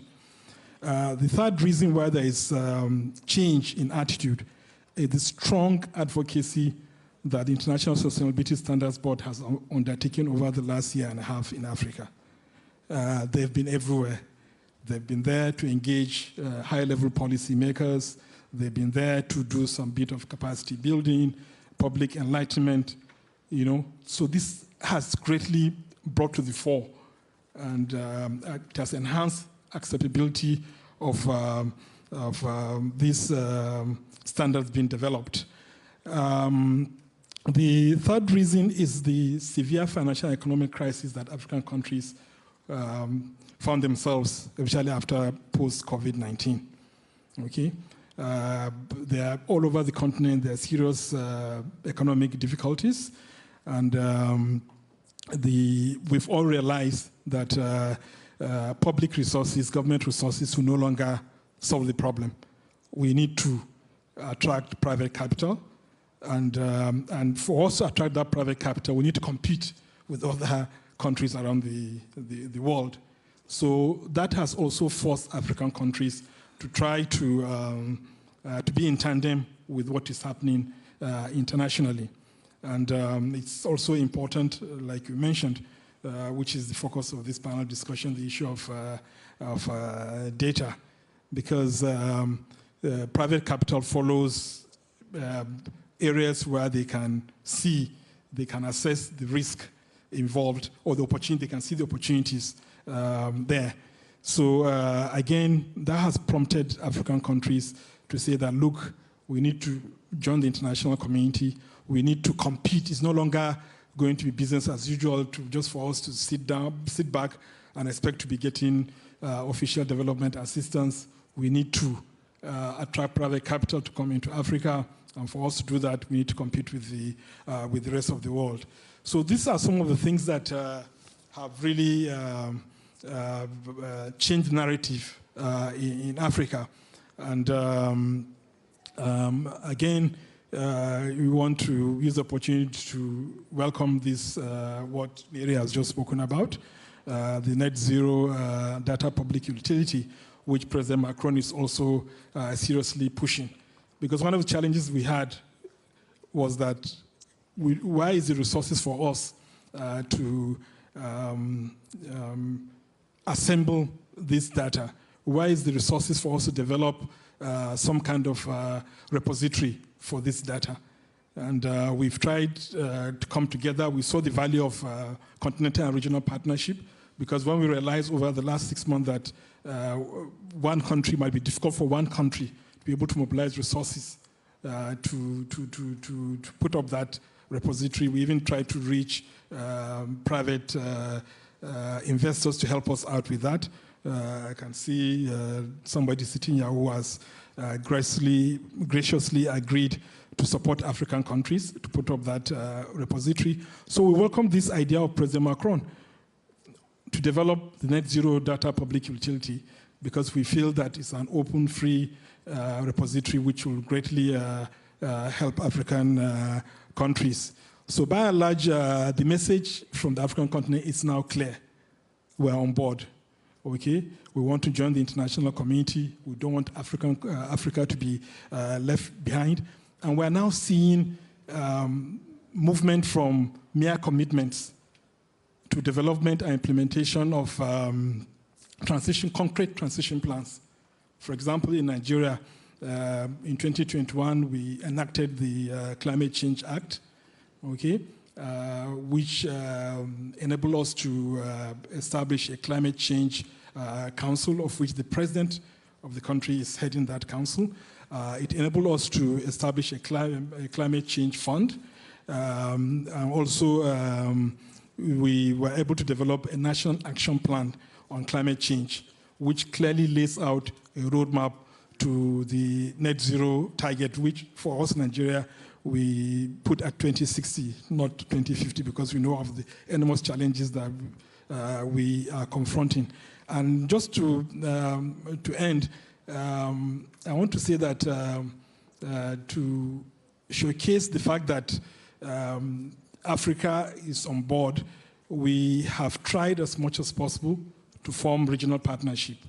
We've just recently created the African Forum of Independent Accounting and Auditing Regulators. We feel that we need to have a voice in the standard setting process. It's no longer us just sitting back. These standards are developed and then just for us to just adopt. And I think the International Sustainability Standards Board can attest to the fact that Africa was actively involved in the process of development of these ISSB standards. And this is the reason why a lot of African countries have clearly made the pronouncement. Nigeria was the first country to announce at COP27 there will be an early adopter of the ISSB standards. On Monday, 26th of June, we're going to have a launching of the ISSB, IFRS ISSB S1, S2 in Lagos, alongside the other major developed countries that will be launching on that day. Thank you. No, thank you very much. And it's exactly the key element. It is a global standard made by people coming from all parts of the world. And by the way, if Emmanuel Faber or anyone like your compatriot Nini Gauzier-Delian, I don't know if I pronounce it properly, but she's very active at the ISSB. So if they are not here today, it's because they are in Montreal. It was to please you, yeah. And Catherine, because they are adopting the standards they are going to publish next week. But you were very eloquent. And of course, you made the point of having the accountants checking also the reality of what companies will disclose, which creates new scopes for some company. Maybe I move to Catherine, who had the honor and the responsibility to chair an important high-level group created by the UN Secretary General on the way non-state entities can fulfill their commitments toward net zero. Because today we had lots of heads of state and government, we had representatives of companies, but part of the societies are the cities, the NGOs, group of people who could also contribute. So in your report and in our conversations, you insisted a lot on delivering, making sure that promises happen. You were all here this morning when Vanessa from Uganda made a very convincing speech on the fact that people are dying right now because we don't combine properly climate development and nature. So Catherine, you can be the voice of so many countries not represented here. What was your experience? How can we make sure that all this work, all these promises, all these tools are going to be implemented? Do we need mandatory regulations? Please, Catherine, you have the floor. Alors, un grand merci, Sylvie. Je suis très heureuse d'être ici. So let's just step back. Why does this matter? Like, we have all these acronyms, all these things, everyone's doing everything. It's because we actually have a temperature goal. A goal is 1.5 degrees, and we need to reduce emissions by half, almost half, by 2030, and we're not there. So if we don't actually measure things, we're never going to get there. And it's interesting because the Secretary General has been very clear about this. That, I mean, if it just took commitments and long-term pledges, I mean, we'd solve climate change. We'd have solved global poverty. Because everyone's net zero, everyone's committed, but here we are seeing catastrophic impacts of climate change and seeing that we're actually not on track. I mean, I think there's a lot of positive developments, and I think that's measuring has shown that. But it's really, I mean, partly it is about accountability. And I used to be a competitive swimmer, but maybe a way to put it in real terms, because I think sometimes it's really hard for regular people. They're like, what are you guys all talking about on stage? The reality is you have to have a long-term stretch goal. That's 1.5 degrees. Is that hard? Yeah, that's hard, because hard things are hard, and climate change is the biggest, hardest thing that we've got to do. But that means we've got to do the work now. And so you have to have interim targets. But if we don't actually measure and see how we're doing at an interim basis, and that's at a country level, that's globally, that's a country level, that's at a non-state entity, which is a financial institution, corporate, city, or region, we're just going to have no sense of how much work is needed to be done. And that's when you can innovate and adjust if you actually see you're not on track. And we're not on track, so we all need to do more. And it's interesting because this report, so the UN Secretary General, I will give him massive credit because he brought together the most diverse group I've ever been part of. Half was from less developed countries, the global south, gender balance, but it was everyone like from this panel. Like this panel, look at that. That's good. Well, more women, but that's good. That's even better.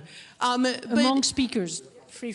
Oh, okay, that's good. Okay, well, but I think that this is where we need to have discipline. And so there's a lot of folks that are doing the work, so they can be rewarded, but right now we can't even tell who is good. Everyone's getting thrown in together, and then there are folks who are not. And I'm going to call out fossil fuel companies. I hope people don't feel like, uneasy about this, because the reality is 90% of the problem emissions right now are coming from fossil fuels. And when you measure, you know what you need to do, because it's actually not that hard on climate. It's hard to do, but it's not that hard.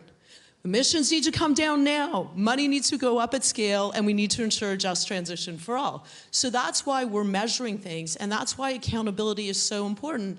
And if you look at the work that Mark and Mary did with the Task Force on Climate-Related Financial Disclosures, I mean, that's actually just doing things what good businesses should be doing, managing risk. And unfortunately, sometimes our markets can't do that. But I will say one other thing that's really important, to come to the point of Africa, of global south more broadly, less developed countries, emerging economies. I mean, part of the reason, or a large reason we're here, or the whole reason we're here, is not enough money is going at scale because we're measuring. And the reality is it's appalling. And we know that we're all in this together, so if we don't actually scale the money and measure it and see that it's going at scale, and not just to one or two countries, but to all of the countries, then we're not going to solve this problem, and we're certainly not going to tackle poverty at the same time. And so I think this is the opportunity to provide discipline, and it's in a way the natural evolution of the Paris Agreement. I was here, I started as a new minister in Paris. We got the Paris Agreement, we got an ambitious agreement, but it was up here. And so that's the easy part in a way, like having ambitious targets, that's your stretch goal. But then every day you've got to do the work. And so I think this portal is really amazing because we need to see where everyone's at. And if people are not doing well, then you know what? Financial institutions will not give them money. Young people will not work for these people. Consumers will decide they're not going to buy their products for them because there's a whole rational case, and regular people care about this. And the good people, the good businesses will be rewarded, which will lift people up because people will want, like you're talking about a race, you know, for opportunity. But ultimately, and Mark alluded to this, we need to regulate because there's a competitiveness issue. And the fact is, especially if we said in our report, it's got to start with the large corporates. Like, we're not going to start, you know, necessarily regulating. That's great that you're coming on board and there's a real desire to be part of this. But we've got to start at scale, and we've got to look at who has the capacity. And then we have to support all the other, you know, companies, financial institutions, cities and regions that don't have the capacity. Often they're scope 3 emissions, to get really technical. But and I think this is the real opportunity to do the work that we need to do with discipline and with purpose, and to actually achieve the stretch goal. Because actually, what's winning look like for all of us? Winning is like winning the gold medal, but the gold medal of the planet. That is like a more sustainable future for our kids and our grandkids, and also dealing with poverty, ensuring that we're lifting everyone up as we do it. Catherine, merci. Many thanks. Maybe one word, and I say it in French and in English. Vous êtes à Paris. C'est la ville des accords de Paris. Et l'objectif, c'est de respecter l'engagement qui a été pris. On entend parfois des gens qui disent « oui, mais on ne va pas y arriver ». Alors ils commencent déjà à dire peut-être le monde à 3 degrés. Non, le monde doit rester à 1.5. I say it in English, you are in Paris. The reason why we organize this summit is that there is no excuse. And I would say we need to be aware that it will be difficult for some countries, but also it's a huge opportunity. One of the nice things we have heard this morning was the average age of Africa. A continent where people are so young and dynamic can be an asset for us and an asset to find a solution. I say it with my white hair. So now, thank you, Catherine, for insisting on implementing, respecting the pledges. On va respecter les accords de Paris. It means find money for mitigation, and also in some countries already hit, also for adaptation. But it's not adaptation because we give up on mitigation. This needed to be said. So I move to Sabine. Liebe Sabine, I'm so glad that you are here. We worked very well when I was at the Banque de France. You're still at the Bundesbank. If I may, and I'm between two central bankers or former central banks. If I may, central banks have an important role to play because you give signal to the whole financial sector. And usually when you take decisions on supervision, on interest rates, it is clear-cut and everybody has to respect these decisions. So you are the vice chair and soon chair of the NGFS, 140, since 10 minutes, maybe more, supervisors and central bankers, banks. So how do you see the tools and how can we have central banks on board, but central banks with teeth? I respect all the handbooks, speeches, peer pressure, but at a certain moment, how can you make sure that whether they like it or not, the whole financial sector goes in the right direction, also to keep the stability of the whole system and the political stability that goes with stability of the financial system. Sabine. Yeah, thank you very much, Sylvie. I think you addressed it very well. Maybe for those of you who've never heard of the Network for Greening the Financial System, it is a group of now 140 central banks and supervisors, and we are dealing with climate change as a financial risk. So when we started 5 years ago, we were only 8, and that showed that the awareness of climate change, what has this to do with central banking 5 years ago? So therefore, we started with only 8 members, and meanwhile, obviously, some central banks have understood that this is a major risk for the financial system, and that obviously is the case why we now have 140 central banks and supervisory entities. So maybe before I start what we can do, I think I would really love to get back what you said, Ambassador. I think it's so crucial, and let me share that we have a global standard setting, right? Or that we at least have people from around the globe taking part in the major setting bodies. And that's, I think, what you alluded to very well. And let me just share with you my experience at the Network for Greening the Financial System. When we started 5 years ago, we were basically members from the advanced economy, from the global north, right? And so what did we do? We did concentrate on our perspective. And is our business model under threat? Do we have to transform our economies because our business model is under threat? So this is our perspective. So the whole work we did at that time was dedicated to fulfill our mandates. A couple of years later, now with especially also African countries on board, but also Southeast Asian, developing and emerging markets, we have broadened our view on our tasks. Because all of a sudden we're realizing that it's not just about transforming the global north. It is about dealing with those countries who are already facing climate change today, who are suffering, right? And we talked about this morning. Of course, we need to deploy a lot of money for the transformation, but at the same time, especially we need also money for adaptation, right? And why I'm talking about this, what has this all to do with data? Let me just quickly explain. I think that the amount of money we need for adaptation will be huge. And I'm pretty sure that this is not a case for private money, because adaptation will be in the hand of the public money. So what that means is there's little money left for transformation. So public money at least. So what you really have to do is to deploy much more private capital. And here I would like to refer to what you said, Mark. I think it is really crucial that we think of, how can we encourage much more private investors to take their part in. And GFANZ very well started to think about and to implement transformation plans. And I think this is a very important source of data. And why is that? Because in transformation plans or transition plans, corporates and financial institutions will tell us how they're going to do their transformation over the next 10 to 20 years. So what this really tells us is not only what kind of goals they have, but how they really want to do it. And this is, I think, is what Catherine said. It's not about setting goals. It's about implementing and doing something. So therefore, I think it's extremely helpful. And I think we see a lot about here.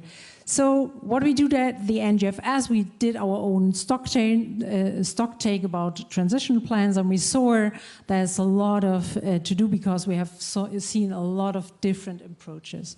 So what we're going to do is we will talk to especially the supervisory bodies and see how can we use these transition plans for supervisory, for example, and I think there's a lot of need. So Sylvie, coming back to your question, what can central banks actually do? This is an example. We do a lot of, well, let me put it that way. We started in the beginning to identify the risk for the financial system, right? In order to mitigate the risk. A couple of years later, we understood it's not only about de-risking the financial system, no. It's rather about defining the role of the financial system. And the role of the financial system is to enable transformation, to share the risk, and to make money available for also adaptation.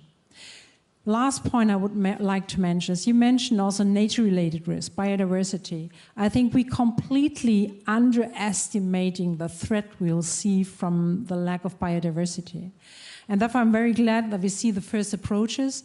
And we at the Network for Greening the Financial System, we just will, by the end of this year, have a stock take on what will it need to do scenarios about nature-related risk. So for example, what will happen if we see a lack of water, if we all of a sudden realize how important the soil is, forest, and so on. So this is something we really have to have a close eye on it. Thank you. Thank you, Sabine. Yes, Mary.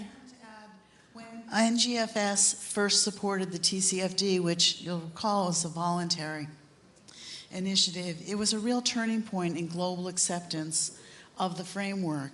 It was really a powerful signal to banks and to their clients that they needed to take climate risk seriously for the first time.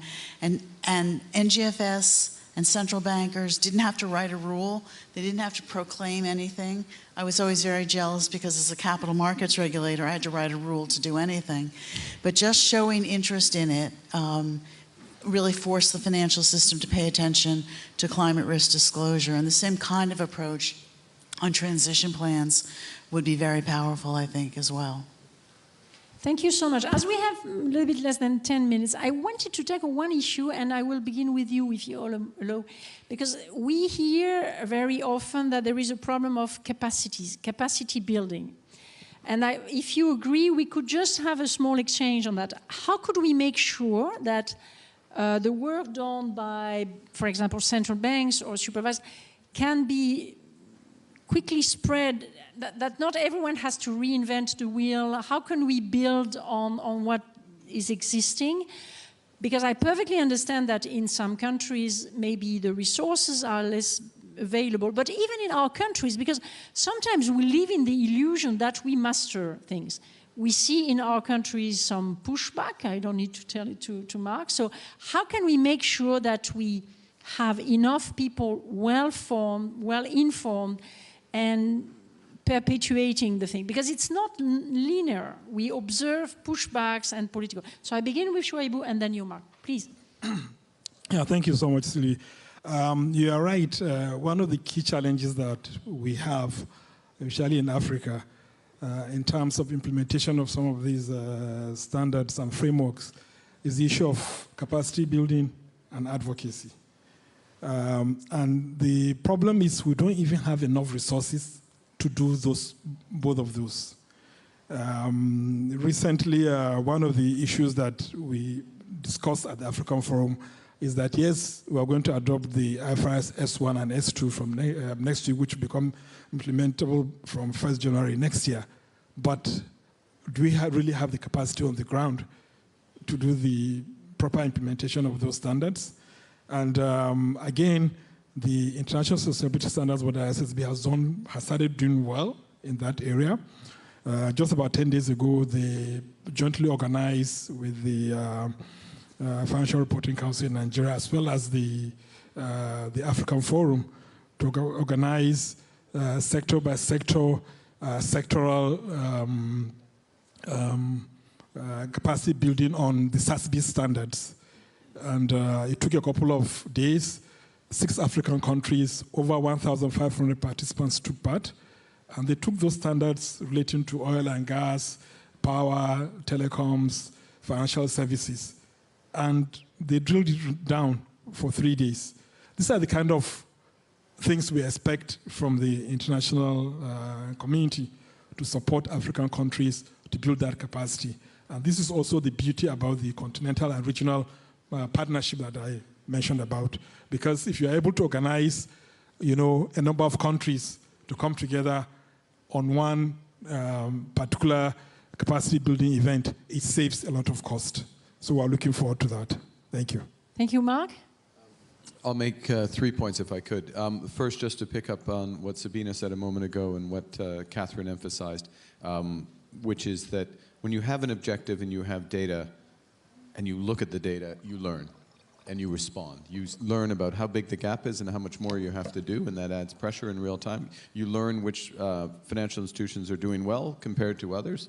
And you learn what you don't have, as you just mentioned, Sabina, about transformation plans, and then you respond. First point. Second point, in that spirit on capacity, what we're doing today, what the authorities are doing today, firms are doing today, is cutting edge, but in a few years it'll look quite primitive. I think that's how fast things are moving, and I think about how we model the economic impacts, how we think about the financial stability impacts. It's relatively limited channels compared to the totality of impacts the climate will have and loss of biodiversity and nature will have. And so we need to pull that through. Last point on capacity and particularly with respect to the new financial pact. What GFANZ is doing is we're creating regional financial networks. We have one in APAC, chaired by the outgoing chair of the NGFS, Ravi Menon, with exceptionally senior people who are dedicating their time to build capacity in local financial institutions around all of these issues. And we're not saying you have to be part of GFANZ. We're like, these are becoming core competencies of financial institutions, and we need to do that in Asia. The African network, chaired by Mahmoud Modine, who is chairing that here. We will announce one in Latin America shortly. Again, same point, capacity development. And in all cases, which goes back to where the ambassador was, this is not so much about bringing GFANZ to Asia, to Africa, to Latin America, but bringing Africa to GFANZ, Asia to GFANZ, because you know when you work on the data, you work on the local situations, how you have to adapt. So yes, capacity needs to be developed, including in those 8-member central banks that were the pioneers, shall we say, in the NGFS, where our capacity, as I say, will look yes, less sophisticated in a few years. Yeah, I will give the floor to Catherine, but a very important point. At the same time, we need to be very determined to act and very humble, because we are learning by doing. And in my 5 years, when I joined the Banque de France, it was the beginning of the NGFS. I fully agree with you. The way we were looking at things 5 years ago was very different. And now I think it's a big progress, and you contributed to it, to move from greening to transition. It's about bringing all corporates, all the society toward climate. It's not just to focus on some niche. Catherine? I just want to say a word on capacity building. So I was just with the Indonesian minister. I was in Singapore, and he was talking about what they're doing in Indonesia. And I used to live there. They've committed to getting off coal. And like, that's incredible. Any country that's committing to get off coal, I think we all have to do everything we can. And he made the point, and I think there's obviously lots of good work to be, that's being done, and we need good data. But he did make the point, and I think it's what Mark said, like, we need to also recognize that it's going to be different in a way. Like, you're going to get data. It's not going to be maybe as perfect as everyone would like, but look at where we started. I remember TCFD. I was at a meeting with Mark, I don't know how many years ago, I was kind of in the back, and I heard some folks, they're like, this is never going to happen. And I was like, oh, just you wait. But I think that you also have to recognize the different circumstances, and people are going to have to dig deep and go and work with these countries, because the Indonesian minister, he was like, we actually know what we want to do. So thank you very much for saying, like, you're going to do it our way, and then we'll give you money. And I don't think, maybe it's not exactly accurate. People have their own perspectives. But I do think that the idea that we're going to have to bridge this gap and recognize that capacity is a thing, but it's also not going to be perfect. And we need to also look at, what is the country trying to do? Because obviously climate is one thing, but alleviating poverty, so the just energy transition partnerships, I mean, making sure there is a just transition, i.e. money for communities and for jobs for workers, because you can't, we got off coal in Canada, but I mean, if I didn't think about those communities and workers, I'd be out of a job. And so I think that's really making sure we dig a lot deeper and listen to the Global South to learn from them. And yes, data is really important, but it's not going to always be as perfect as folks would like when you're sitting in New York, or if you're sitting in, you're sitting in Paris, or you're sitting in London. No, thank you. And I wanted to say a word on the SDGs. There are 17. We are all committed. And of course, for each region, each country, it may be a little bit different. But it's very helpful to have the overview. Climate is one thing, water or nature another. But the quality of governance, the role of women in education, and in also making sure that the planet is surviving. We are quite at the end. Mary, David, do you want to say a last word? Maybe David? Or capacity building and nature, it's going to be quite challenging. Well, I mean, we talk about transition and capacity building, and we talk about it generally around climate. And what I've learned in the last 2 years is we haven't even really started thinking about what transition and capacity building in nature really looks like. So just 3 points on that. And I'm really glad that we're thinking about transition before we think about targets, because I think just setting targets and then wondering how we do transition in nature would be a really big mistake. But 3 points on that. One is, one of the reasons we've got so many companies, particularly in the South, doing pilots is to build capacity by learning, and we're learning a lot. And actually, a lot of companies say, where do we start on this TNFD, this nature journey? And my message is start. Because actually, learning by doing is nothing better than it, because there are no universities out there that will give you the graduates that understand all this stuff yet. And maybe that'll come. Second point, which I think Halim just said, was when it comes to data, you know, people mistakenly think that perfection is the goal, and we mustn't let, as they say, perfect be the enemy of the good. And we can get carried away with perfect data and perfect analysis, and we've got to be practical, because there is no such thing in this world as perfect data when it comes to nature. And then the third part of transition, which I think is really important, I think you said put the S back in ESG. You can't do nature-related dependencies and impacts without thinking about local communities, the stewards of nature. Climate is quite different. Yes, there's a massive impact, but nature is so local. The average farm is, you know, 1 or 2 hectares. The stewards of land are local people. So what we found in our approach is you really have to be very deliberate on involving local communities, and they're going to have to be involved in transition, because you can't get farmers to change what they're doing in Nigeria, in England, in Germany, without involving them in the solution. Or in France. Yeah, or certainly in France. Thank you, David. Mary, a last word? Or just a last word that is, of course the data won't be perfect at the beginning, but if we don't start, it will never become perfect. So we just have to get started, and people of goodwill and good intention and working hard get down to it. Thank you. And Sabine? Maybe just a final word, because we have discussed really technical issues also. And we must not forget not only to involve the whole globe, but especially the people of the street.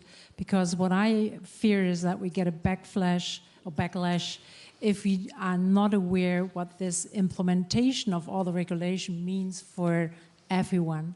So I think it's also our mandate to convince everybody that this is necessary what we do. Thank you. Thank you. An excellent conclusion. Let me just thank all of you.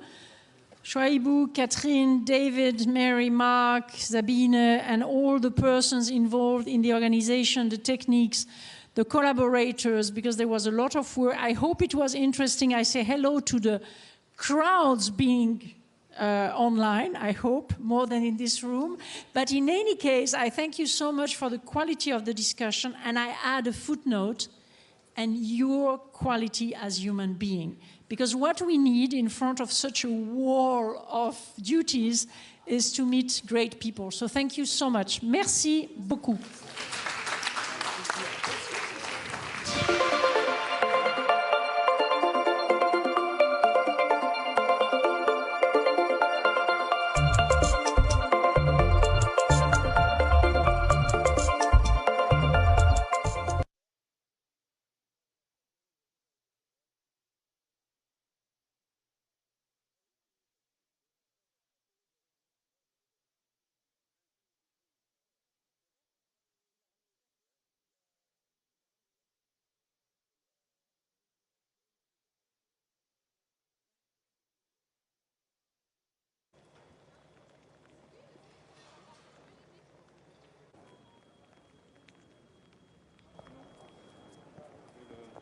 Météo, c'est très glissant.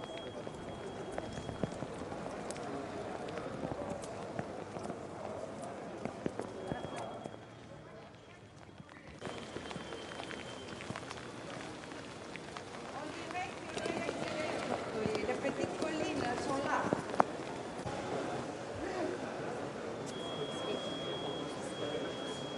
Je sais pas, je n'ai pas dit quelque chose. Je dis que je suis recommandée.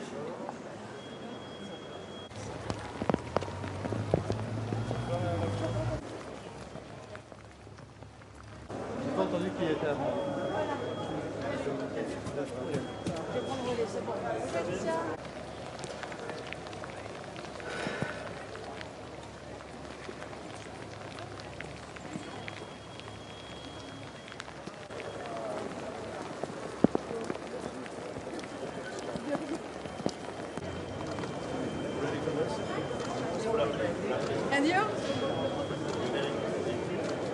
Super, merci beaucoup. Juste ici, s'il vous plaît.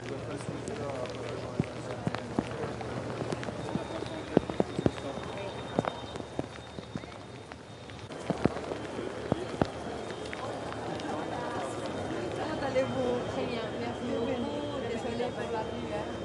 Merci beaucoup.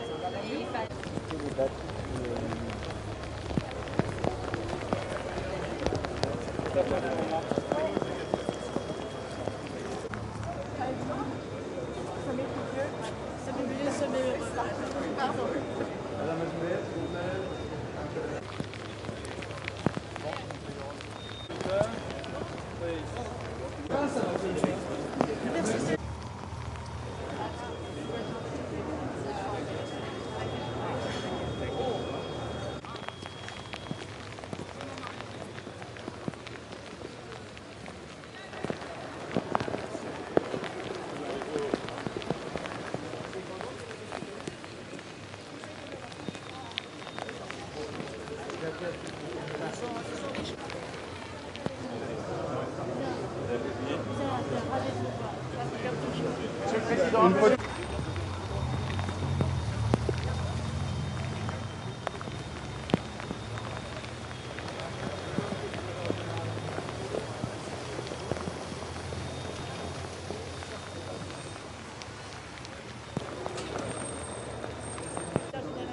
Ravi de vous avoir. Ah, c'est génial. Monsieur Gutiérrez, s'il vous plaît. What's your step? It's slippery.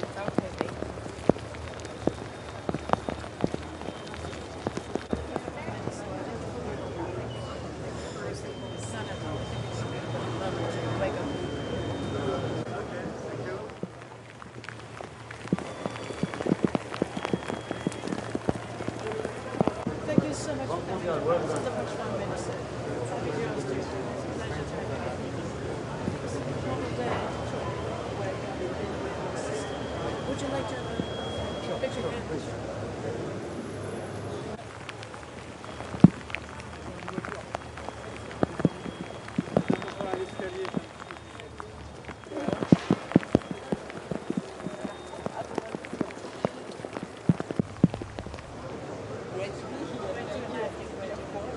Une photo. Thank you. And let me leave.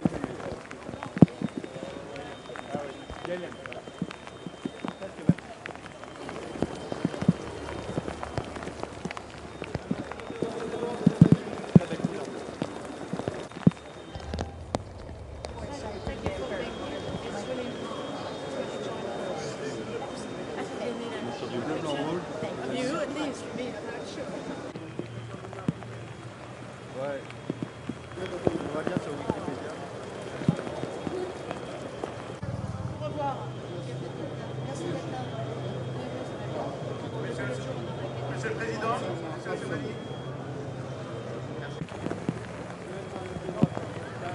Président, nouveau président du Nigeria.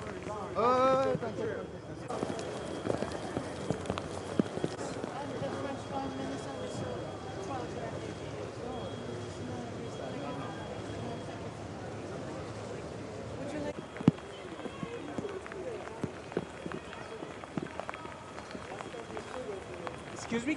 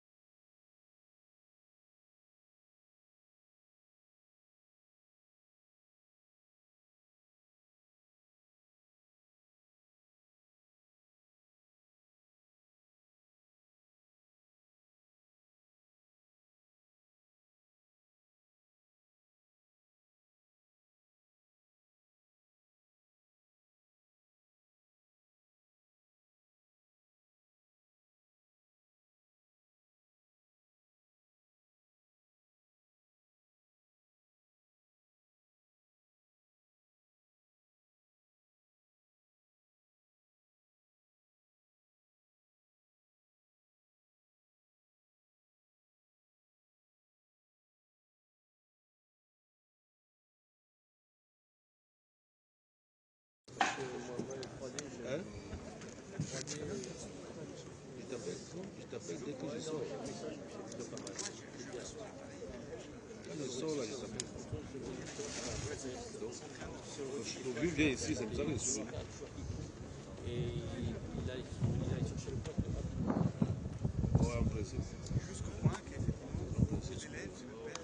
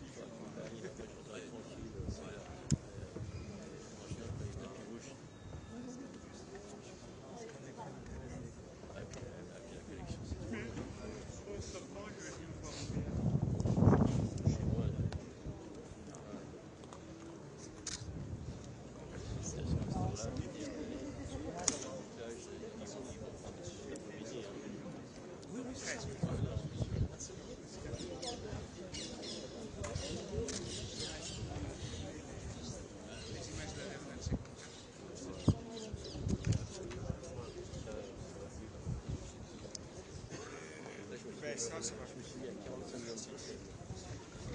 Je vais chercher les images. Tout à l'heure, c'est pareil, 45 minutes.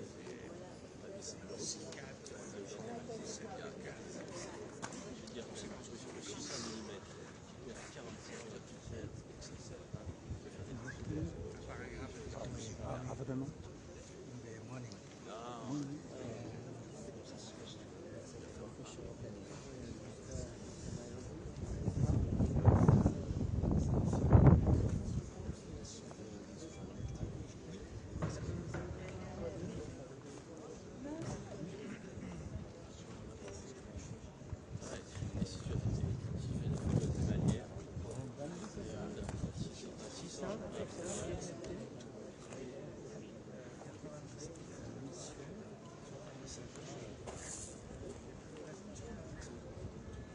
D'ailleurs, il t'attend des livres. Il y en a un qui m'a dit il vient quand je sais pas si on va le chercher, mais à l'aéroport, ils n'ont pas voulu laisser passer. Ils font la gueule, hein. Il était bien peigné, tu vois. Les girafes parades, pareil.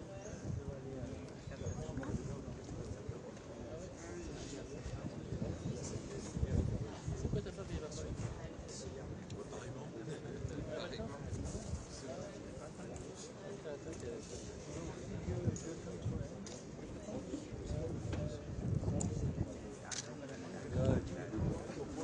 You're like it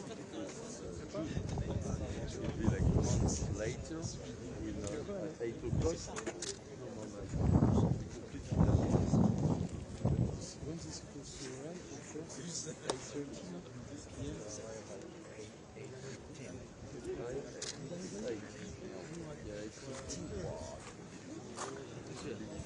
Ah, tu es là. Tu es là, ça?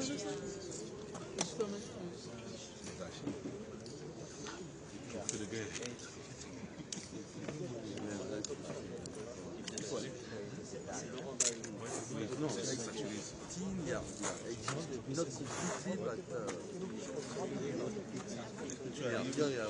but you will have to push your camera up at least 3,200.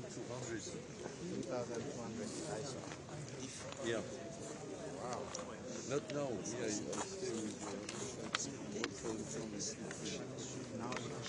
yeah, but I specialize it, but I think I will have to push it down.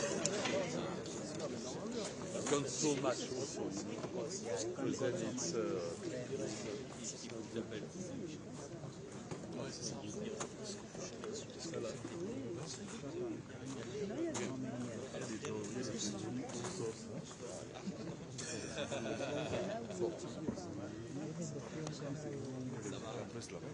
no, when I was young, I started only one year. And when the Canon gets the lens 35, it was so practical and so difficult. I moved to Canon, I stopped because I was very content at the 26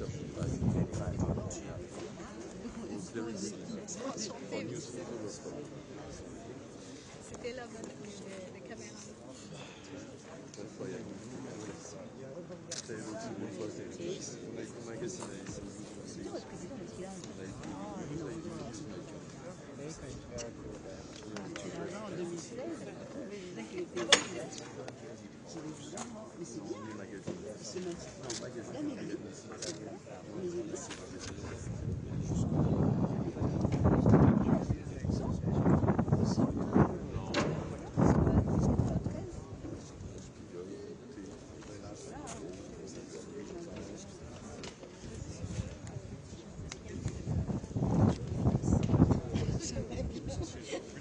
C'était longtemps, depuis longtemps que... Ah, Zambia. Vous êtes basé ici?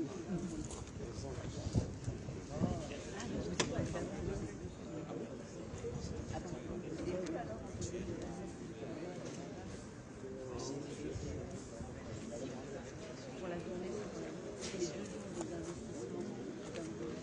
investissements.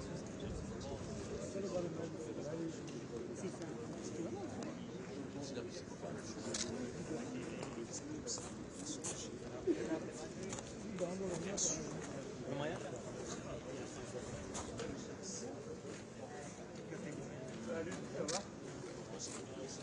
Bonjour, bonjour. À toi? Ça va? Ça va, ça va. Bonjour.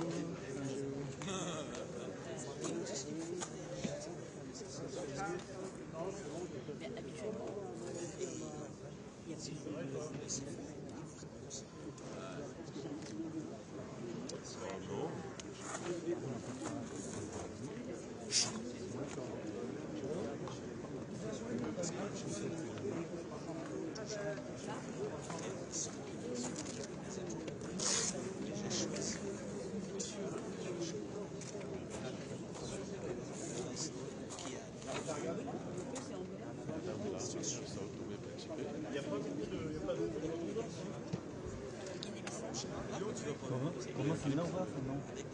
Je vois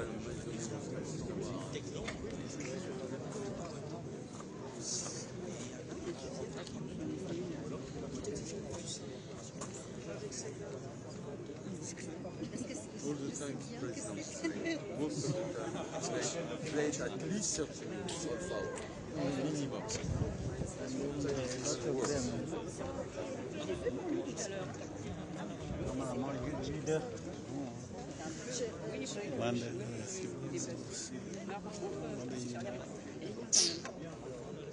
Parfait, d'accord. Je vais pas rester. Don't see the sniper. The sniper.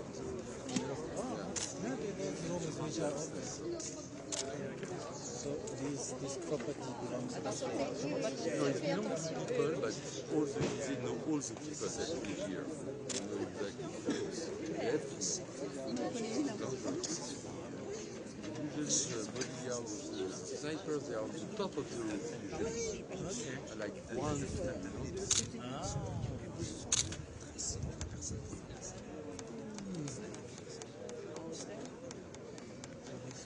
Je suis obligée de couper, sinon je ne vois pas les filles.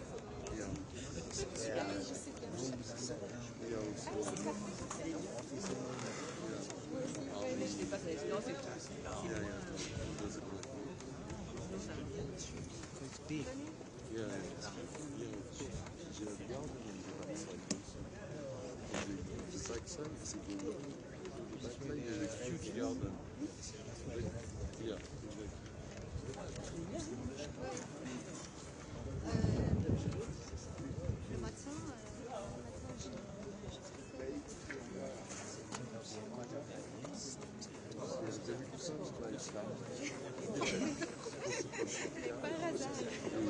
Inside, we stop the car here. The first lady stand up. Usually they go down or not, or the people up there. Then have a check-in.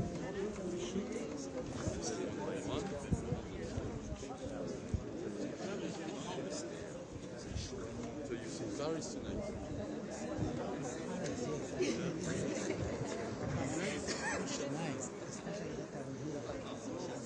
No, it's not as surprised that you didn't arrive. You arrived yesterday night? Because yesterday, you didn't went to the music part over yesterday. It was the festival de la musique. Yeah, it's a good opportunity for you to go and enjoy the French part. Yeah.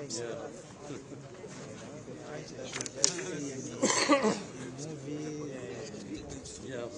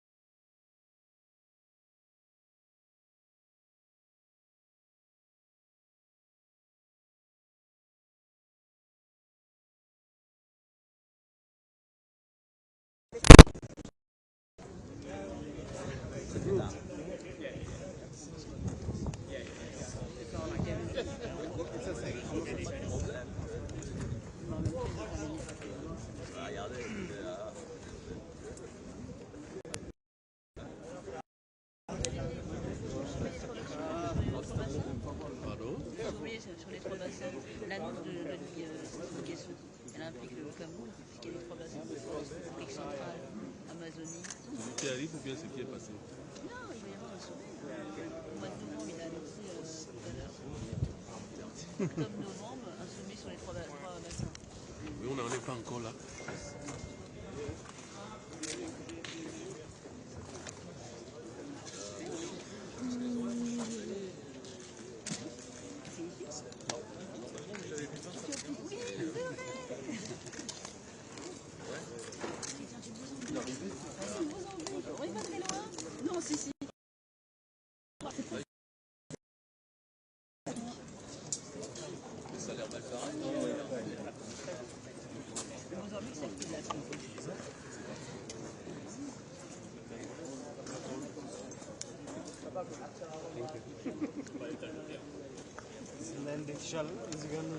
Ah oui, c'était à Marie. À Marie. Attention.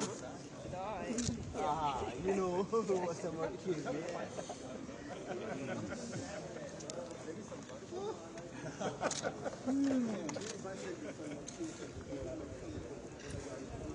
Where from? From here? No, from here and from Comoros. I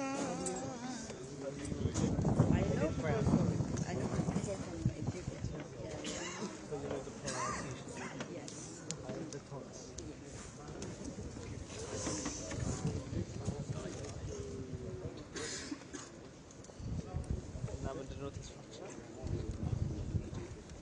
ጨለማ ነው ፍራክቸር ለነገሮች ነው አራት ሰዓት ሶስት ሰዓት ላይ ፀሐይ ገና ገባ እንዴት እያለች Juste ça. Merci. Merci. Pas plus, pas plus. Merci, c'est gentil.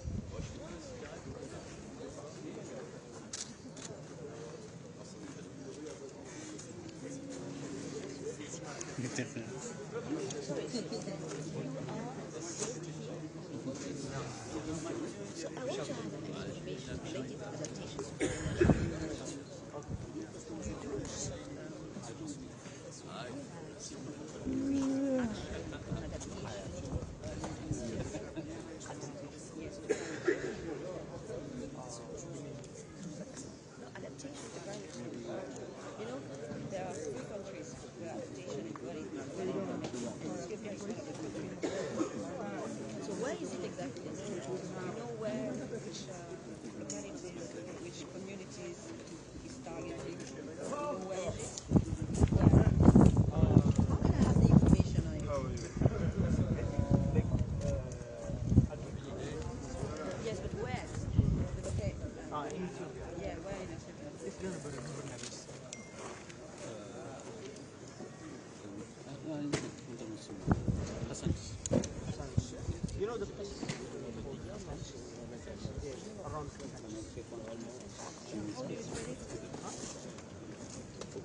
pied criminel, pas celui-là. On va mener ça vers le pire. Je le mettrai quand...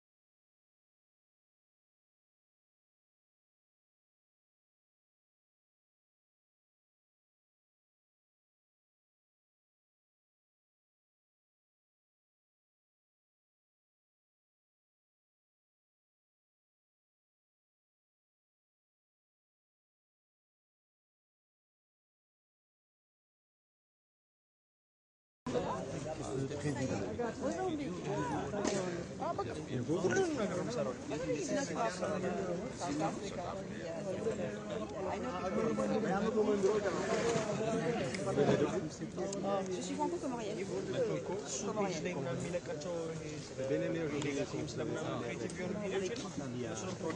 Ah bon? C'était à côté. Moi je suis pas ici.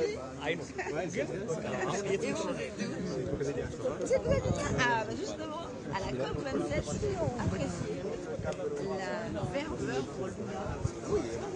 Et en fait, c'est pas vraiment la ferveur pour l'homme, c'est la communion qu'il y a entre vous. Et j'étais à Rio, justement, j'ai apprécié, on s'est réellement, je parlais pas portugais, je ne parlais pas anglais, mais tellement gentil, à un moment je m'avais revu, et c'est une dame qui voit de Jéhovah, qui comprenait rien, je n'arrivais pas à comprendre, elle n'arrivait pas à me comprendre, mais je pense qu'elle m'a touchée, elle m'a aidée, elle m'a orientée, et je me suis retirée. C'est pour dire en fait la gentillesse que je dis, c'est vrai, hein. On le dit pas assez, mais ils ont fait... Oui, oui, les favelas et tout, mais non, il y a quand même une certaine hospitalité. Moi je te dis parce que j'étais toute seule en fait.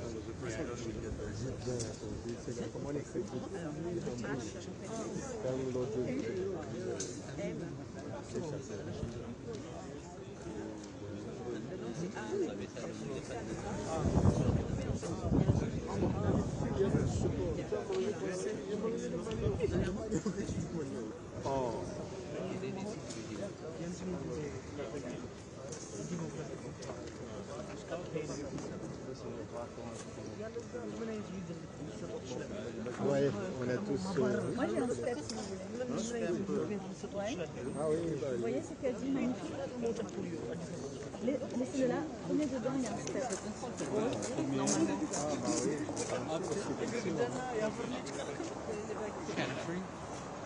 Ah ça y est. Vous pouvez monter dessus. Vous ne pouviez pas me le dire. Ah ouais.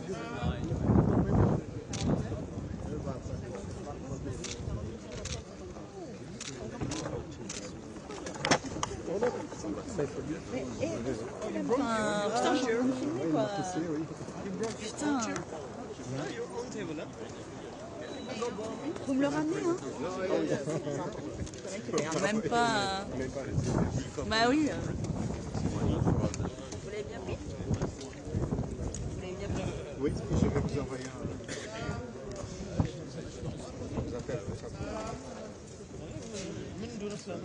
Sur WhatsApp.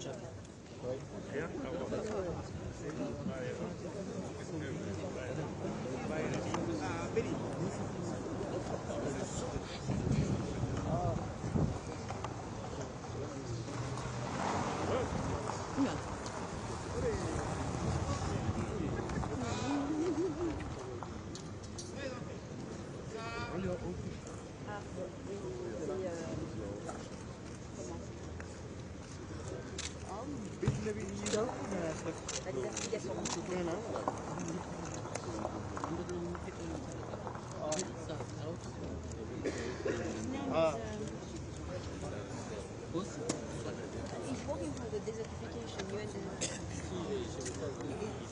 Cho, Ibrahim Cho. His name is Ibrahim Cho. Yes.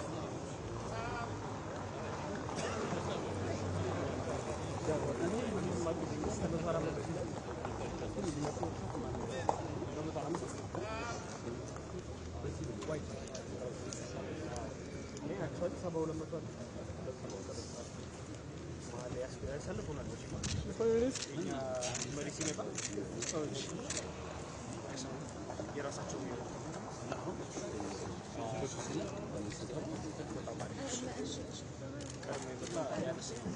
ቀድሞ የመጣ ያነሳላቸው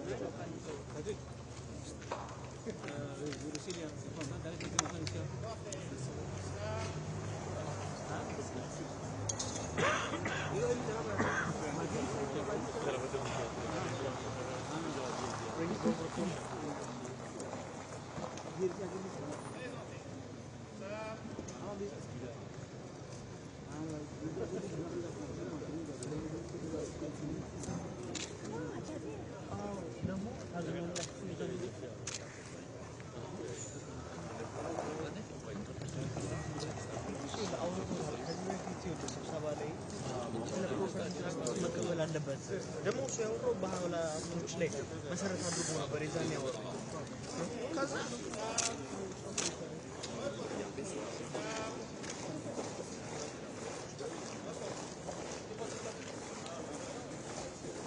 እሱ ያወራው ባህሎች ላይ የተነሳ ነበር የዛን ያወራው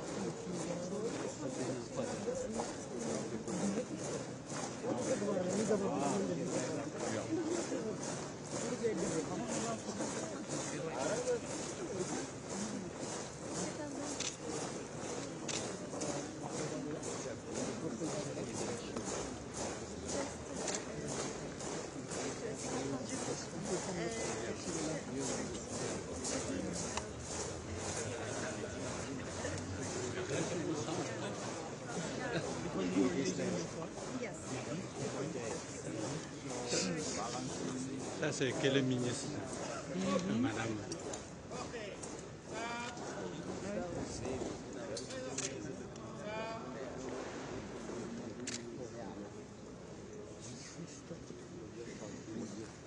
No.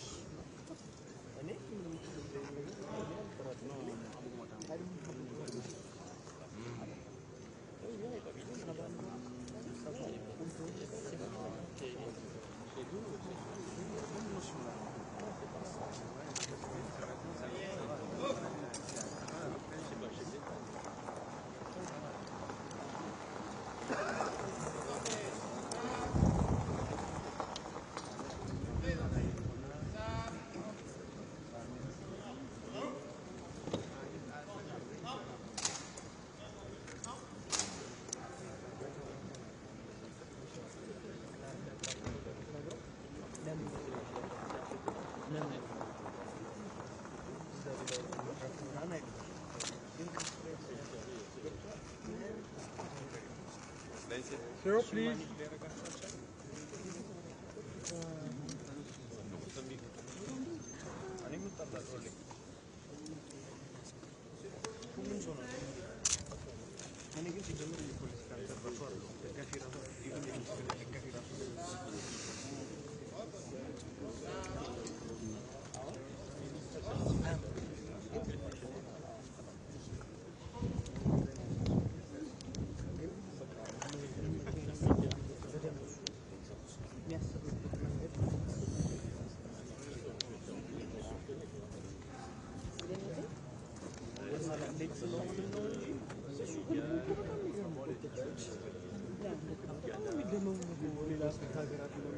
Ja, comme ça, c'est India.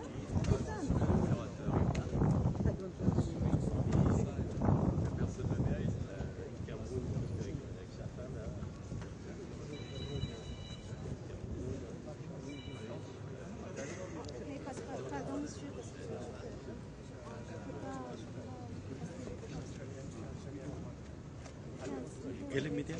Reuters. Reuters. Oui. C'est français? C'est international. Reuters. Mais si vous connaissez.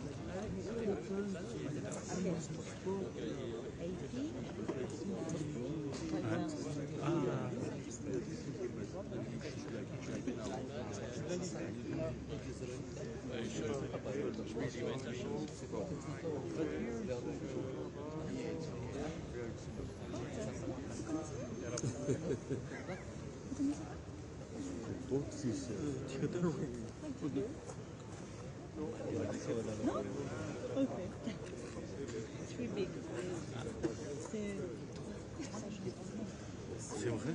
Il y a une très grande agence dans le monde. Okay? Il y a trois c'est celle-là.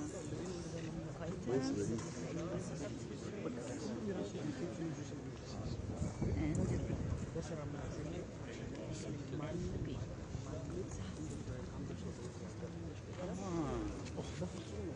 Je sais, mais l'éditeur. Madame.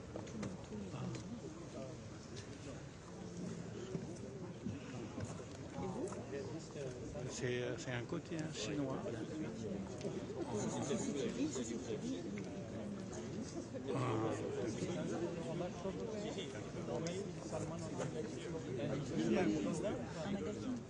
C'est un quotidien en chinois à Paris depuis 40 ans. C'est pas c'est grand pour les Chinois, mais pour les autres, parce qu'on n'a pas en chinois.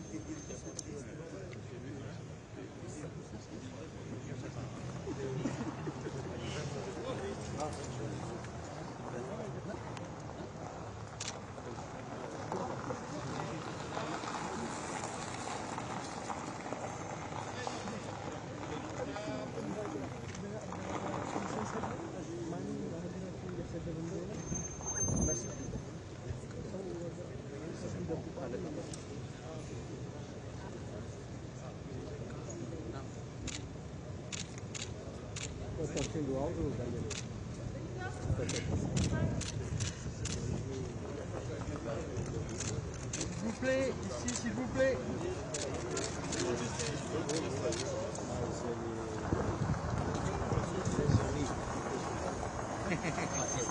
Merci. Here, please.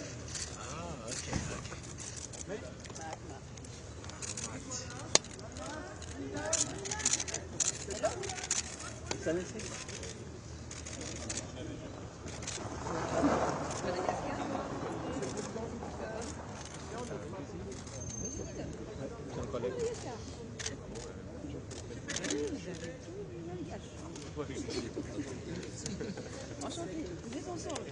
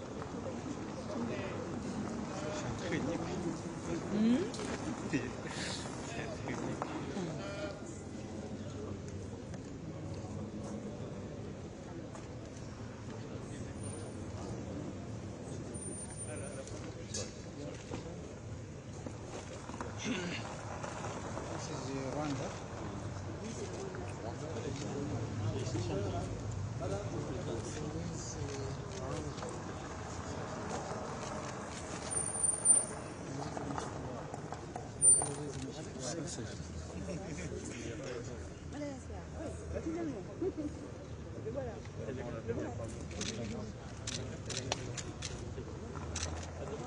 vous plaît.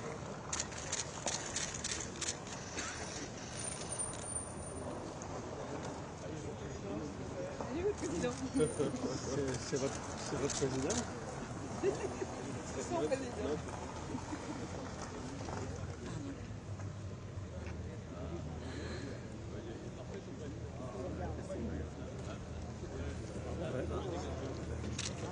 Madame Lagarde.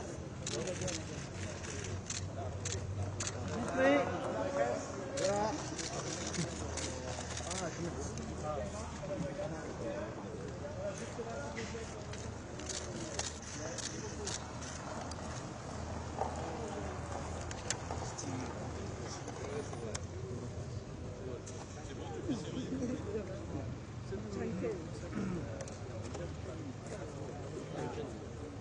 Mr. Kerry?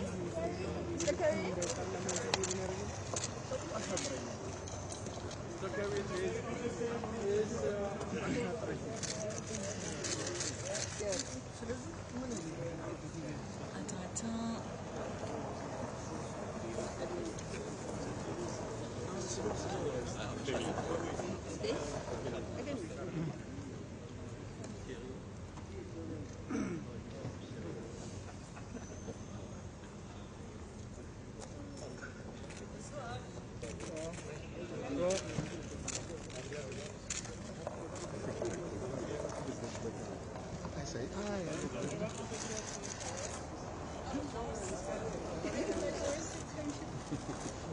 This way, please.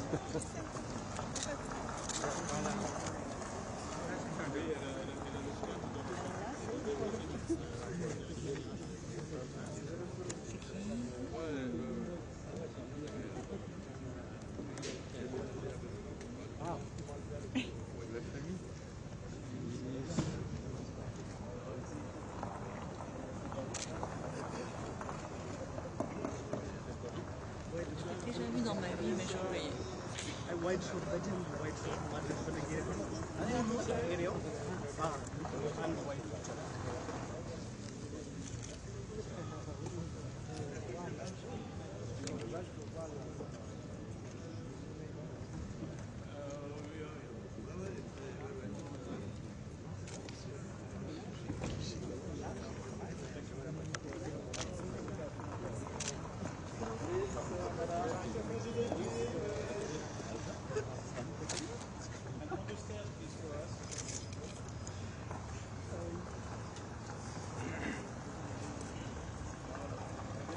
Please with your wife.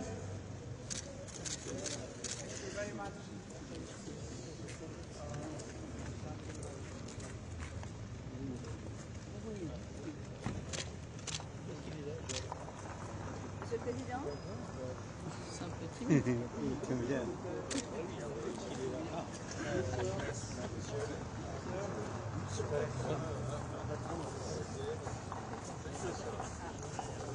D'accord. UNESCO. Madame Azoulay, bonsoir. S'il vous plaît, ici. Levez sur les marches, s'il vous plaît. Ah, ici aussi. Bien habillée.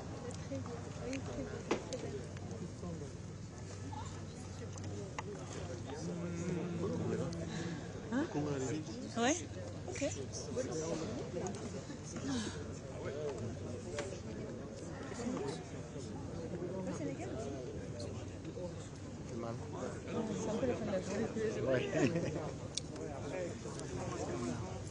Oh.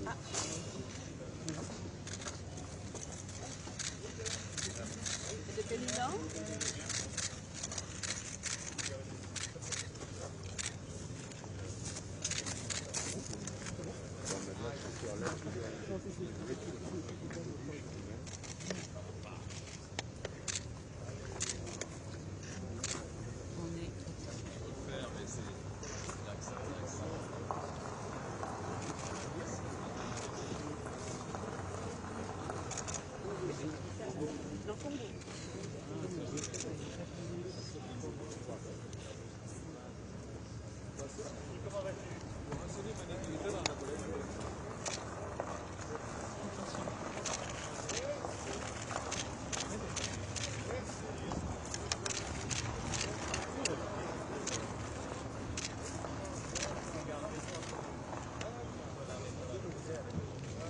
Merci, Président.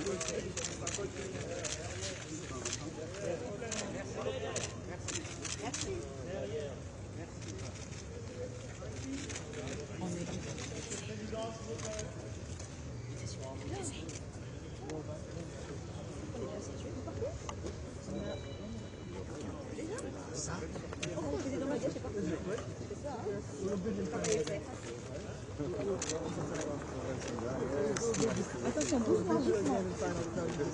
Ben, mets-lui un coup de ma part. Je peux te montrer?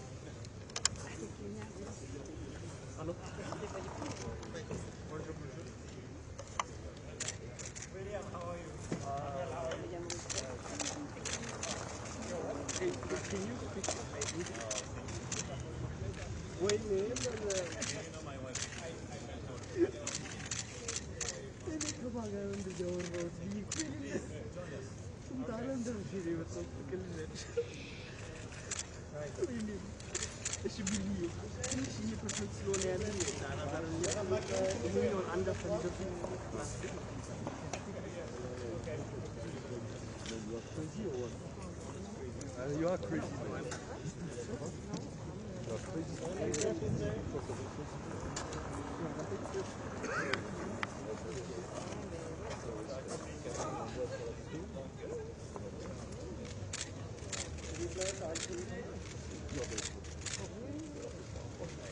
Dois.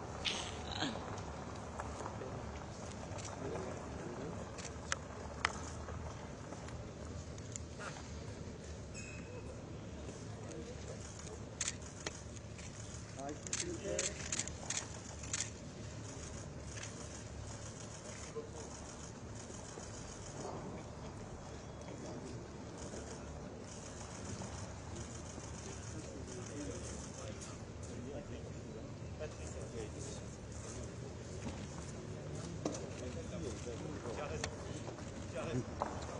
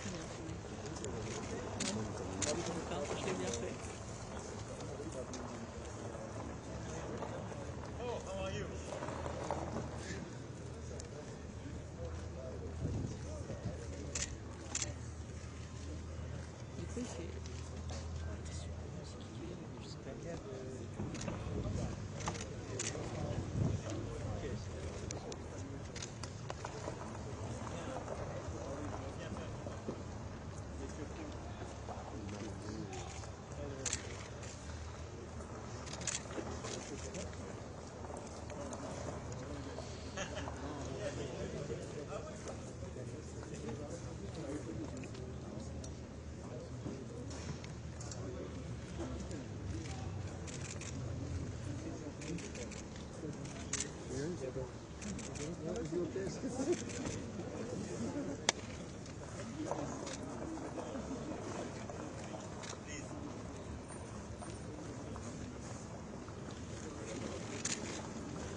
please, that's my president, please. I'm David, please. That's my president, please. Sorry, please. I'm David, please. Hold on, hold on.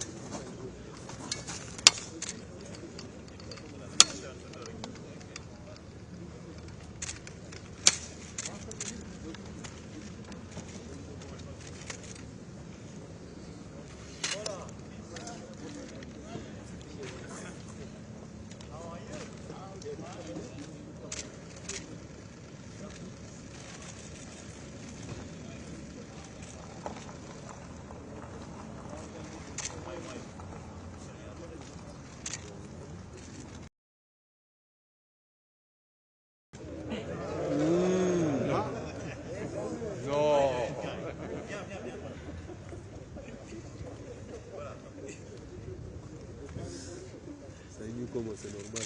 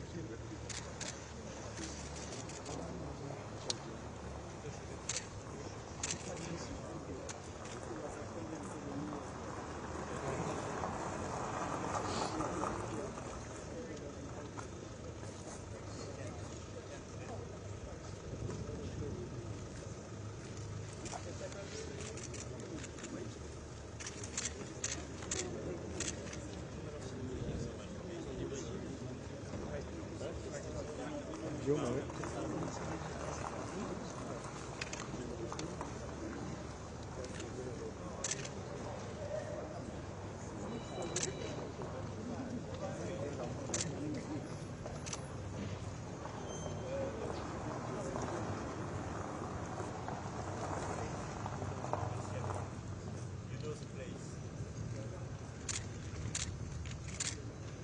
you.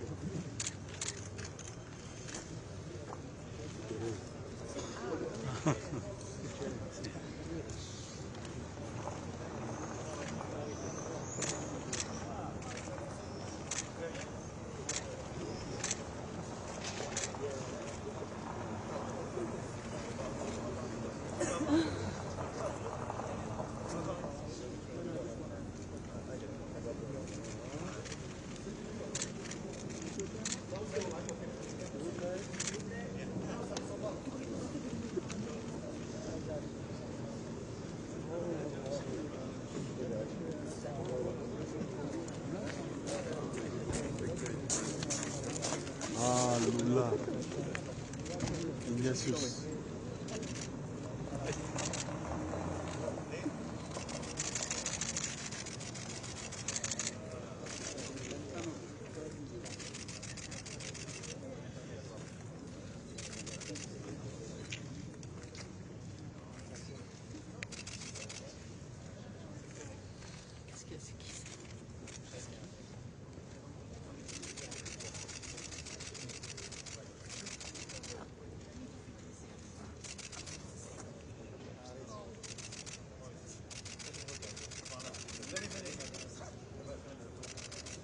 Presidente. Presidente Lula.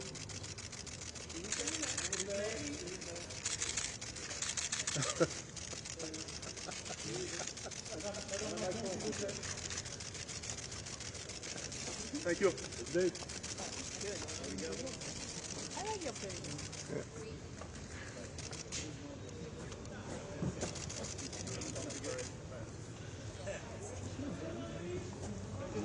C'était qui la dame? Olha por aqui, por favor.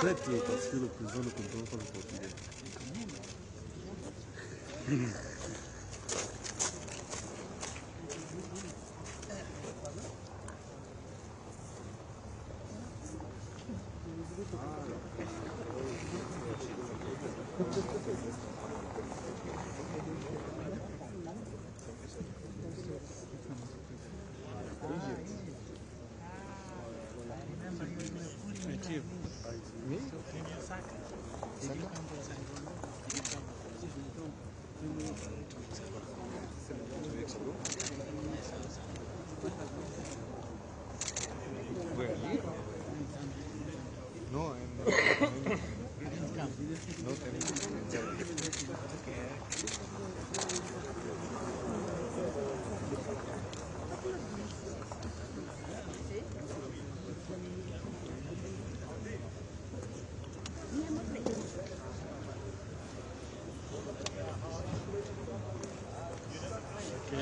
sais pas.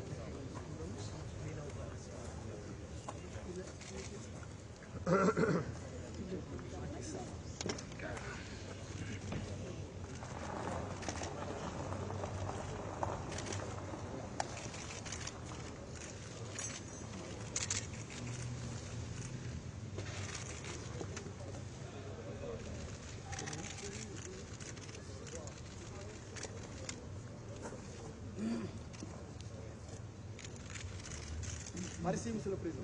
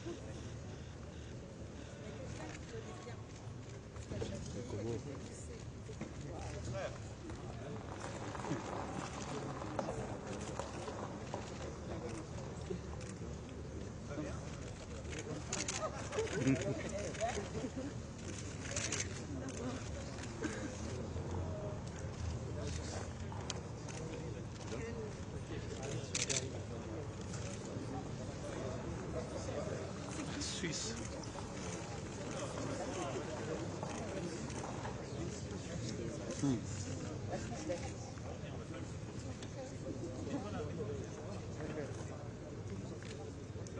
Monsieur le Président.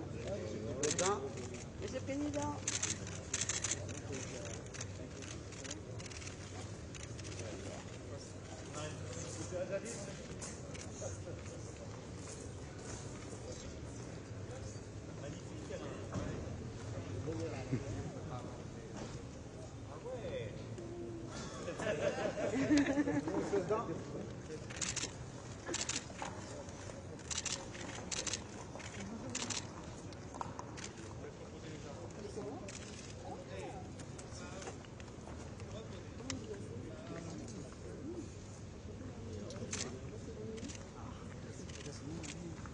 C'est votre temps.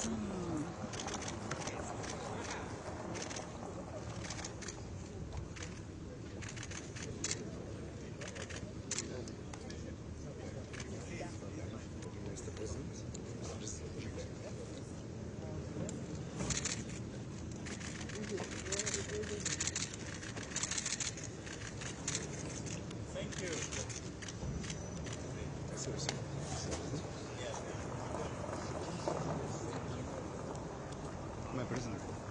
My president, yes.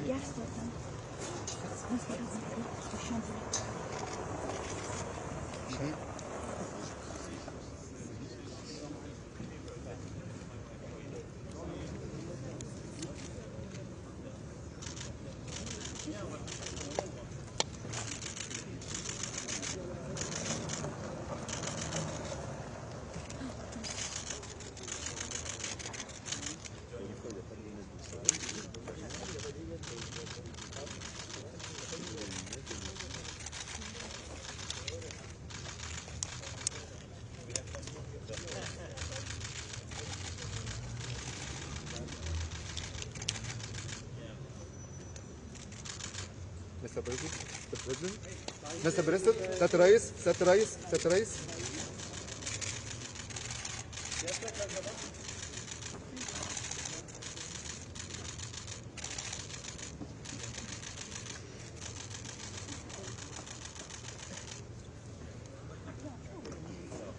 C'est mon président.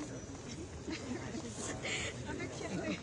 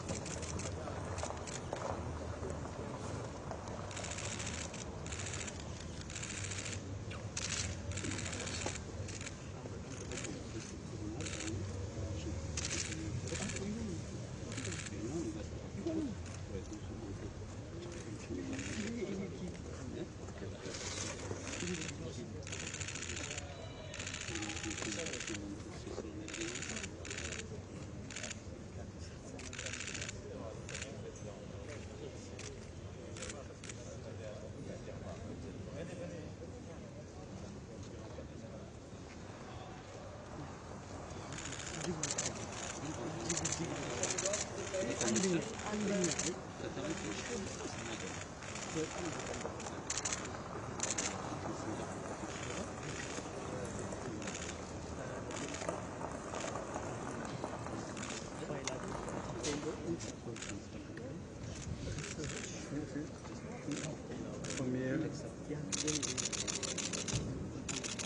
le Président, s'il vous plaît.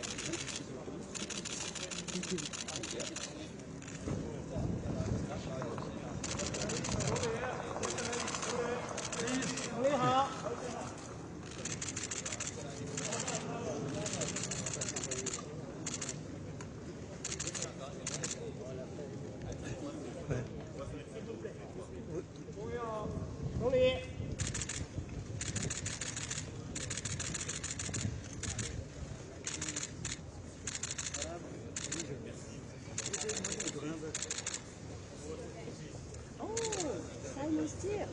Simon Steer.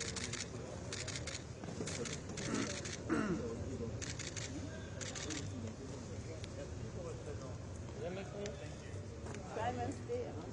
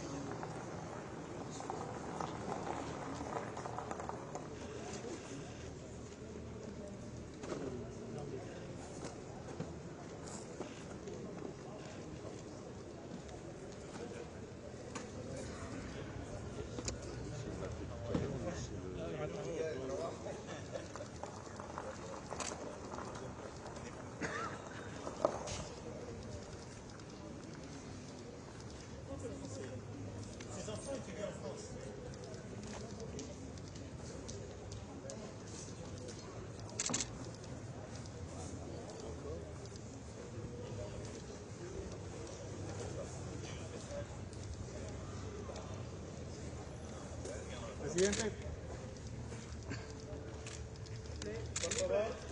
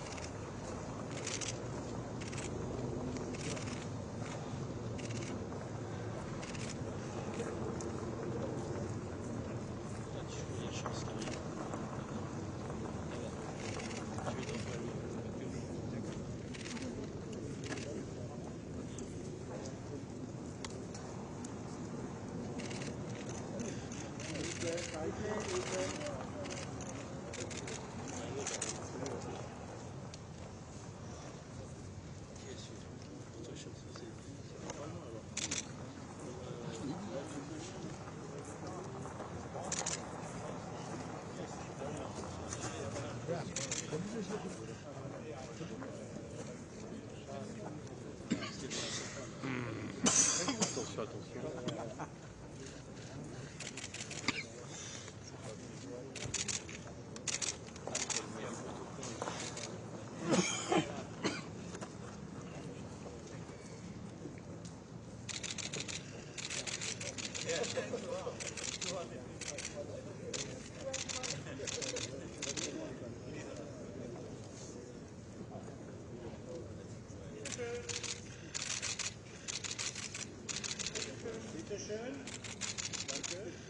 Bravo.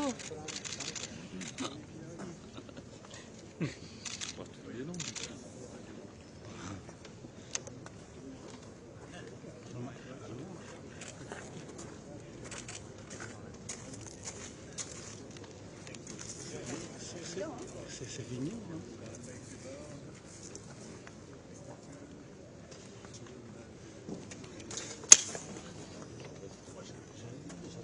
Oui, s'il vous plaît. Salut.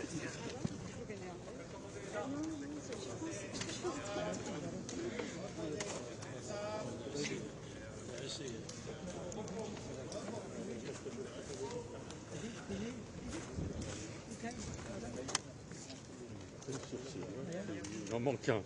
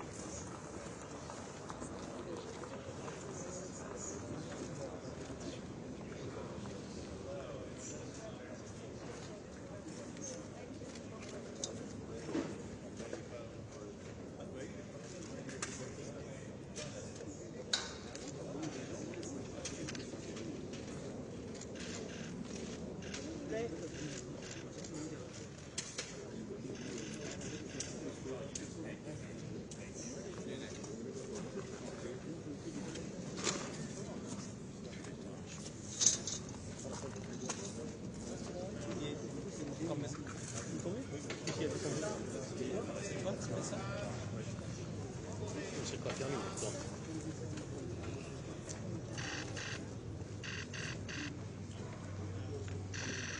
Ça va? On n'a pas tous les noms. C'est dur avec moi. C'était Rockefeller.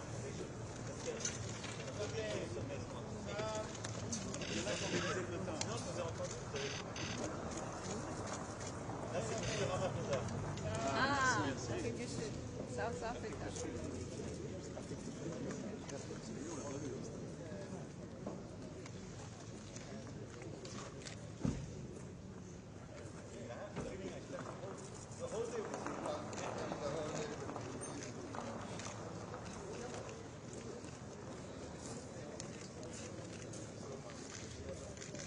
Il y en a encore combien comme ça?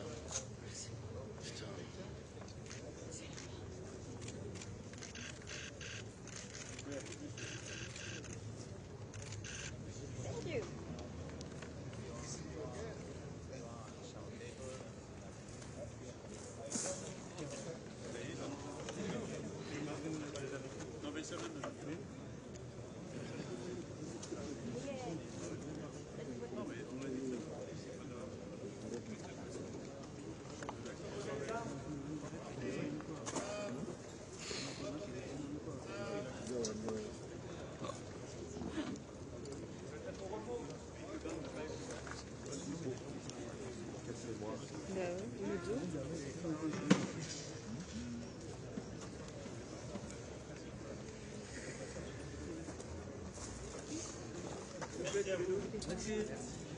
Bon app, hein. C'est fini? Monsieur Ici, Denis. ici. Nous.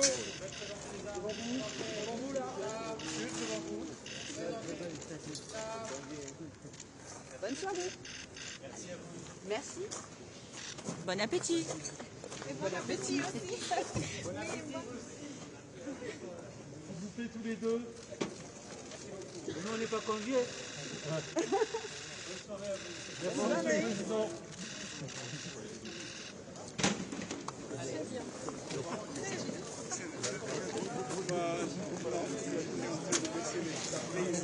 Je dois avoir un file. S'il y a un file,